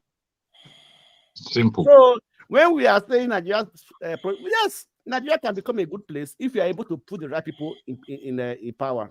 The Bible says that why do the children of the priests are working, the children of the poor are walking on horses, are riding on horses, and why the poor of the priests are walking on barefoot? That is Nigeria. That is Nigeria for us. The good ones don't go into politics, and if they even go, they have no chance because they are not willing to stand their name. They're not willing to mingle with those people who has no integrity, they have no integrity, they have no character. So that's what it is. So when the good ones leave it for the bad ones will still rule can always ride on the good ones. So first of all, let us change our character. Let us change our perspective, how we do things, how we reason things out, and let us show love for our country. If our country is good today, it will be good for everybody. You cannot say, yeah, I want to provide solution. The people have been providing solution. The former media ambassador to Buhari, Adeshina, when he was working in Guardian, he was one of the greatest critics of the government. When he got there, what did he do? He was lying to the whole nation. That's what it is. This guy that Ajari, that's today, telling lies in the media and everything. He was somebody with a challenge to him. But when he came to the government, he became a perpetual liar. So this is what it is. Once you come into that circle, you are forced to change. Or else they kick you away. So if they cannot have integrity, I want to stand and have a clean name. So they have to go along with them. Because why? Because the money involved in it is enough for them. I don't care. I have name, I don't have name. When I was growing up, we do say good name is better than riches. But today riches is better than good name. So let us riches is all now. Yes, also now. So let us look at it in a different perspective. Let us first of all look on our character and our attitude. That is what the Western world, they work on the attitude of the people. They change, we are forced to accept some things and change their mindset. But in Nigeria, we are happy for everybody. A criminal is the people that get the praises. They are awarded for their evil doing. So first of all, let us work on our character, our attitude, how we see things, how we see our country, how we see Nigeria. Without that one, there's no way Nigeria will move forward. Let me also talk about Tinubu. Sorry for 1 minute. We are talking about the Supreme Court. If Tinubu can be able to change CSU, Chicago State University, in the court they said Tinubu, they cannot verify Tinubu's certificate, how he got his certificate. 2 days later, they say he graduated. He went to Chicago University, was our student, he got and everything. If he graduated from your school, why can't you verify his certificate? That is the Tinubu network. Tinubu can be able with his power, money, and everything, change people. So if we are saying that the Supreme Court will come with something good or something, forget it. He has already bought them all over. So he has his own network. He has a very strong network worldwide. That is why a whole university can say we cannot verify his certificate. But the next day they came out and say he attended CSU. If he has attended your school, why can't you verify his certificate? So that is Tinubu network for you. It's a legal issue. They said they cannot. Thank you, Alaba. Alaba, please hold on. Why are they afraid? The judgment is still coming on that. They're still going to give a judgment. So don't conclude yet.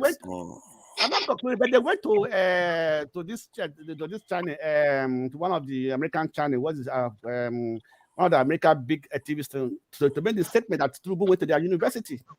No, it's being spun in Nigerian news. It's not exactly what you're saying.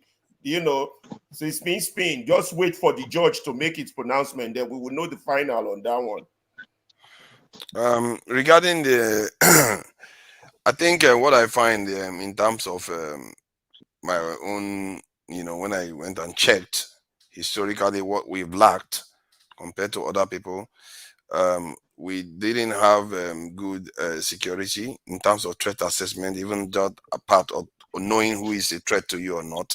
We didn't have that, and we didn't have technological innovation. And one other one is we didn't have racial loyalty like the others did, because clearly, even in Mali Kingdom, which was a black kingdom, when they were about to fall, they were asking the Portuguese for ammunition to fight back. The Portuguese came to them and brought them gifts, but no weapons, because they knew they don't want to give those guys weapons. What did they do?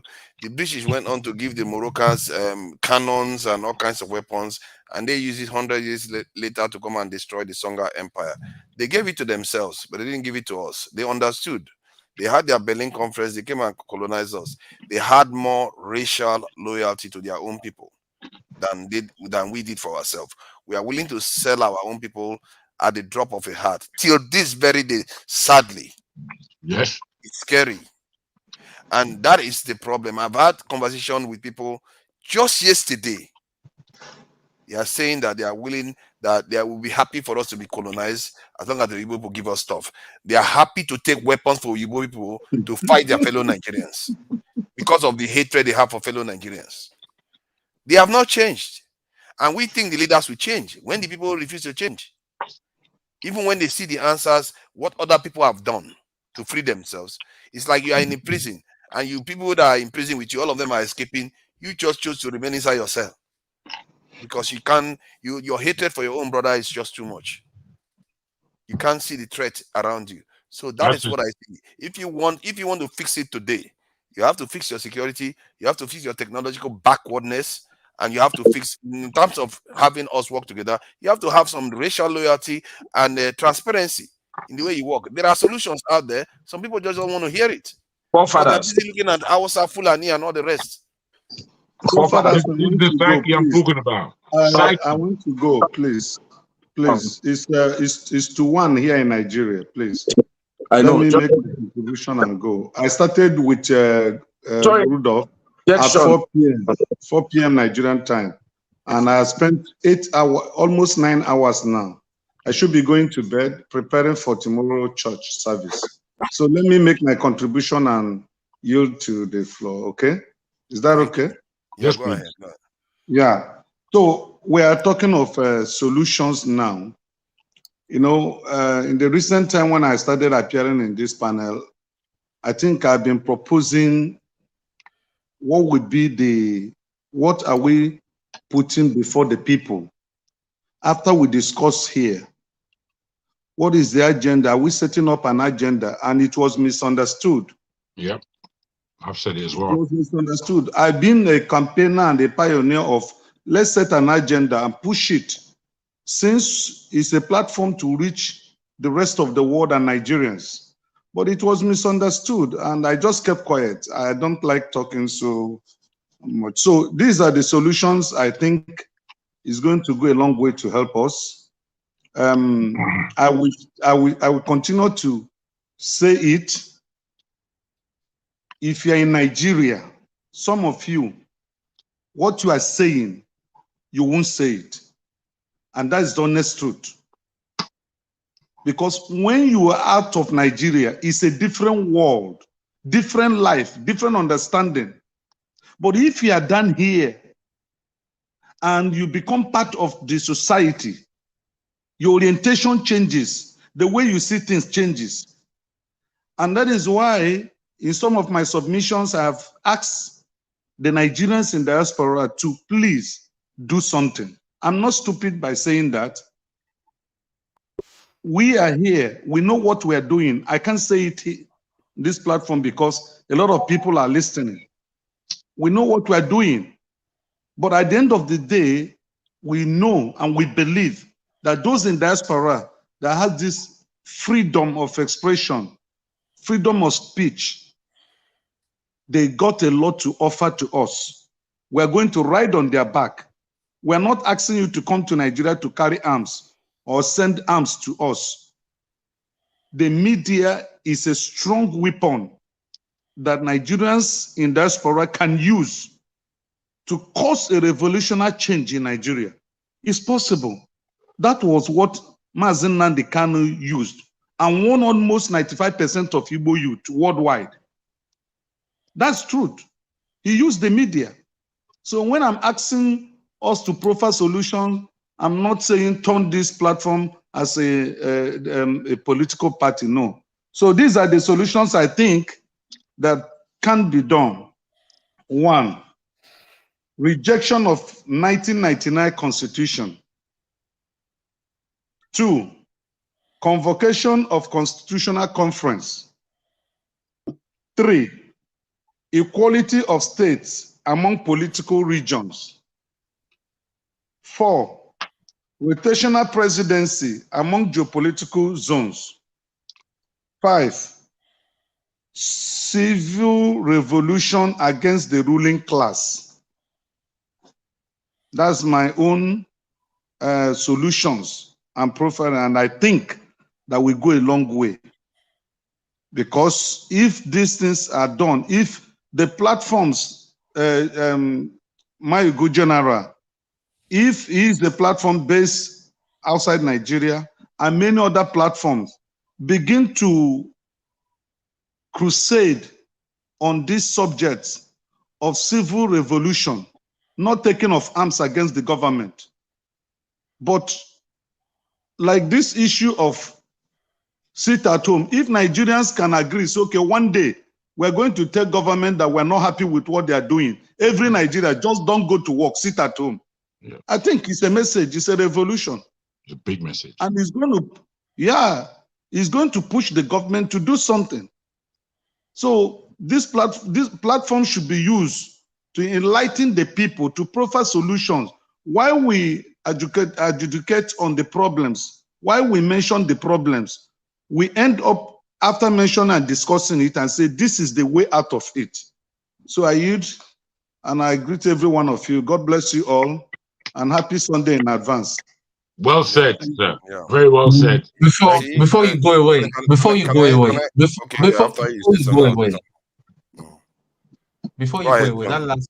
that last point where you are advocating for people to sit at home. You know the problem I found? A lot of these young people, even people in the comment section that are kind of blandly supporting Tinubu. You know why? Because they're not detribalized. Somebody is saying that 95% of the youth that was following Nnamdi Kanu has been banged into jail, and now they are following Obi. In your Agbado head, I wanted to be nice today, but I think it's the next day. Yesterday I tried to keep my emotion in check. Let me address your empty head. All the IPOB people never supported or are obedient. They didn't vote. So if you don't know, so stop coming to this kind of platform to start spreading lies and misinformation. And that is exactly what Olumide was saying earlier. And nobody took notice of what he was saying. Seriously. This is the kind of people, you're part of the bigger problem in Nigeria. You know, Ton, are you sure? KJ says IPOB, if I'm not mistaken. KJ, I thought, if I'm not mistaken, no. I'm not saying this to I'm not saying this to denigrate IPOB. IPOB, I respect their stance because Are they you? said, listen, Is these it people, me?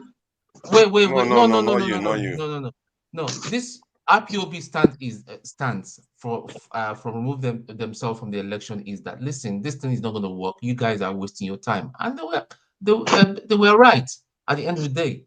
That the Nigerian state can never give you what you're looking for, and alas, they are right. So the thing is, the tribalizing people that are educated, that went to university and all that, and they are still supporting illegality and trying to make a case for illegality. That's the problem we have. Without that, we can't move forward. Okay, look at what forefathers have been talking about security. A lot of people don't seem to even understand the implication of that, you know. So when you're not talking to people that listen, they gave you a visa. I understand they gave Tinubu visa for 3 days, and then his spokesperson came and spawned another lie that the visa thing has been open to everybody in Nigeria. Everybody was just jumping and giving themselves high five, you know, until people started calling the airline and the embassy, and they were told the reality. What kind of government is that? And some empty, strong brains are still following that kind of character, that kind of group. You must check yourself. Oh. And the fact that we are jubilating that we are allowed into one Arab country. So about righteous man, That hasn't even been confirmed. yeah, and it's not even the fact that you were jubilating in the first place then it's not even real. Righteous man, you were saying something about when you are in Nigeria, your thinking is affected. From what I see of your submissions, you seem to be thinking very clearly, more than quite a lot of people here. I don't think you are even average. You're probably above average. So it shows you that even within Nigeria, you can still think clearly to an extent.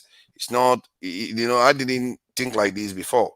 Even when I was in UK, people who are in the UK can be just as their conditioning may even be worse sometimes than those in the Nigeria itself.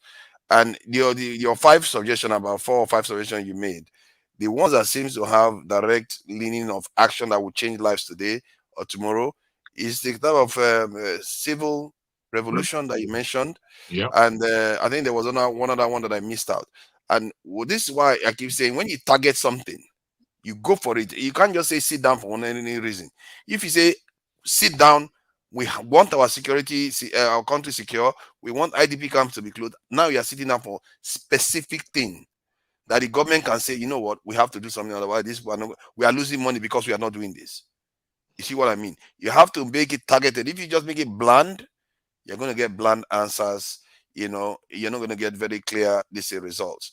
This is the example I always give is this NSAS. This thing, they had specific demand, and those people were very clever. They literally listed them, and the government had to say, "Oh, I agree with this one, I agree with that," and every single one of them, the government had to agree. You have to have specific demands so that now it's more informed what you are protesting about. But I see what you are demanding, and it's a good thing. And the fact that this can be used is a good thing. And earlier on, when people were criticizing you, I didn't see the logic in it, because you are leaning forward. You're saying, let's do something. Look at where we are. We have to do something. Thank you. Before you run, if those 5 suggestions that were put forward, which I think were very valid, and we may find that 1 or 2 of them may join into making one. If there are 5 suggestions down, we should write them down and see how we can add to them, and then discuss them individually to see what sticks and what doesn't. Once we have 10 clear points, I believe, of how we can assist each other, those in diaspora, those in Nigeria, I think we have a motion with which to move, and how we can put these things in front of those who can move them even further along. But I think it's a great beginning in terms of what Righteous Man has said.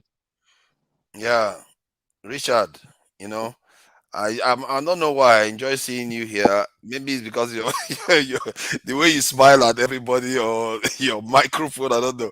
Thank you for coming in today. And I don't know whether you've been listening to us. What do you think about what you've had so far? Oh, thanks so much for having me, and thanks so much uh, for doing this. Good evening, everybody. And I didn't see or watch the whole thing. I'm still at work. I've been here for more than 12 hours, so really tired now, but I can still live. The thing is, there are multiple solutions to our problems. It's true, there are problems, very huge one, but there's no one solution. And I believe if we really want to tackle them, we have to hit them head on, and they have to be tackled simultaneously. I believe insecurity, there's nothing, we can't have no growth if there's no security. People can't go to their farms. If farmers are afraid of, I mean, farming, and people are being chased away from their ancestral lands. You know, we are not like, for instance, I live in America. Most people in America today are not indigenous. So they don't have the attachment to the land like we do, because we believe we are from the land, we are from the ground or soil. Our food is taken from the ground. We build our homes or houses on it. We take our medicine in terms of herbs or roots. They're also from there. When we are ill, we take our medication from the soil.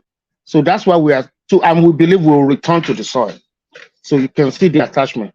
But unfortunately, many places in the northeast, in the north central, people are being pursued away from their ancestral lands. And it's not gonna, they have this spiritual connection to those lands. So I believe insecurity will never make us grow. People can only think and develop when there's security. People can only produce what they will eat when there's security. And then power. If we don't have power, there can be no technological breakthrough. And things cannot go down, because if I have a processing plant and I have to run my factory and my equipment based on diesel oil or any other form of oil, that's expensive. And generators, that's expensive. So government need to produce or provide power at maybe subsidized rates for industrialists. That's what China does. That's why goods from China are very cheaper. And that's why the West are envious of China. They will always say, oh, China is manipulating its currency.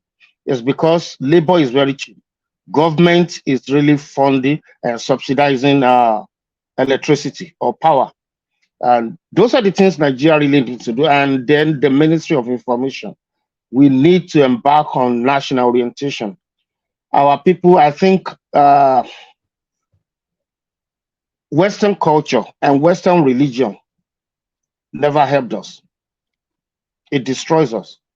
Western culture has never helped Africa. And when you look at most of the countries that are having breakthroughs, it's because they hold on to their cultures and their religion. I don't believe there's one universal religion. I believe God didn't make no mistake in creating us, either in Europe or in Africa, and He has given us the culture He wants us to follow and the religion He wants us to follow. But unfortunately, Europeans came, they stole our everything we had, they stole it, and they brought their religion and still forced it on us. And unfortunately, we are embracing their religion, we are embracing their culture. People came to enslave us, and we still think their things are better than ours. And today, we're more or less people who don't have no identity, or we are confused about our identities. All those things are having negative impacts on us. And that's one of the reasons why we're not making progress. And I believe if all these things are done, Nigeria, I mean, I've been in this country for a little more than, like 20, 21 years now. And I schooled here as well. I schooled in Nigeria before I came here. And I see the quality of students coming from Nigeria academically. We are very, very competitive people. But why is it that we still can't get things right in our country? It's a very big question to be answered. Nigerians are very competitive, but things are not working at home. I believe we are very close to the solution if we truly are transparent to each other or one another, and if we truly want to, I mean, find solutions to our problem. I believe we can do it. Nigerians are very smart people, but unfortunately, things are not working at home. It's very unfortunate. I don't think, yeah, but I think there's no one single solution. There are multiple solutions. Yeah. Yeah. And I think I agree with you. Jagu hasn't said anything for a while. Then Janaba and KJ. Odi, KJ. KJ too. Yeah, quite a lot of people haven't said anything for a while. So, what do you think? Should we make it brief so that we KJ, give me just your go number. through everybody? KJ, I need your number. Yeah, the poor father said, I've been trying to say something, I don't think I've said You want to interject or say something? Jagu hasn't said. You see how he's posing right now. I'm not sure. I'm not sure that he was. See, what do we do? That we make like lightning round, something faster, so that everybody just has a say. I think it would be nice if people have got something to say, allow them to say it. I think people are being calm and quiet. Okay, Odi, please go ahead then. Yeah. Yeah, so, I was trying to, make a point, a few points, or comment on some points people made already. So this idea, someone was trying to bring in, about cost and Africa being cost and all. Personally, I don't like to engage in that kind of, discussion. Africa.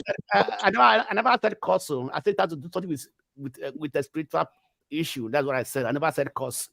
Okay, spiritual issue. Yeah. All those things, sorry about that. But I don't think this thing has anything to do with spiritism or spiritual problems. It is really political. Africa, did not get the gunpowder on time, and military force. Some people who got it decided to come in and use it and take over power. We even in Africa, we had people who had access to iron, ruled other communities who they were stronger than. We had the Dahomey Empire, we had the Oyo Empire, we had the Fulani people who came over and took over, lands in northern Nigeria. So there's we're getting there. And the part of the solution, which I think he has left, I think is for us to continue to talk. We're not here by mistake. Trust me, people are listening. There are many other fora like this all over the place. People know that there's interest, like we're not sleeping anymore. We're speaking to the issues, and the social media is helping us.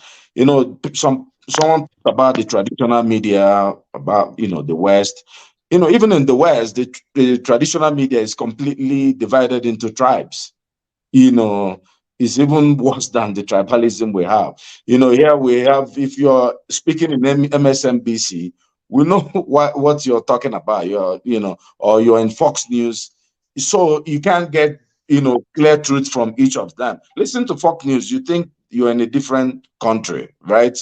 I'm sure. And when all these people unite, and that's why I talked about love for country, is when you want to do anything that has to target America. Except, when Trump showed up, things changed a little bit about patriotism and all that. But you can see that the West defends the West. The West sees Africa as, where people just fall sick and exploit and war, and they have wars and all these things. So we are going to fight for ourselves. Nobody is coming to rescue us, And, somebody talked about civil disobedience, in as much as, that's it's not a bad solution. But remember, our friend Showore, talked about, once he said revolution, they locked him up. He's still struggling. When when the children came up and said, okay, we found the leader that we can support, Showere started attacking the leader. That, I said, like Peter Obi. What Showere was doing was spending all his day attacking because he wasn't the person that was chosen. That just when you see that when people speak, you have to watch what they are saying in different ways, And, I think one other thing that I wanted to talk about also is, out of the 5 solutions that he proffered, I think I like this better. But, the idea of equality of states, here's the problem. The people who have more states in Nigeria are the poorest. It's not the solution. You can give, if you go to the north, they created all the local governments for themselves, all the state for themselves. But still, the poverty, see, if you remove northern Nigeria from Nigeria, we go very high in every indices in the world. We immediately Nigeria stops being the world capital of poverty, or maternal mortality, infant mortality, and everything. Yet, what we're talking about rotational presidency. It's not even the solution. These guys are thieves. Who's going to become the rotational? Akpabio, when he gets to the South Side, Akpabio will become president. Or Ojo Okalu will become, are you kidding me? So the problem, look, the people who have ruled Nigeria most, go and look, they're the most poor in Nigeria. So, what we are talking about is we have to have a way to find that people will love. Somebody talked about National Orientation Agency. I think that's a great tool. If it actually works, people need to find, when we play basketball or soccer, all of us in our different houses, we still go and watch it. Even IPOP people, we still watch and pray that Nigeria wins. That's where, there are things that unite us. If these leaders are intelligent, they should work on all those things. But you will see that they will these guys will go and appoint someone who is NFA chairman, who is a sports minister, just to chop money. They don't know there are things you can use to bring people's love for country and make it stronger. So my take is, we're going to continue to speak to these issues. We may not all of us agree on everything. I do disagree with many people on this platform, and I agree with most people also. And also, we still need to get to a point that we have to love our country. We need to love our country and continue to talk about it. And the people at home, even us, get involved. There's something I told Jagunzo. I said, if you're there, register with a political party. Don't say, these thieves.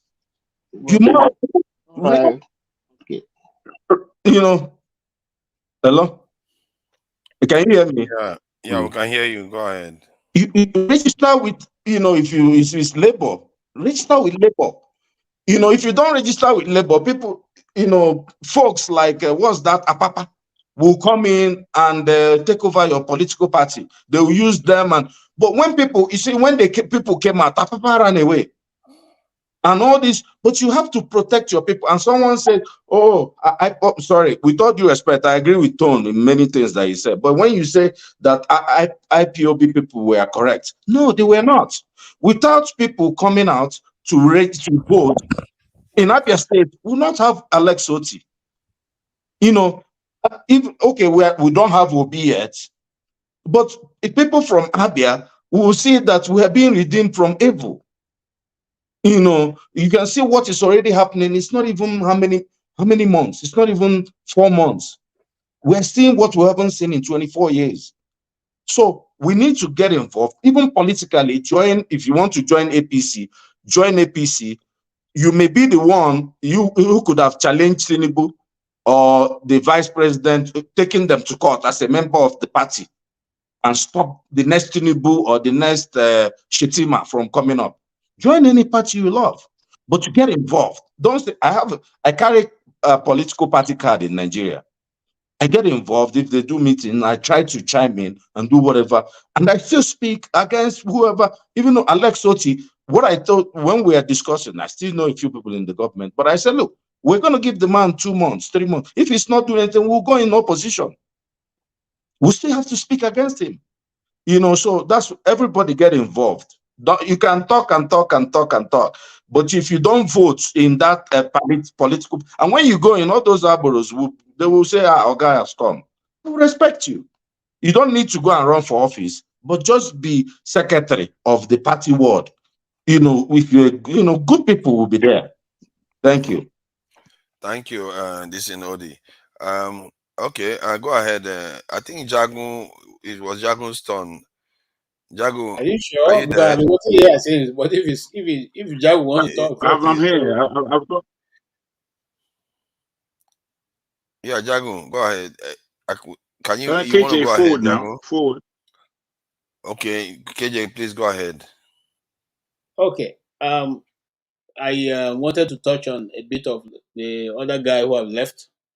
You see, the mistake people make all the time is to come and tell us that the Western religion. There's nothing like Western religion here. Okay, if you are a traditional worshiper, it's okay to have your tradition. If you are a Muslim, it's okay to have to be a Muslim.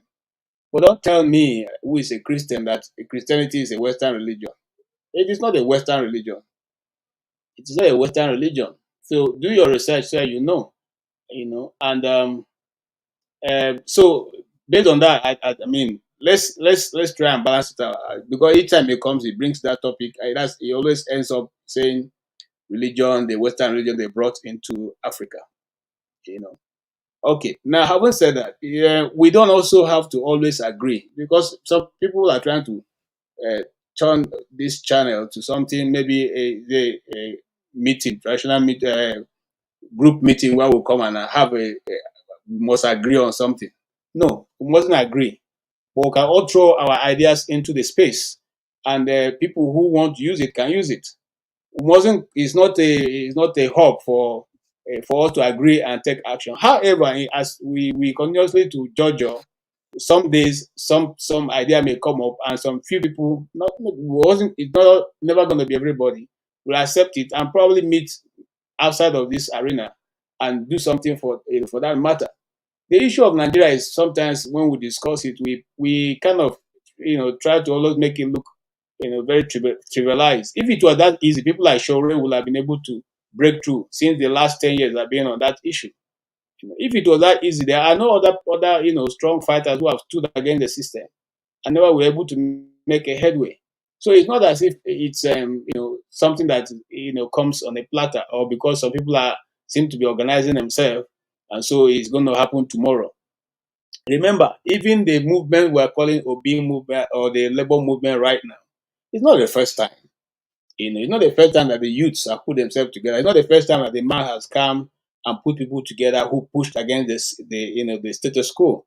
And they get afraid initially, and then eventually they reorganize and mobilize and deal with the system and bring everything. In fact, even what you built before will be destroyed. Many people who took part in the NSAS are no longer in the country now. Because those who were major leaders had to run for their life. That's what the word called war of attrition, which is what is most of the time applied in Nigeria by the government. The wars of attrition, that when people are finished demonstrating and doing all what you like to do in the street, they mark some few notable faces, and then they go in, later on to pick you up individually at the point you no longer have the crowd support. So if it were, I'm just trying to say that those people, especially, that's why sometimes when I come here, I do not want to criticize people like Shore. I do not want to criticize people like Nnamdi Kanu, because what they are doing, it is not easy. They don't have two lives; they have one, and each day that passes, they put their life on the line. They put their life on the line. I will not do that because I'm not ready to die for Nigeria. I've said this many times ago, because I'm nothing to die for. That's the truth. Nothing to die for. Are you going to die for good electricity that's in your village, or the good road they've made, or the good primary school your children, your people are attending, or the good government that you have?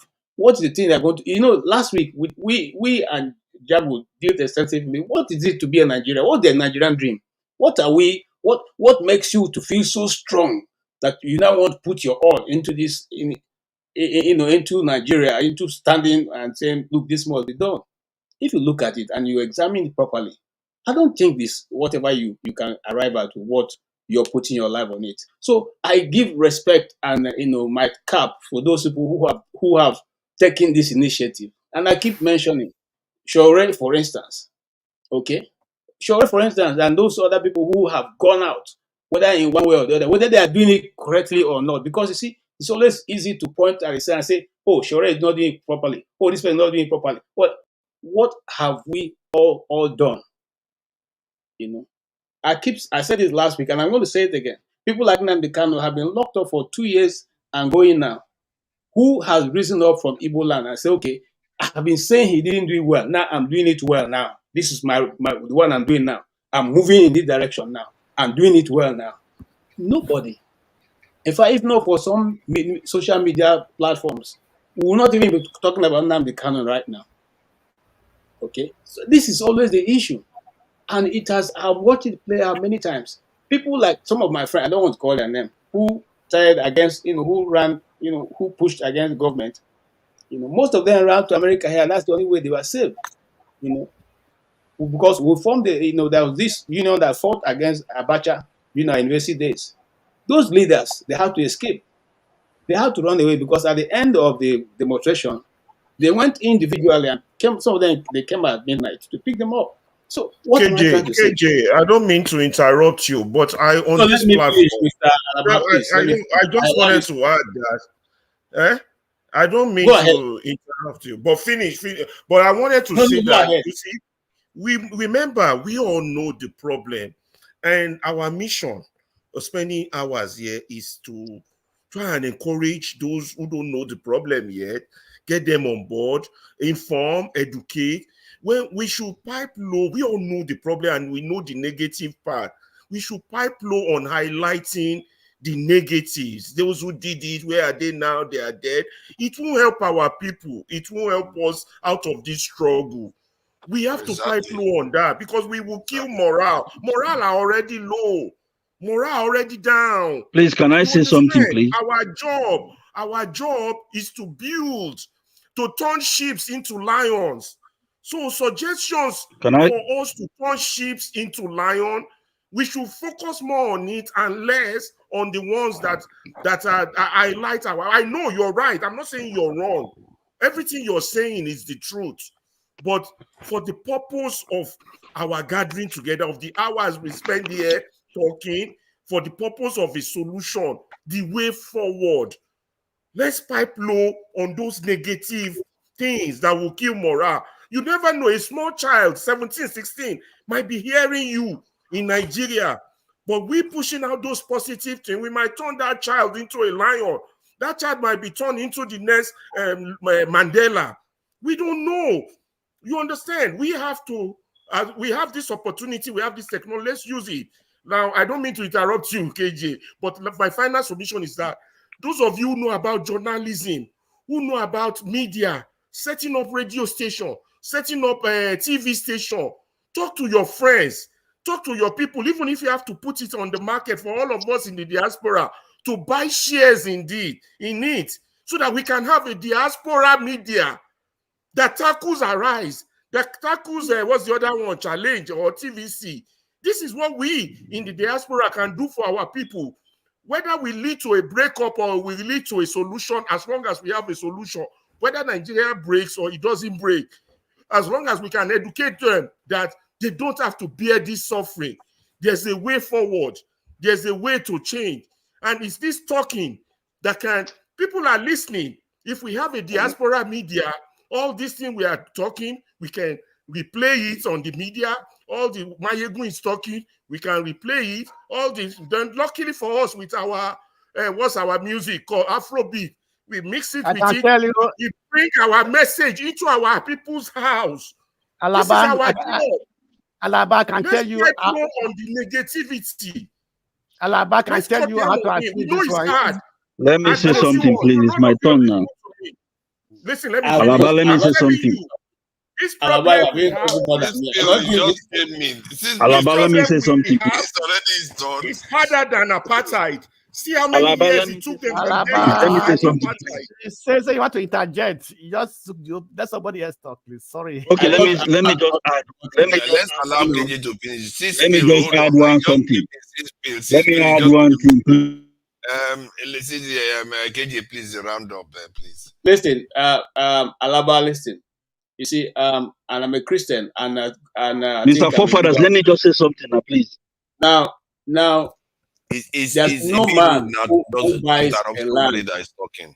without first counting the cost. When David went to the front of the wall, he asked a question: what will be given to the person who does this? He was first given the history of Goliath. So he had to make up his mind from the beginning if he wants to go against Goliath or not. Now, I was not speaking about what is standing before the Goliath does not mean that we are, we are trying to run away from it. It's good for us to measure the size of the problem and deal with it. That's not the discouragement. That's understanding your enemy. You first of all weigh your enemy before you deal with it. Now, the thing is this: as long as people keep coming to this platform, other people will discuss, other people will, itemize what you are going to face. So it's not a question of being discouraged; it's a question of understanding what is the mindset they're going to get if you want to go against the system. And you shouldn't be afraid that this kind of thing is going to happen to you because it will happen to you. That's the truth of the matter. It doesn't matter whether we say it or not. And I don't think it's sounding negative because, like I said, if you ask me, my mindset is not even to think about it. Because, listen, why is that in Africa, when you are 5 million, 6 million, 10 million people, they say you cannot be a nation. But in Europe, you have nations that 7 million people. You have even some that are not even up to a million. And they are a nation. They have their flag, they have their currency. They are living as a nation. When it has to do with Africa, you tell us diversity is strength. But in Europe, it is not strength. It is every man to himself. So it beholds the question. It makes it a bit difficult for us to be able to, people who have nothing together. We don't speak the same language, no same no religion, and then you want us to be together and keep moving. And when we say these differences are becoming a problem, it becomes that you don't want to be part of it. So it's not a question of being negative, a question of just looking at the issue and dealing with it. Thank you. Yeah, Switzerland. Please, my internet is a problem. Can I just speak? KJ, Hello? Can I just speak, please? Are you driving? We can't see I'm you, not or driving. forefather. Where are you speaking from? No, I'm parked. I'm parked. I'm not driving. From heaven, I'm not driving. I'm parked. I'm ascended. Okay. Fields, please go ahead. Fields, please go ahead. Okay. Yeah. Thank you so much for this opportunity. Thank you, forefathers.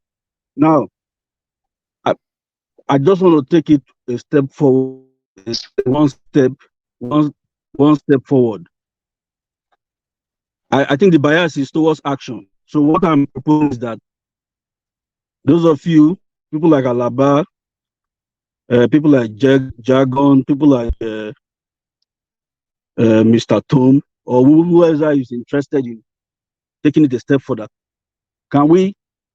is there a way we can talk outside of here? Maybe if it's through a phone call, because I'm in the US. So it's not just about we want to do something. Okay, I'm proposing the first step. Who is ready to host outside of here? Maybe through a phone call, then we'll talk. Then we'll talk. All these things can exist without a platform. We need to create a platform. It's going to be an NGO to start with. A Zoom section? Are you thinking of a Zoom section? Yeah, Zoom would work for that. Yeah, we can Zoom will work for that. Zoom section. God bless you. So we can create an NGO with a US base and a UK base, since most of us are in those two places. Then we can start from there. Then we'll begin to discuss these things. Then we'll begin to take steps. When we come together, then our next step will be visible when we take the next step. That's what I'm proposing, So I'm ready, if anybody is ready, so that maybe we'll give our phone numbers to have a Zoom section outside of here. You know, I think that's the first step. So there's no need for too much grammar now. Anybody who is interested in taking action, I'm ready. If you are ready, make it I think, so that we if can meet outside of here and talk. Fields, seeing as you've made this suggestion, if you can please, everybody put their email on the chat, and then someone will collate them and send out the invitation to the Zoom meeting. I think it's a fair suggestion that you made. I have a question, please, for everybody. I have a question for the panel. I have a question. Please go ahead. Okay, we are not talking about trying to find a solution or maybe trying to find how to move and so on and so forth. My question is this: how does Atari Tukumbo be able to gather people together? How does the terrorist group? How do they? What is the purpose? How do they win those people that they are used that now become a terrorist, can become their members fighting for them? How?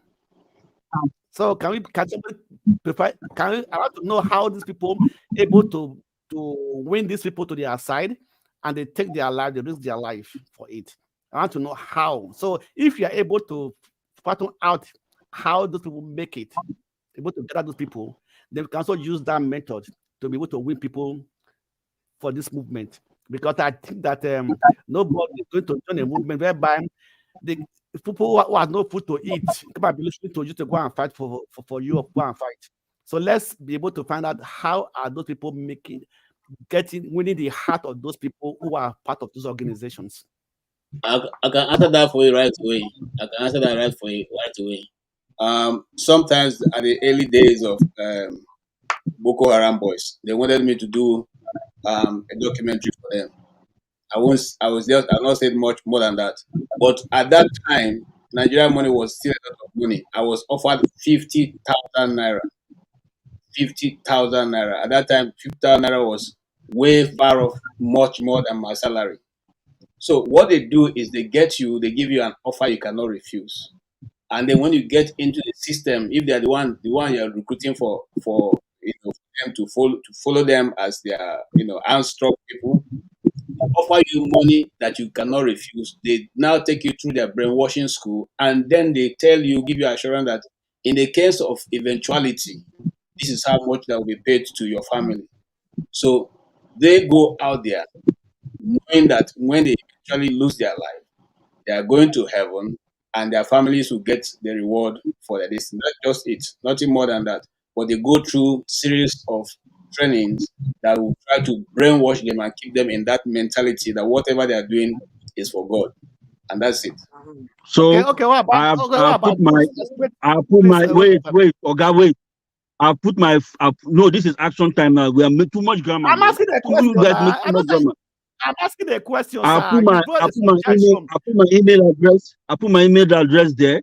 So, I think we should start with email address. Then you collate it, get to me. Let's start to take action now. Can I suggest something? Sixfield. Please go ahead. Yes. Sixfield. Is the forefathers listening? Forefathers? It's lost. Okay, he's not listening. Okay. It's not a terror group. As if somebody writing this. Well declared. Don't put this platform on. I don't know why people. That is part of the thing I wanted to talk about right now. This is not any group that is harmful in any way. We're not creating any group that has anything whatsoever to do with any form of arm or whatever. So please, why ask that question is this? Why ask that question is this? Guys, can you listen, please? Please, just a moment, please. Blackstone, please. Blackstone, wait. The Blackstone is on the floor now. No, go ahead. Talk. Yeah. Okay. Forefathers, I know this is not your platform, and I know you're in touch with Dr. Rudolph. You see, I'm a very serious-minded person. I can be playful, but it seems that the majority of people that come here, I don't have problem with the comment section, poking fun, but we need to poke fun responsibly. But for someone to start trolling me and start going personal with me, and it's just a distraction. We need to do something about some people. When you start being irresponsible and all that, we need to do something about it. And if we want to move forward, we don't need this distraction. They're just pests. It's like they just take it as if we are here to play. That you see the nursery school where we come to play. They say all sort of thing. They want to trigger you to react and all that. It's pathetic. No. We're not talking about children here. We're talking about people in their 30s and probably in their 40s and all that. They are just still behaving like children. And look at what somebody Good day. look at what somebody Good is day, writing. Tone. But please. And look, wait. Let me finish. Let me finish, please. Look at what somebody is writing. That are we trying to form a terror group? Do you know there's something that Wow. we call the people monitor some groups and all that. If we get reported, we're in trouble. Please, let's be responsible. I Yeah, said that's quite at the beginning of weird thing yesterday, to I say. said I wasn't going to abuse anybody. One man went to more comes here, trolls me all the time. I was on his channel two nights ago and all that. I tried to be civil and all that. Even though they were coming at me, I tried to be civil and all that. Today, I did not even abuse anybody and all that. What is the bloody problem with you people? Can't you grow up? Bros, this is what Yeah, we're dealing with, man. I think I thought it was just one of those statements people make, but that is quite that can be quite dangerous. So that is inexcusable. Yeah, that's why I went off to say it right away that this is not that person should withdraw that writing, and we are not forming any group of whatsoever. Okay, so please don't put yourself in trouble. Don't put the owner of this platform in trouble. Especially this fellow Who called made the Kenny, comment? Who made that comment? especially this guy called Kenny Bar and all that. Please speak to him. I have no problem with you, Kenny Kenny Bar. Blah. I know you're listening. I don't have any problem with you. Oh yeah, that guy is very. Kenry You've been Bar, come cheating. on, man. You can't be saying And he stuff like listens, that. he hears my voice on Mayegun. He's telling somebody I'm a fake person. It's not my. Don't you come from Nigeria? Don't you know that people have middle name? Of course, that's my middle name. Jide is my middle name. So what the fuck is wrong with you? Take it easy. There are people that may be watching. Forefathers, in conclusion, with this I email take it thing, easy. you can post your email address and we all email you. I'm quite happy to email you. I know you posted your email address, so we can all send you email saying this is Tone, for instance. This is my email. Okay. Yes, that's it. Like, Let me do that. Forefather, post your email. Let us all No, compile the lead. I just want to beg Blackstone, the Blackstone, stop talking about Asari Dokubo and all. Don't go that No, way. I was just asking a question. I wanted to clarify why I asked that question. I don't think we're, that's how we get out. Yes, I wanted to clarify why I asked that question. Wait. Then somebody talked about it, then you mentioned Asari Dokubo and you mentioned the T word. That's where the problem is. And then probably that's what gave that guy idea. Let's not talk about that's why I wanted to clarify why I asked that question. You understand me? Just saying. Father, can I talk now? No, I don't think in this place now, if you don't interject and all of that, if you are calmly waiting, I think people think You're not going to talk. These people, they are rascals here, especially once the Blackstone is here and Alaba is here. And, look at Fields that just came in, just jumped into the front of the queue. So that is how it works. Wait. I asked a question. I asked a question. I need to clarify why I asked that question. I think what Blackstone meant that time was that, do you know what it takes to form the group? I think that's what I'm saying. Because what the kind of group that these guys are talking about? I don't know, but I think he's trying to say know the cause. No, it doesn't take anything. It doesn't take anything. People come here with a lot I'm not going to go of to that direction. Can I talk, please, forefathers? Forefathers, I think this is the reason why we will continue we say, okay, let us not be negative. Doesn't mean you cannot speak truth to issues. And sometimes it's not about anybody trying to, we talk about, okay, somebody can be young and this word can resonate with them and they can bring changes. But it's not enough not to prepare someone enough to know what they're going to face. There is nothing you do in life without preparation, whether you like it or not, that by just emotions and with no understanding of the consequences of whatever you're going to get involved, that you will succeed otherwise. And another thing that we have, if you don't prepare for those things and don't prepare even your own children, now we let them know. The reason sometimes we let them know that we let you do this thing to prepare you that it's okay to fail and it's okay to get back. That is life. So there is nothing otherwise suggests that someone is being negative. And another thing that someone say here about they choose Peter Obi and so already did not like it attacking is politics. It is politics. You see, and that is the problem with me and my concern with some of those followers of a certain individual.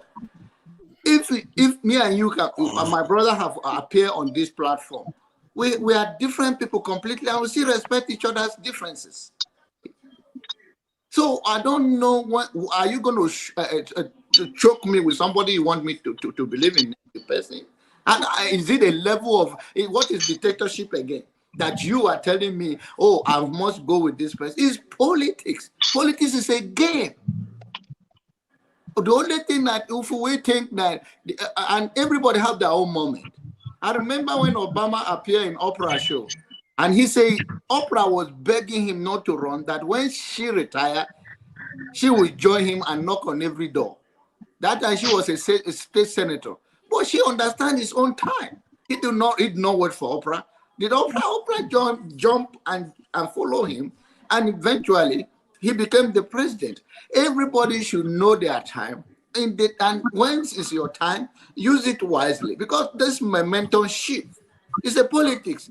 Something can happen that catapult you, and something can happen that bring you right down to square one in politics or in life in general. But we don't have to agree on everything. Even on this platform, you can. If people are listening to you, there are people that don't want to hear from me. There are people that want to hear me. That is life. And we have, if we're going to make a change, we teach people to have a thick skin, not a thin skin. That you, because somebody provoke you, and then that is the strategy in the real life. Somebody can just set you up and mess your day up for you, because they know that if I push this side, and some people come here in the reality represent some party value, and they just want to throw anything out there to take you off the track. It's a game. So if you are not prepared to follow those things, then we will be messed up. And I even encourage all of you, stop watching on the chat this thing when you want to speak your mind. You know you are contributing things that even those people that are not your follower here, there are other people that are interested. We all know kind of become nobody have a monopoly of words or way of doing things. And I'm not going to come here and be like anybody. I'm going to be John Abba. You can be yourself. But we can agree on certain things. And we can disagree. There's a measure of a man. It's only a thin-skinned guy that you never want to take any failure or you don't want to take any word, and it has to be their own way. Life is never black and white. You have to grow. Thank you. Yeah. Thank you. And I think the criticism people have of Showore, for me, what surprised me was that his focus was on Peter Obi when he could be ripping into his objective with the people he was always after. And I think that was where people were like, what's going on here? Why are you ignoring Tinubu and Atiku that are the bigger dogs in this thing? So that's the one that took people off. Me anyway, that's the one that caught me. Is it six failed or who hasn't spoken lately? Please, yeah. Oh yeah, the Blackstone. I just interjected. Let me clarify. Okay, the system I'll come to you now after the Blackstone. Let me clarify why I asked that question. Okay. In Nigeria now, we know that things are very difficult. The internet is crazy out there. I need to just drive to where internet is. So if you are going to bring any proposal, any move that have to involve the people. So how are you going to energize them? How are you going to encourage them when people have no food to eat, no 3 square meter to eat? How are you going to? They will only tell you you are living in diaspora. We are living here because you are there. Nnamdi Kanu was on the ground. That's what was able to be able to win those people that supported him. You cannot be online and try to preach to people on the ground. They will tell you that it's living abroad. Why don't you call home and come and join us? Someone was able to do it from the internet. Because Nnamdi Kanu have already laid the foundation for it. Yeah, so Ashowore and Insas and all of them. No, I'm not talking about those ones. I'm just what this feed is bringing up. So because there must be some incentive for you to win people to your side. There must be some incentive. You understand me? So it can't be here. I'm telling people in Nigeria, yes, so we have to do this one. They will tell you we are hungry here. You are here talking to us. So if you are on the ground, you are kind of at that movement, trying to encourage them and everything, people will listen to you because they are seeing you, because you are still going through what they are going through. That was why I asked that question, because there must be something that's making people to join an organization. I think in Nigeria, this is the black. So I think in Nigeria, the problem with all being on the ground is that, especially if you are truly genuine, you know, when these people catch you, because they will catch you in Nigeria, they know everybody where everybody is in Nigeria. by the time you come out, hold on, let me finish. By the time you come out, you will solve from PTP. No, okay, for example, what they need to show what Hey guys, I want to beg my leave. I will talk to you all later tomorrow. Hold on, now, come on. Let me talk now, forefather, before Alaba goes. Let me just hold on. I don't know why I'm laughing so much. This is ridiculous. This is ridiculous, man. I'm sorry. What I'm trying to say is this. Why I'm to say that? Yeah. Let me make my own submission now before. The blacks to feel sorry for the fields. Just a second. When they arrested Shishowore, where were the people that were supporting him? Were they able to come together again? I get where you are from. I think where you're coming from. See, the thing that happened to Showore is that when they arrested him, I think he's suffering now from PTSD. Those people they damaged Showore so badly that now he cannot. That I feel like Showore is not very coherent anymore, not like the way he was before, because of what they did to him. And this is the thing. And this is why I sympathize with what Righteous Man is saying, that the diaspora has a level of protection that people on the ground don't have. That's something he's trying to say. And I know it's true. Because the moment you have your phone, they get your phone number in Nigeria, they know almost everything about you. Your BVN, they know everything about you. NIN, they know everything what you have in your account. So you can see why it's difficult to do something like this in Nigeria and expect to just get away with it. You have to have a level of protection in Nigeria to be able to do something like this and get away with it. 6 go ahead. Okay, thank you so much. See, I don't want to, like, how will I put it now? I don't want to, like, contradict or say something against what Mr. Blackstone is saying. But therein lies the problem. You want to create change, but you always come with, the worst scenarios, You have to come with an open mind if we really need that change. That's why as people were talking, I said, okay, let's put our contacts down, let's talk.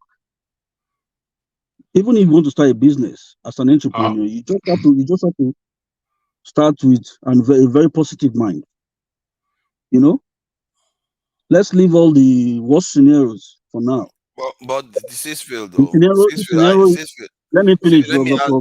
Okay, I wanted to ask you a question. I know what you want to ask, Mr. Fofadas. How do you but what I'm saying, What I'm saying is, I know you know, I know the headmaster. You So already know what I'm going to ask now. what I want to say is this: I'm very positive that, you know, even if when you fail once, people have failed before, people have, but it's not categorical that if you take the step, you might be the lucky one to, you know, to break through. So let's work on with a very positive mind. Let's be hopeful. Let's cross every bridge together. Let's cross every river together with one mind, one purpose. Then we'll begin to discuss the things that we want to see in the new Nigeria as we communicate. The issue of citizenship, who is a Nigerian citizen? Those things we'll begin to talk about. Who is a Nigerian citizen? Is it going to be state of origin, or is it going to be place of birth or place of residence, or your tax contributions? So within our small group, we begin to iron out this issue so that, you know, like the APC, they were fighting to take power, they never prepared to govern. That's why they had a lot of catastrophe in their first outing. So likewise, as we are planning, coming together, trying to see how we could, you know, create the Nigerian we want. We're supposed to begin to talk about the things we want to see, so that when the opportunity comes, the few of us that are powerful than the rest of us will not, you know, begin to lord over everybody again. You know, so my contribution, I don't have much to say. This one, I just want us to, just like everybody else, the bias now is towards action. So let's push towards, you know, action. We are all mature people here, educated. So there's no, each one of us can rule a nation. If Buhari can rule a nation, if all the people we've had Jonathan can be president, there's nobody here that cannot be president. So I don't know why people should be scared. I don't want anybody to be scared, man. It's time to take your country back. You people, most of you here can be better presidents than the people that have ever ruled Nigeria. I don't know why you people just sit down here and just belittle yourself. It's not because opportunity was not given to you. Me personally, no opportunity in Nigeria. I had to run. I ran. In fact, another topic, maybe next time we should begin to talk about what made you to leave Nigeria. I think Mr. Mayogun discussed this issue in his platform sometime. You come and see people's confession. What made I almost had to run from Nigeria, my brother, with my last pant and my last shirt on my back. I didn't get any single opportunity in that country called Nigeria, and I'm a very responsible citizen. I've never been involved in crime, never done any criminality, always a law-abiding citizen. I never had any opportunity, of no fault of mine. Of no fault of mine. I don't drag anybody's thing. But at least as a citizen of Nigeria, son of the soil, just Soleil, let me benefit at least. Let me benefit something from that country. I don't want to be a president, but let me benefit something from that country. So let us all be positive. Let us have faith and have hope. We can salvage our nation. We can salvage our nation. Please, we can salvage our nation. People like our leaders of the past.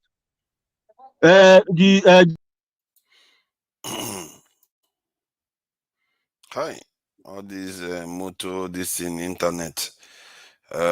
Yeah, but I hear what he's saying though, you know, about opportunities I didn't get. You know, there are a lot of good upstanding citizens that are meant to do the right thing for the country, but no opportunities, and the frustration that comes from that is why their anger is like that. However, I still think that there is nothing wrong with, you know, as planning for the worst. Actually, you have to That plan was for the what I worst. that was what I tried to say. Because you're going to do it, you have to plan for the worst. You don't say, Yeah. if you don't plan, you fail. Why you need to hit You the fail. screen? You're You need to not hit the ready. rock. So I was not ready. You have to be at peace with the worst scenario if you want to succeed in anything. And Alaba, I want to say something. yeah, I want to beg to leave. I will talk to you all later. oh my God, that's the most. Thank you. That's the most polite and respectful thing Alaba has done. You know, he's taking permission. He's taking permission to do anything. The one that interjects without, you know. Thank you very much for coming, Alaba. I'll see you guys later. Thank you. You know, for fathers, I believe that we can do great things, but we have to actually look at it from both sides. If you want to go into business and you think, my business will be very good. In everything, there's positive, there's negative. SWOT analysis, isn't it? You have to do SWOT analysis. So, right. So if you don't plan and you say, I'm going into it like that, no, you speak to people in Nigeria. Speak to people in Nigeria. We tell you, you're in abroad now. Somebody will tell you. And I think the reality is that I think I was in Nigeria in April, May, and I go often, of course. You can even know I've been abroad for 20-something years. But the point is that the reality on the ground, of course, is different. And the energy on is different. Is it possible that somebody can change anything? Yes. And I don't think anybody should come here and think that we that come here, we are coward, we don't have any, we are being chicken. No. To even come here and show your face to speak to power or speak the truth, it's not a cheap thing, except you don't know what you are saying. Especially if you are not, except you are not saying the truth that hurts someone.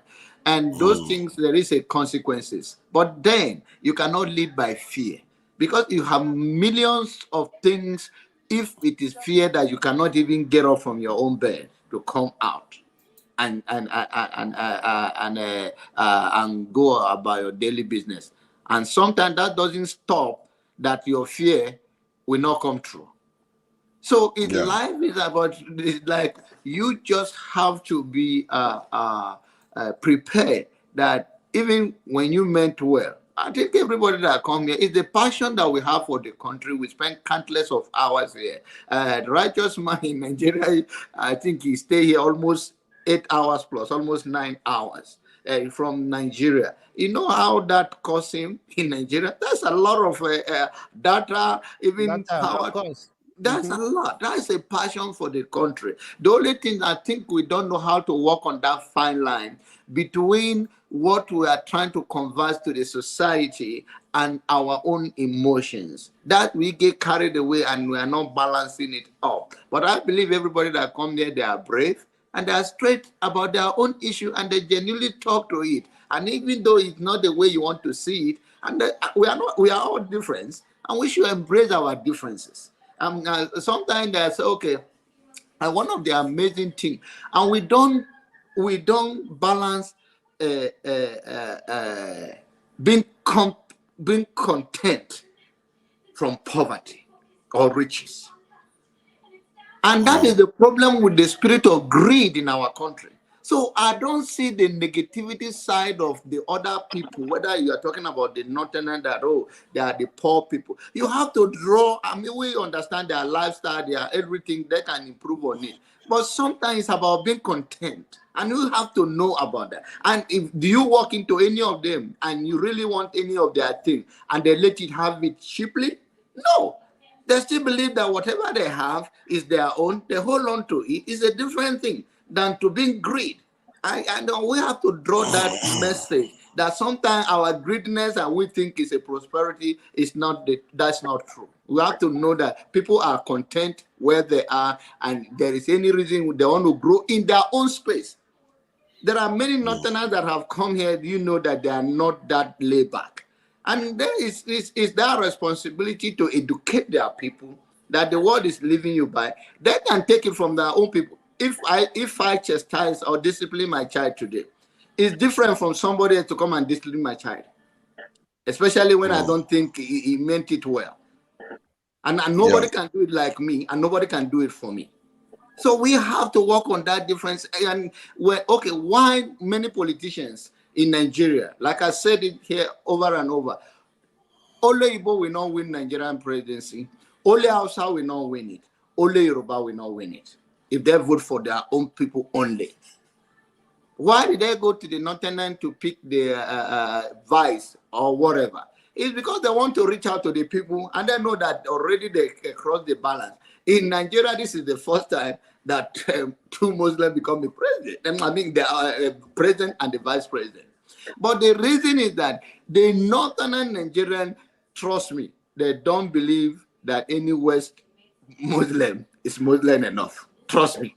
Especially that she married a woman that is a pastor I'm talking. So they don't believe that. To them, it's a Yoruba person plus their own brother. They don't look at it like it's Muslim ticket because they don't believe that. There's And some that's truth the there. reality. If we're going to campaign to win election and we are in democracy, it's to reach out to those people and to tell them, because when you tell them your own message, there are people also tell them their own message. And in most cases, they don't fail deliver to their own people. They have a better road and better electricity. So it's not win-win. It's not all over that, oh, these people, they help their people that much. That's not true. That, I think there's some truth there. One other thing I want to add was that when talking about like the northern part of Nigeria, I feel like one can talk to them because whenever I speak to them, they speak like normal people. We can reach out to them and talk to them because they too have problems that they probably talk about, but they talk about it in their own spaces.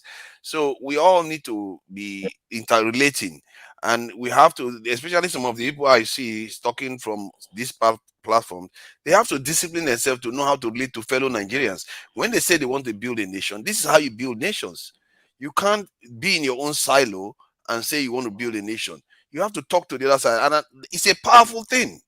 It's a really powerful thing. If you can you imagine if the movement in the south, something that the people believe in the south and the people in the north believe it at the same time, you are going to achieve what you want to do in that country, because there are very few cases where the north and south agree on anything. Even the NSAS was mostly restricted to the south, and yet they still got most of the stuff they wanted. Imagine if you wanted to do something, the north and the south are signed on to it. You are going to succeed. There's nothing is going to be in your way. And all you need to do is talk to your fellow Nigerians and stop buying into this. Even if they tell me to talk to Kenyans today, that if it's going to help me build a strong movement to help, I would talk to any African. Not to mention my own fellow Nigerian. You talk to anybody that is going to help. That both of you have similar problems. Then when you share the problem and people come and demand change, you have bigger number now. Because all these people that are doing all the bad things, they are organized. They are doing their own thing their own way. I think somebody is sleeping. I think it's Jago or something. Yeah, they are organized. Hold on. No, it's not Jago. Is it Jago? I think it's Odi. Odi is there moving around everywhere. So they are organized in their own way. So you have to work with people that are on the other divide. And we shouldn't even be seen it as a divide at all. It should just be the Nigerian space where we talk about our issues. And somebody that said something about if you take the north out, our HDI or whatever is going to grow. There are in every country there are always areas that are of lower. If you take the middle, this in the Bible Belt out of America, I think the Asia is not going to go up. It's going to go up. There are areas that you can carve out of America. I can even name a few states. The HGI, we should do the rule because those are people that are a little bit, they are still dragging the country back a little bit. In the UK, you have them.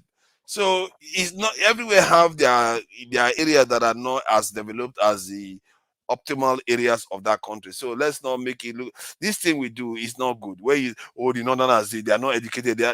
They are dragging us back. No, they are not the ones causing it. The problems in Nigeria is not that far from what is going on in Benin Republic or Togo. It's just a little bit different. But if you look at all of them, people that look at us from other parts of the world, it's just uniform. They don't see us as any different. It's like these people are riddled with poverty and corruption. Period. That's how they see us. And it's not so dissimilar. So let's not deceive ourselves here. Okay.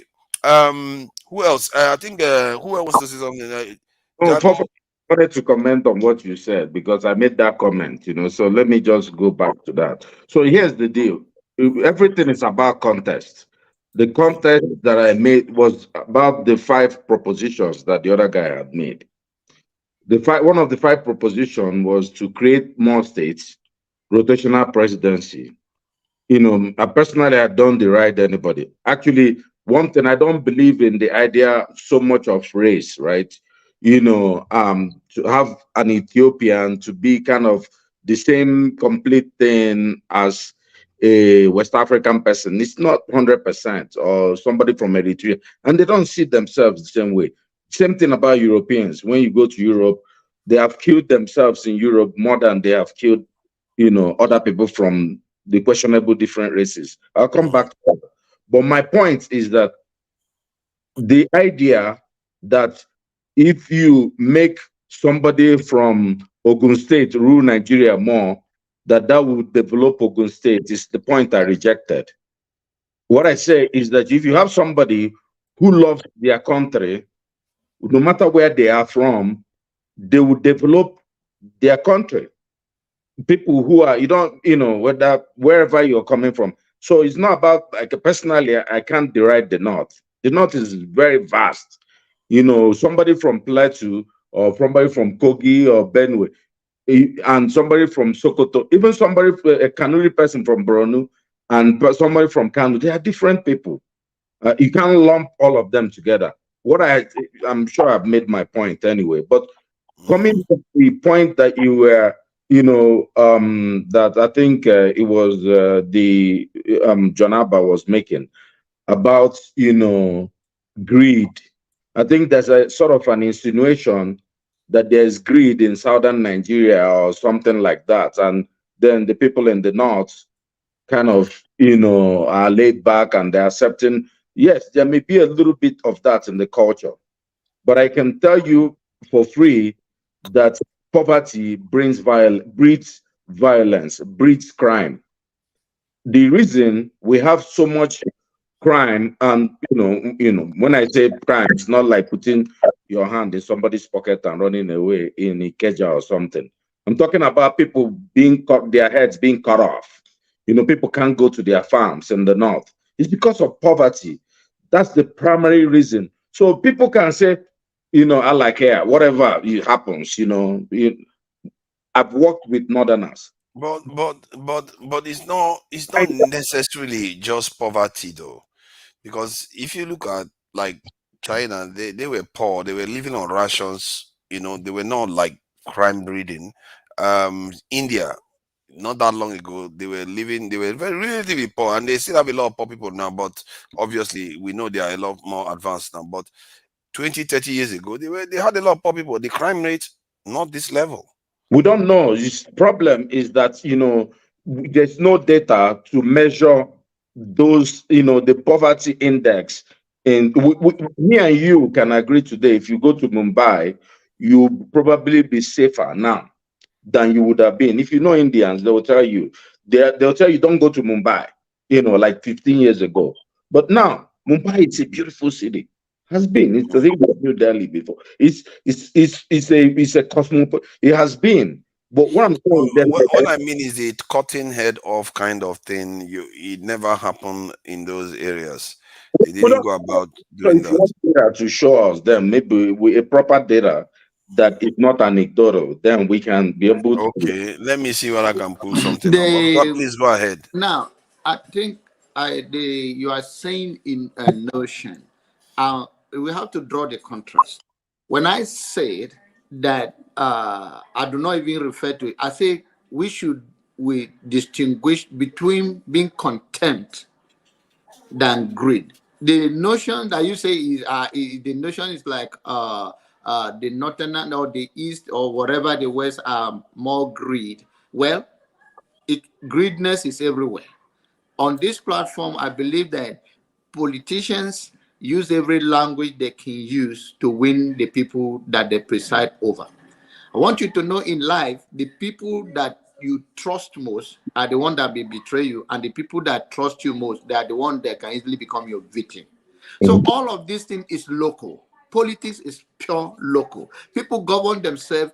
I remember when Saddam Hussein was a kind of, they call him dictator, the same thing with Gaddafi. But all of those people, when they replace them, whatever the idea that they make it never make the country safe. So what I'm trying to say is that the people of the northern end, actually, when it comes to deliver to their people, they'll do more in terms of infrastructure. The road, listen to me, their road I'm not disagree, and that's what. Sorry to interrupt you again.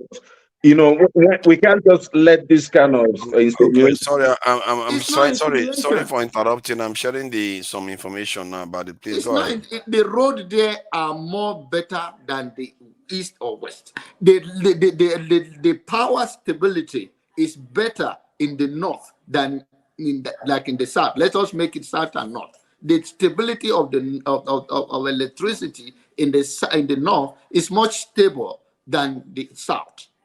Okay, So so I just, you know, because the problem is that you keep going deeper and deeper into this thing. The idea that we are is talking about the reality, and we say that the love of nation can bridge this gap. you're making But me when you stereotype some set of misleading. people, then and you use them to say, okay, you say this specifically. If you can distance yourself and so I take it back, or the way you are reframing it, then you come out that clean. You are the one that mentioned it, and this is why this platform exists. It's for education. It's for awareness. So you cannot just say it and it's the truth. Let's check it and let anybody. KJ is here. KJ go to the north. KJ understand north. You can say that the road network in the north is much better than the south. I'm saying that what you're saying, you see, the idea that somebody builds a road becomes infrastructure and they have delivered for their people is false. You know, when you hear, Are you saying the road is not there or it's not enough? okay, the real I think development, he's saying that it's not enough. that is I not know what he says. It's not there. It's false. no, What do you mean? I don't understand. real infrastructure you can give a people is human infrastructure. You have to And I develop. already answered that people grow in their own space. The reason the war Boko Haram, I want you to understand, the And war Boko Haram, unenlightened, and that's what happened to Africa. You see, you Africa. are the enlightening and you are segregating and you are biased and you are the set of people. What is education there? You that you are well educated and you are degrading your fellow Nigeria. And this is the problem. You see, this is the major problem we have politically in Nigeria. I want you to understand the Northerners don't care about your competency. They want if you can be trusted.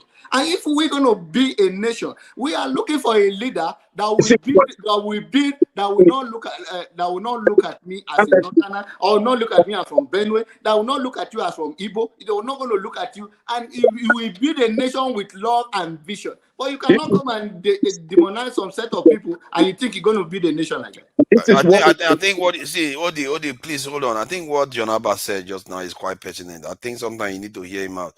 What he said, that, you know, in some context, if he had said that in any other context, I would be like, how dare you say that they don't care about competence, but whether they can trust you.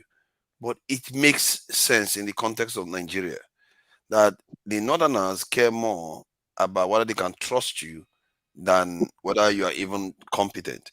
And from what I gather, that's how they even chose someone like Buhari. And, you know, so, and you can see, to choose somebody in the South, they have to trust you. If you come across as ostracizing them or dismissing them, using them generalized statements and negative statements, they are not going to engage. Why would they? If they say that kind of stuff about you, you won't engage with them. This thing, You see, Father, that is what I've been saying. You see, what John Abba have said is the right thing, and that is where they stand till tomorrow.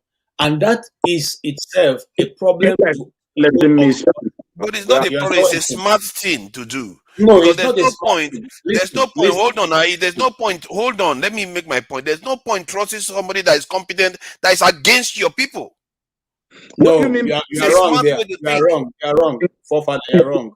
This is why would you trust somebody that is competent? As a matter of fact, that is double stupid. If you trust somebody that is very competent but is against your people, that is double stupid. You are creating a weapon against yourself.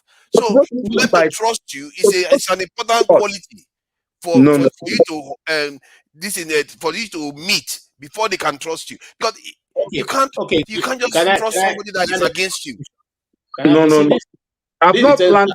And let me just share this information. It's not going to take 30 seconds about what we're talking about, crime rate.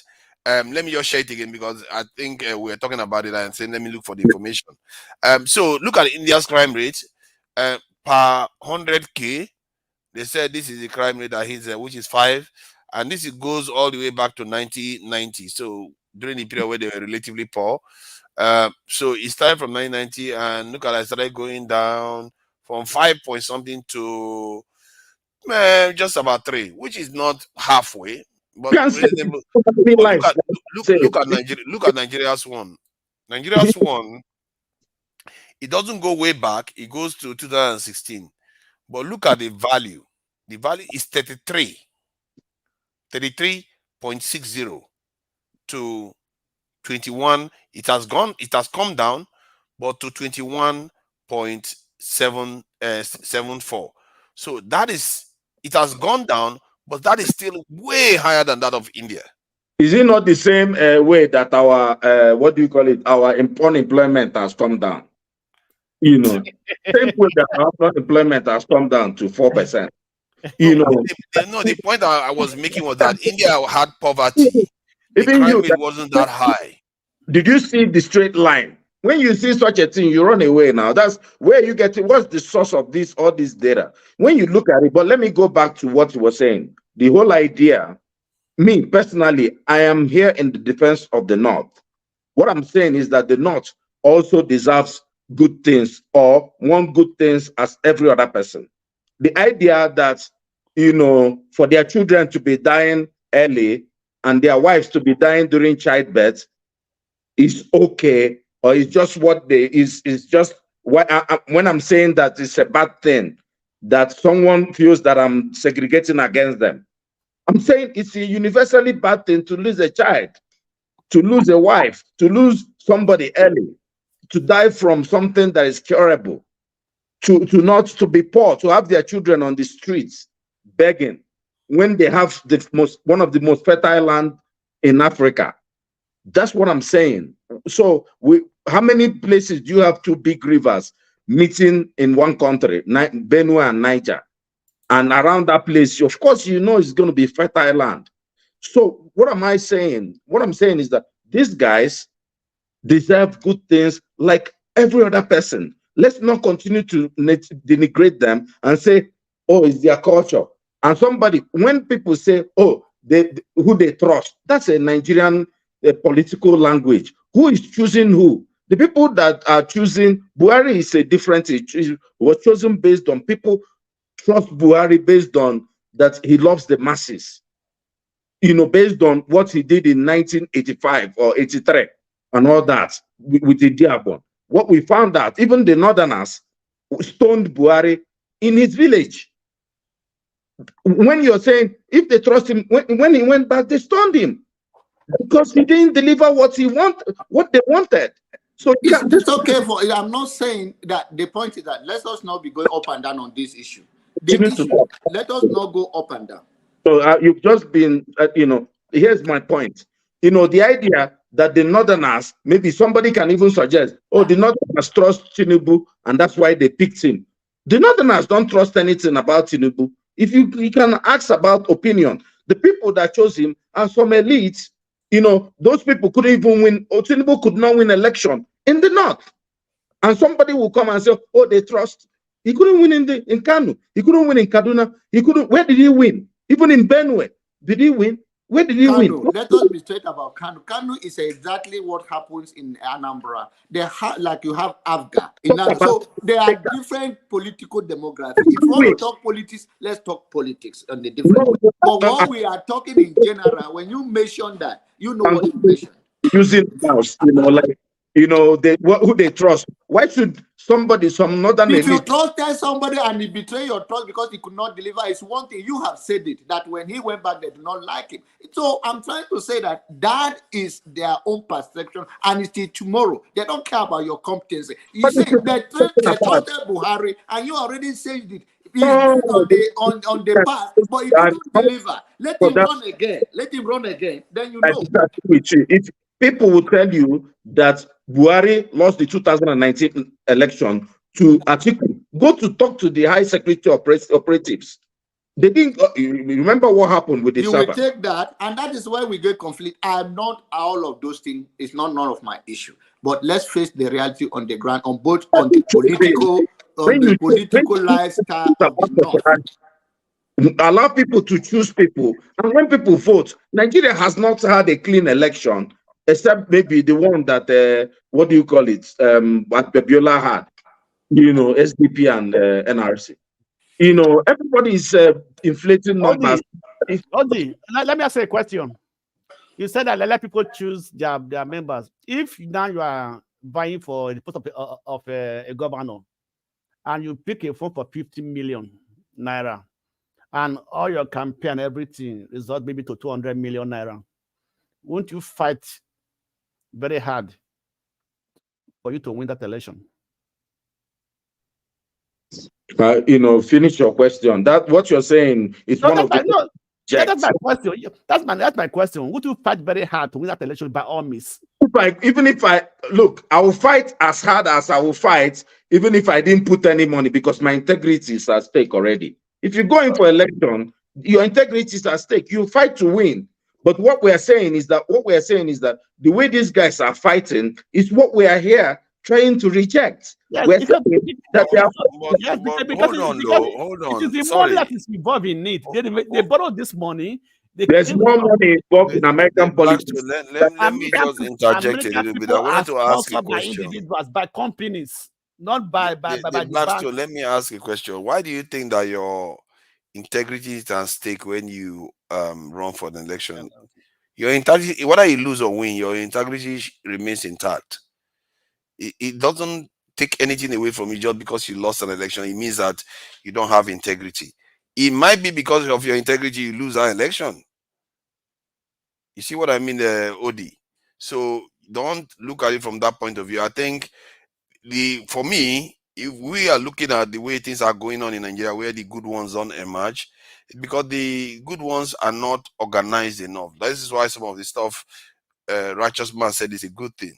And some people, what Tone said, that we should come together and try to organize, it's a good thing, because the good ones that mean to do the right things are not banding together, while the ones that want to do their own thing, they are all organized. Was it not a PDP guy that came on TV and said, I think we could pick up the phone now and call Tinubu and say, fire Wiki, and Tinubu will do it. When he said that, I was like, okay, clearly they are in it together. So that should tell you something. So they are all organized. You have to be organized yourself. And that's this issue of Nigeria election. This is, and the people try to talk down on what we are organizing here. And personally, I said people should register even in political parties in Nigeria. Get involved. That's the first thing you should do. Everyone should do. Let me tell you what I know. I have a friend here. Sorry, Blackstone. Just 1 minute, and I'll just allow you to say everything. Okay. So you mentioned about spending 100 million, 200 million. This guy spend hundreds of millions of dollars, which in Nigeria may run into trillions in election here. They do to just make people vote for them. They are not trying to go and rig the ballots. Number. They are sponsored by organizations. They are sponsored by organizations in America, by companies who sponsor them, who pay those, who give them that money. They get donations. But in Nigeria, it's not like that. That's the difference. In Nigeria, it's not like that. Let me give you. I have a friend here in Germany. He funded his own election. Everything. People like Mitt Romney, they are funding their election. People are paying for the election in America, and they lose.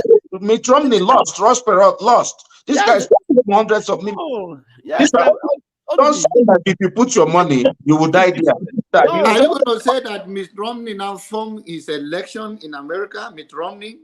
He's part of his election. Part of his election. His money. He give, but not like the overall money come from him. That's not true. You didn't hear me very well. I said Ross Perot, funded all his election. Go and Google is there. He funded most of Mitt Romney. Is Mitt Romney answer? He's a very rich man, though. Ross Perot is a very rich man. But another thing is that there is nothing. That's what I've been saying. Obi have started a movement. I'm not Obi fan, so that's not the issue. But it's changed the way we look at politics in Nigeria, that people can actually give to someone that they like to run for the president, instead of taking money from the rich people, and then after you get to the office, then you have to settle them. So when masses is given to you on that ground, that is democracy.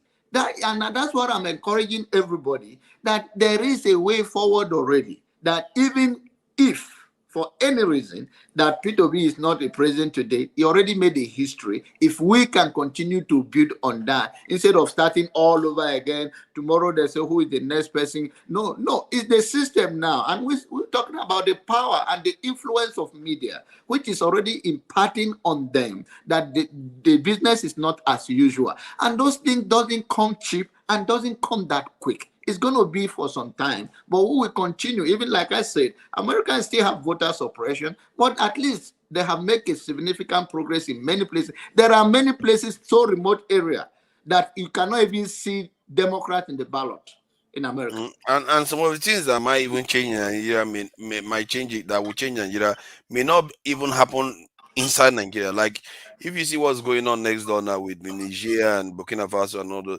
I think our leaders are not thinking twice. They are thinking twice. Like if they want to misbehave, we have to be careful here. If we not be careful, these people are going to throw us out, and the people are going to be jubilated on the street.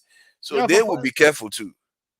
Forefathers, they are by the military. Military, they have to put the military under their totally under their control. They will buy them with money, influence with money, and everything. There's only as much as money can buy. You think they didn't buy the ones in Niger? They bought the ones in Niger, and they still did what they did. So you have to understand that Nigeria dynamics is quite a little bit different. It's a little bit different from Niger. You understand me? So let's look at our people, Nigeria people. Look at the Niger people. You understand me? Our mentality can a little bit different. How we think a little bit different. You understand me? Do you think the palace guard, those who are guarding Aso Rock, do you think that why do you think this Nigerians? Why do you always say that Nigeria is different from other human beings? Most people actually, many of those people you see in those countries are from Nigeria. Nigeria has something to do with many of those people that are doing those things. If you check their bloodline, they are tied to Nigerians. What are you talking about? You just said something. You just said to say that because of what happened in other African countries, Niger and everything, Nigeria is watching. Don't you think they may be those in power to just sit down and fold their hand and be waiting? No, they didn't. That's why you saw the. That's why you saw the British warship show up in Nigeria recently. It's not big. I don't think it's because of that one. Actually, of course, it's not going to be because of that one in your own eyes. I'm telling you, that's why they came over. That's why they came over. No, let me tell you something. No, Papa, why did the British warship show up? No, they are coming to help monitor the security in the maritime space around Nigeria. Somehow, our ships cannot do it. It's only them that can do it.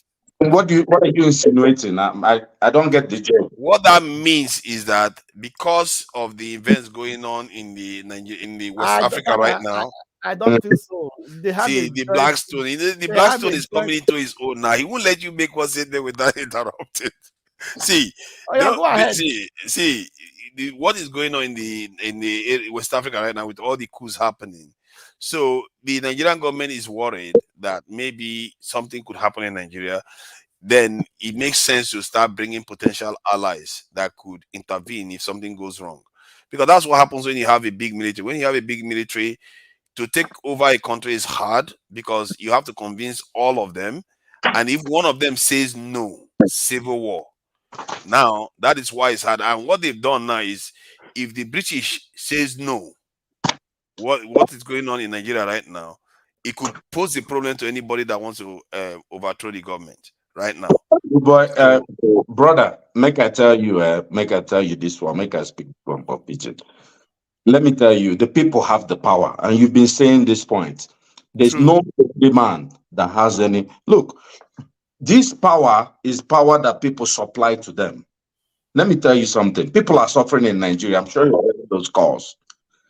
If Nigerians find whoever they think there's a messiah, no, even if they want, let them bring B-12 bombers, 20.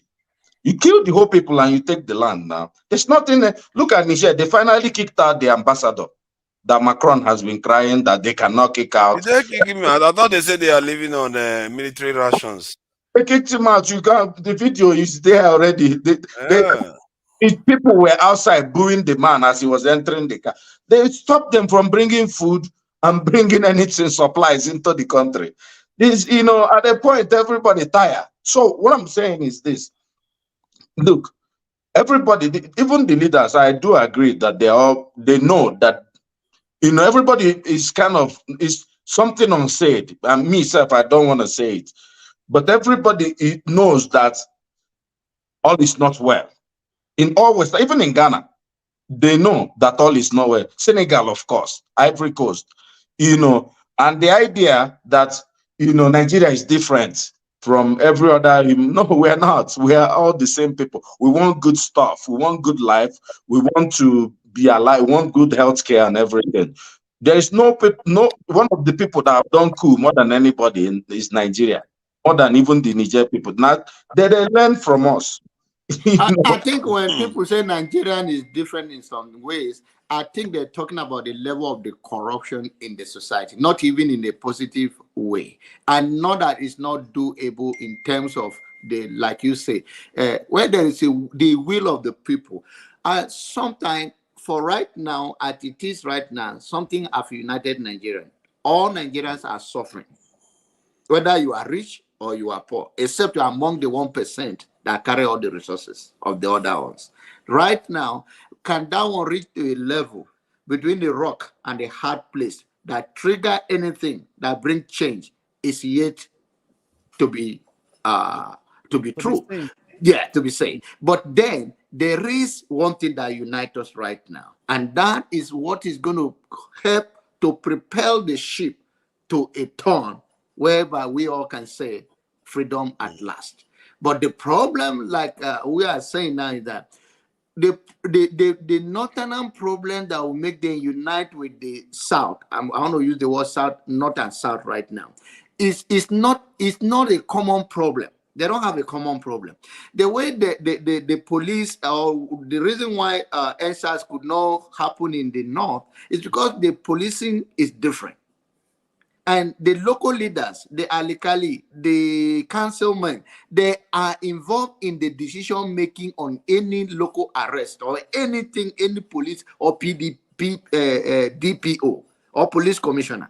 There's a way in the North that you cannot just do whatever you are doing in Lagos, whereby a person can just pass by, you just grab their phone, or in Abuja, I say, let me see your phone. You are a Boko Haram or whatever, or you are a Yahoo boy, all of those things. It cannot happen in the North because they make sure that the policing in the northern part of the state is a part of the local society. Even though it's a Nigerian police force, they locally talk to them, make sure that anything happens, they get involved in it. In the South, it's not like that, and they don't have the same problem. Until the only thing united us now is the suffering, but then of scarcity, whether of the influence of whatever is calling.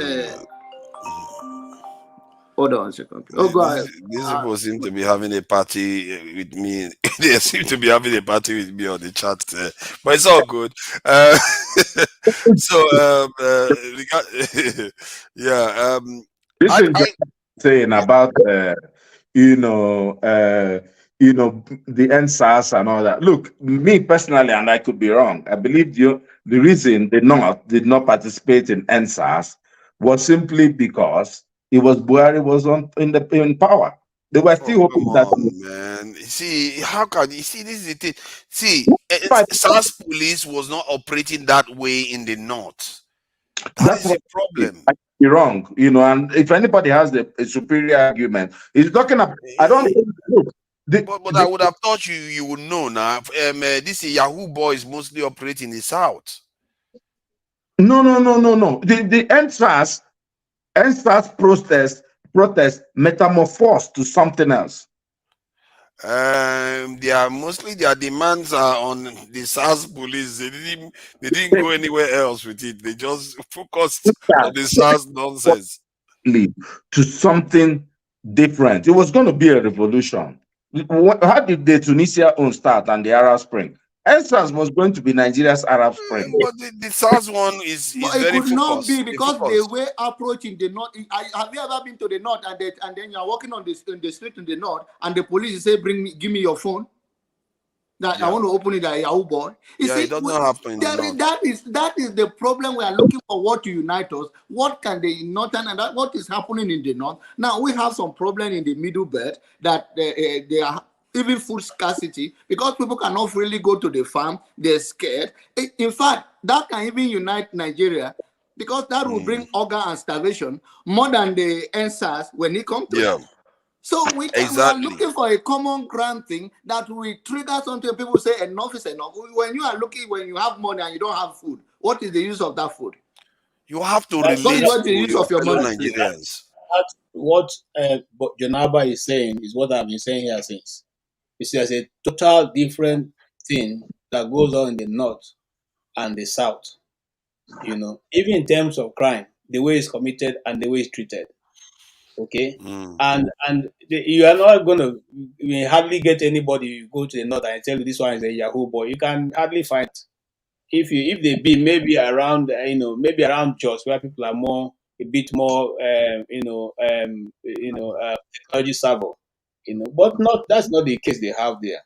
And you see what I was trying to trace earlier on is the fact that one of the dividing factor till tomorrow still remains what Jonaba has raised today. And I've said this before, what the North look for is not what the South is looking for. And what the North will say we agree to is not what we will say we agree to. And that is a point of disagreement totally. Because you see, unlike the South, where our political leaders do not necessarily make up our mind for what we want. In the North, their political leaders say, and that is what they will say. That's what they do. Remember, I think we said this, and I've said this many times ago, that the North will not accept Obi. That's what he said. Okay? And that is the truth. Because when they go back, they say, Wana, forget it. Wana, forget it. That it is the end. Nobody's, you can't come But KJ, so I'm coming. So okay. That is not an advantage. It's a disadvantage because it's a point of division. It's a point. I don't have to tell Jonaba who should be the Ochidoma. I don't have to.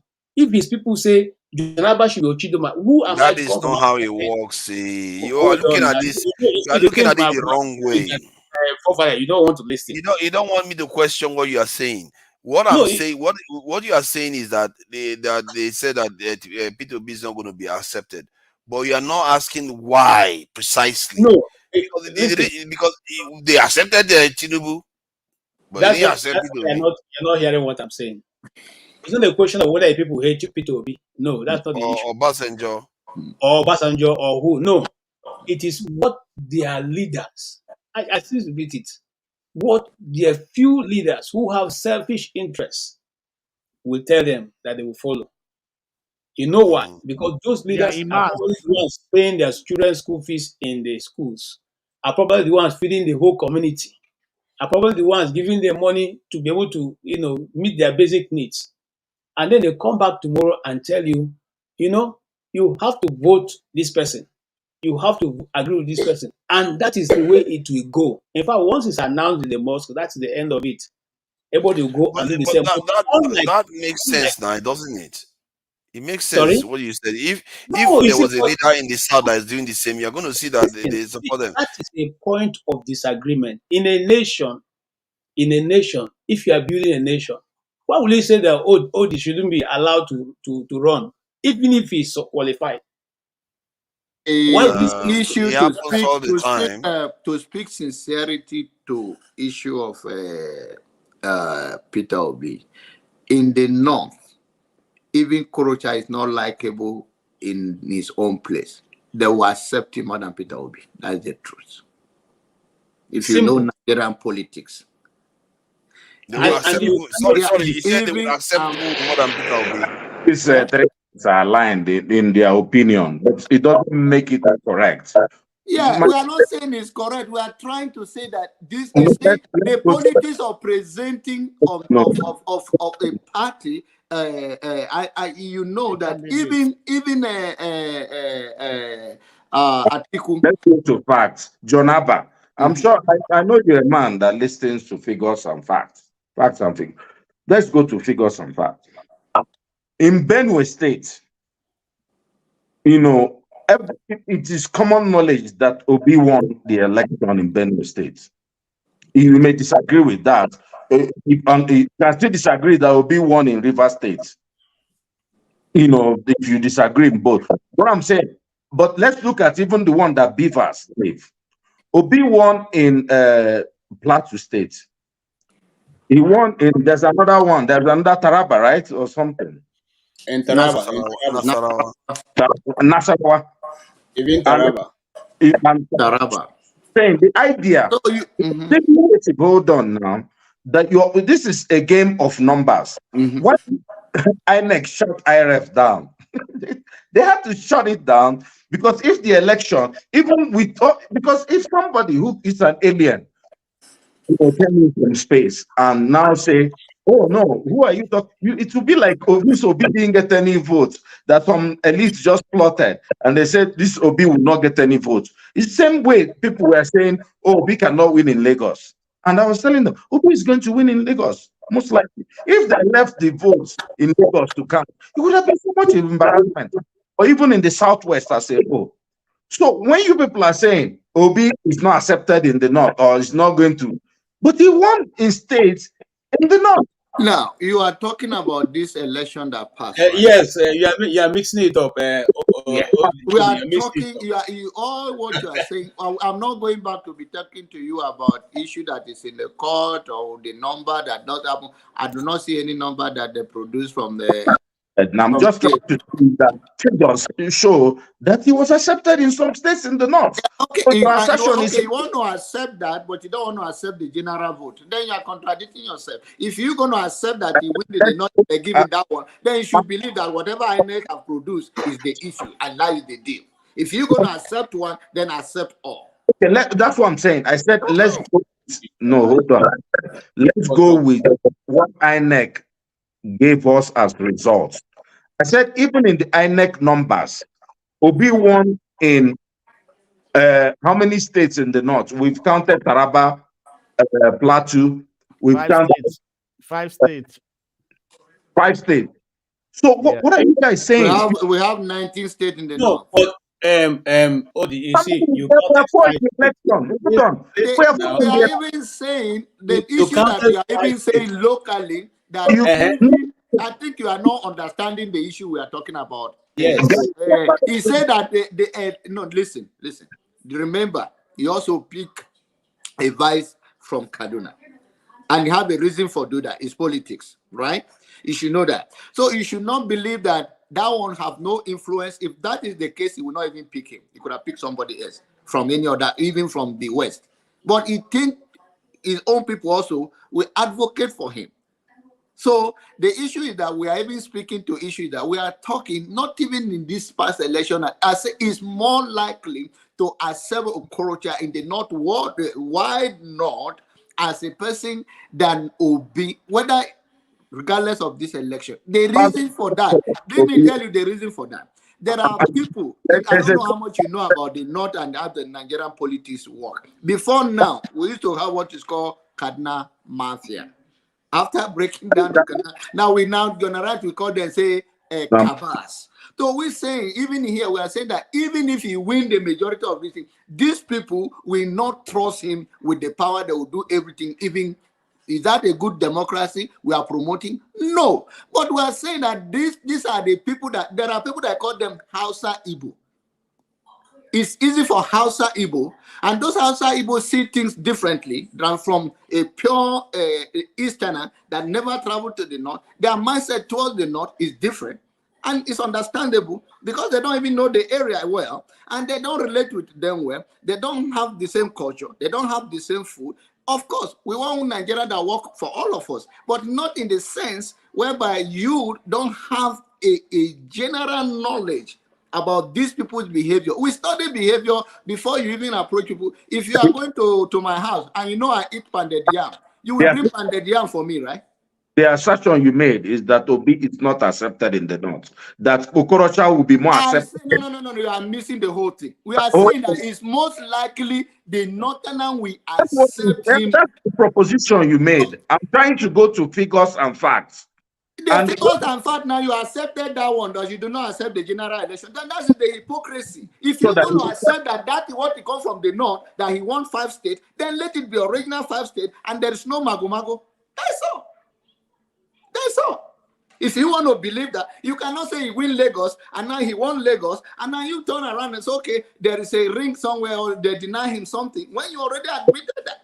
And look, the problem is that you keep trying to put some confabulation and confound. You are the one saying one that is not good, and then the other one. So if you talk about Port River State, I believe I hear some news that is not quite right. That like a voter gentlemen, with all this trust, lack of trust, and all that, then what are we doing with the system? We continue to build a bridge. We continue to build a bridge of understanding. So that's when since 1960 we've been building okay, since 1960, and this one election now, that one will fix it for you, right? This one election now that does not go your way now, the end of the war. Nigeria as a country is very young. On the computer, how old is America? How old is Europe? Nigeria as a country is very wrong. So we are not. You cannot compare. Because we never get a leader that really unites us. We never have a leader. You never have a leader that unites us. All African countries are very young. They are very young countries now. How old is America? How old is Europe? So let's not take it like that. Let's not look at it as a human. Let's not compare it to human age. Nobody's even talking about age. What I'm trying to say is that the assertion John Abba is making that Obi is not accepted in the North is incorrect. I said that Okorocha will be. I said that Okorocha may not even be accepted in his own state, may not even win in his own state, but he have the likable in the North more than Obi. You cannot convince me. I know the politics. If you maybe want to convince me otherwise, and you are not trying to convince me that he won 5 states in the North, then why are you not happy with that? Mindset. I'm not going to. How many did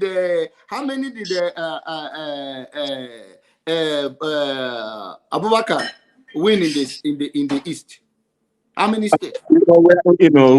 I'm not sure. What point are you getting to? The issue is that even then the Northerners are more acceptable to whatever you are saying. The Northerners are more open to vote if they are convinced, if they are educated, and they tell them this is it. They are more. Good morning. That's what I've been saying all day. Exactly the point I've been making. You are the one. I think we are just saying it in a different way. From somewhere else. Yeah. I've been saying that the Northerner is like every other human being that will accept a superior argument.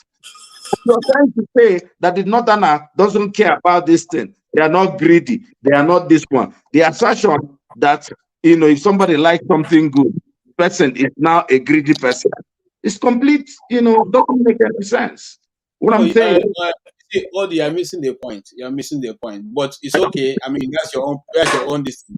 Let me tell you something. If you do not know that there's a car that exists like a Rolls Royce, will you desire to own it? You won't. This is what John Abba is trying to tell you. These guys have very little that they're desiring for because they have very little that they have seen.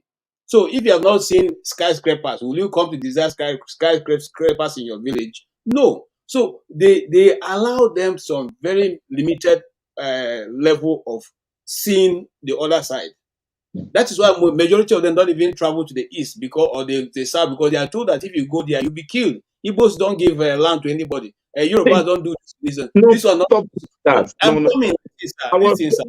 We grow up there. What's going on? No. Sounds good. That is it. When you're not saying the truth, how can I take it? You're saying that Northerners were born in the East, many of them. What are you saying? We even had on record the first mayor in Enugu How many of them are going? How many? Happening not and I have a land in there or have a house on own in the east compared to the south. How many? Tell us.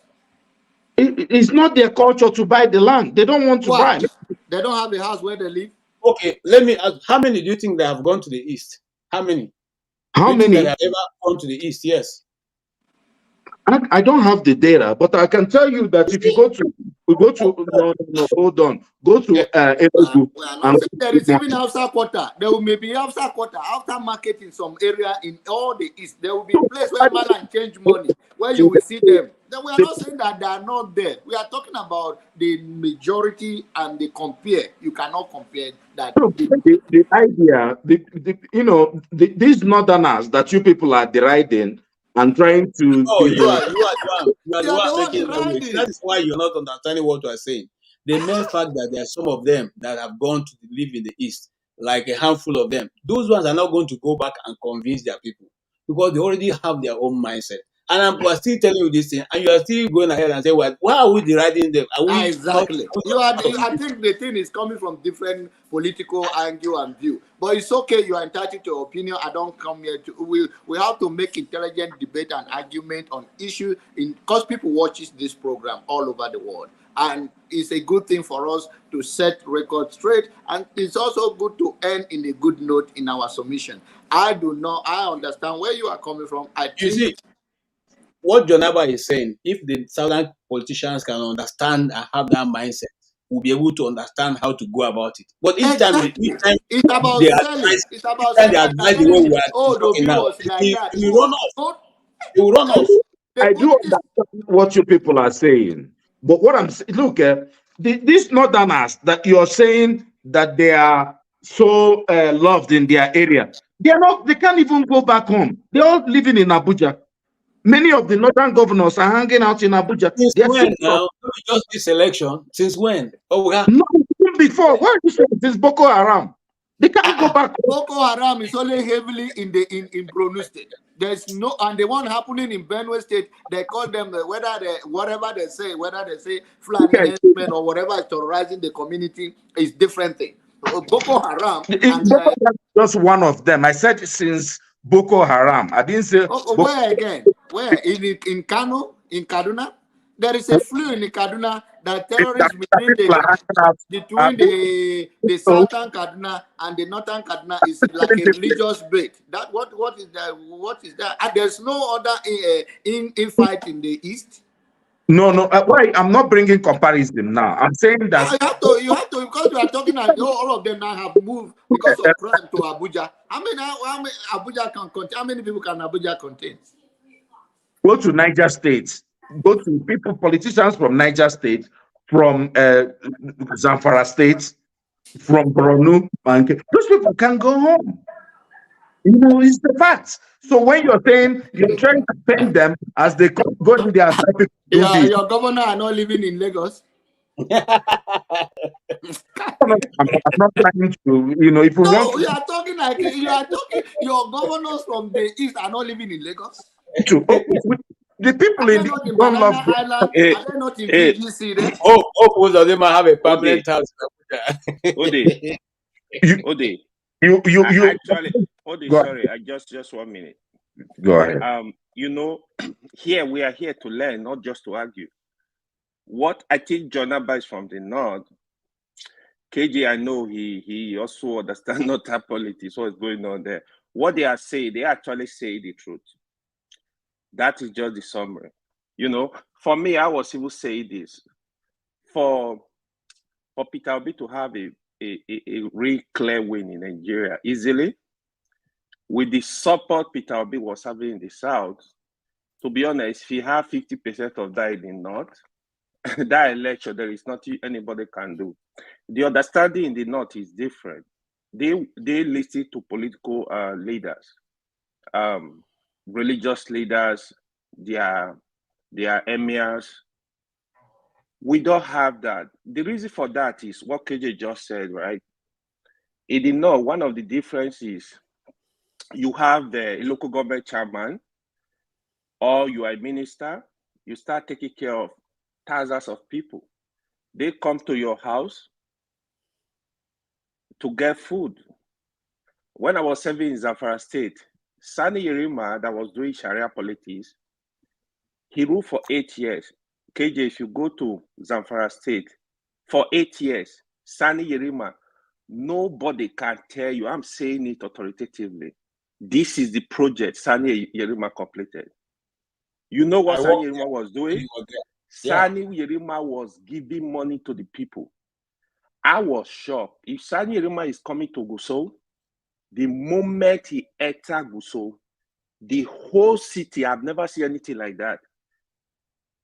Both married men, married women, everybody, they are in his house. He will start sharing like 200 naira.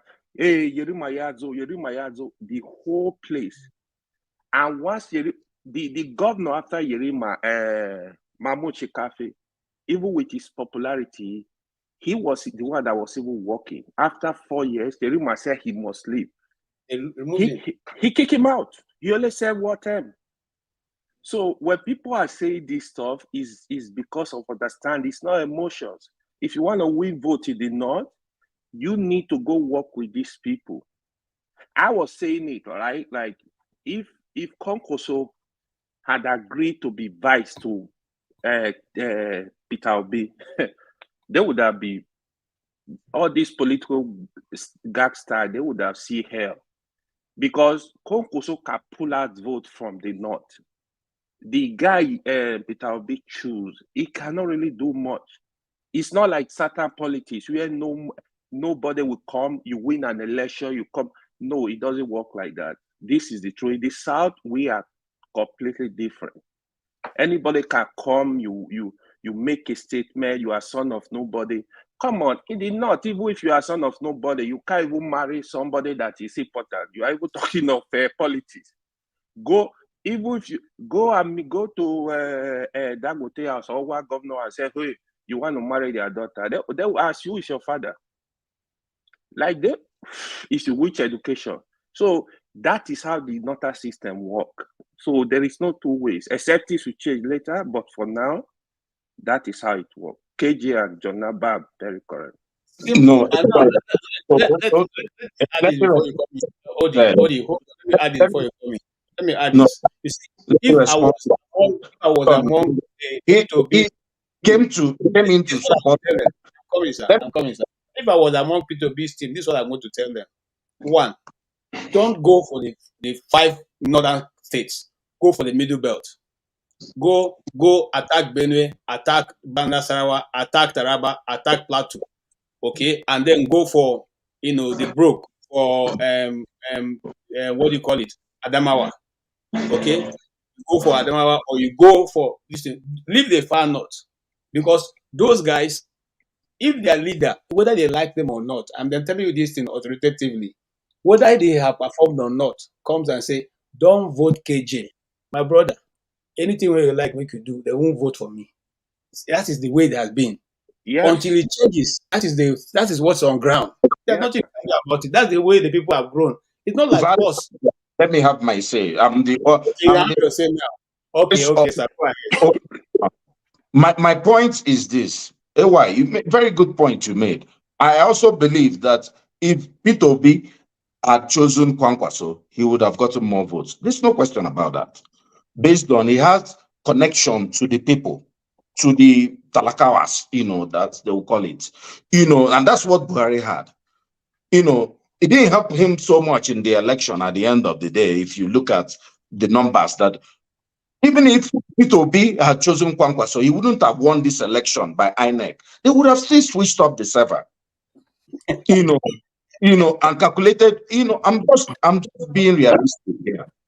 No matter, even if Kwankwaso was there, let me finish now. I allowed them talk. Let me finish.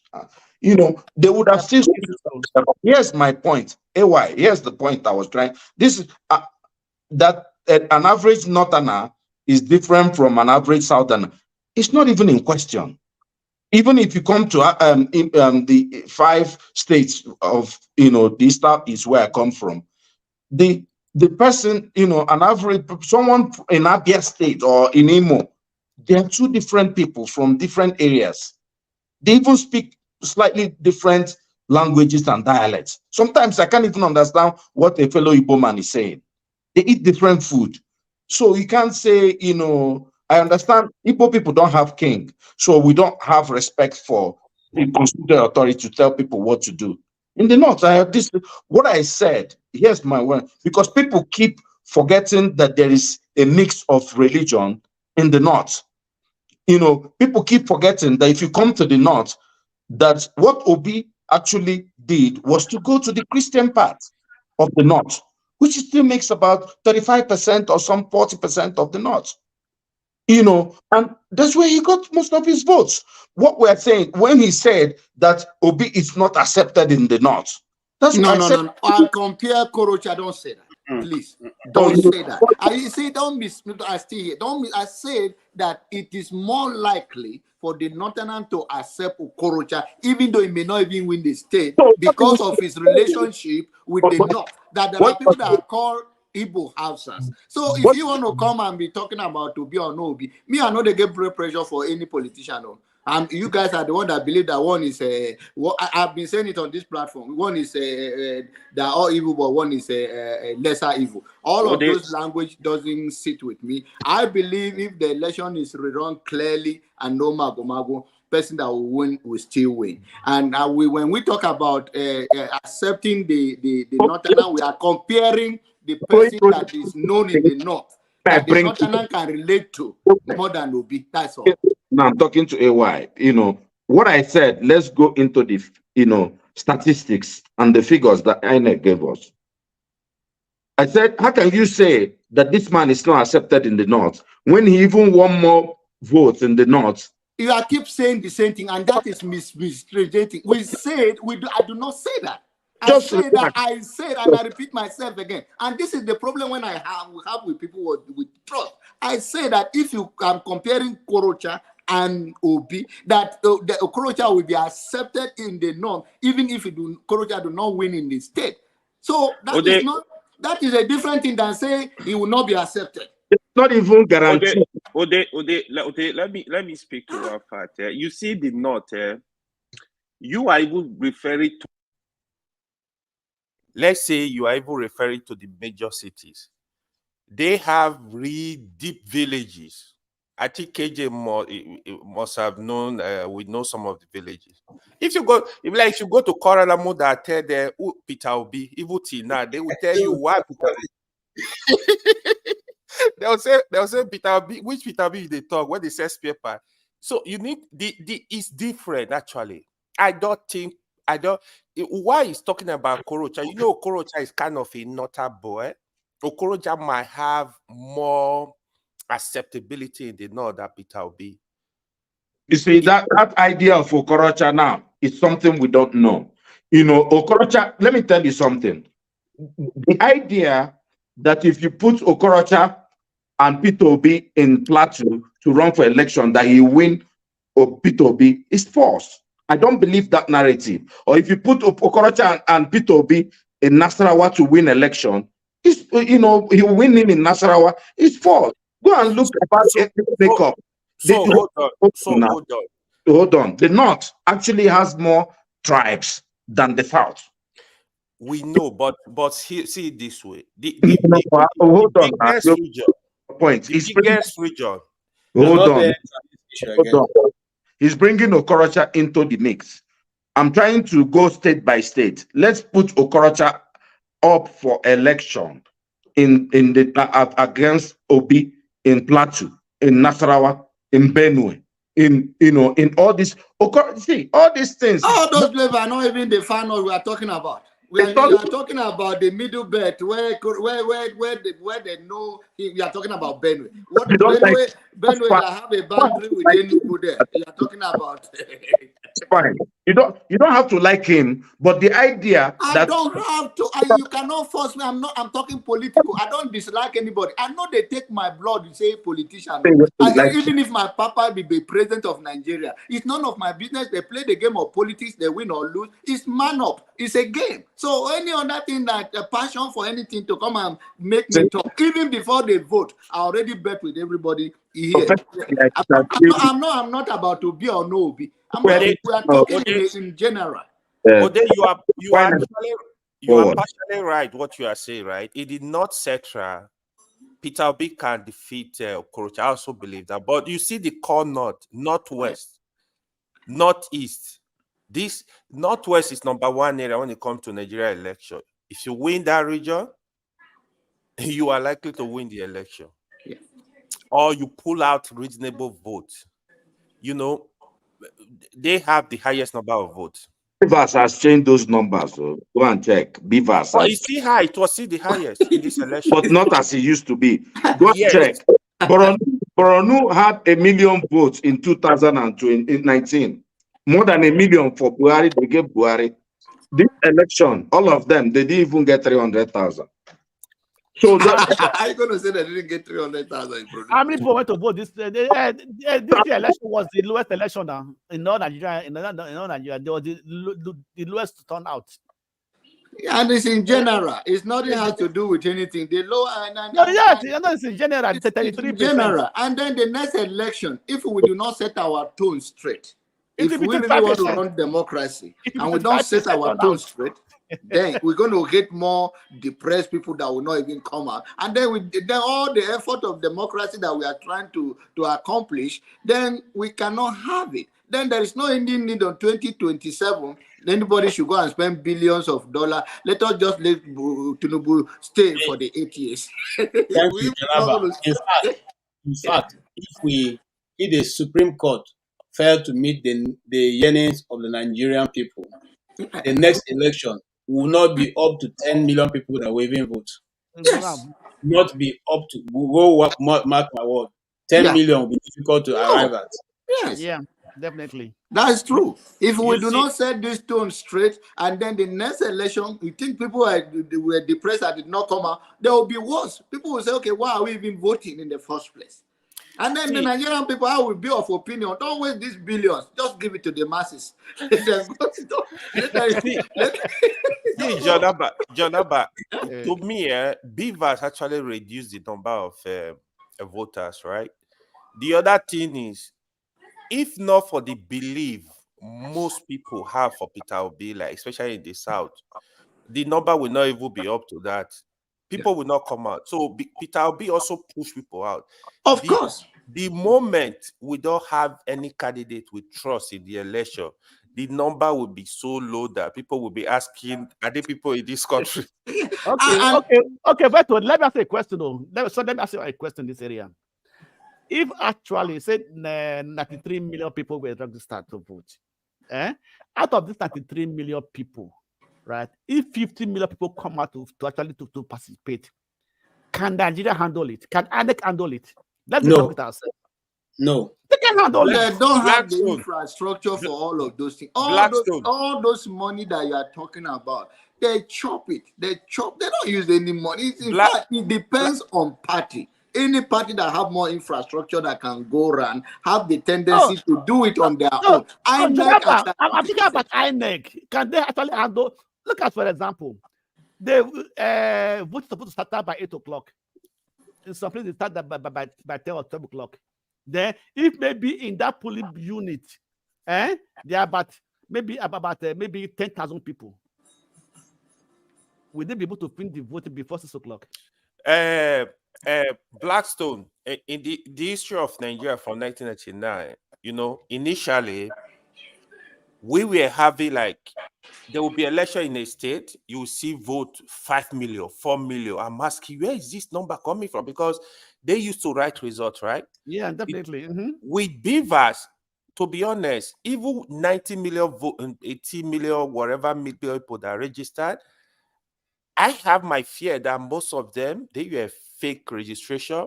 The other thing, KJ, I don't think so. KJ, you are the journalist here. I'm actually thinking, if I feel everything about Nigeria is a scam. I'm actually having a serious doubt if Nigeria population is up to 200 million. They should do a correct sector and give us a number. I don't believe Nigeria population, because how come with the crowd, with the noise, with the follower of Peter Obi, for example, how come Peter Obi was pulling number, Tinubu was pulling number, Atiku was pulling number? How come the total vote were not up to even 20 million? or Let me 30 tell you what. days. Most people And you are most still telling me people, Nigeria is 200 million. most people weren't able to vote. That's number one. And most people didn't even go to vote. I think most people weren't able to vote because the time was not there. Because if you say election will close by 6 and you open your polling booth by 10 o'clock, are you going to be able to meet that number of people that are there? And most people didn't, even let me say, most of the people who collected their PVC didn't go out to vote because of the threat they were receiving. Because of threats, and then because some places they just wrote the result, they didn't actually do any election. But you see, the thing is, even if this Beavers thing is not able to pass through this court process, then know that by next time nobody will even go, because if the Beavers couldn't work, is it the county that will work? So the Nigerian situation is a bit chaotic, and only God knows that it's going to end. It's pitiful because they have destroyed the trust of INEC. INEC have destroyed their trust. Yeah. Beavers, nobody want to trust anything. Even if you go come out with a new technology, nobody will trust it. And Blackstone, you know what? One of my pain is that the judges are just reading it as if it's nothing big. This is no big deal. Come on, I spent 300 and something billion, but it doesn't matter if they say the Beavers. After all, they said it failed, so it could have failed. So if they say they have failed, you are talking about if you put Tinubu's votes and Obi's vote together, you are talking about over 20 million people. Okay, 20 million people were given a promise, and that promise was not kept. And to the judiciary, it's not a sin. It is not against the law. It's not a crime. Come on, are you kidding me? Okay, so that means that if they are playing football tomorrow, I can go and remove the goalpost from where it is when they want to score and move it to the end of the field, and now it will still be okay. No, Mr. KJ, this is what we have been talking since, that they don't care about the country. They don't care what happens. As long as the country still exists, they don't care about it. Because if the judges can come out and destroy those process with their judgment, they have destroyed election in Nigeria.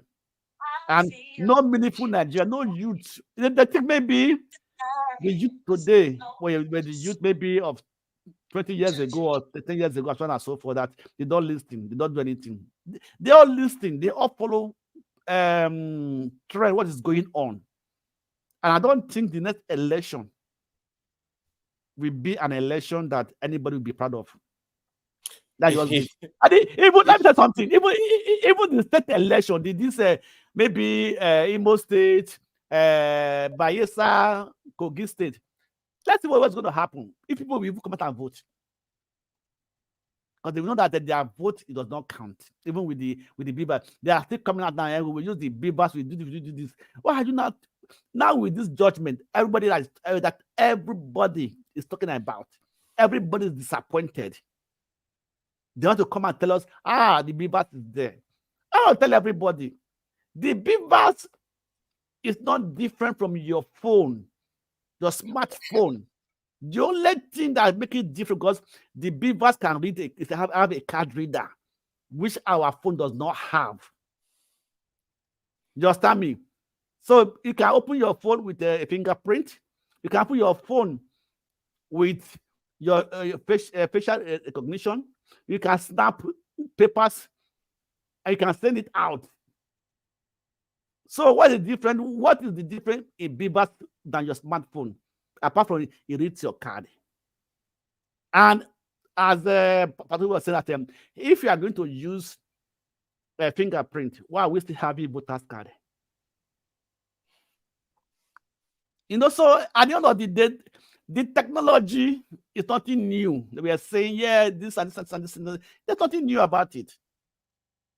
So, and I pray that if we can fight for to have an amendment to that electoral law to remove either that issue of either manual or INEC have to have the right to decide. Let's remove those clauses in the electoral law, that ambiguity in it. Let's remove them. And if the book will be able to sign it into law, because if you sign it to law, and anyway, I think the economy. I don't see any reason. I don't see any factors or things that make the economy improve between now and 4 years, because economic performance does not just happen like that. It takes time. But refineries coming online could do that. Which refinery? When they are saying that they are going to buy your wait. Dangote one on the Dangote is national going to buy his oil here with dollars. Is it going to sell? Are you aware Nigeria owns 20% of it now? Are you aware that shareholder now? Dangote shareholders? Yeah, 20% is significant. So what does it mean? I think to control it. They're not controlling factors now. They're not the highest shareholder. No, if you own 20%, it means that any profit you make comes to you. The profit you make, that doesn't mean, okay, what profit are going to make? Are they going to sell below market the dollar rate? Or no matter how high they sell it, 20% of that profit goes to Nigeria. Goes to Nigeria. So means, in what form? In cash or in petroleum? Maybe in petroleum. I think personally they will take it. Father, you are just that you don't know Nigeria. The LNG. Does Nigeria not have a share in energy? Is the gas cheap?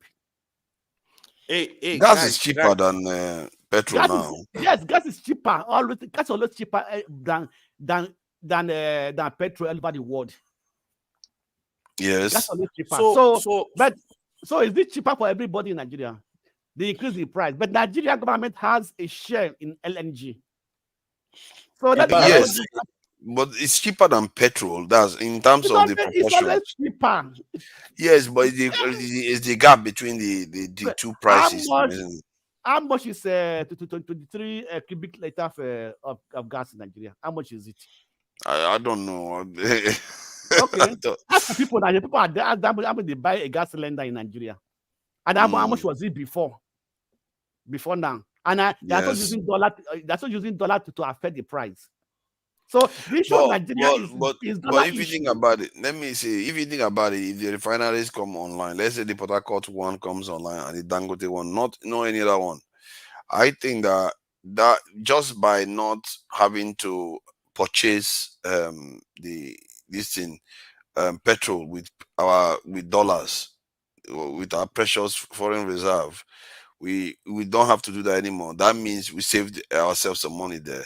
And there is also if let's say 20%, if we own 20% of Dangote refinery and Dangote refinery can generate twice as much petrol as Nigeria needs, it means that technically we could get 40% of the petrol from Dangote refinery at cost rate. You understand what I mean? At cost rate, without having to worry about the profit that Dangote refinery has to make and all the rest, because no, you are wrong. Dangote is a private businessman. He has borrowed money, and the interest is increasing because it was supposed to come upstream last year, and it's not even coming up until next year. No, you are mistaking my point. If you are part of a company, if that company sells anything, your share is always going to come to you. That's what Nigeria is. They are shareholders. At the end of the year, they pay them their shares. They are shareholders. Yeah. So the other thing, even Boa is building another refinery in Akwa Ibom. So I think that should be ready by next year too. But it's of lower capacity than that. Is it a refinery or is a modular refinery? They are building no, it's a refinery. It's not a modular refinery. It's a standard refinery. But it's who is that is building it? Boa Abdul Samad. Boa, the owner of Boa Cement. I know. I've heard about Boa Cement. Do you know him? No, I've heard of Boa Cement, but in terms of the capacity of this refinery, you know? It's of lower. I forgot. It's of lower capacity than Dangote refinery. Yeah, but I think that is getting ready by this year. I think it's building modular refinery. All this is will help Nigerian economy. It's not a modular refinery. You know, the only the area the building modular refinery is Edo, Delta. For now, those are the ones I know. Yeah. And they are not even working. They've not started working, but they are almost done. My brother, very close friend, is building one in Delta. So It's potentially almost now completed. we could That's have actually the first one. potentially we could have Dangote, Port Harcourt, Boas refinery, and the other smaller modular refineries. Yeah, All the of them modular working. refinery, they are not really doing much. They can only serve an area. They Yeah. can only produce diesel now. We have that they They produce can't diesel. do They're much. But not producing Boa petroleum. They're not refinery is procurement. stand. Come on, how we Boa build a modular refinery? The So guy I don't know, but I money. don't know because I don't know. It's not a modular So I refinery. don't. It's I a just standard asking refinery. because when did it start it? It started in, I think 2 years ago in Wow. Akwa Ibom. Yeah, check it out. 2 years ago, Yeah, that's about 5 yeah. years to build. I think 2 years ago or last year. Mr. Fast Checker, check it. Yeah, check. It depends on the resources you put. You can Well, complete that's not even up to refinery. 5 years ago. Even it's not even up to 5 years. About 4 years, 3 years, he used to build the whole refinery. Wow, Yeah, that's the quite refinery something. doesn't take like if you are ready, you have those are capital projects. Once everything, you have everything is ready, it can go. You can build refinery within 3 years, of course. And Nigeria cannot figure it out for. It's just to pull more resources. That is why I was saying, like, if I were the president, I will not repair Nigeria refinery. I will build a new one. Sometimes the cost of maintaining a refinery, that refinery is very old. You might even spend more money in the end. I guess there's a chance. Yeah, I would have focused on new refinery.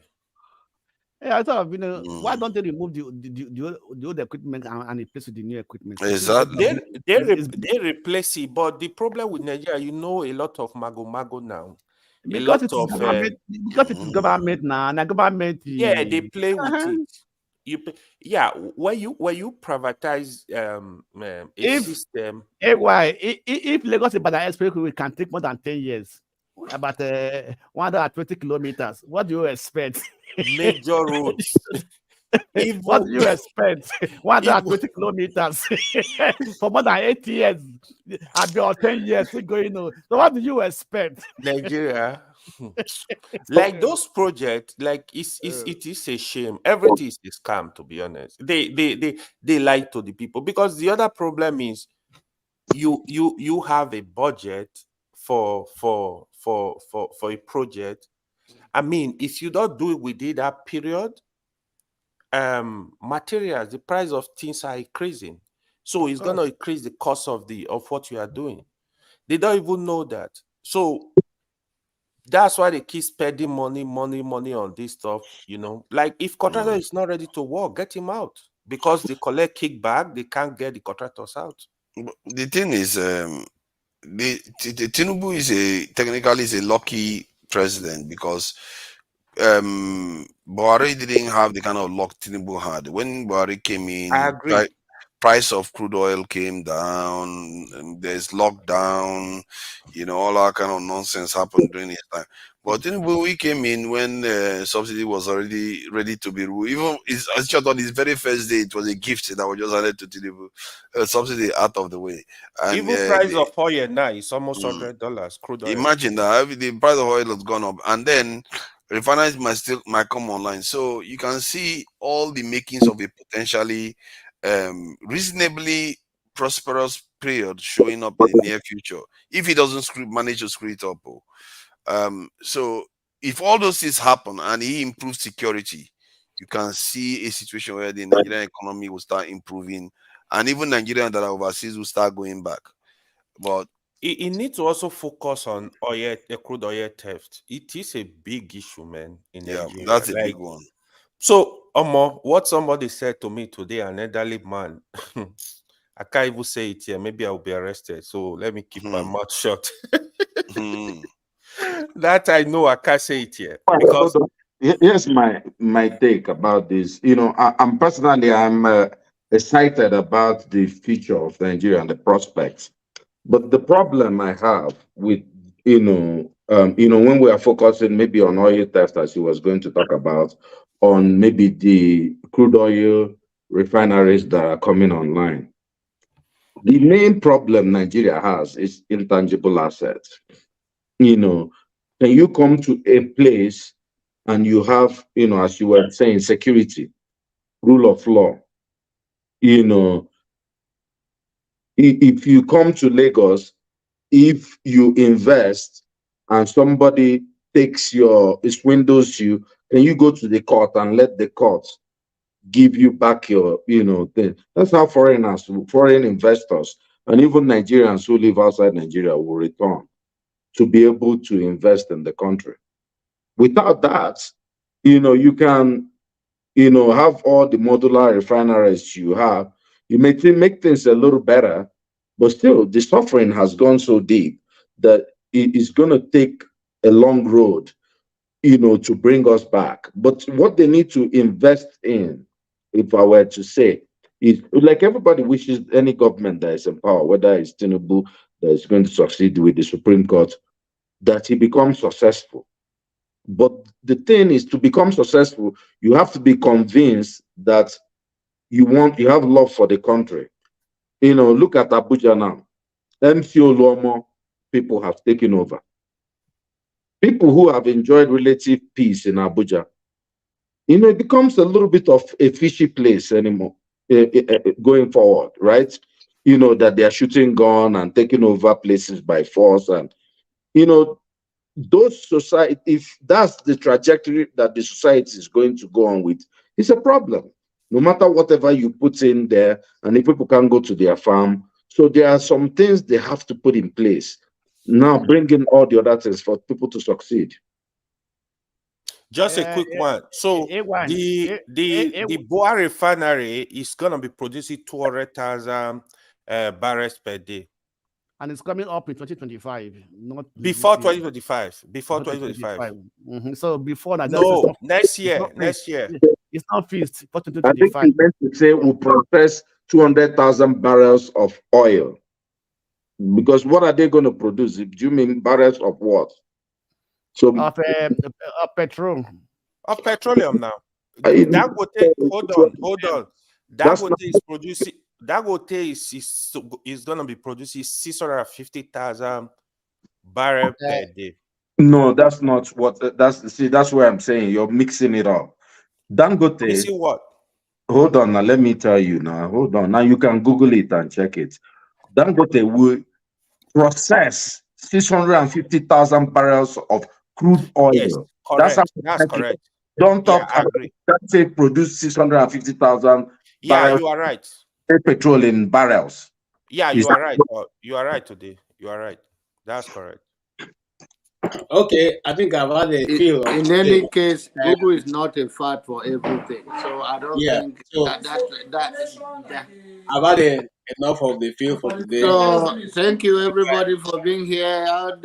Thank you. Good night, everybody. Too. I see you guys all again. Of you. God bless. Everybody don't disappear. Yes, so you came late. Why? Where you go? Yeah, man. I was. Forefather said I should not come here again. So. Don't mind him. Because he's after my life. Because you're always at his platform now. No, he never said that. I'm just joking. I know, and I'm joking too. Because you're always at his platform. All right, so yeah. Hopefully, I listen for a while though. Hopefully, it is. I'm just praying for Nigeria things to work. But everybody is praying for Nigeria now. So, but what can we do? Because we are here, we are feeling the pains, but at the end of the day, what can we do? Because I don't like to talk. I don't like to talk and talk. At the end of the day, there's no performance, So I don't believe in all those things. Forefather, that yesterday, I disappeared from that platform. You know why? I was sick of what people were discussing there, kind of. Because I just see them defending some things that were not right to me. Like I don't. So that is the problem of Nigeria. People, we should learn to criticize, even if it's our father that is the leader. When it's not doing good, criticize. So you see, like we have different set of people there. When you go to another platform, you have different set of people. They will defend their whole. So it's kind of scary that maybe some regions in Nigeria, they don't believe in Nigeria anymore. Everybody is just looking for what they want to grab. I don't know if they are projecting the country to scatter. Everybody just go your way. No, AY, one thing I believe, because it's because we are all now, we are all in diaspora. That's why we are talking like this. Yeah, Sammy, you know, they say an hungry hungry man is an angry man. Angry man. So I always say one thing: even the devil has supporters. They have the devil to be very bad. He still have supporters. So either good or bad, no matter what it is, they will still have supporters. People will still support one thing or the other because they're not feeling the pains, and others are feeling the pains. People have hope that okay, it might change, like your father said. Yeah, when this come up, when this come up, there are other many things that also happen, not only one thing. You understand me? You know, so there are many things. Running a country economy is not easy. And one thing I say is this, right? Most of the economic principles that the Westerners are using doesn't work for third world countries. Because we don't have the infrastructure, we don't have the what it takes to put those things to work. Then they already develop their economy. Once it is going out of what they don't expect, they know how to reverse it back. But we don't have the leverage. The thing is, to develop an economy is not hard. Because our people are not free to do that. That is the problem. You know, if you look at all the other countries that have them, they develop very quickly. This in Vietnam was torn to pieces, and look at Vietnam today. How Yes, they are growing. Papa, it depends on the leader. We are not and the allowed people. to. Yeah, it depends on the leaders. No, it depends on the leaders and the people. Okay, let me say one thing now. What is the difficulties of producing power in Nigeria? The way it works is that when your leaders are not allowed to do certain things, they are restricted from how much freedom they can exhibit, then you are going to start having problems, like because the population is growing. You can't provide enough power for them. You can't provide Let me tell enough you one thing. security for them. You can't provide enough educational resources for them. That you are going to start seeing this out of decay occur. Let me give you an example with Germany. Almost everything in Germany, the telephone, the telecommunication, power and everything, trains and everything, we are developed by the federal government. Yeah, but right? Germany is free to develop. That's the difference. No, nobody's stopping us not to develop because you see, that's one thing you don't understand. They are stopping us from doing that. You don't understand that. Sometimes I don't have to buy into those beliefs. You understand me? Because I would do the same. That's why I know it's happening. I would do the same if I was them. Let me tell you why. Why I don't believe, because I believe the leader on top, the president, has a lot to do. You understand me? There's one word that Tafa Balewa said when he was the prime minister. When he was invited by America, he said he cannot come to America now because he has a lot to do at home for his people. He cannot come to visit America. You have to give him time. But if you see our leaders today, once they are appointed, they are flying abroad. Yeah, who laid the foundation for that to happen? Who laid the foundation? You can change it. You have to change it. But it's not that simple to do. That's what you have to understand. It's not that simple to do. I'm not saying it's not possible, but all the leaders have tried to do it. Do you know how many leaders have been stopped in Africa alone? It is a decision for father. That doesn't mean that you're not going to partner with them, things like that. You understand me? Right? But okay, for example, if I come to visit you in your house, and then I invite you to my house. If you don't want to come, I'll come and kill you. We will negotiate. You understand me? So there are ways people negotiate over. Actually, they will if you stop them from coming. You were asking that, oh, would you kill me? Yeah, they will actually. If they get a chance, they will do it. You have to give them time. Okay, for example, now, Tinubu have been invited to come and ring the closing bell of NAFDAC in America. What is that? What is the importance of that? No, it's not important. It means nothing. It's just trinkets. So what I'm trying to tell you is this, right? If you have any baggage in your cupboard that the Western world knows, they will play along with you, because if you make noise, they will bring it out. You understand me? So and yes, because if okay, let me put it like this. You know, all this game, America, France, Europe is playing with Tinubu, is so I guess from my own thinking that they want to bring their base to Nigeria. And you remember, Nigeria has everything that they need, natural resources. So they want to bring that base to Nigeria. Why do you think they want to do that? Because they are. Did they not ask for it before? But normally, yeah, but they asked for it before now. But why do you think our leaders? This is what I was telling you, that our leaders are under their spell. Yeah, our leaders should not normally allow that kind of thing to happen. When this guy Basojo rejected it, were they able to do anything? Because he has nothing. They have nothing against him. They have nothing of him that they have in their system. Yeah, you see, okay, let me put it this way.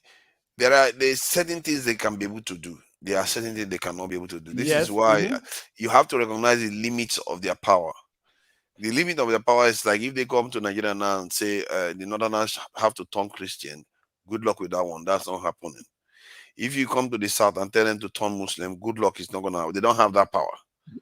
So, but there are certain things they can do. If let's say they want you to give their person this in more, allow their shell company to do very well in terms of within your country, to be siphoning your money from their country, and you want to stop it, they are going to do something to stop you, because that one is within their area of control that the people will not even see it coming. So they will do their best. That's how they stopped Jonathan. They said they were against Jonathan. They were supporting Buhari. Yes, they were against Jonathan. You understand me? And we played, the Nigerian people played into it. Even Sarah reporter, you know, the people even destroyed Jonathan's chances in Nigeria, because even Dr. Damages, go and watch their videos of that time. How they were bombarding. Let's not change history here. Jonathan administration was massive corruption, and Jonathan was very clueless. Was very weak. He was very weak. Jonathan is a perfect gentleman. Don't get it twisted. I like his person. He's a perfect, but as a leader, no. It does. It doesn't have that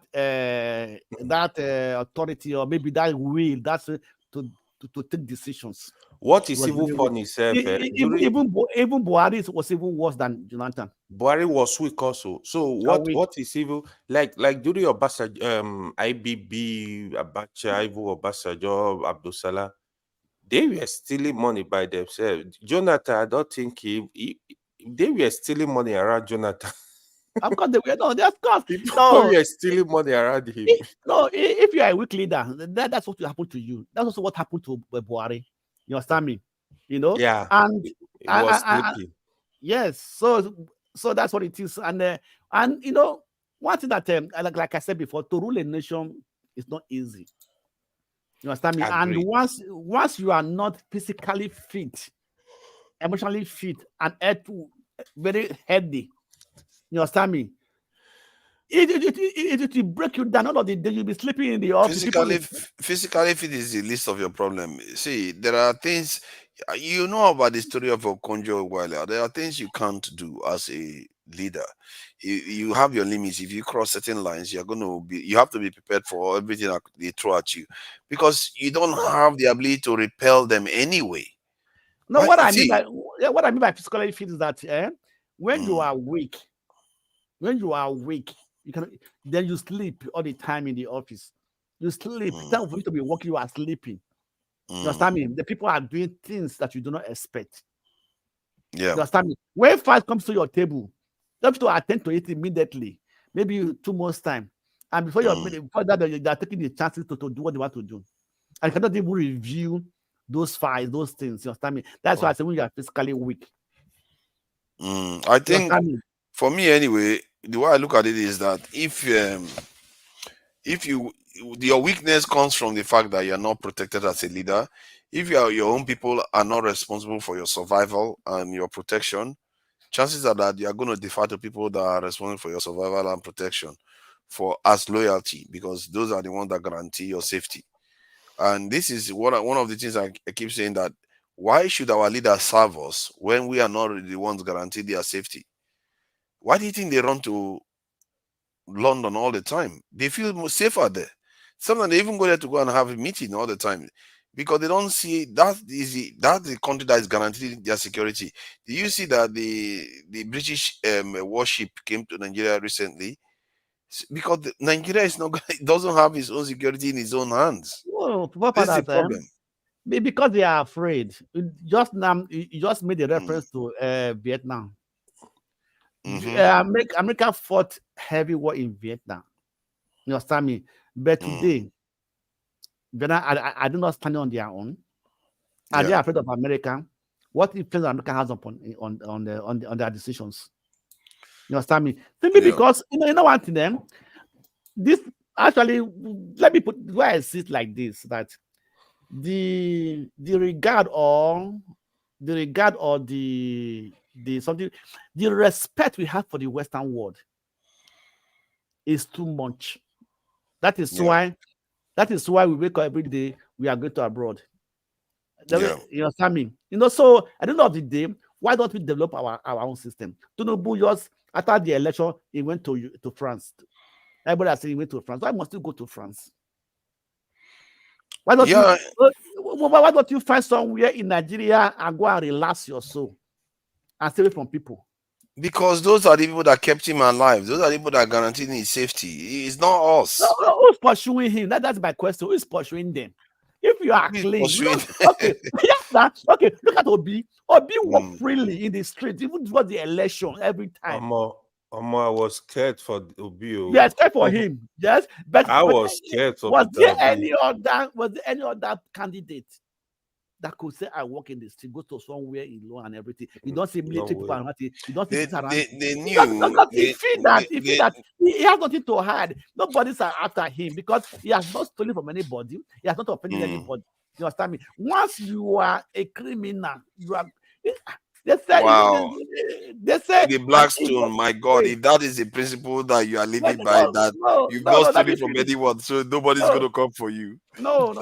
Since when that's the it doesn't work like it doesn't work like that. Wait, let me put like this. They don't care about that. You might not steal from somebody, but you might have offended somebody, not only by stealing.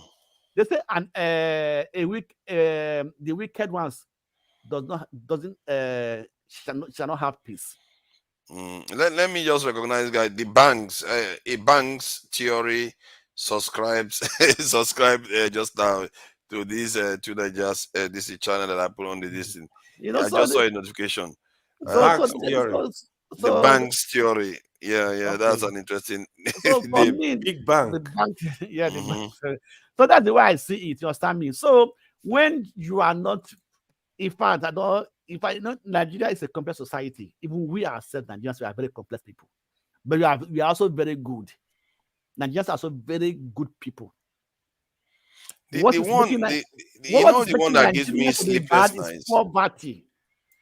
You see, what gives me sleepless nights in Nigeria is that our people themselves are very, very easy to compromise. Yes, of Many course. of our people today, I've said it before because they said they were going to do it. If Igbo man says take these weapons, use it to fight the Hausa man because you don't like them, they will take it and do it. And the same thing, vice versa, Southwest, fight each other. They will do it today. It tells you that this is how they control our leaders. Because if you want to misbehave, they'll tell you, those people have been agitating and you are not doing what you want now. We are going to use them to remove you from office or cause problem for you. No, of course, that was what happened in Syria Road now. Even the Biafran war, right? The confidence of The confidence Yeah. of Ojukwu was from Ah, support from outside somehow. yeah, So the thing is, if there sorry, is a sorry. There's crisis, another person that has subscribed. Sorry, AY. Mr. Pig has subscribed this thing.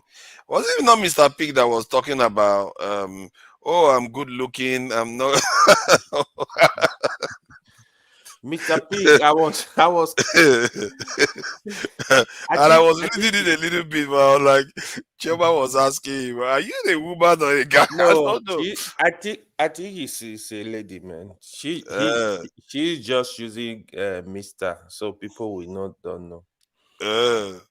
okay, but I like this statement. This I think Guy Ogun,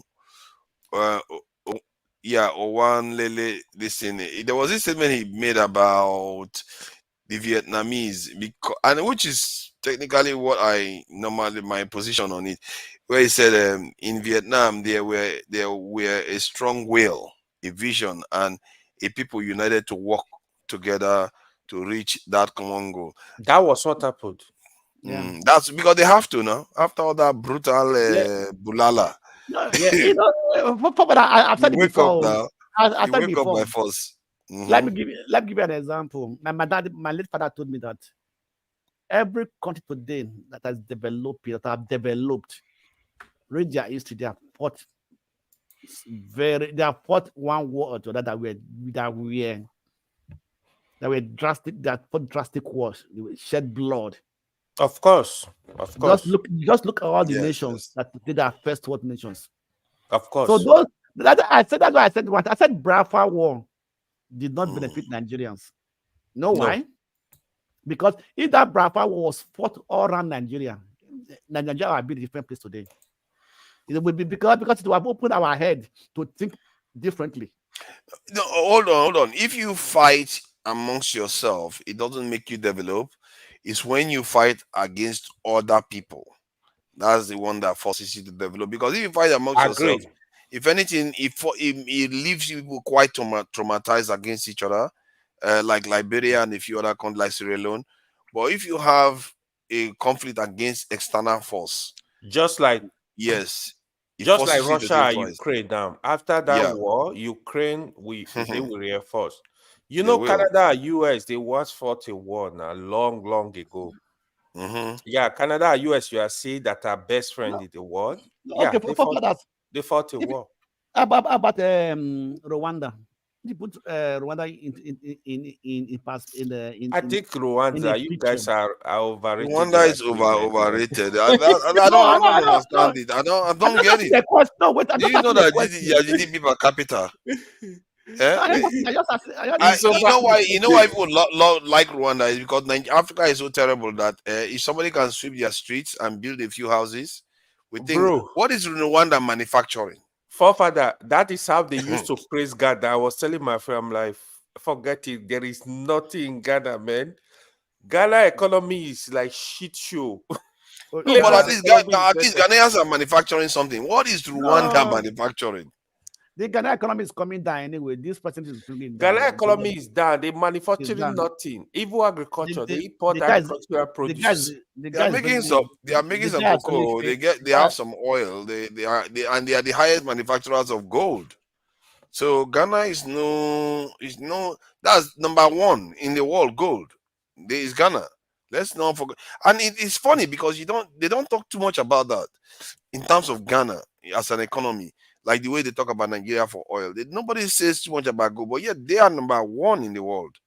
When I saw it the other day, I was a little bit surprised. Like, wow, why does no one talk about Ghana, it? they do it well. Okay, fathers. Okay, now let's look at it now. If Ghana can be able to manage their natural resources, and it's not being mined by anyhow, people can just come here and begin to mine those things, then what is wrong with Nigeria? That people can just fly into Nigeria, unknown people, they begin to mine our natural resources and they will take it away. They are doing the same thing in Ghana. Have you ever heard of Galamsey? Galamsey is Chinese people and foreigners coming to just. It's like go and it means go and take or something, make something. So they started combating it in Ghana. This type of stuff, but it's not happening the way it happens in Nigeria, where they just are killing people in that area. You don't see that kind of stuff in Ghana. And in Ghana right now, American soldiers, they go there with their ID. They don't even need their international passport, because one of their airport terminal is controlled by the U.S. military. So their security too is being guaranteed by America and foreign these people. These people are not, they don't own their countries. There was this image I saw. I don't know how true it is. It is saying that Ghanaians, they found this massive chunk of gold. You guys saw it in the video. Let me see if I can share it so you can see. They found a massive chunk of gold. Let me see. Man, in Africa, some of the things that they are finding is just ridiculous. Let me share this. That's gold, though. Yeah, I saw this picture.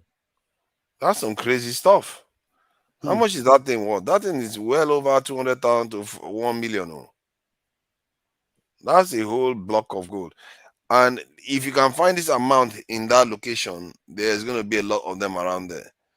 You know, so you can see that these people, they do have access to a lot of natural gold resources. But what is it doing for the country? They are the largest manufacturer of gold in the world, but it's not doing them any good. Because it's also boiled down to lack of management, the lack of good management. That's what it is. That's always the African problem. This type of thing is not only. I don't think it's because of the this in the neo-colonial this in aspects to it. They could have fought. You can argue that they could have fought, but the problem of our people, I fear, is because our suffering cannot be substitute to fear of destruction from other people, because most of the other countries that did what they did to develop, they feared for their survival, not just suffering. They feared for their survival. You know, like the way the Vietnam survived the war against America. That was brutal stuff. They fought Americans like crazy. Koreans, they went through the same hell. They fought Americans. Japan, 2 nukes they took. And South Korea, they fought with the Americans. So all these people, they have to, it's almost as if when you fear for your survival, it makes you set your differences aside, and your vision is a lot clearer. Okay, Father, let me ask a funny question. You know, Sammy. If, for example, the Americans say you're coming to fight in Nigeria now, how would people react? Oh no, you know, it's funny, you know. Okay, you tell me, because I know what some people told me yesterday. Some people will be like, "Hey, whoa, let's get ready, oh." You know, some people will welcome them even like, "Oh my God, let them come and colonize us." You will not believe how many Nigerians still believe we have this colonial mentality that better to be colonized than live like this. It is the situation. Yes, of course. It is the situation. Some people believe that they don't understand. See, and that is very dangerous, because what you don't understand is when you are colonized, it's like a slave in a castle. Anything can be done with you. They can take you like a slave. They can take you to the altar and sacrifice you. They can do whatever they like with you. You don't control your survival. That's what it is. And for a people as powerful and as rich as we are, naturally anyway, to succumb to that kind of way of thinking, and that other people should guarantee your survival, people don't understand how bad that is. You know, okay. Papa, let me take you out of something, out of this topic. Let me just do something. You know, you talk about the slave trade and so on and so forth, the slave masters. So, do you know that almost all the living American presidents today, their family, they're slave, we having slaves. Even Obama. Yeah, and they are not masters. You just call them this No, colonizers. No, not that. Yeah, they are all involved in slavery now. They were having slaves as their workers in America. It's not surprising to me. I guess it's obvious. Only one that build America now. Yes. No, you know that. Okay, but I'm trying to say that. Oh, even talk of Obama from part of the Obama family. You understand me? some of them were also part of having the slaves. You see. Only Donald Trump, they said that they wasn't having, they don't have, they do not. Come on. No, no. Wait. I read it. It's a study from. Let me ask you a question. Let me ask you a question. We need to know that the definition of slave, what we call slave, is actually subjective. Sometimes when you call slave, people think, oh, it's all about Black Africa from Africa. This is Black Africa. They were different with Black Africans that they brought from Africa. So what is the evidence Obama kept slave? I don't believe it, because even Obama himself, part of the family now. I don't know. No, not Obama himself, part of the families, not part of the families, maybe from the mother's side or something like that. Me, I will ask, what is their definition of slave? It's just like, for example, even in Nigeria. If we go to MSN, it was I read it from the Bloomberg story. Okay. You understand me? So not that I just saw it online, no. So why they said that even Donald Trump were not involved, because before they migrate to America, they have ended slave trade. That's why they're not involved in it. And that was just the reason they gave, you understand me? So I was like, wondering, so if Obama, I'm not saying him, but the family was a part of it. No, so you're just trying to say the living American president today, so they would say that maybe Donald Trump now use that as a part of his campaign. You see all this issue. You see all this issue. Okay, look at Nigeria, for example. Because we don't pay attention to what is going on. Even the rich men, they get house help, they pay their peanuts, they do all kind of work. Will you not call it slavery? In a standard society, we are not saying don't get a house help, but there should be a standard of work. You should pay them a living wage. But they're not doing that. They are enslaving them. It is the society. Enslaving? Whom are they enslaving? I say even in Africa, even in Nigeria, for example, these rich men, they have house help, they pay peanuts, they do all dirty work. They will not let them go to school. Yes. Little children. Let me tell you something. It is one, lack of information, because they're supposed to be paid under with what is called the minimum wage. You understand me? But even let me tell you something. Let me blow your mind. Do you know that Nigeria has a tax refund system? A tax refund system? Yes. Okay, what does that mean? Okay, but what are that going to do with this thing now? No, I was talking about information, what people know, what Nigerians know about in the country, about Nigerian laws and regulations. You understand me? Yeah, because they don't know it, because their employees are not paying their taxes. They don't know they're even paying their taxes, their income tax. You understand me? No, when I found out this thing, I saw it in the formula online for FRIS, how you have to generate to submit. I was surprised. I was telling people, right? Okay, now number two, when we are talking about business in Nigeria, do you know that Nigeria doesn't have what do you call a chart of account? Have what? Chart of account. A chart of account. Chart of account is where you entered your expenses and income. You understand me? Even Nigeria has their own, because they're using the French chart of account. Nigeria doesn't have. Check it online. You never see anyone. I'll be looking for it. What does that account? What does it do? Chart of account is where you record all your financial dealings, both your expense and profit. Those are made for the companies to use. That's what the government used in taxing the companies. You understand? That's what they use also in preparing their end of year report. Yeah, the British has their own. Every country has their own. There's also one we call an international chart of account. Are you talking of statement of account? No statement, chart of account. That is where they know it's like is it chartered or chart off? I don't know. Chart of account. Chart of account. Yeah. Chart so off. it is It is like bookkeeping, double entry. Let me check it out. Chart of.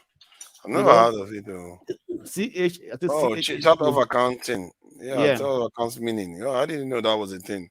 So A chart of account is a financial organizational tool that provides a complete listing by category of every account in the general ledger of a company.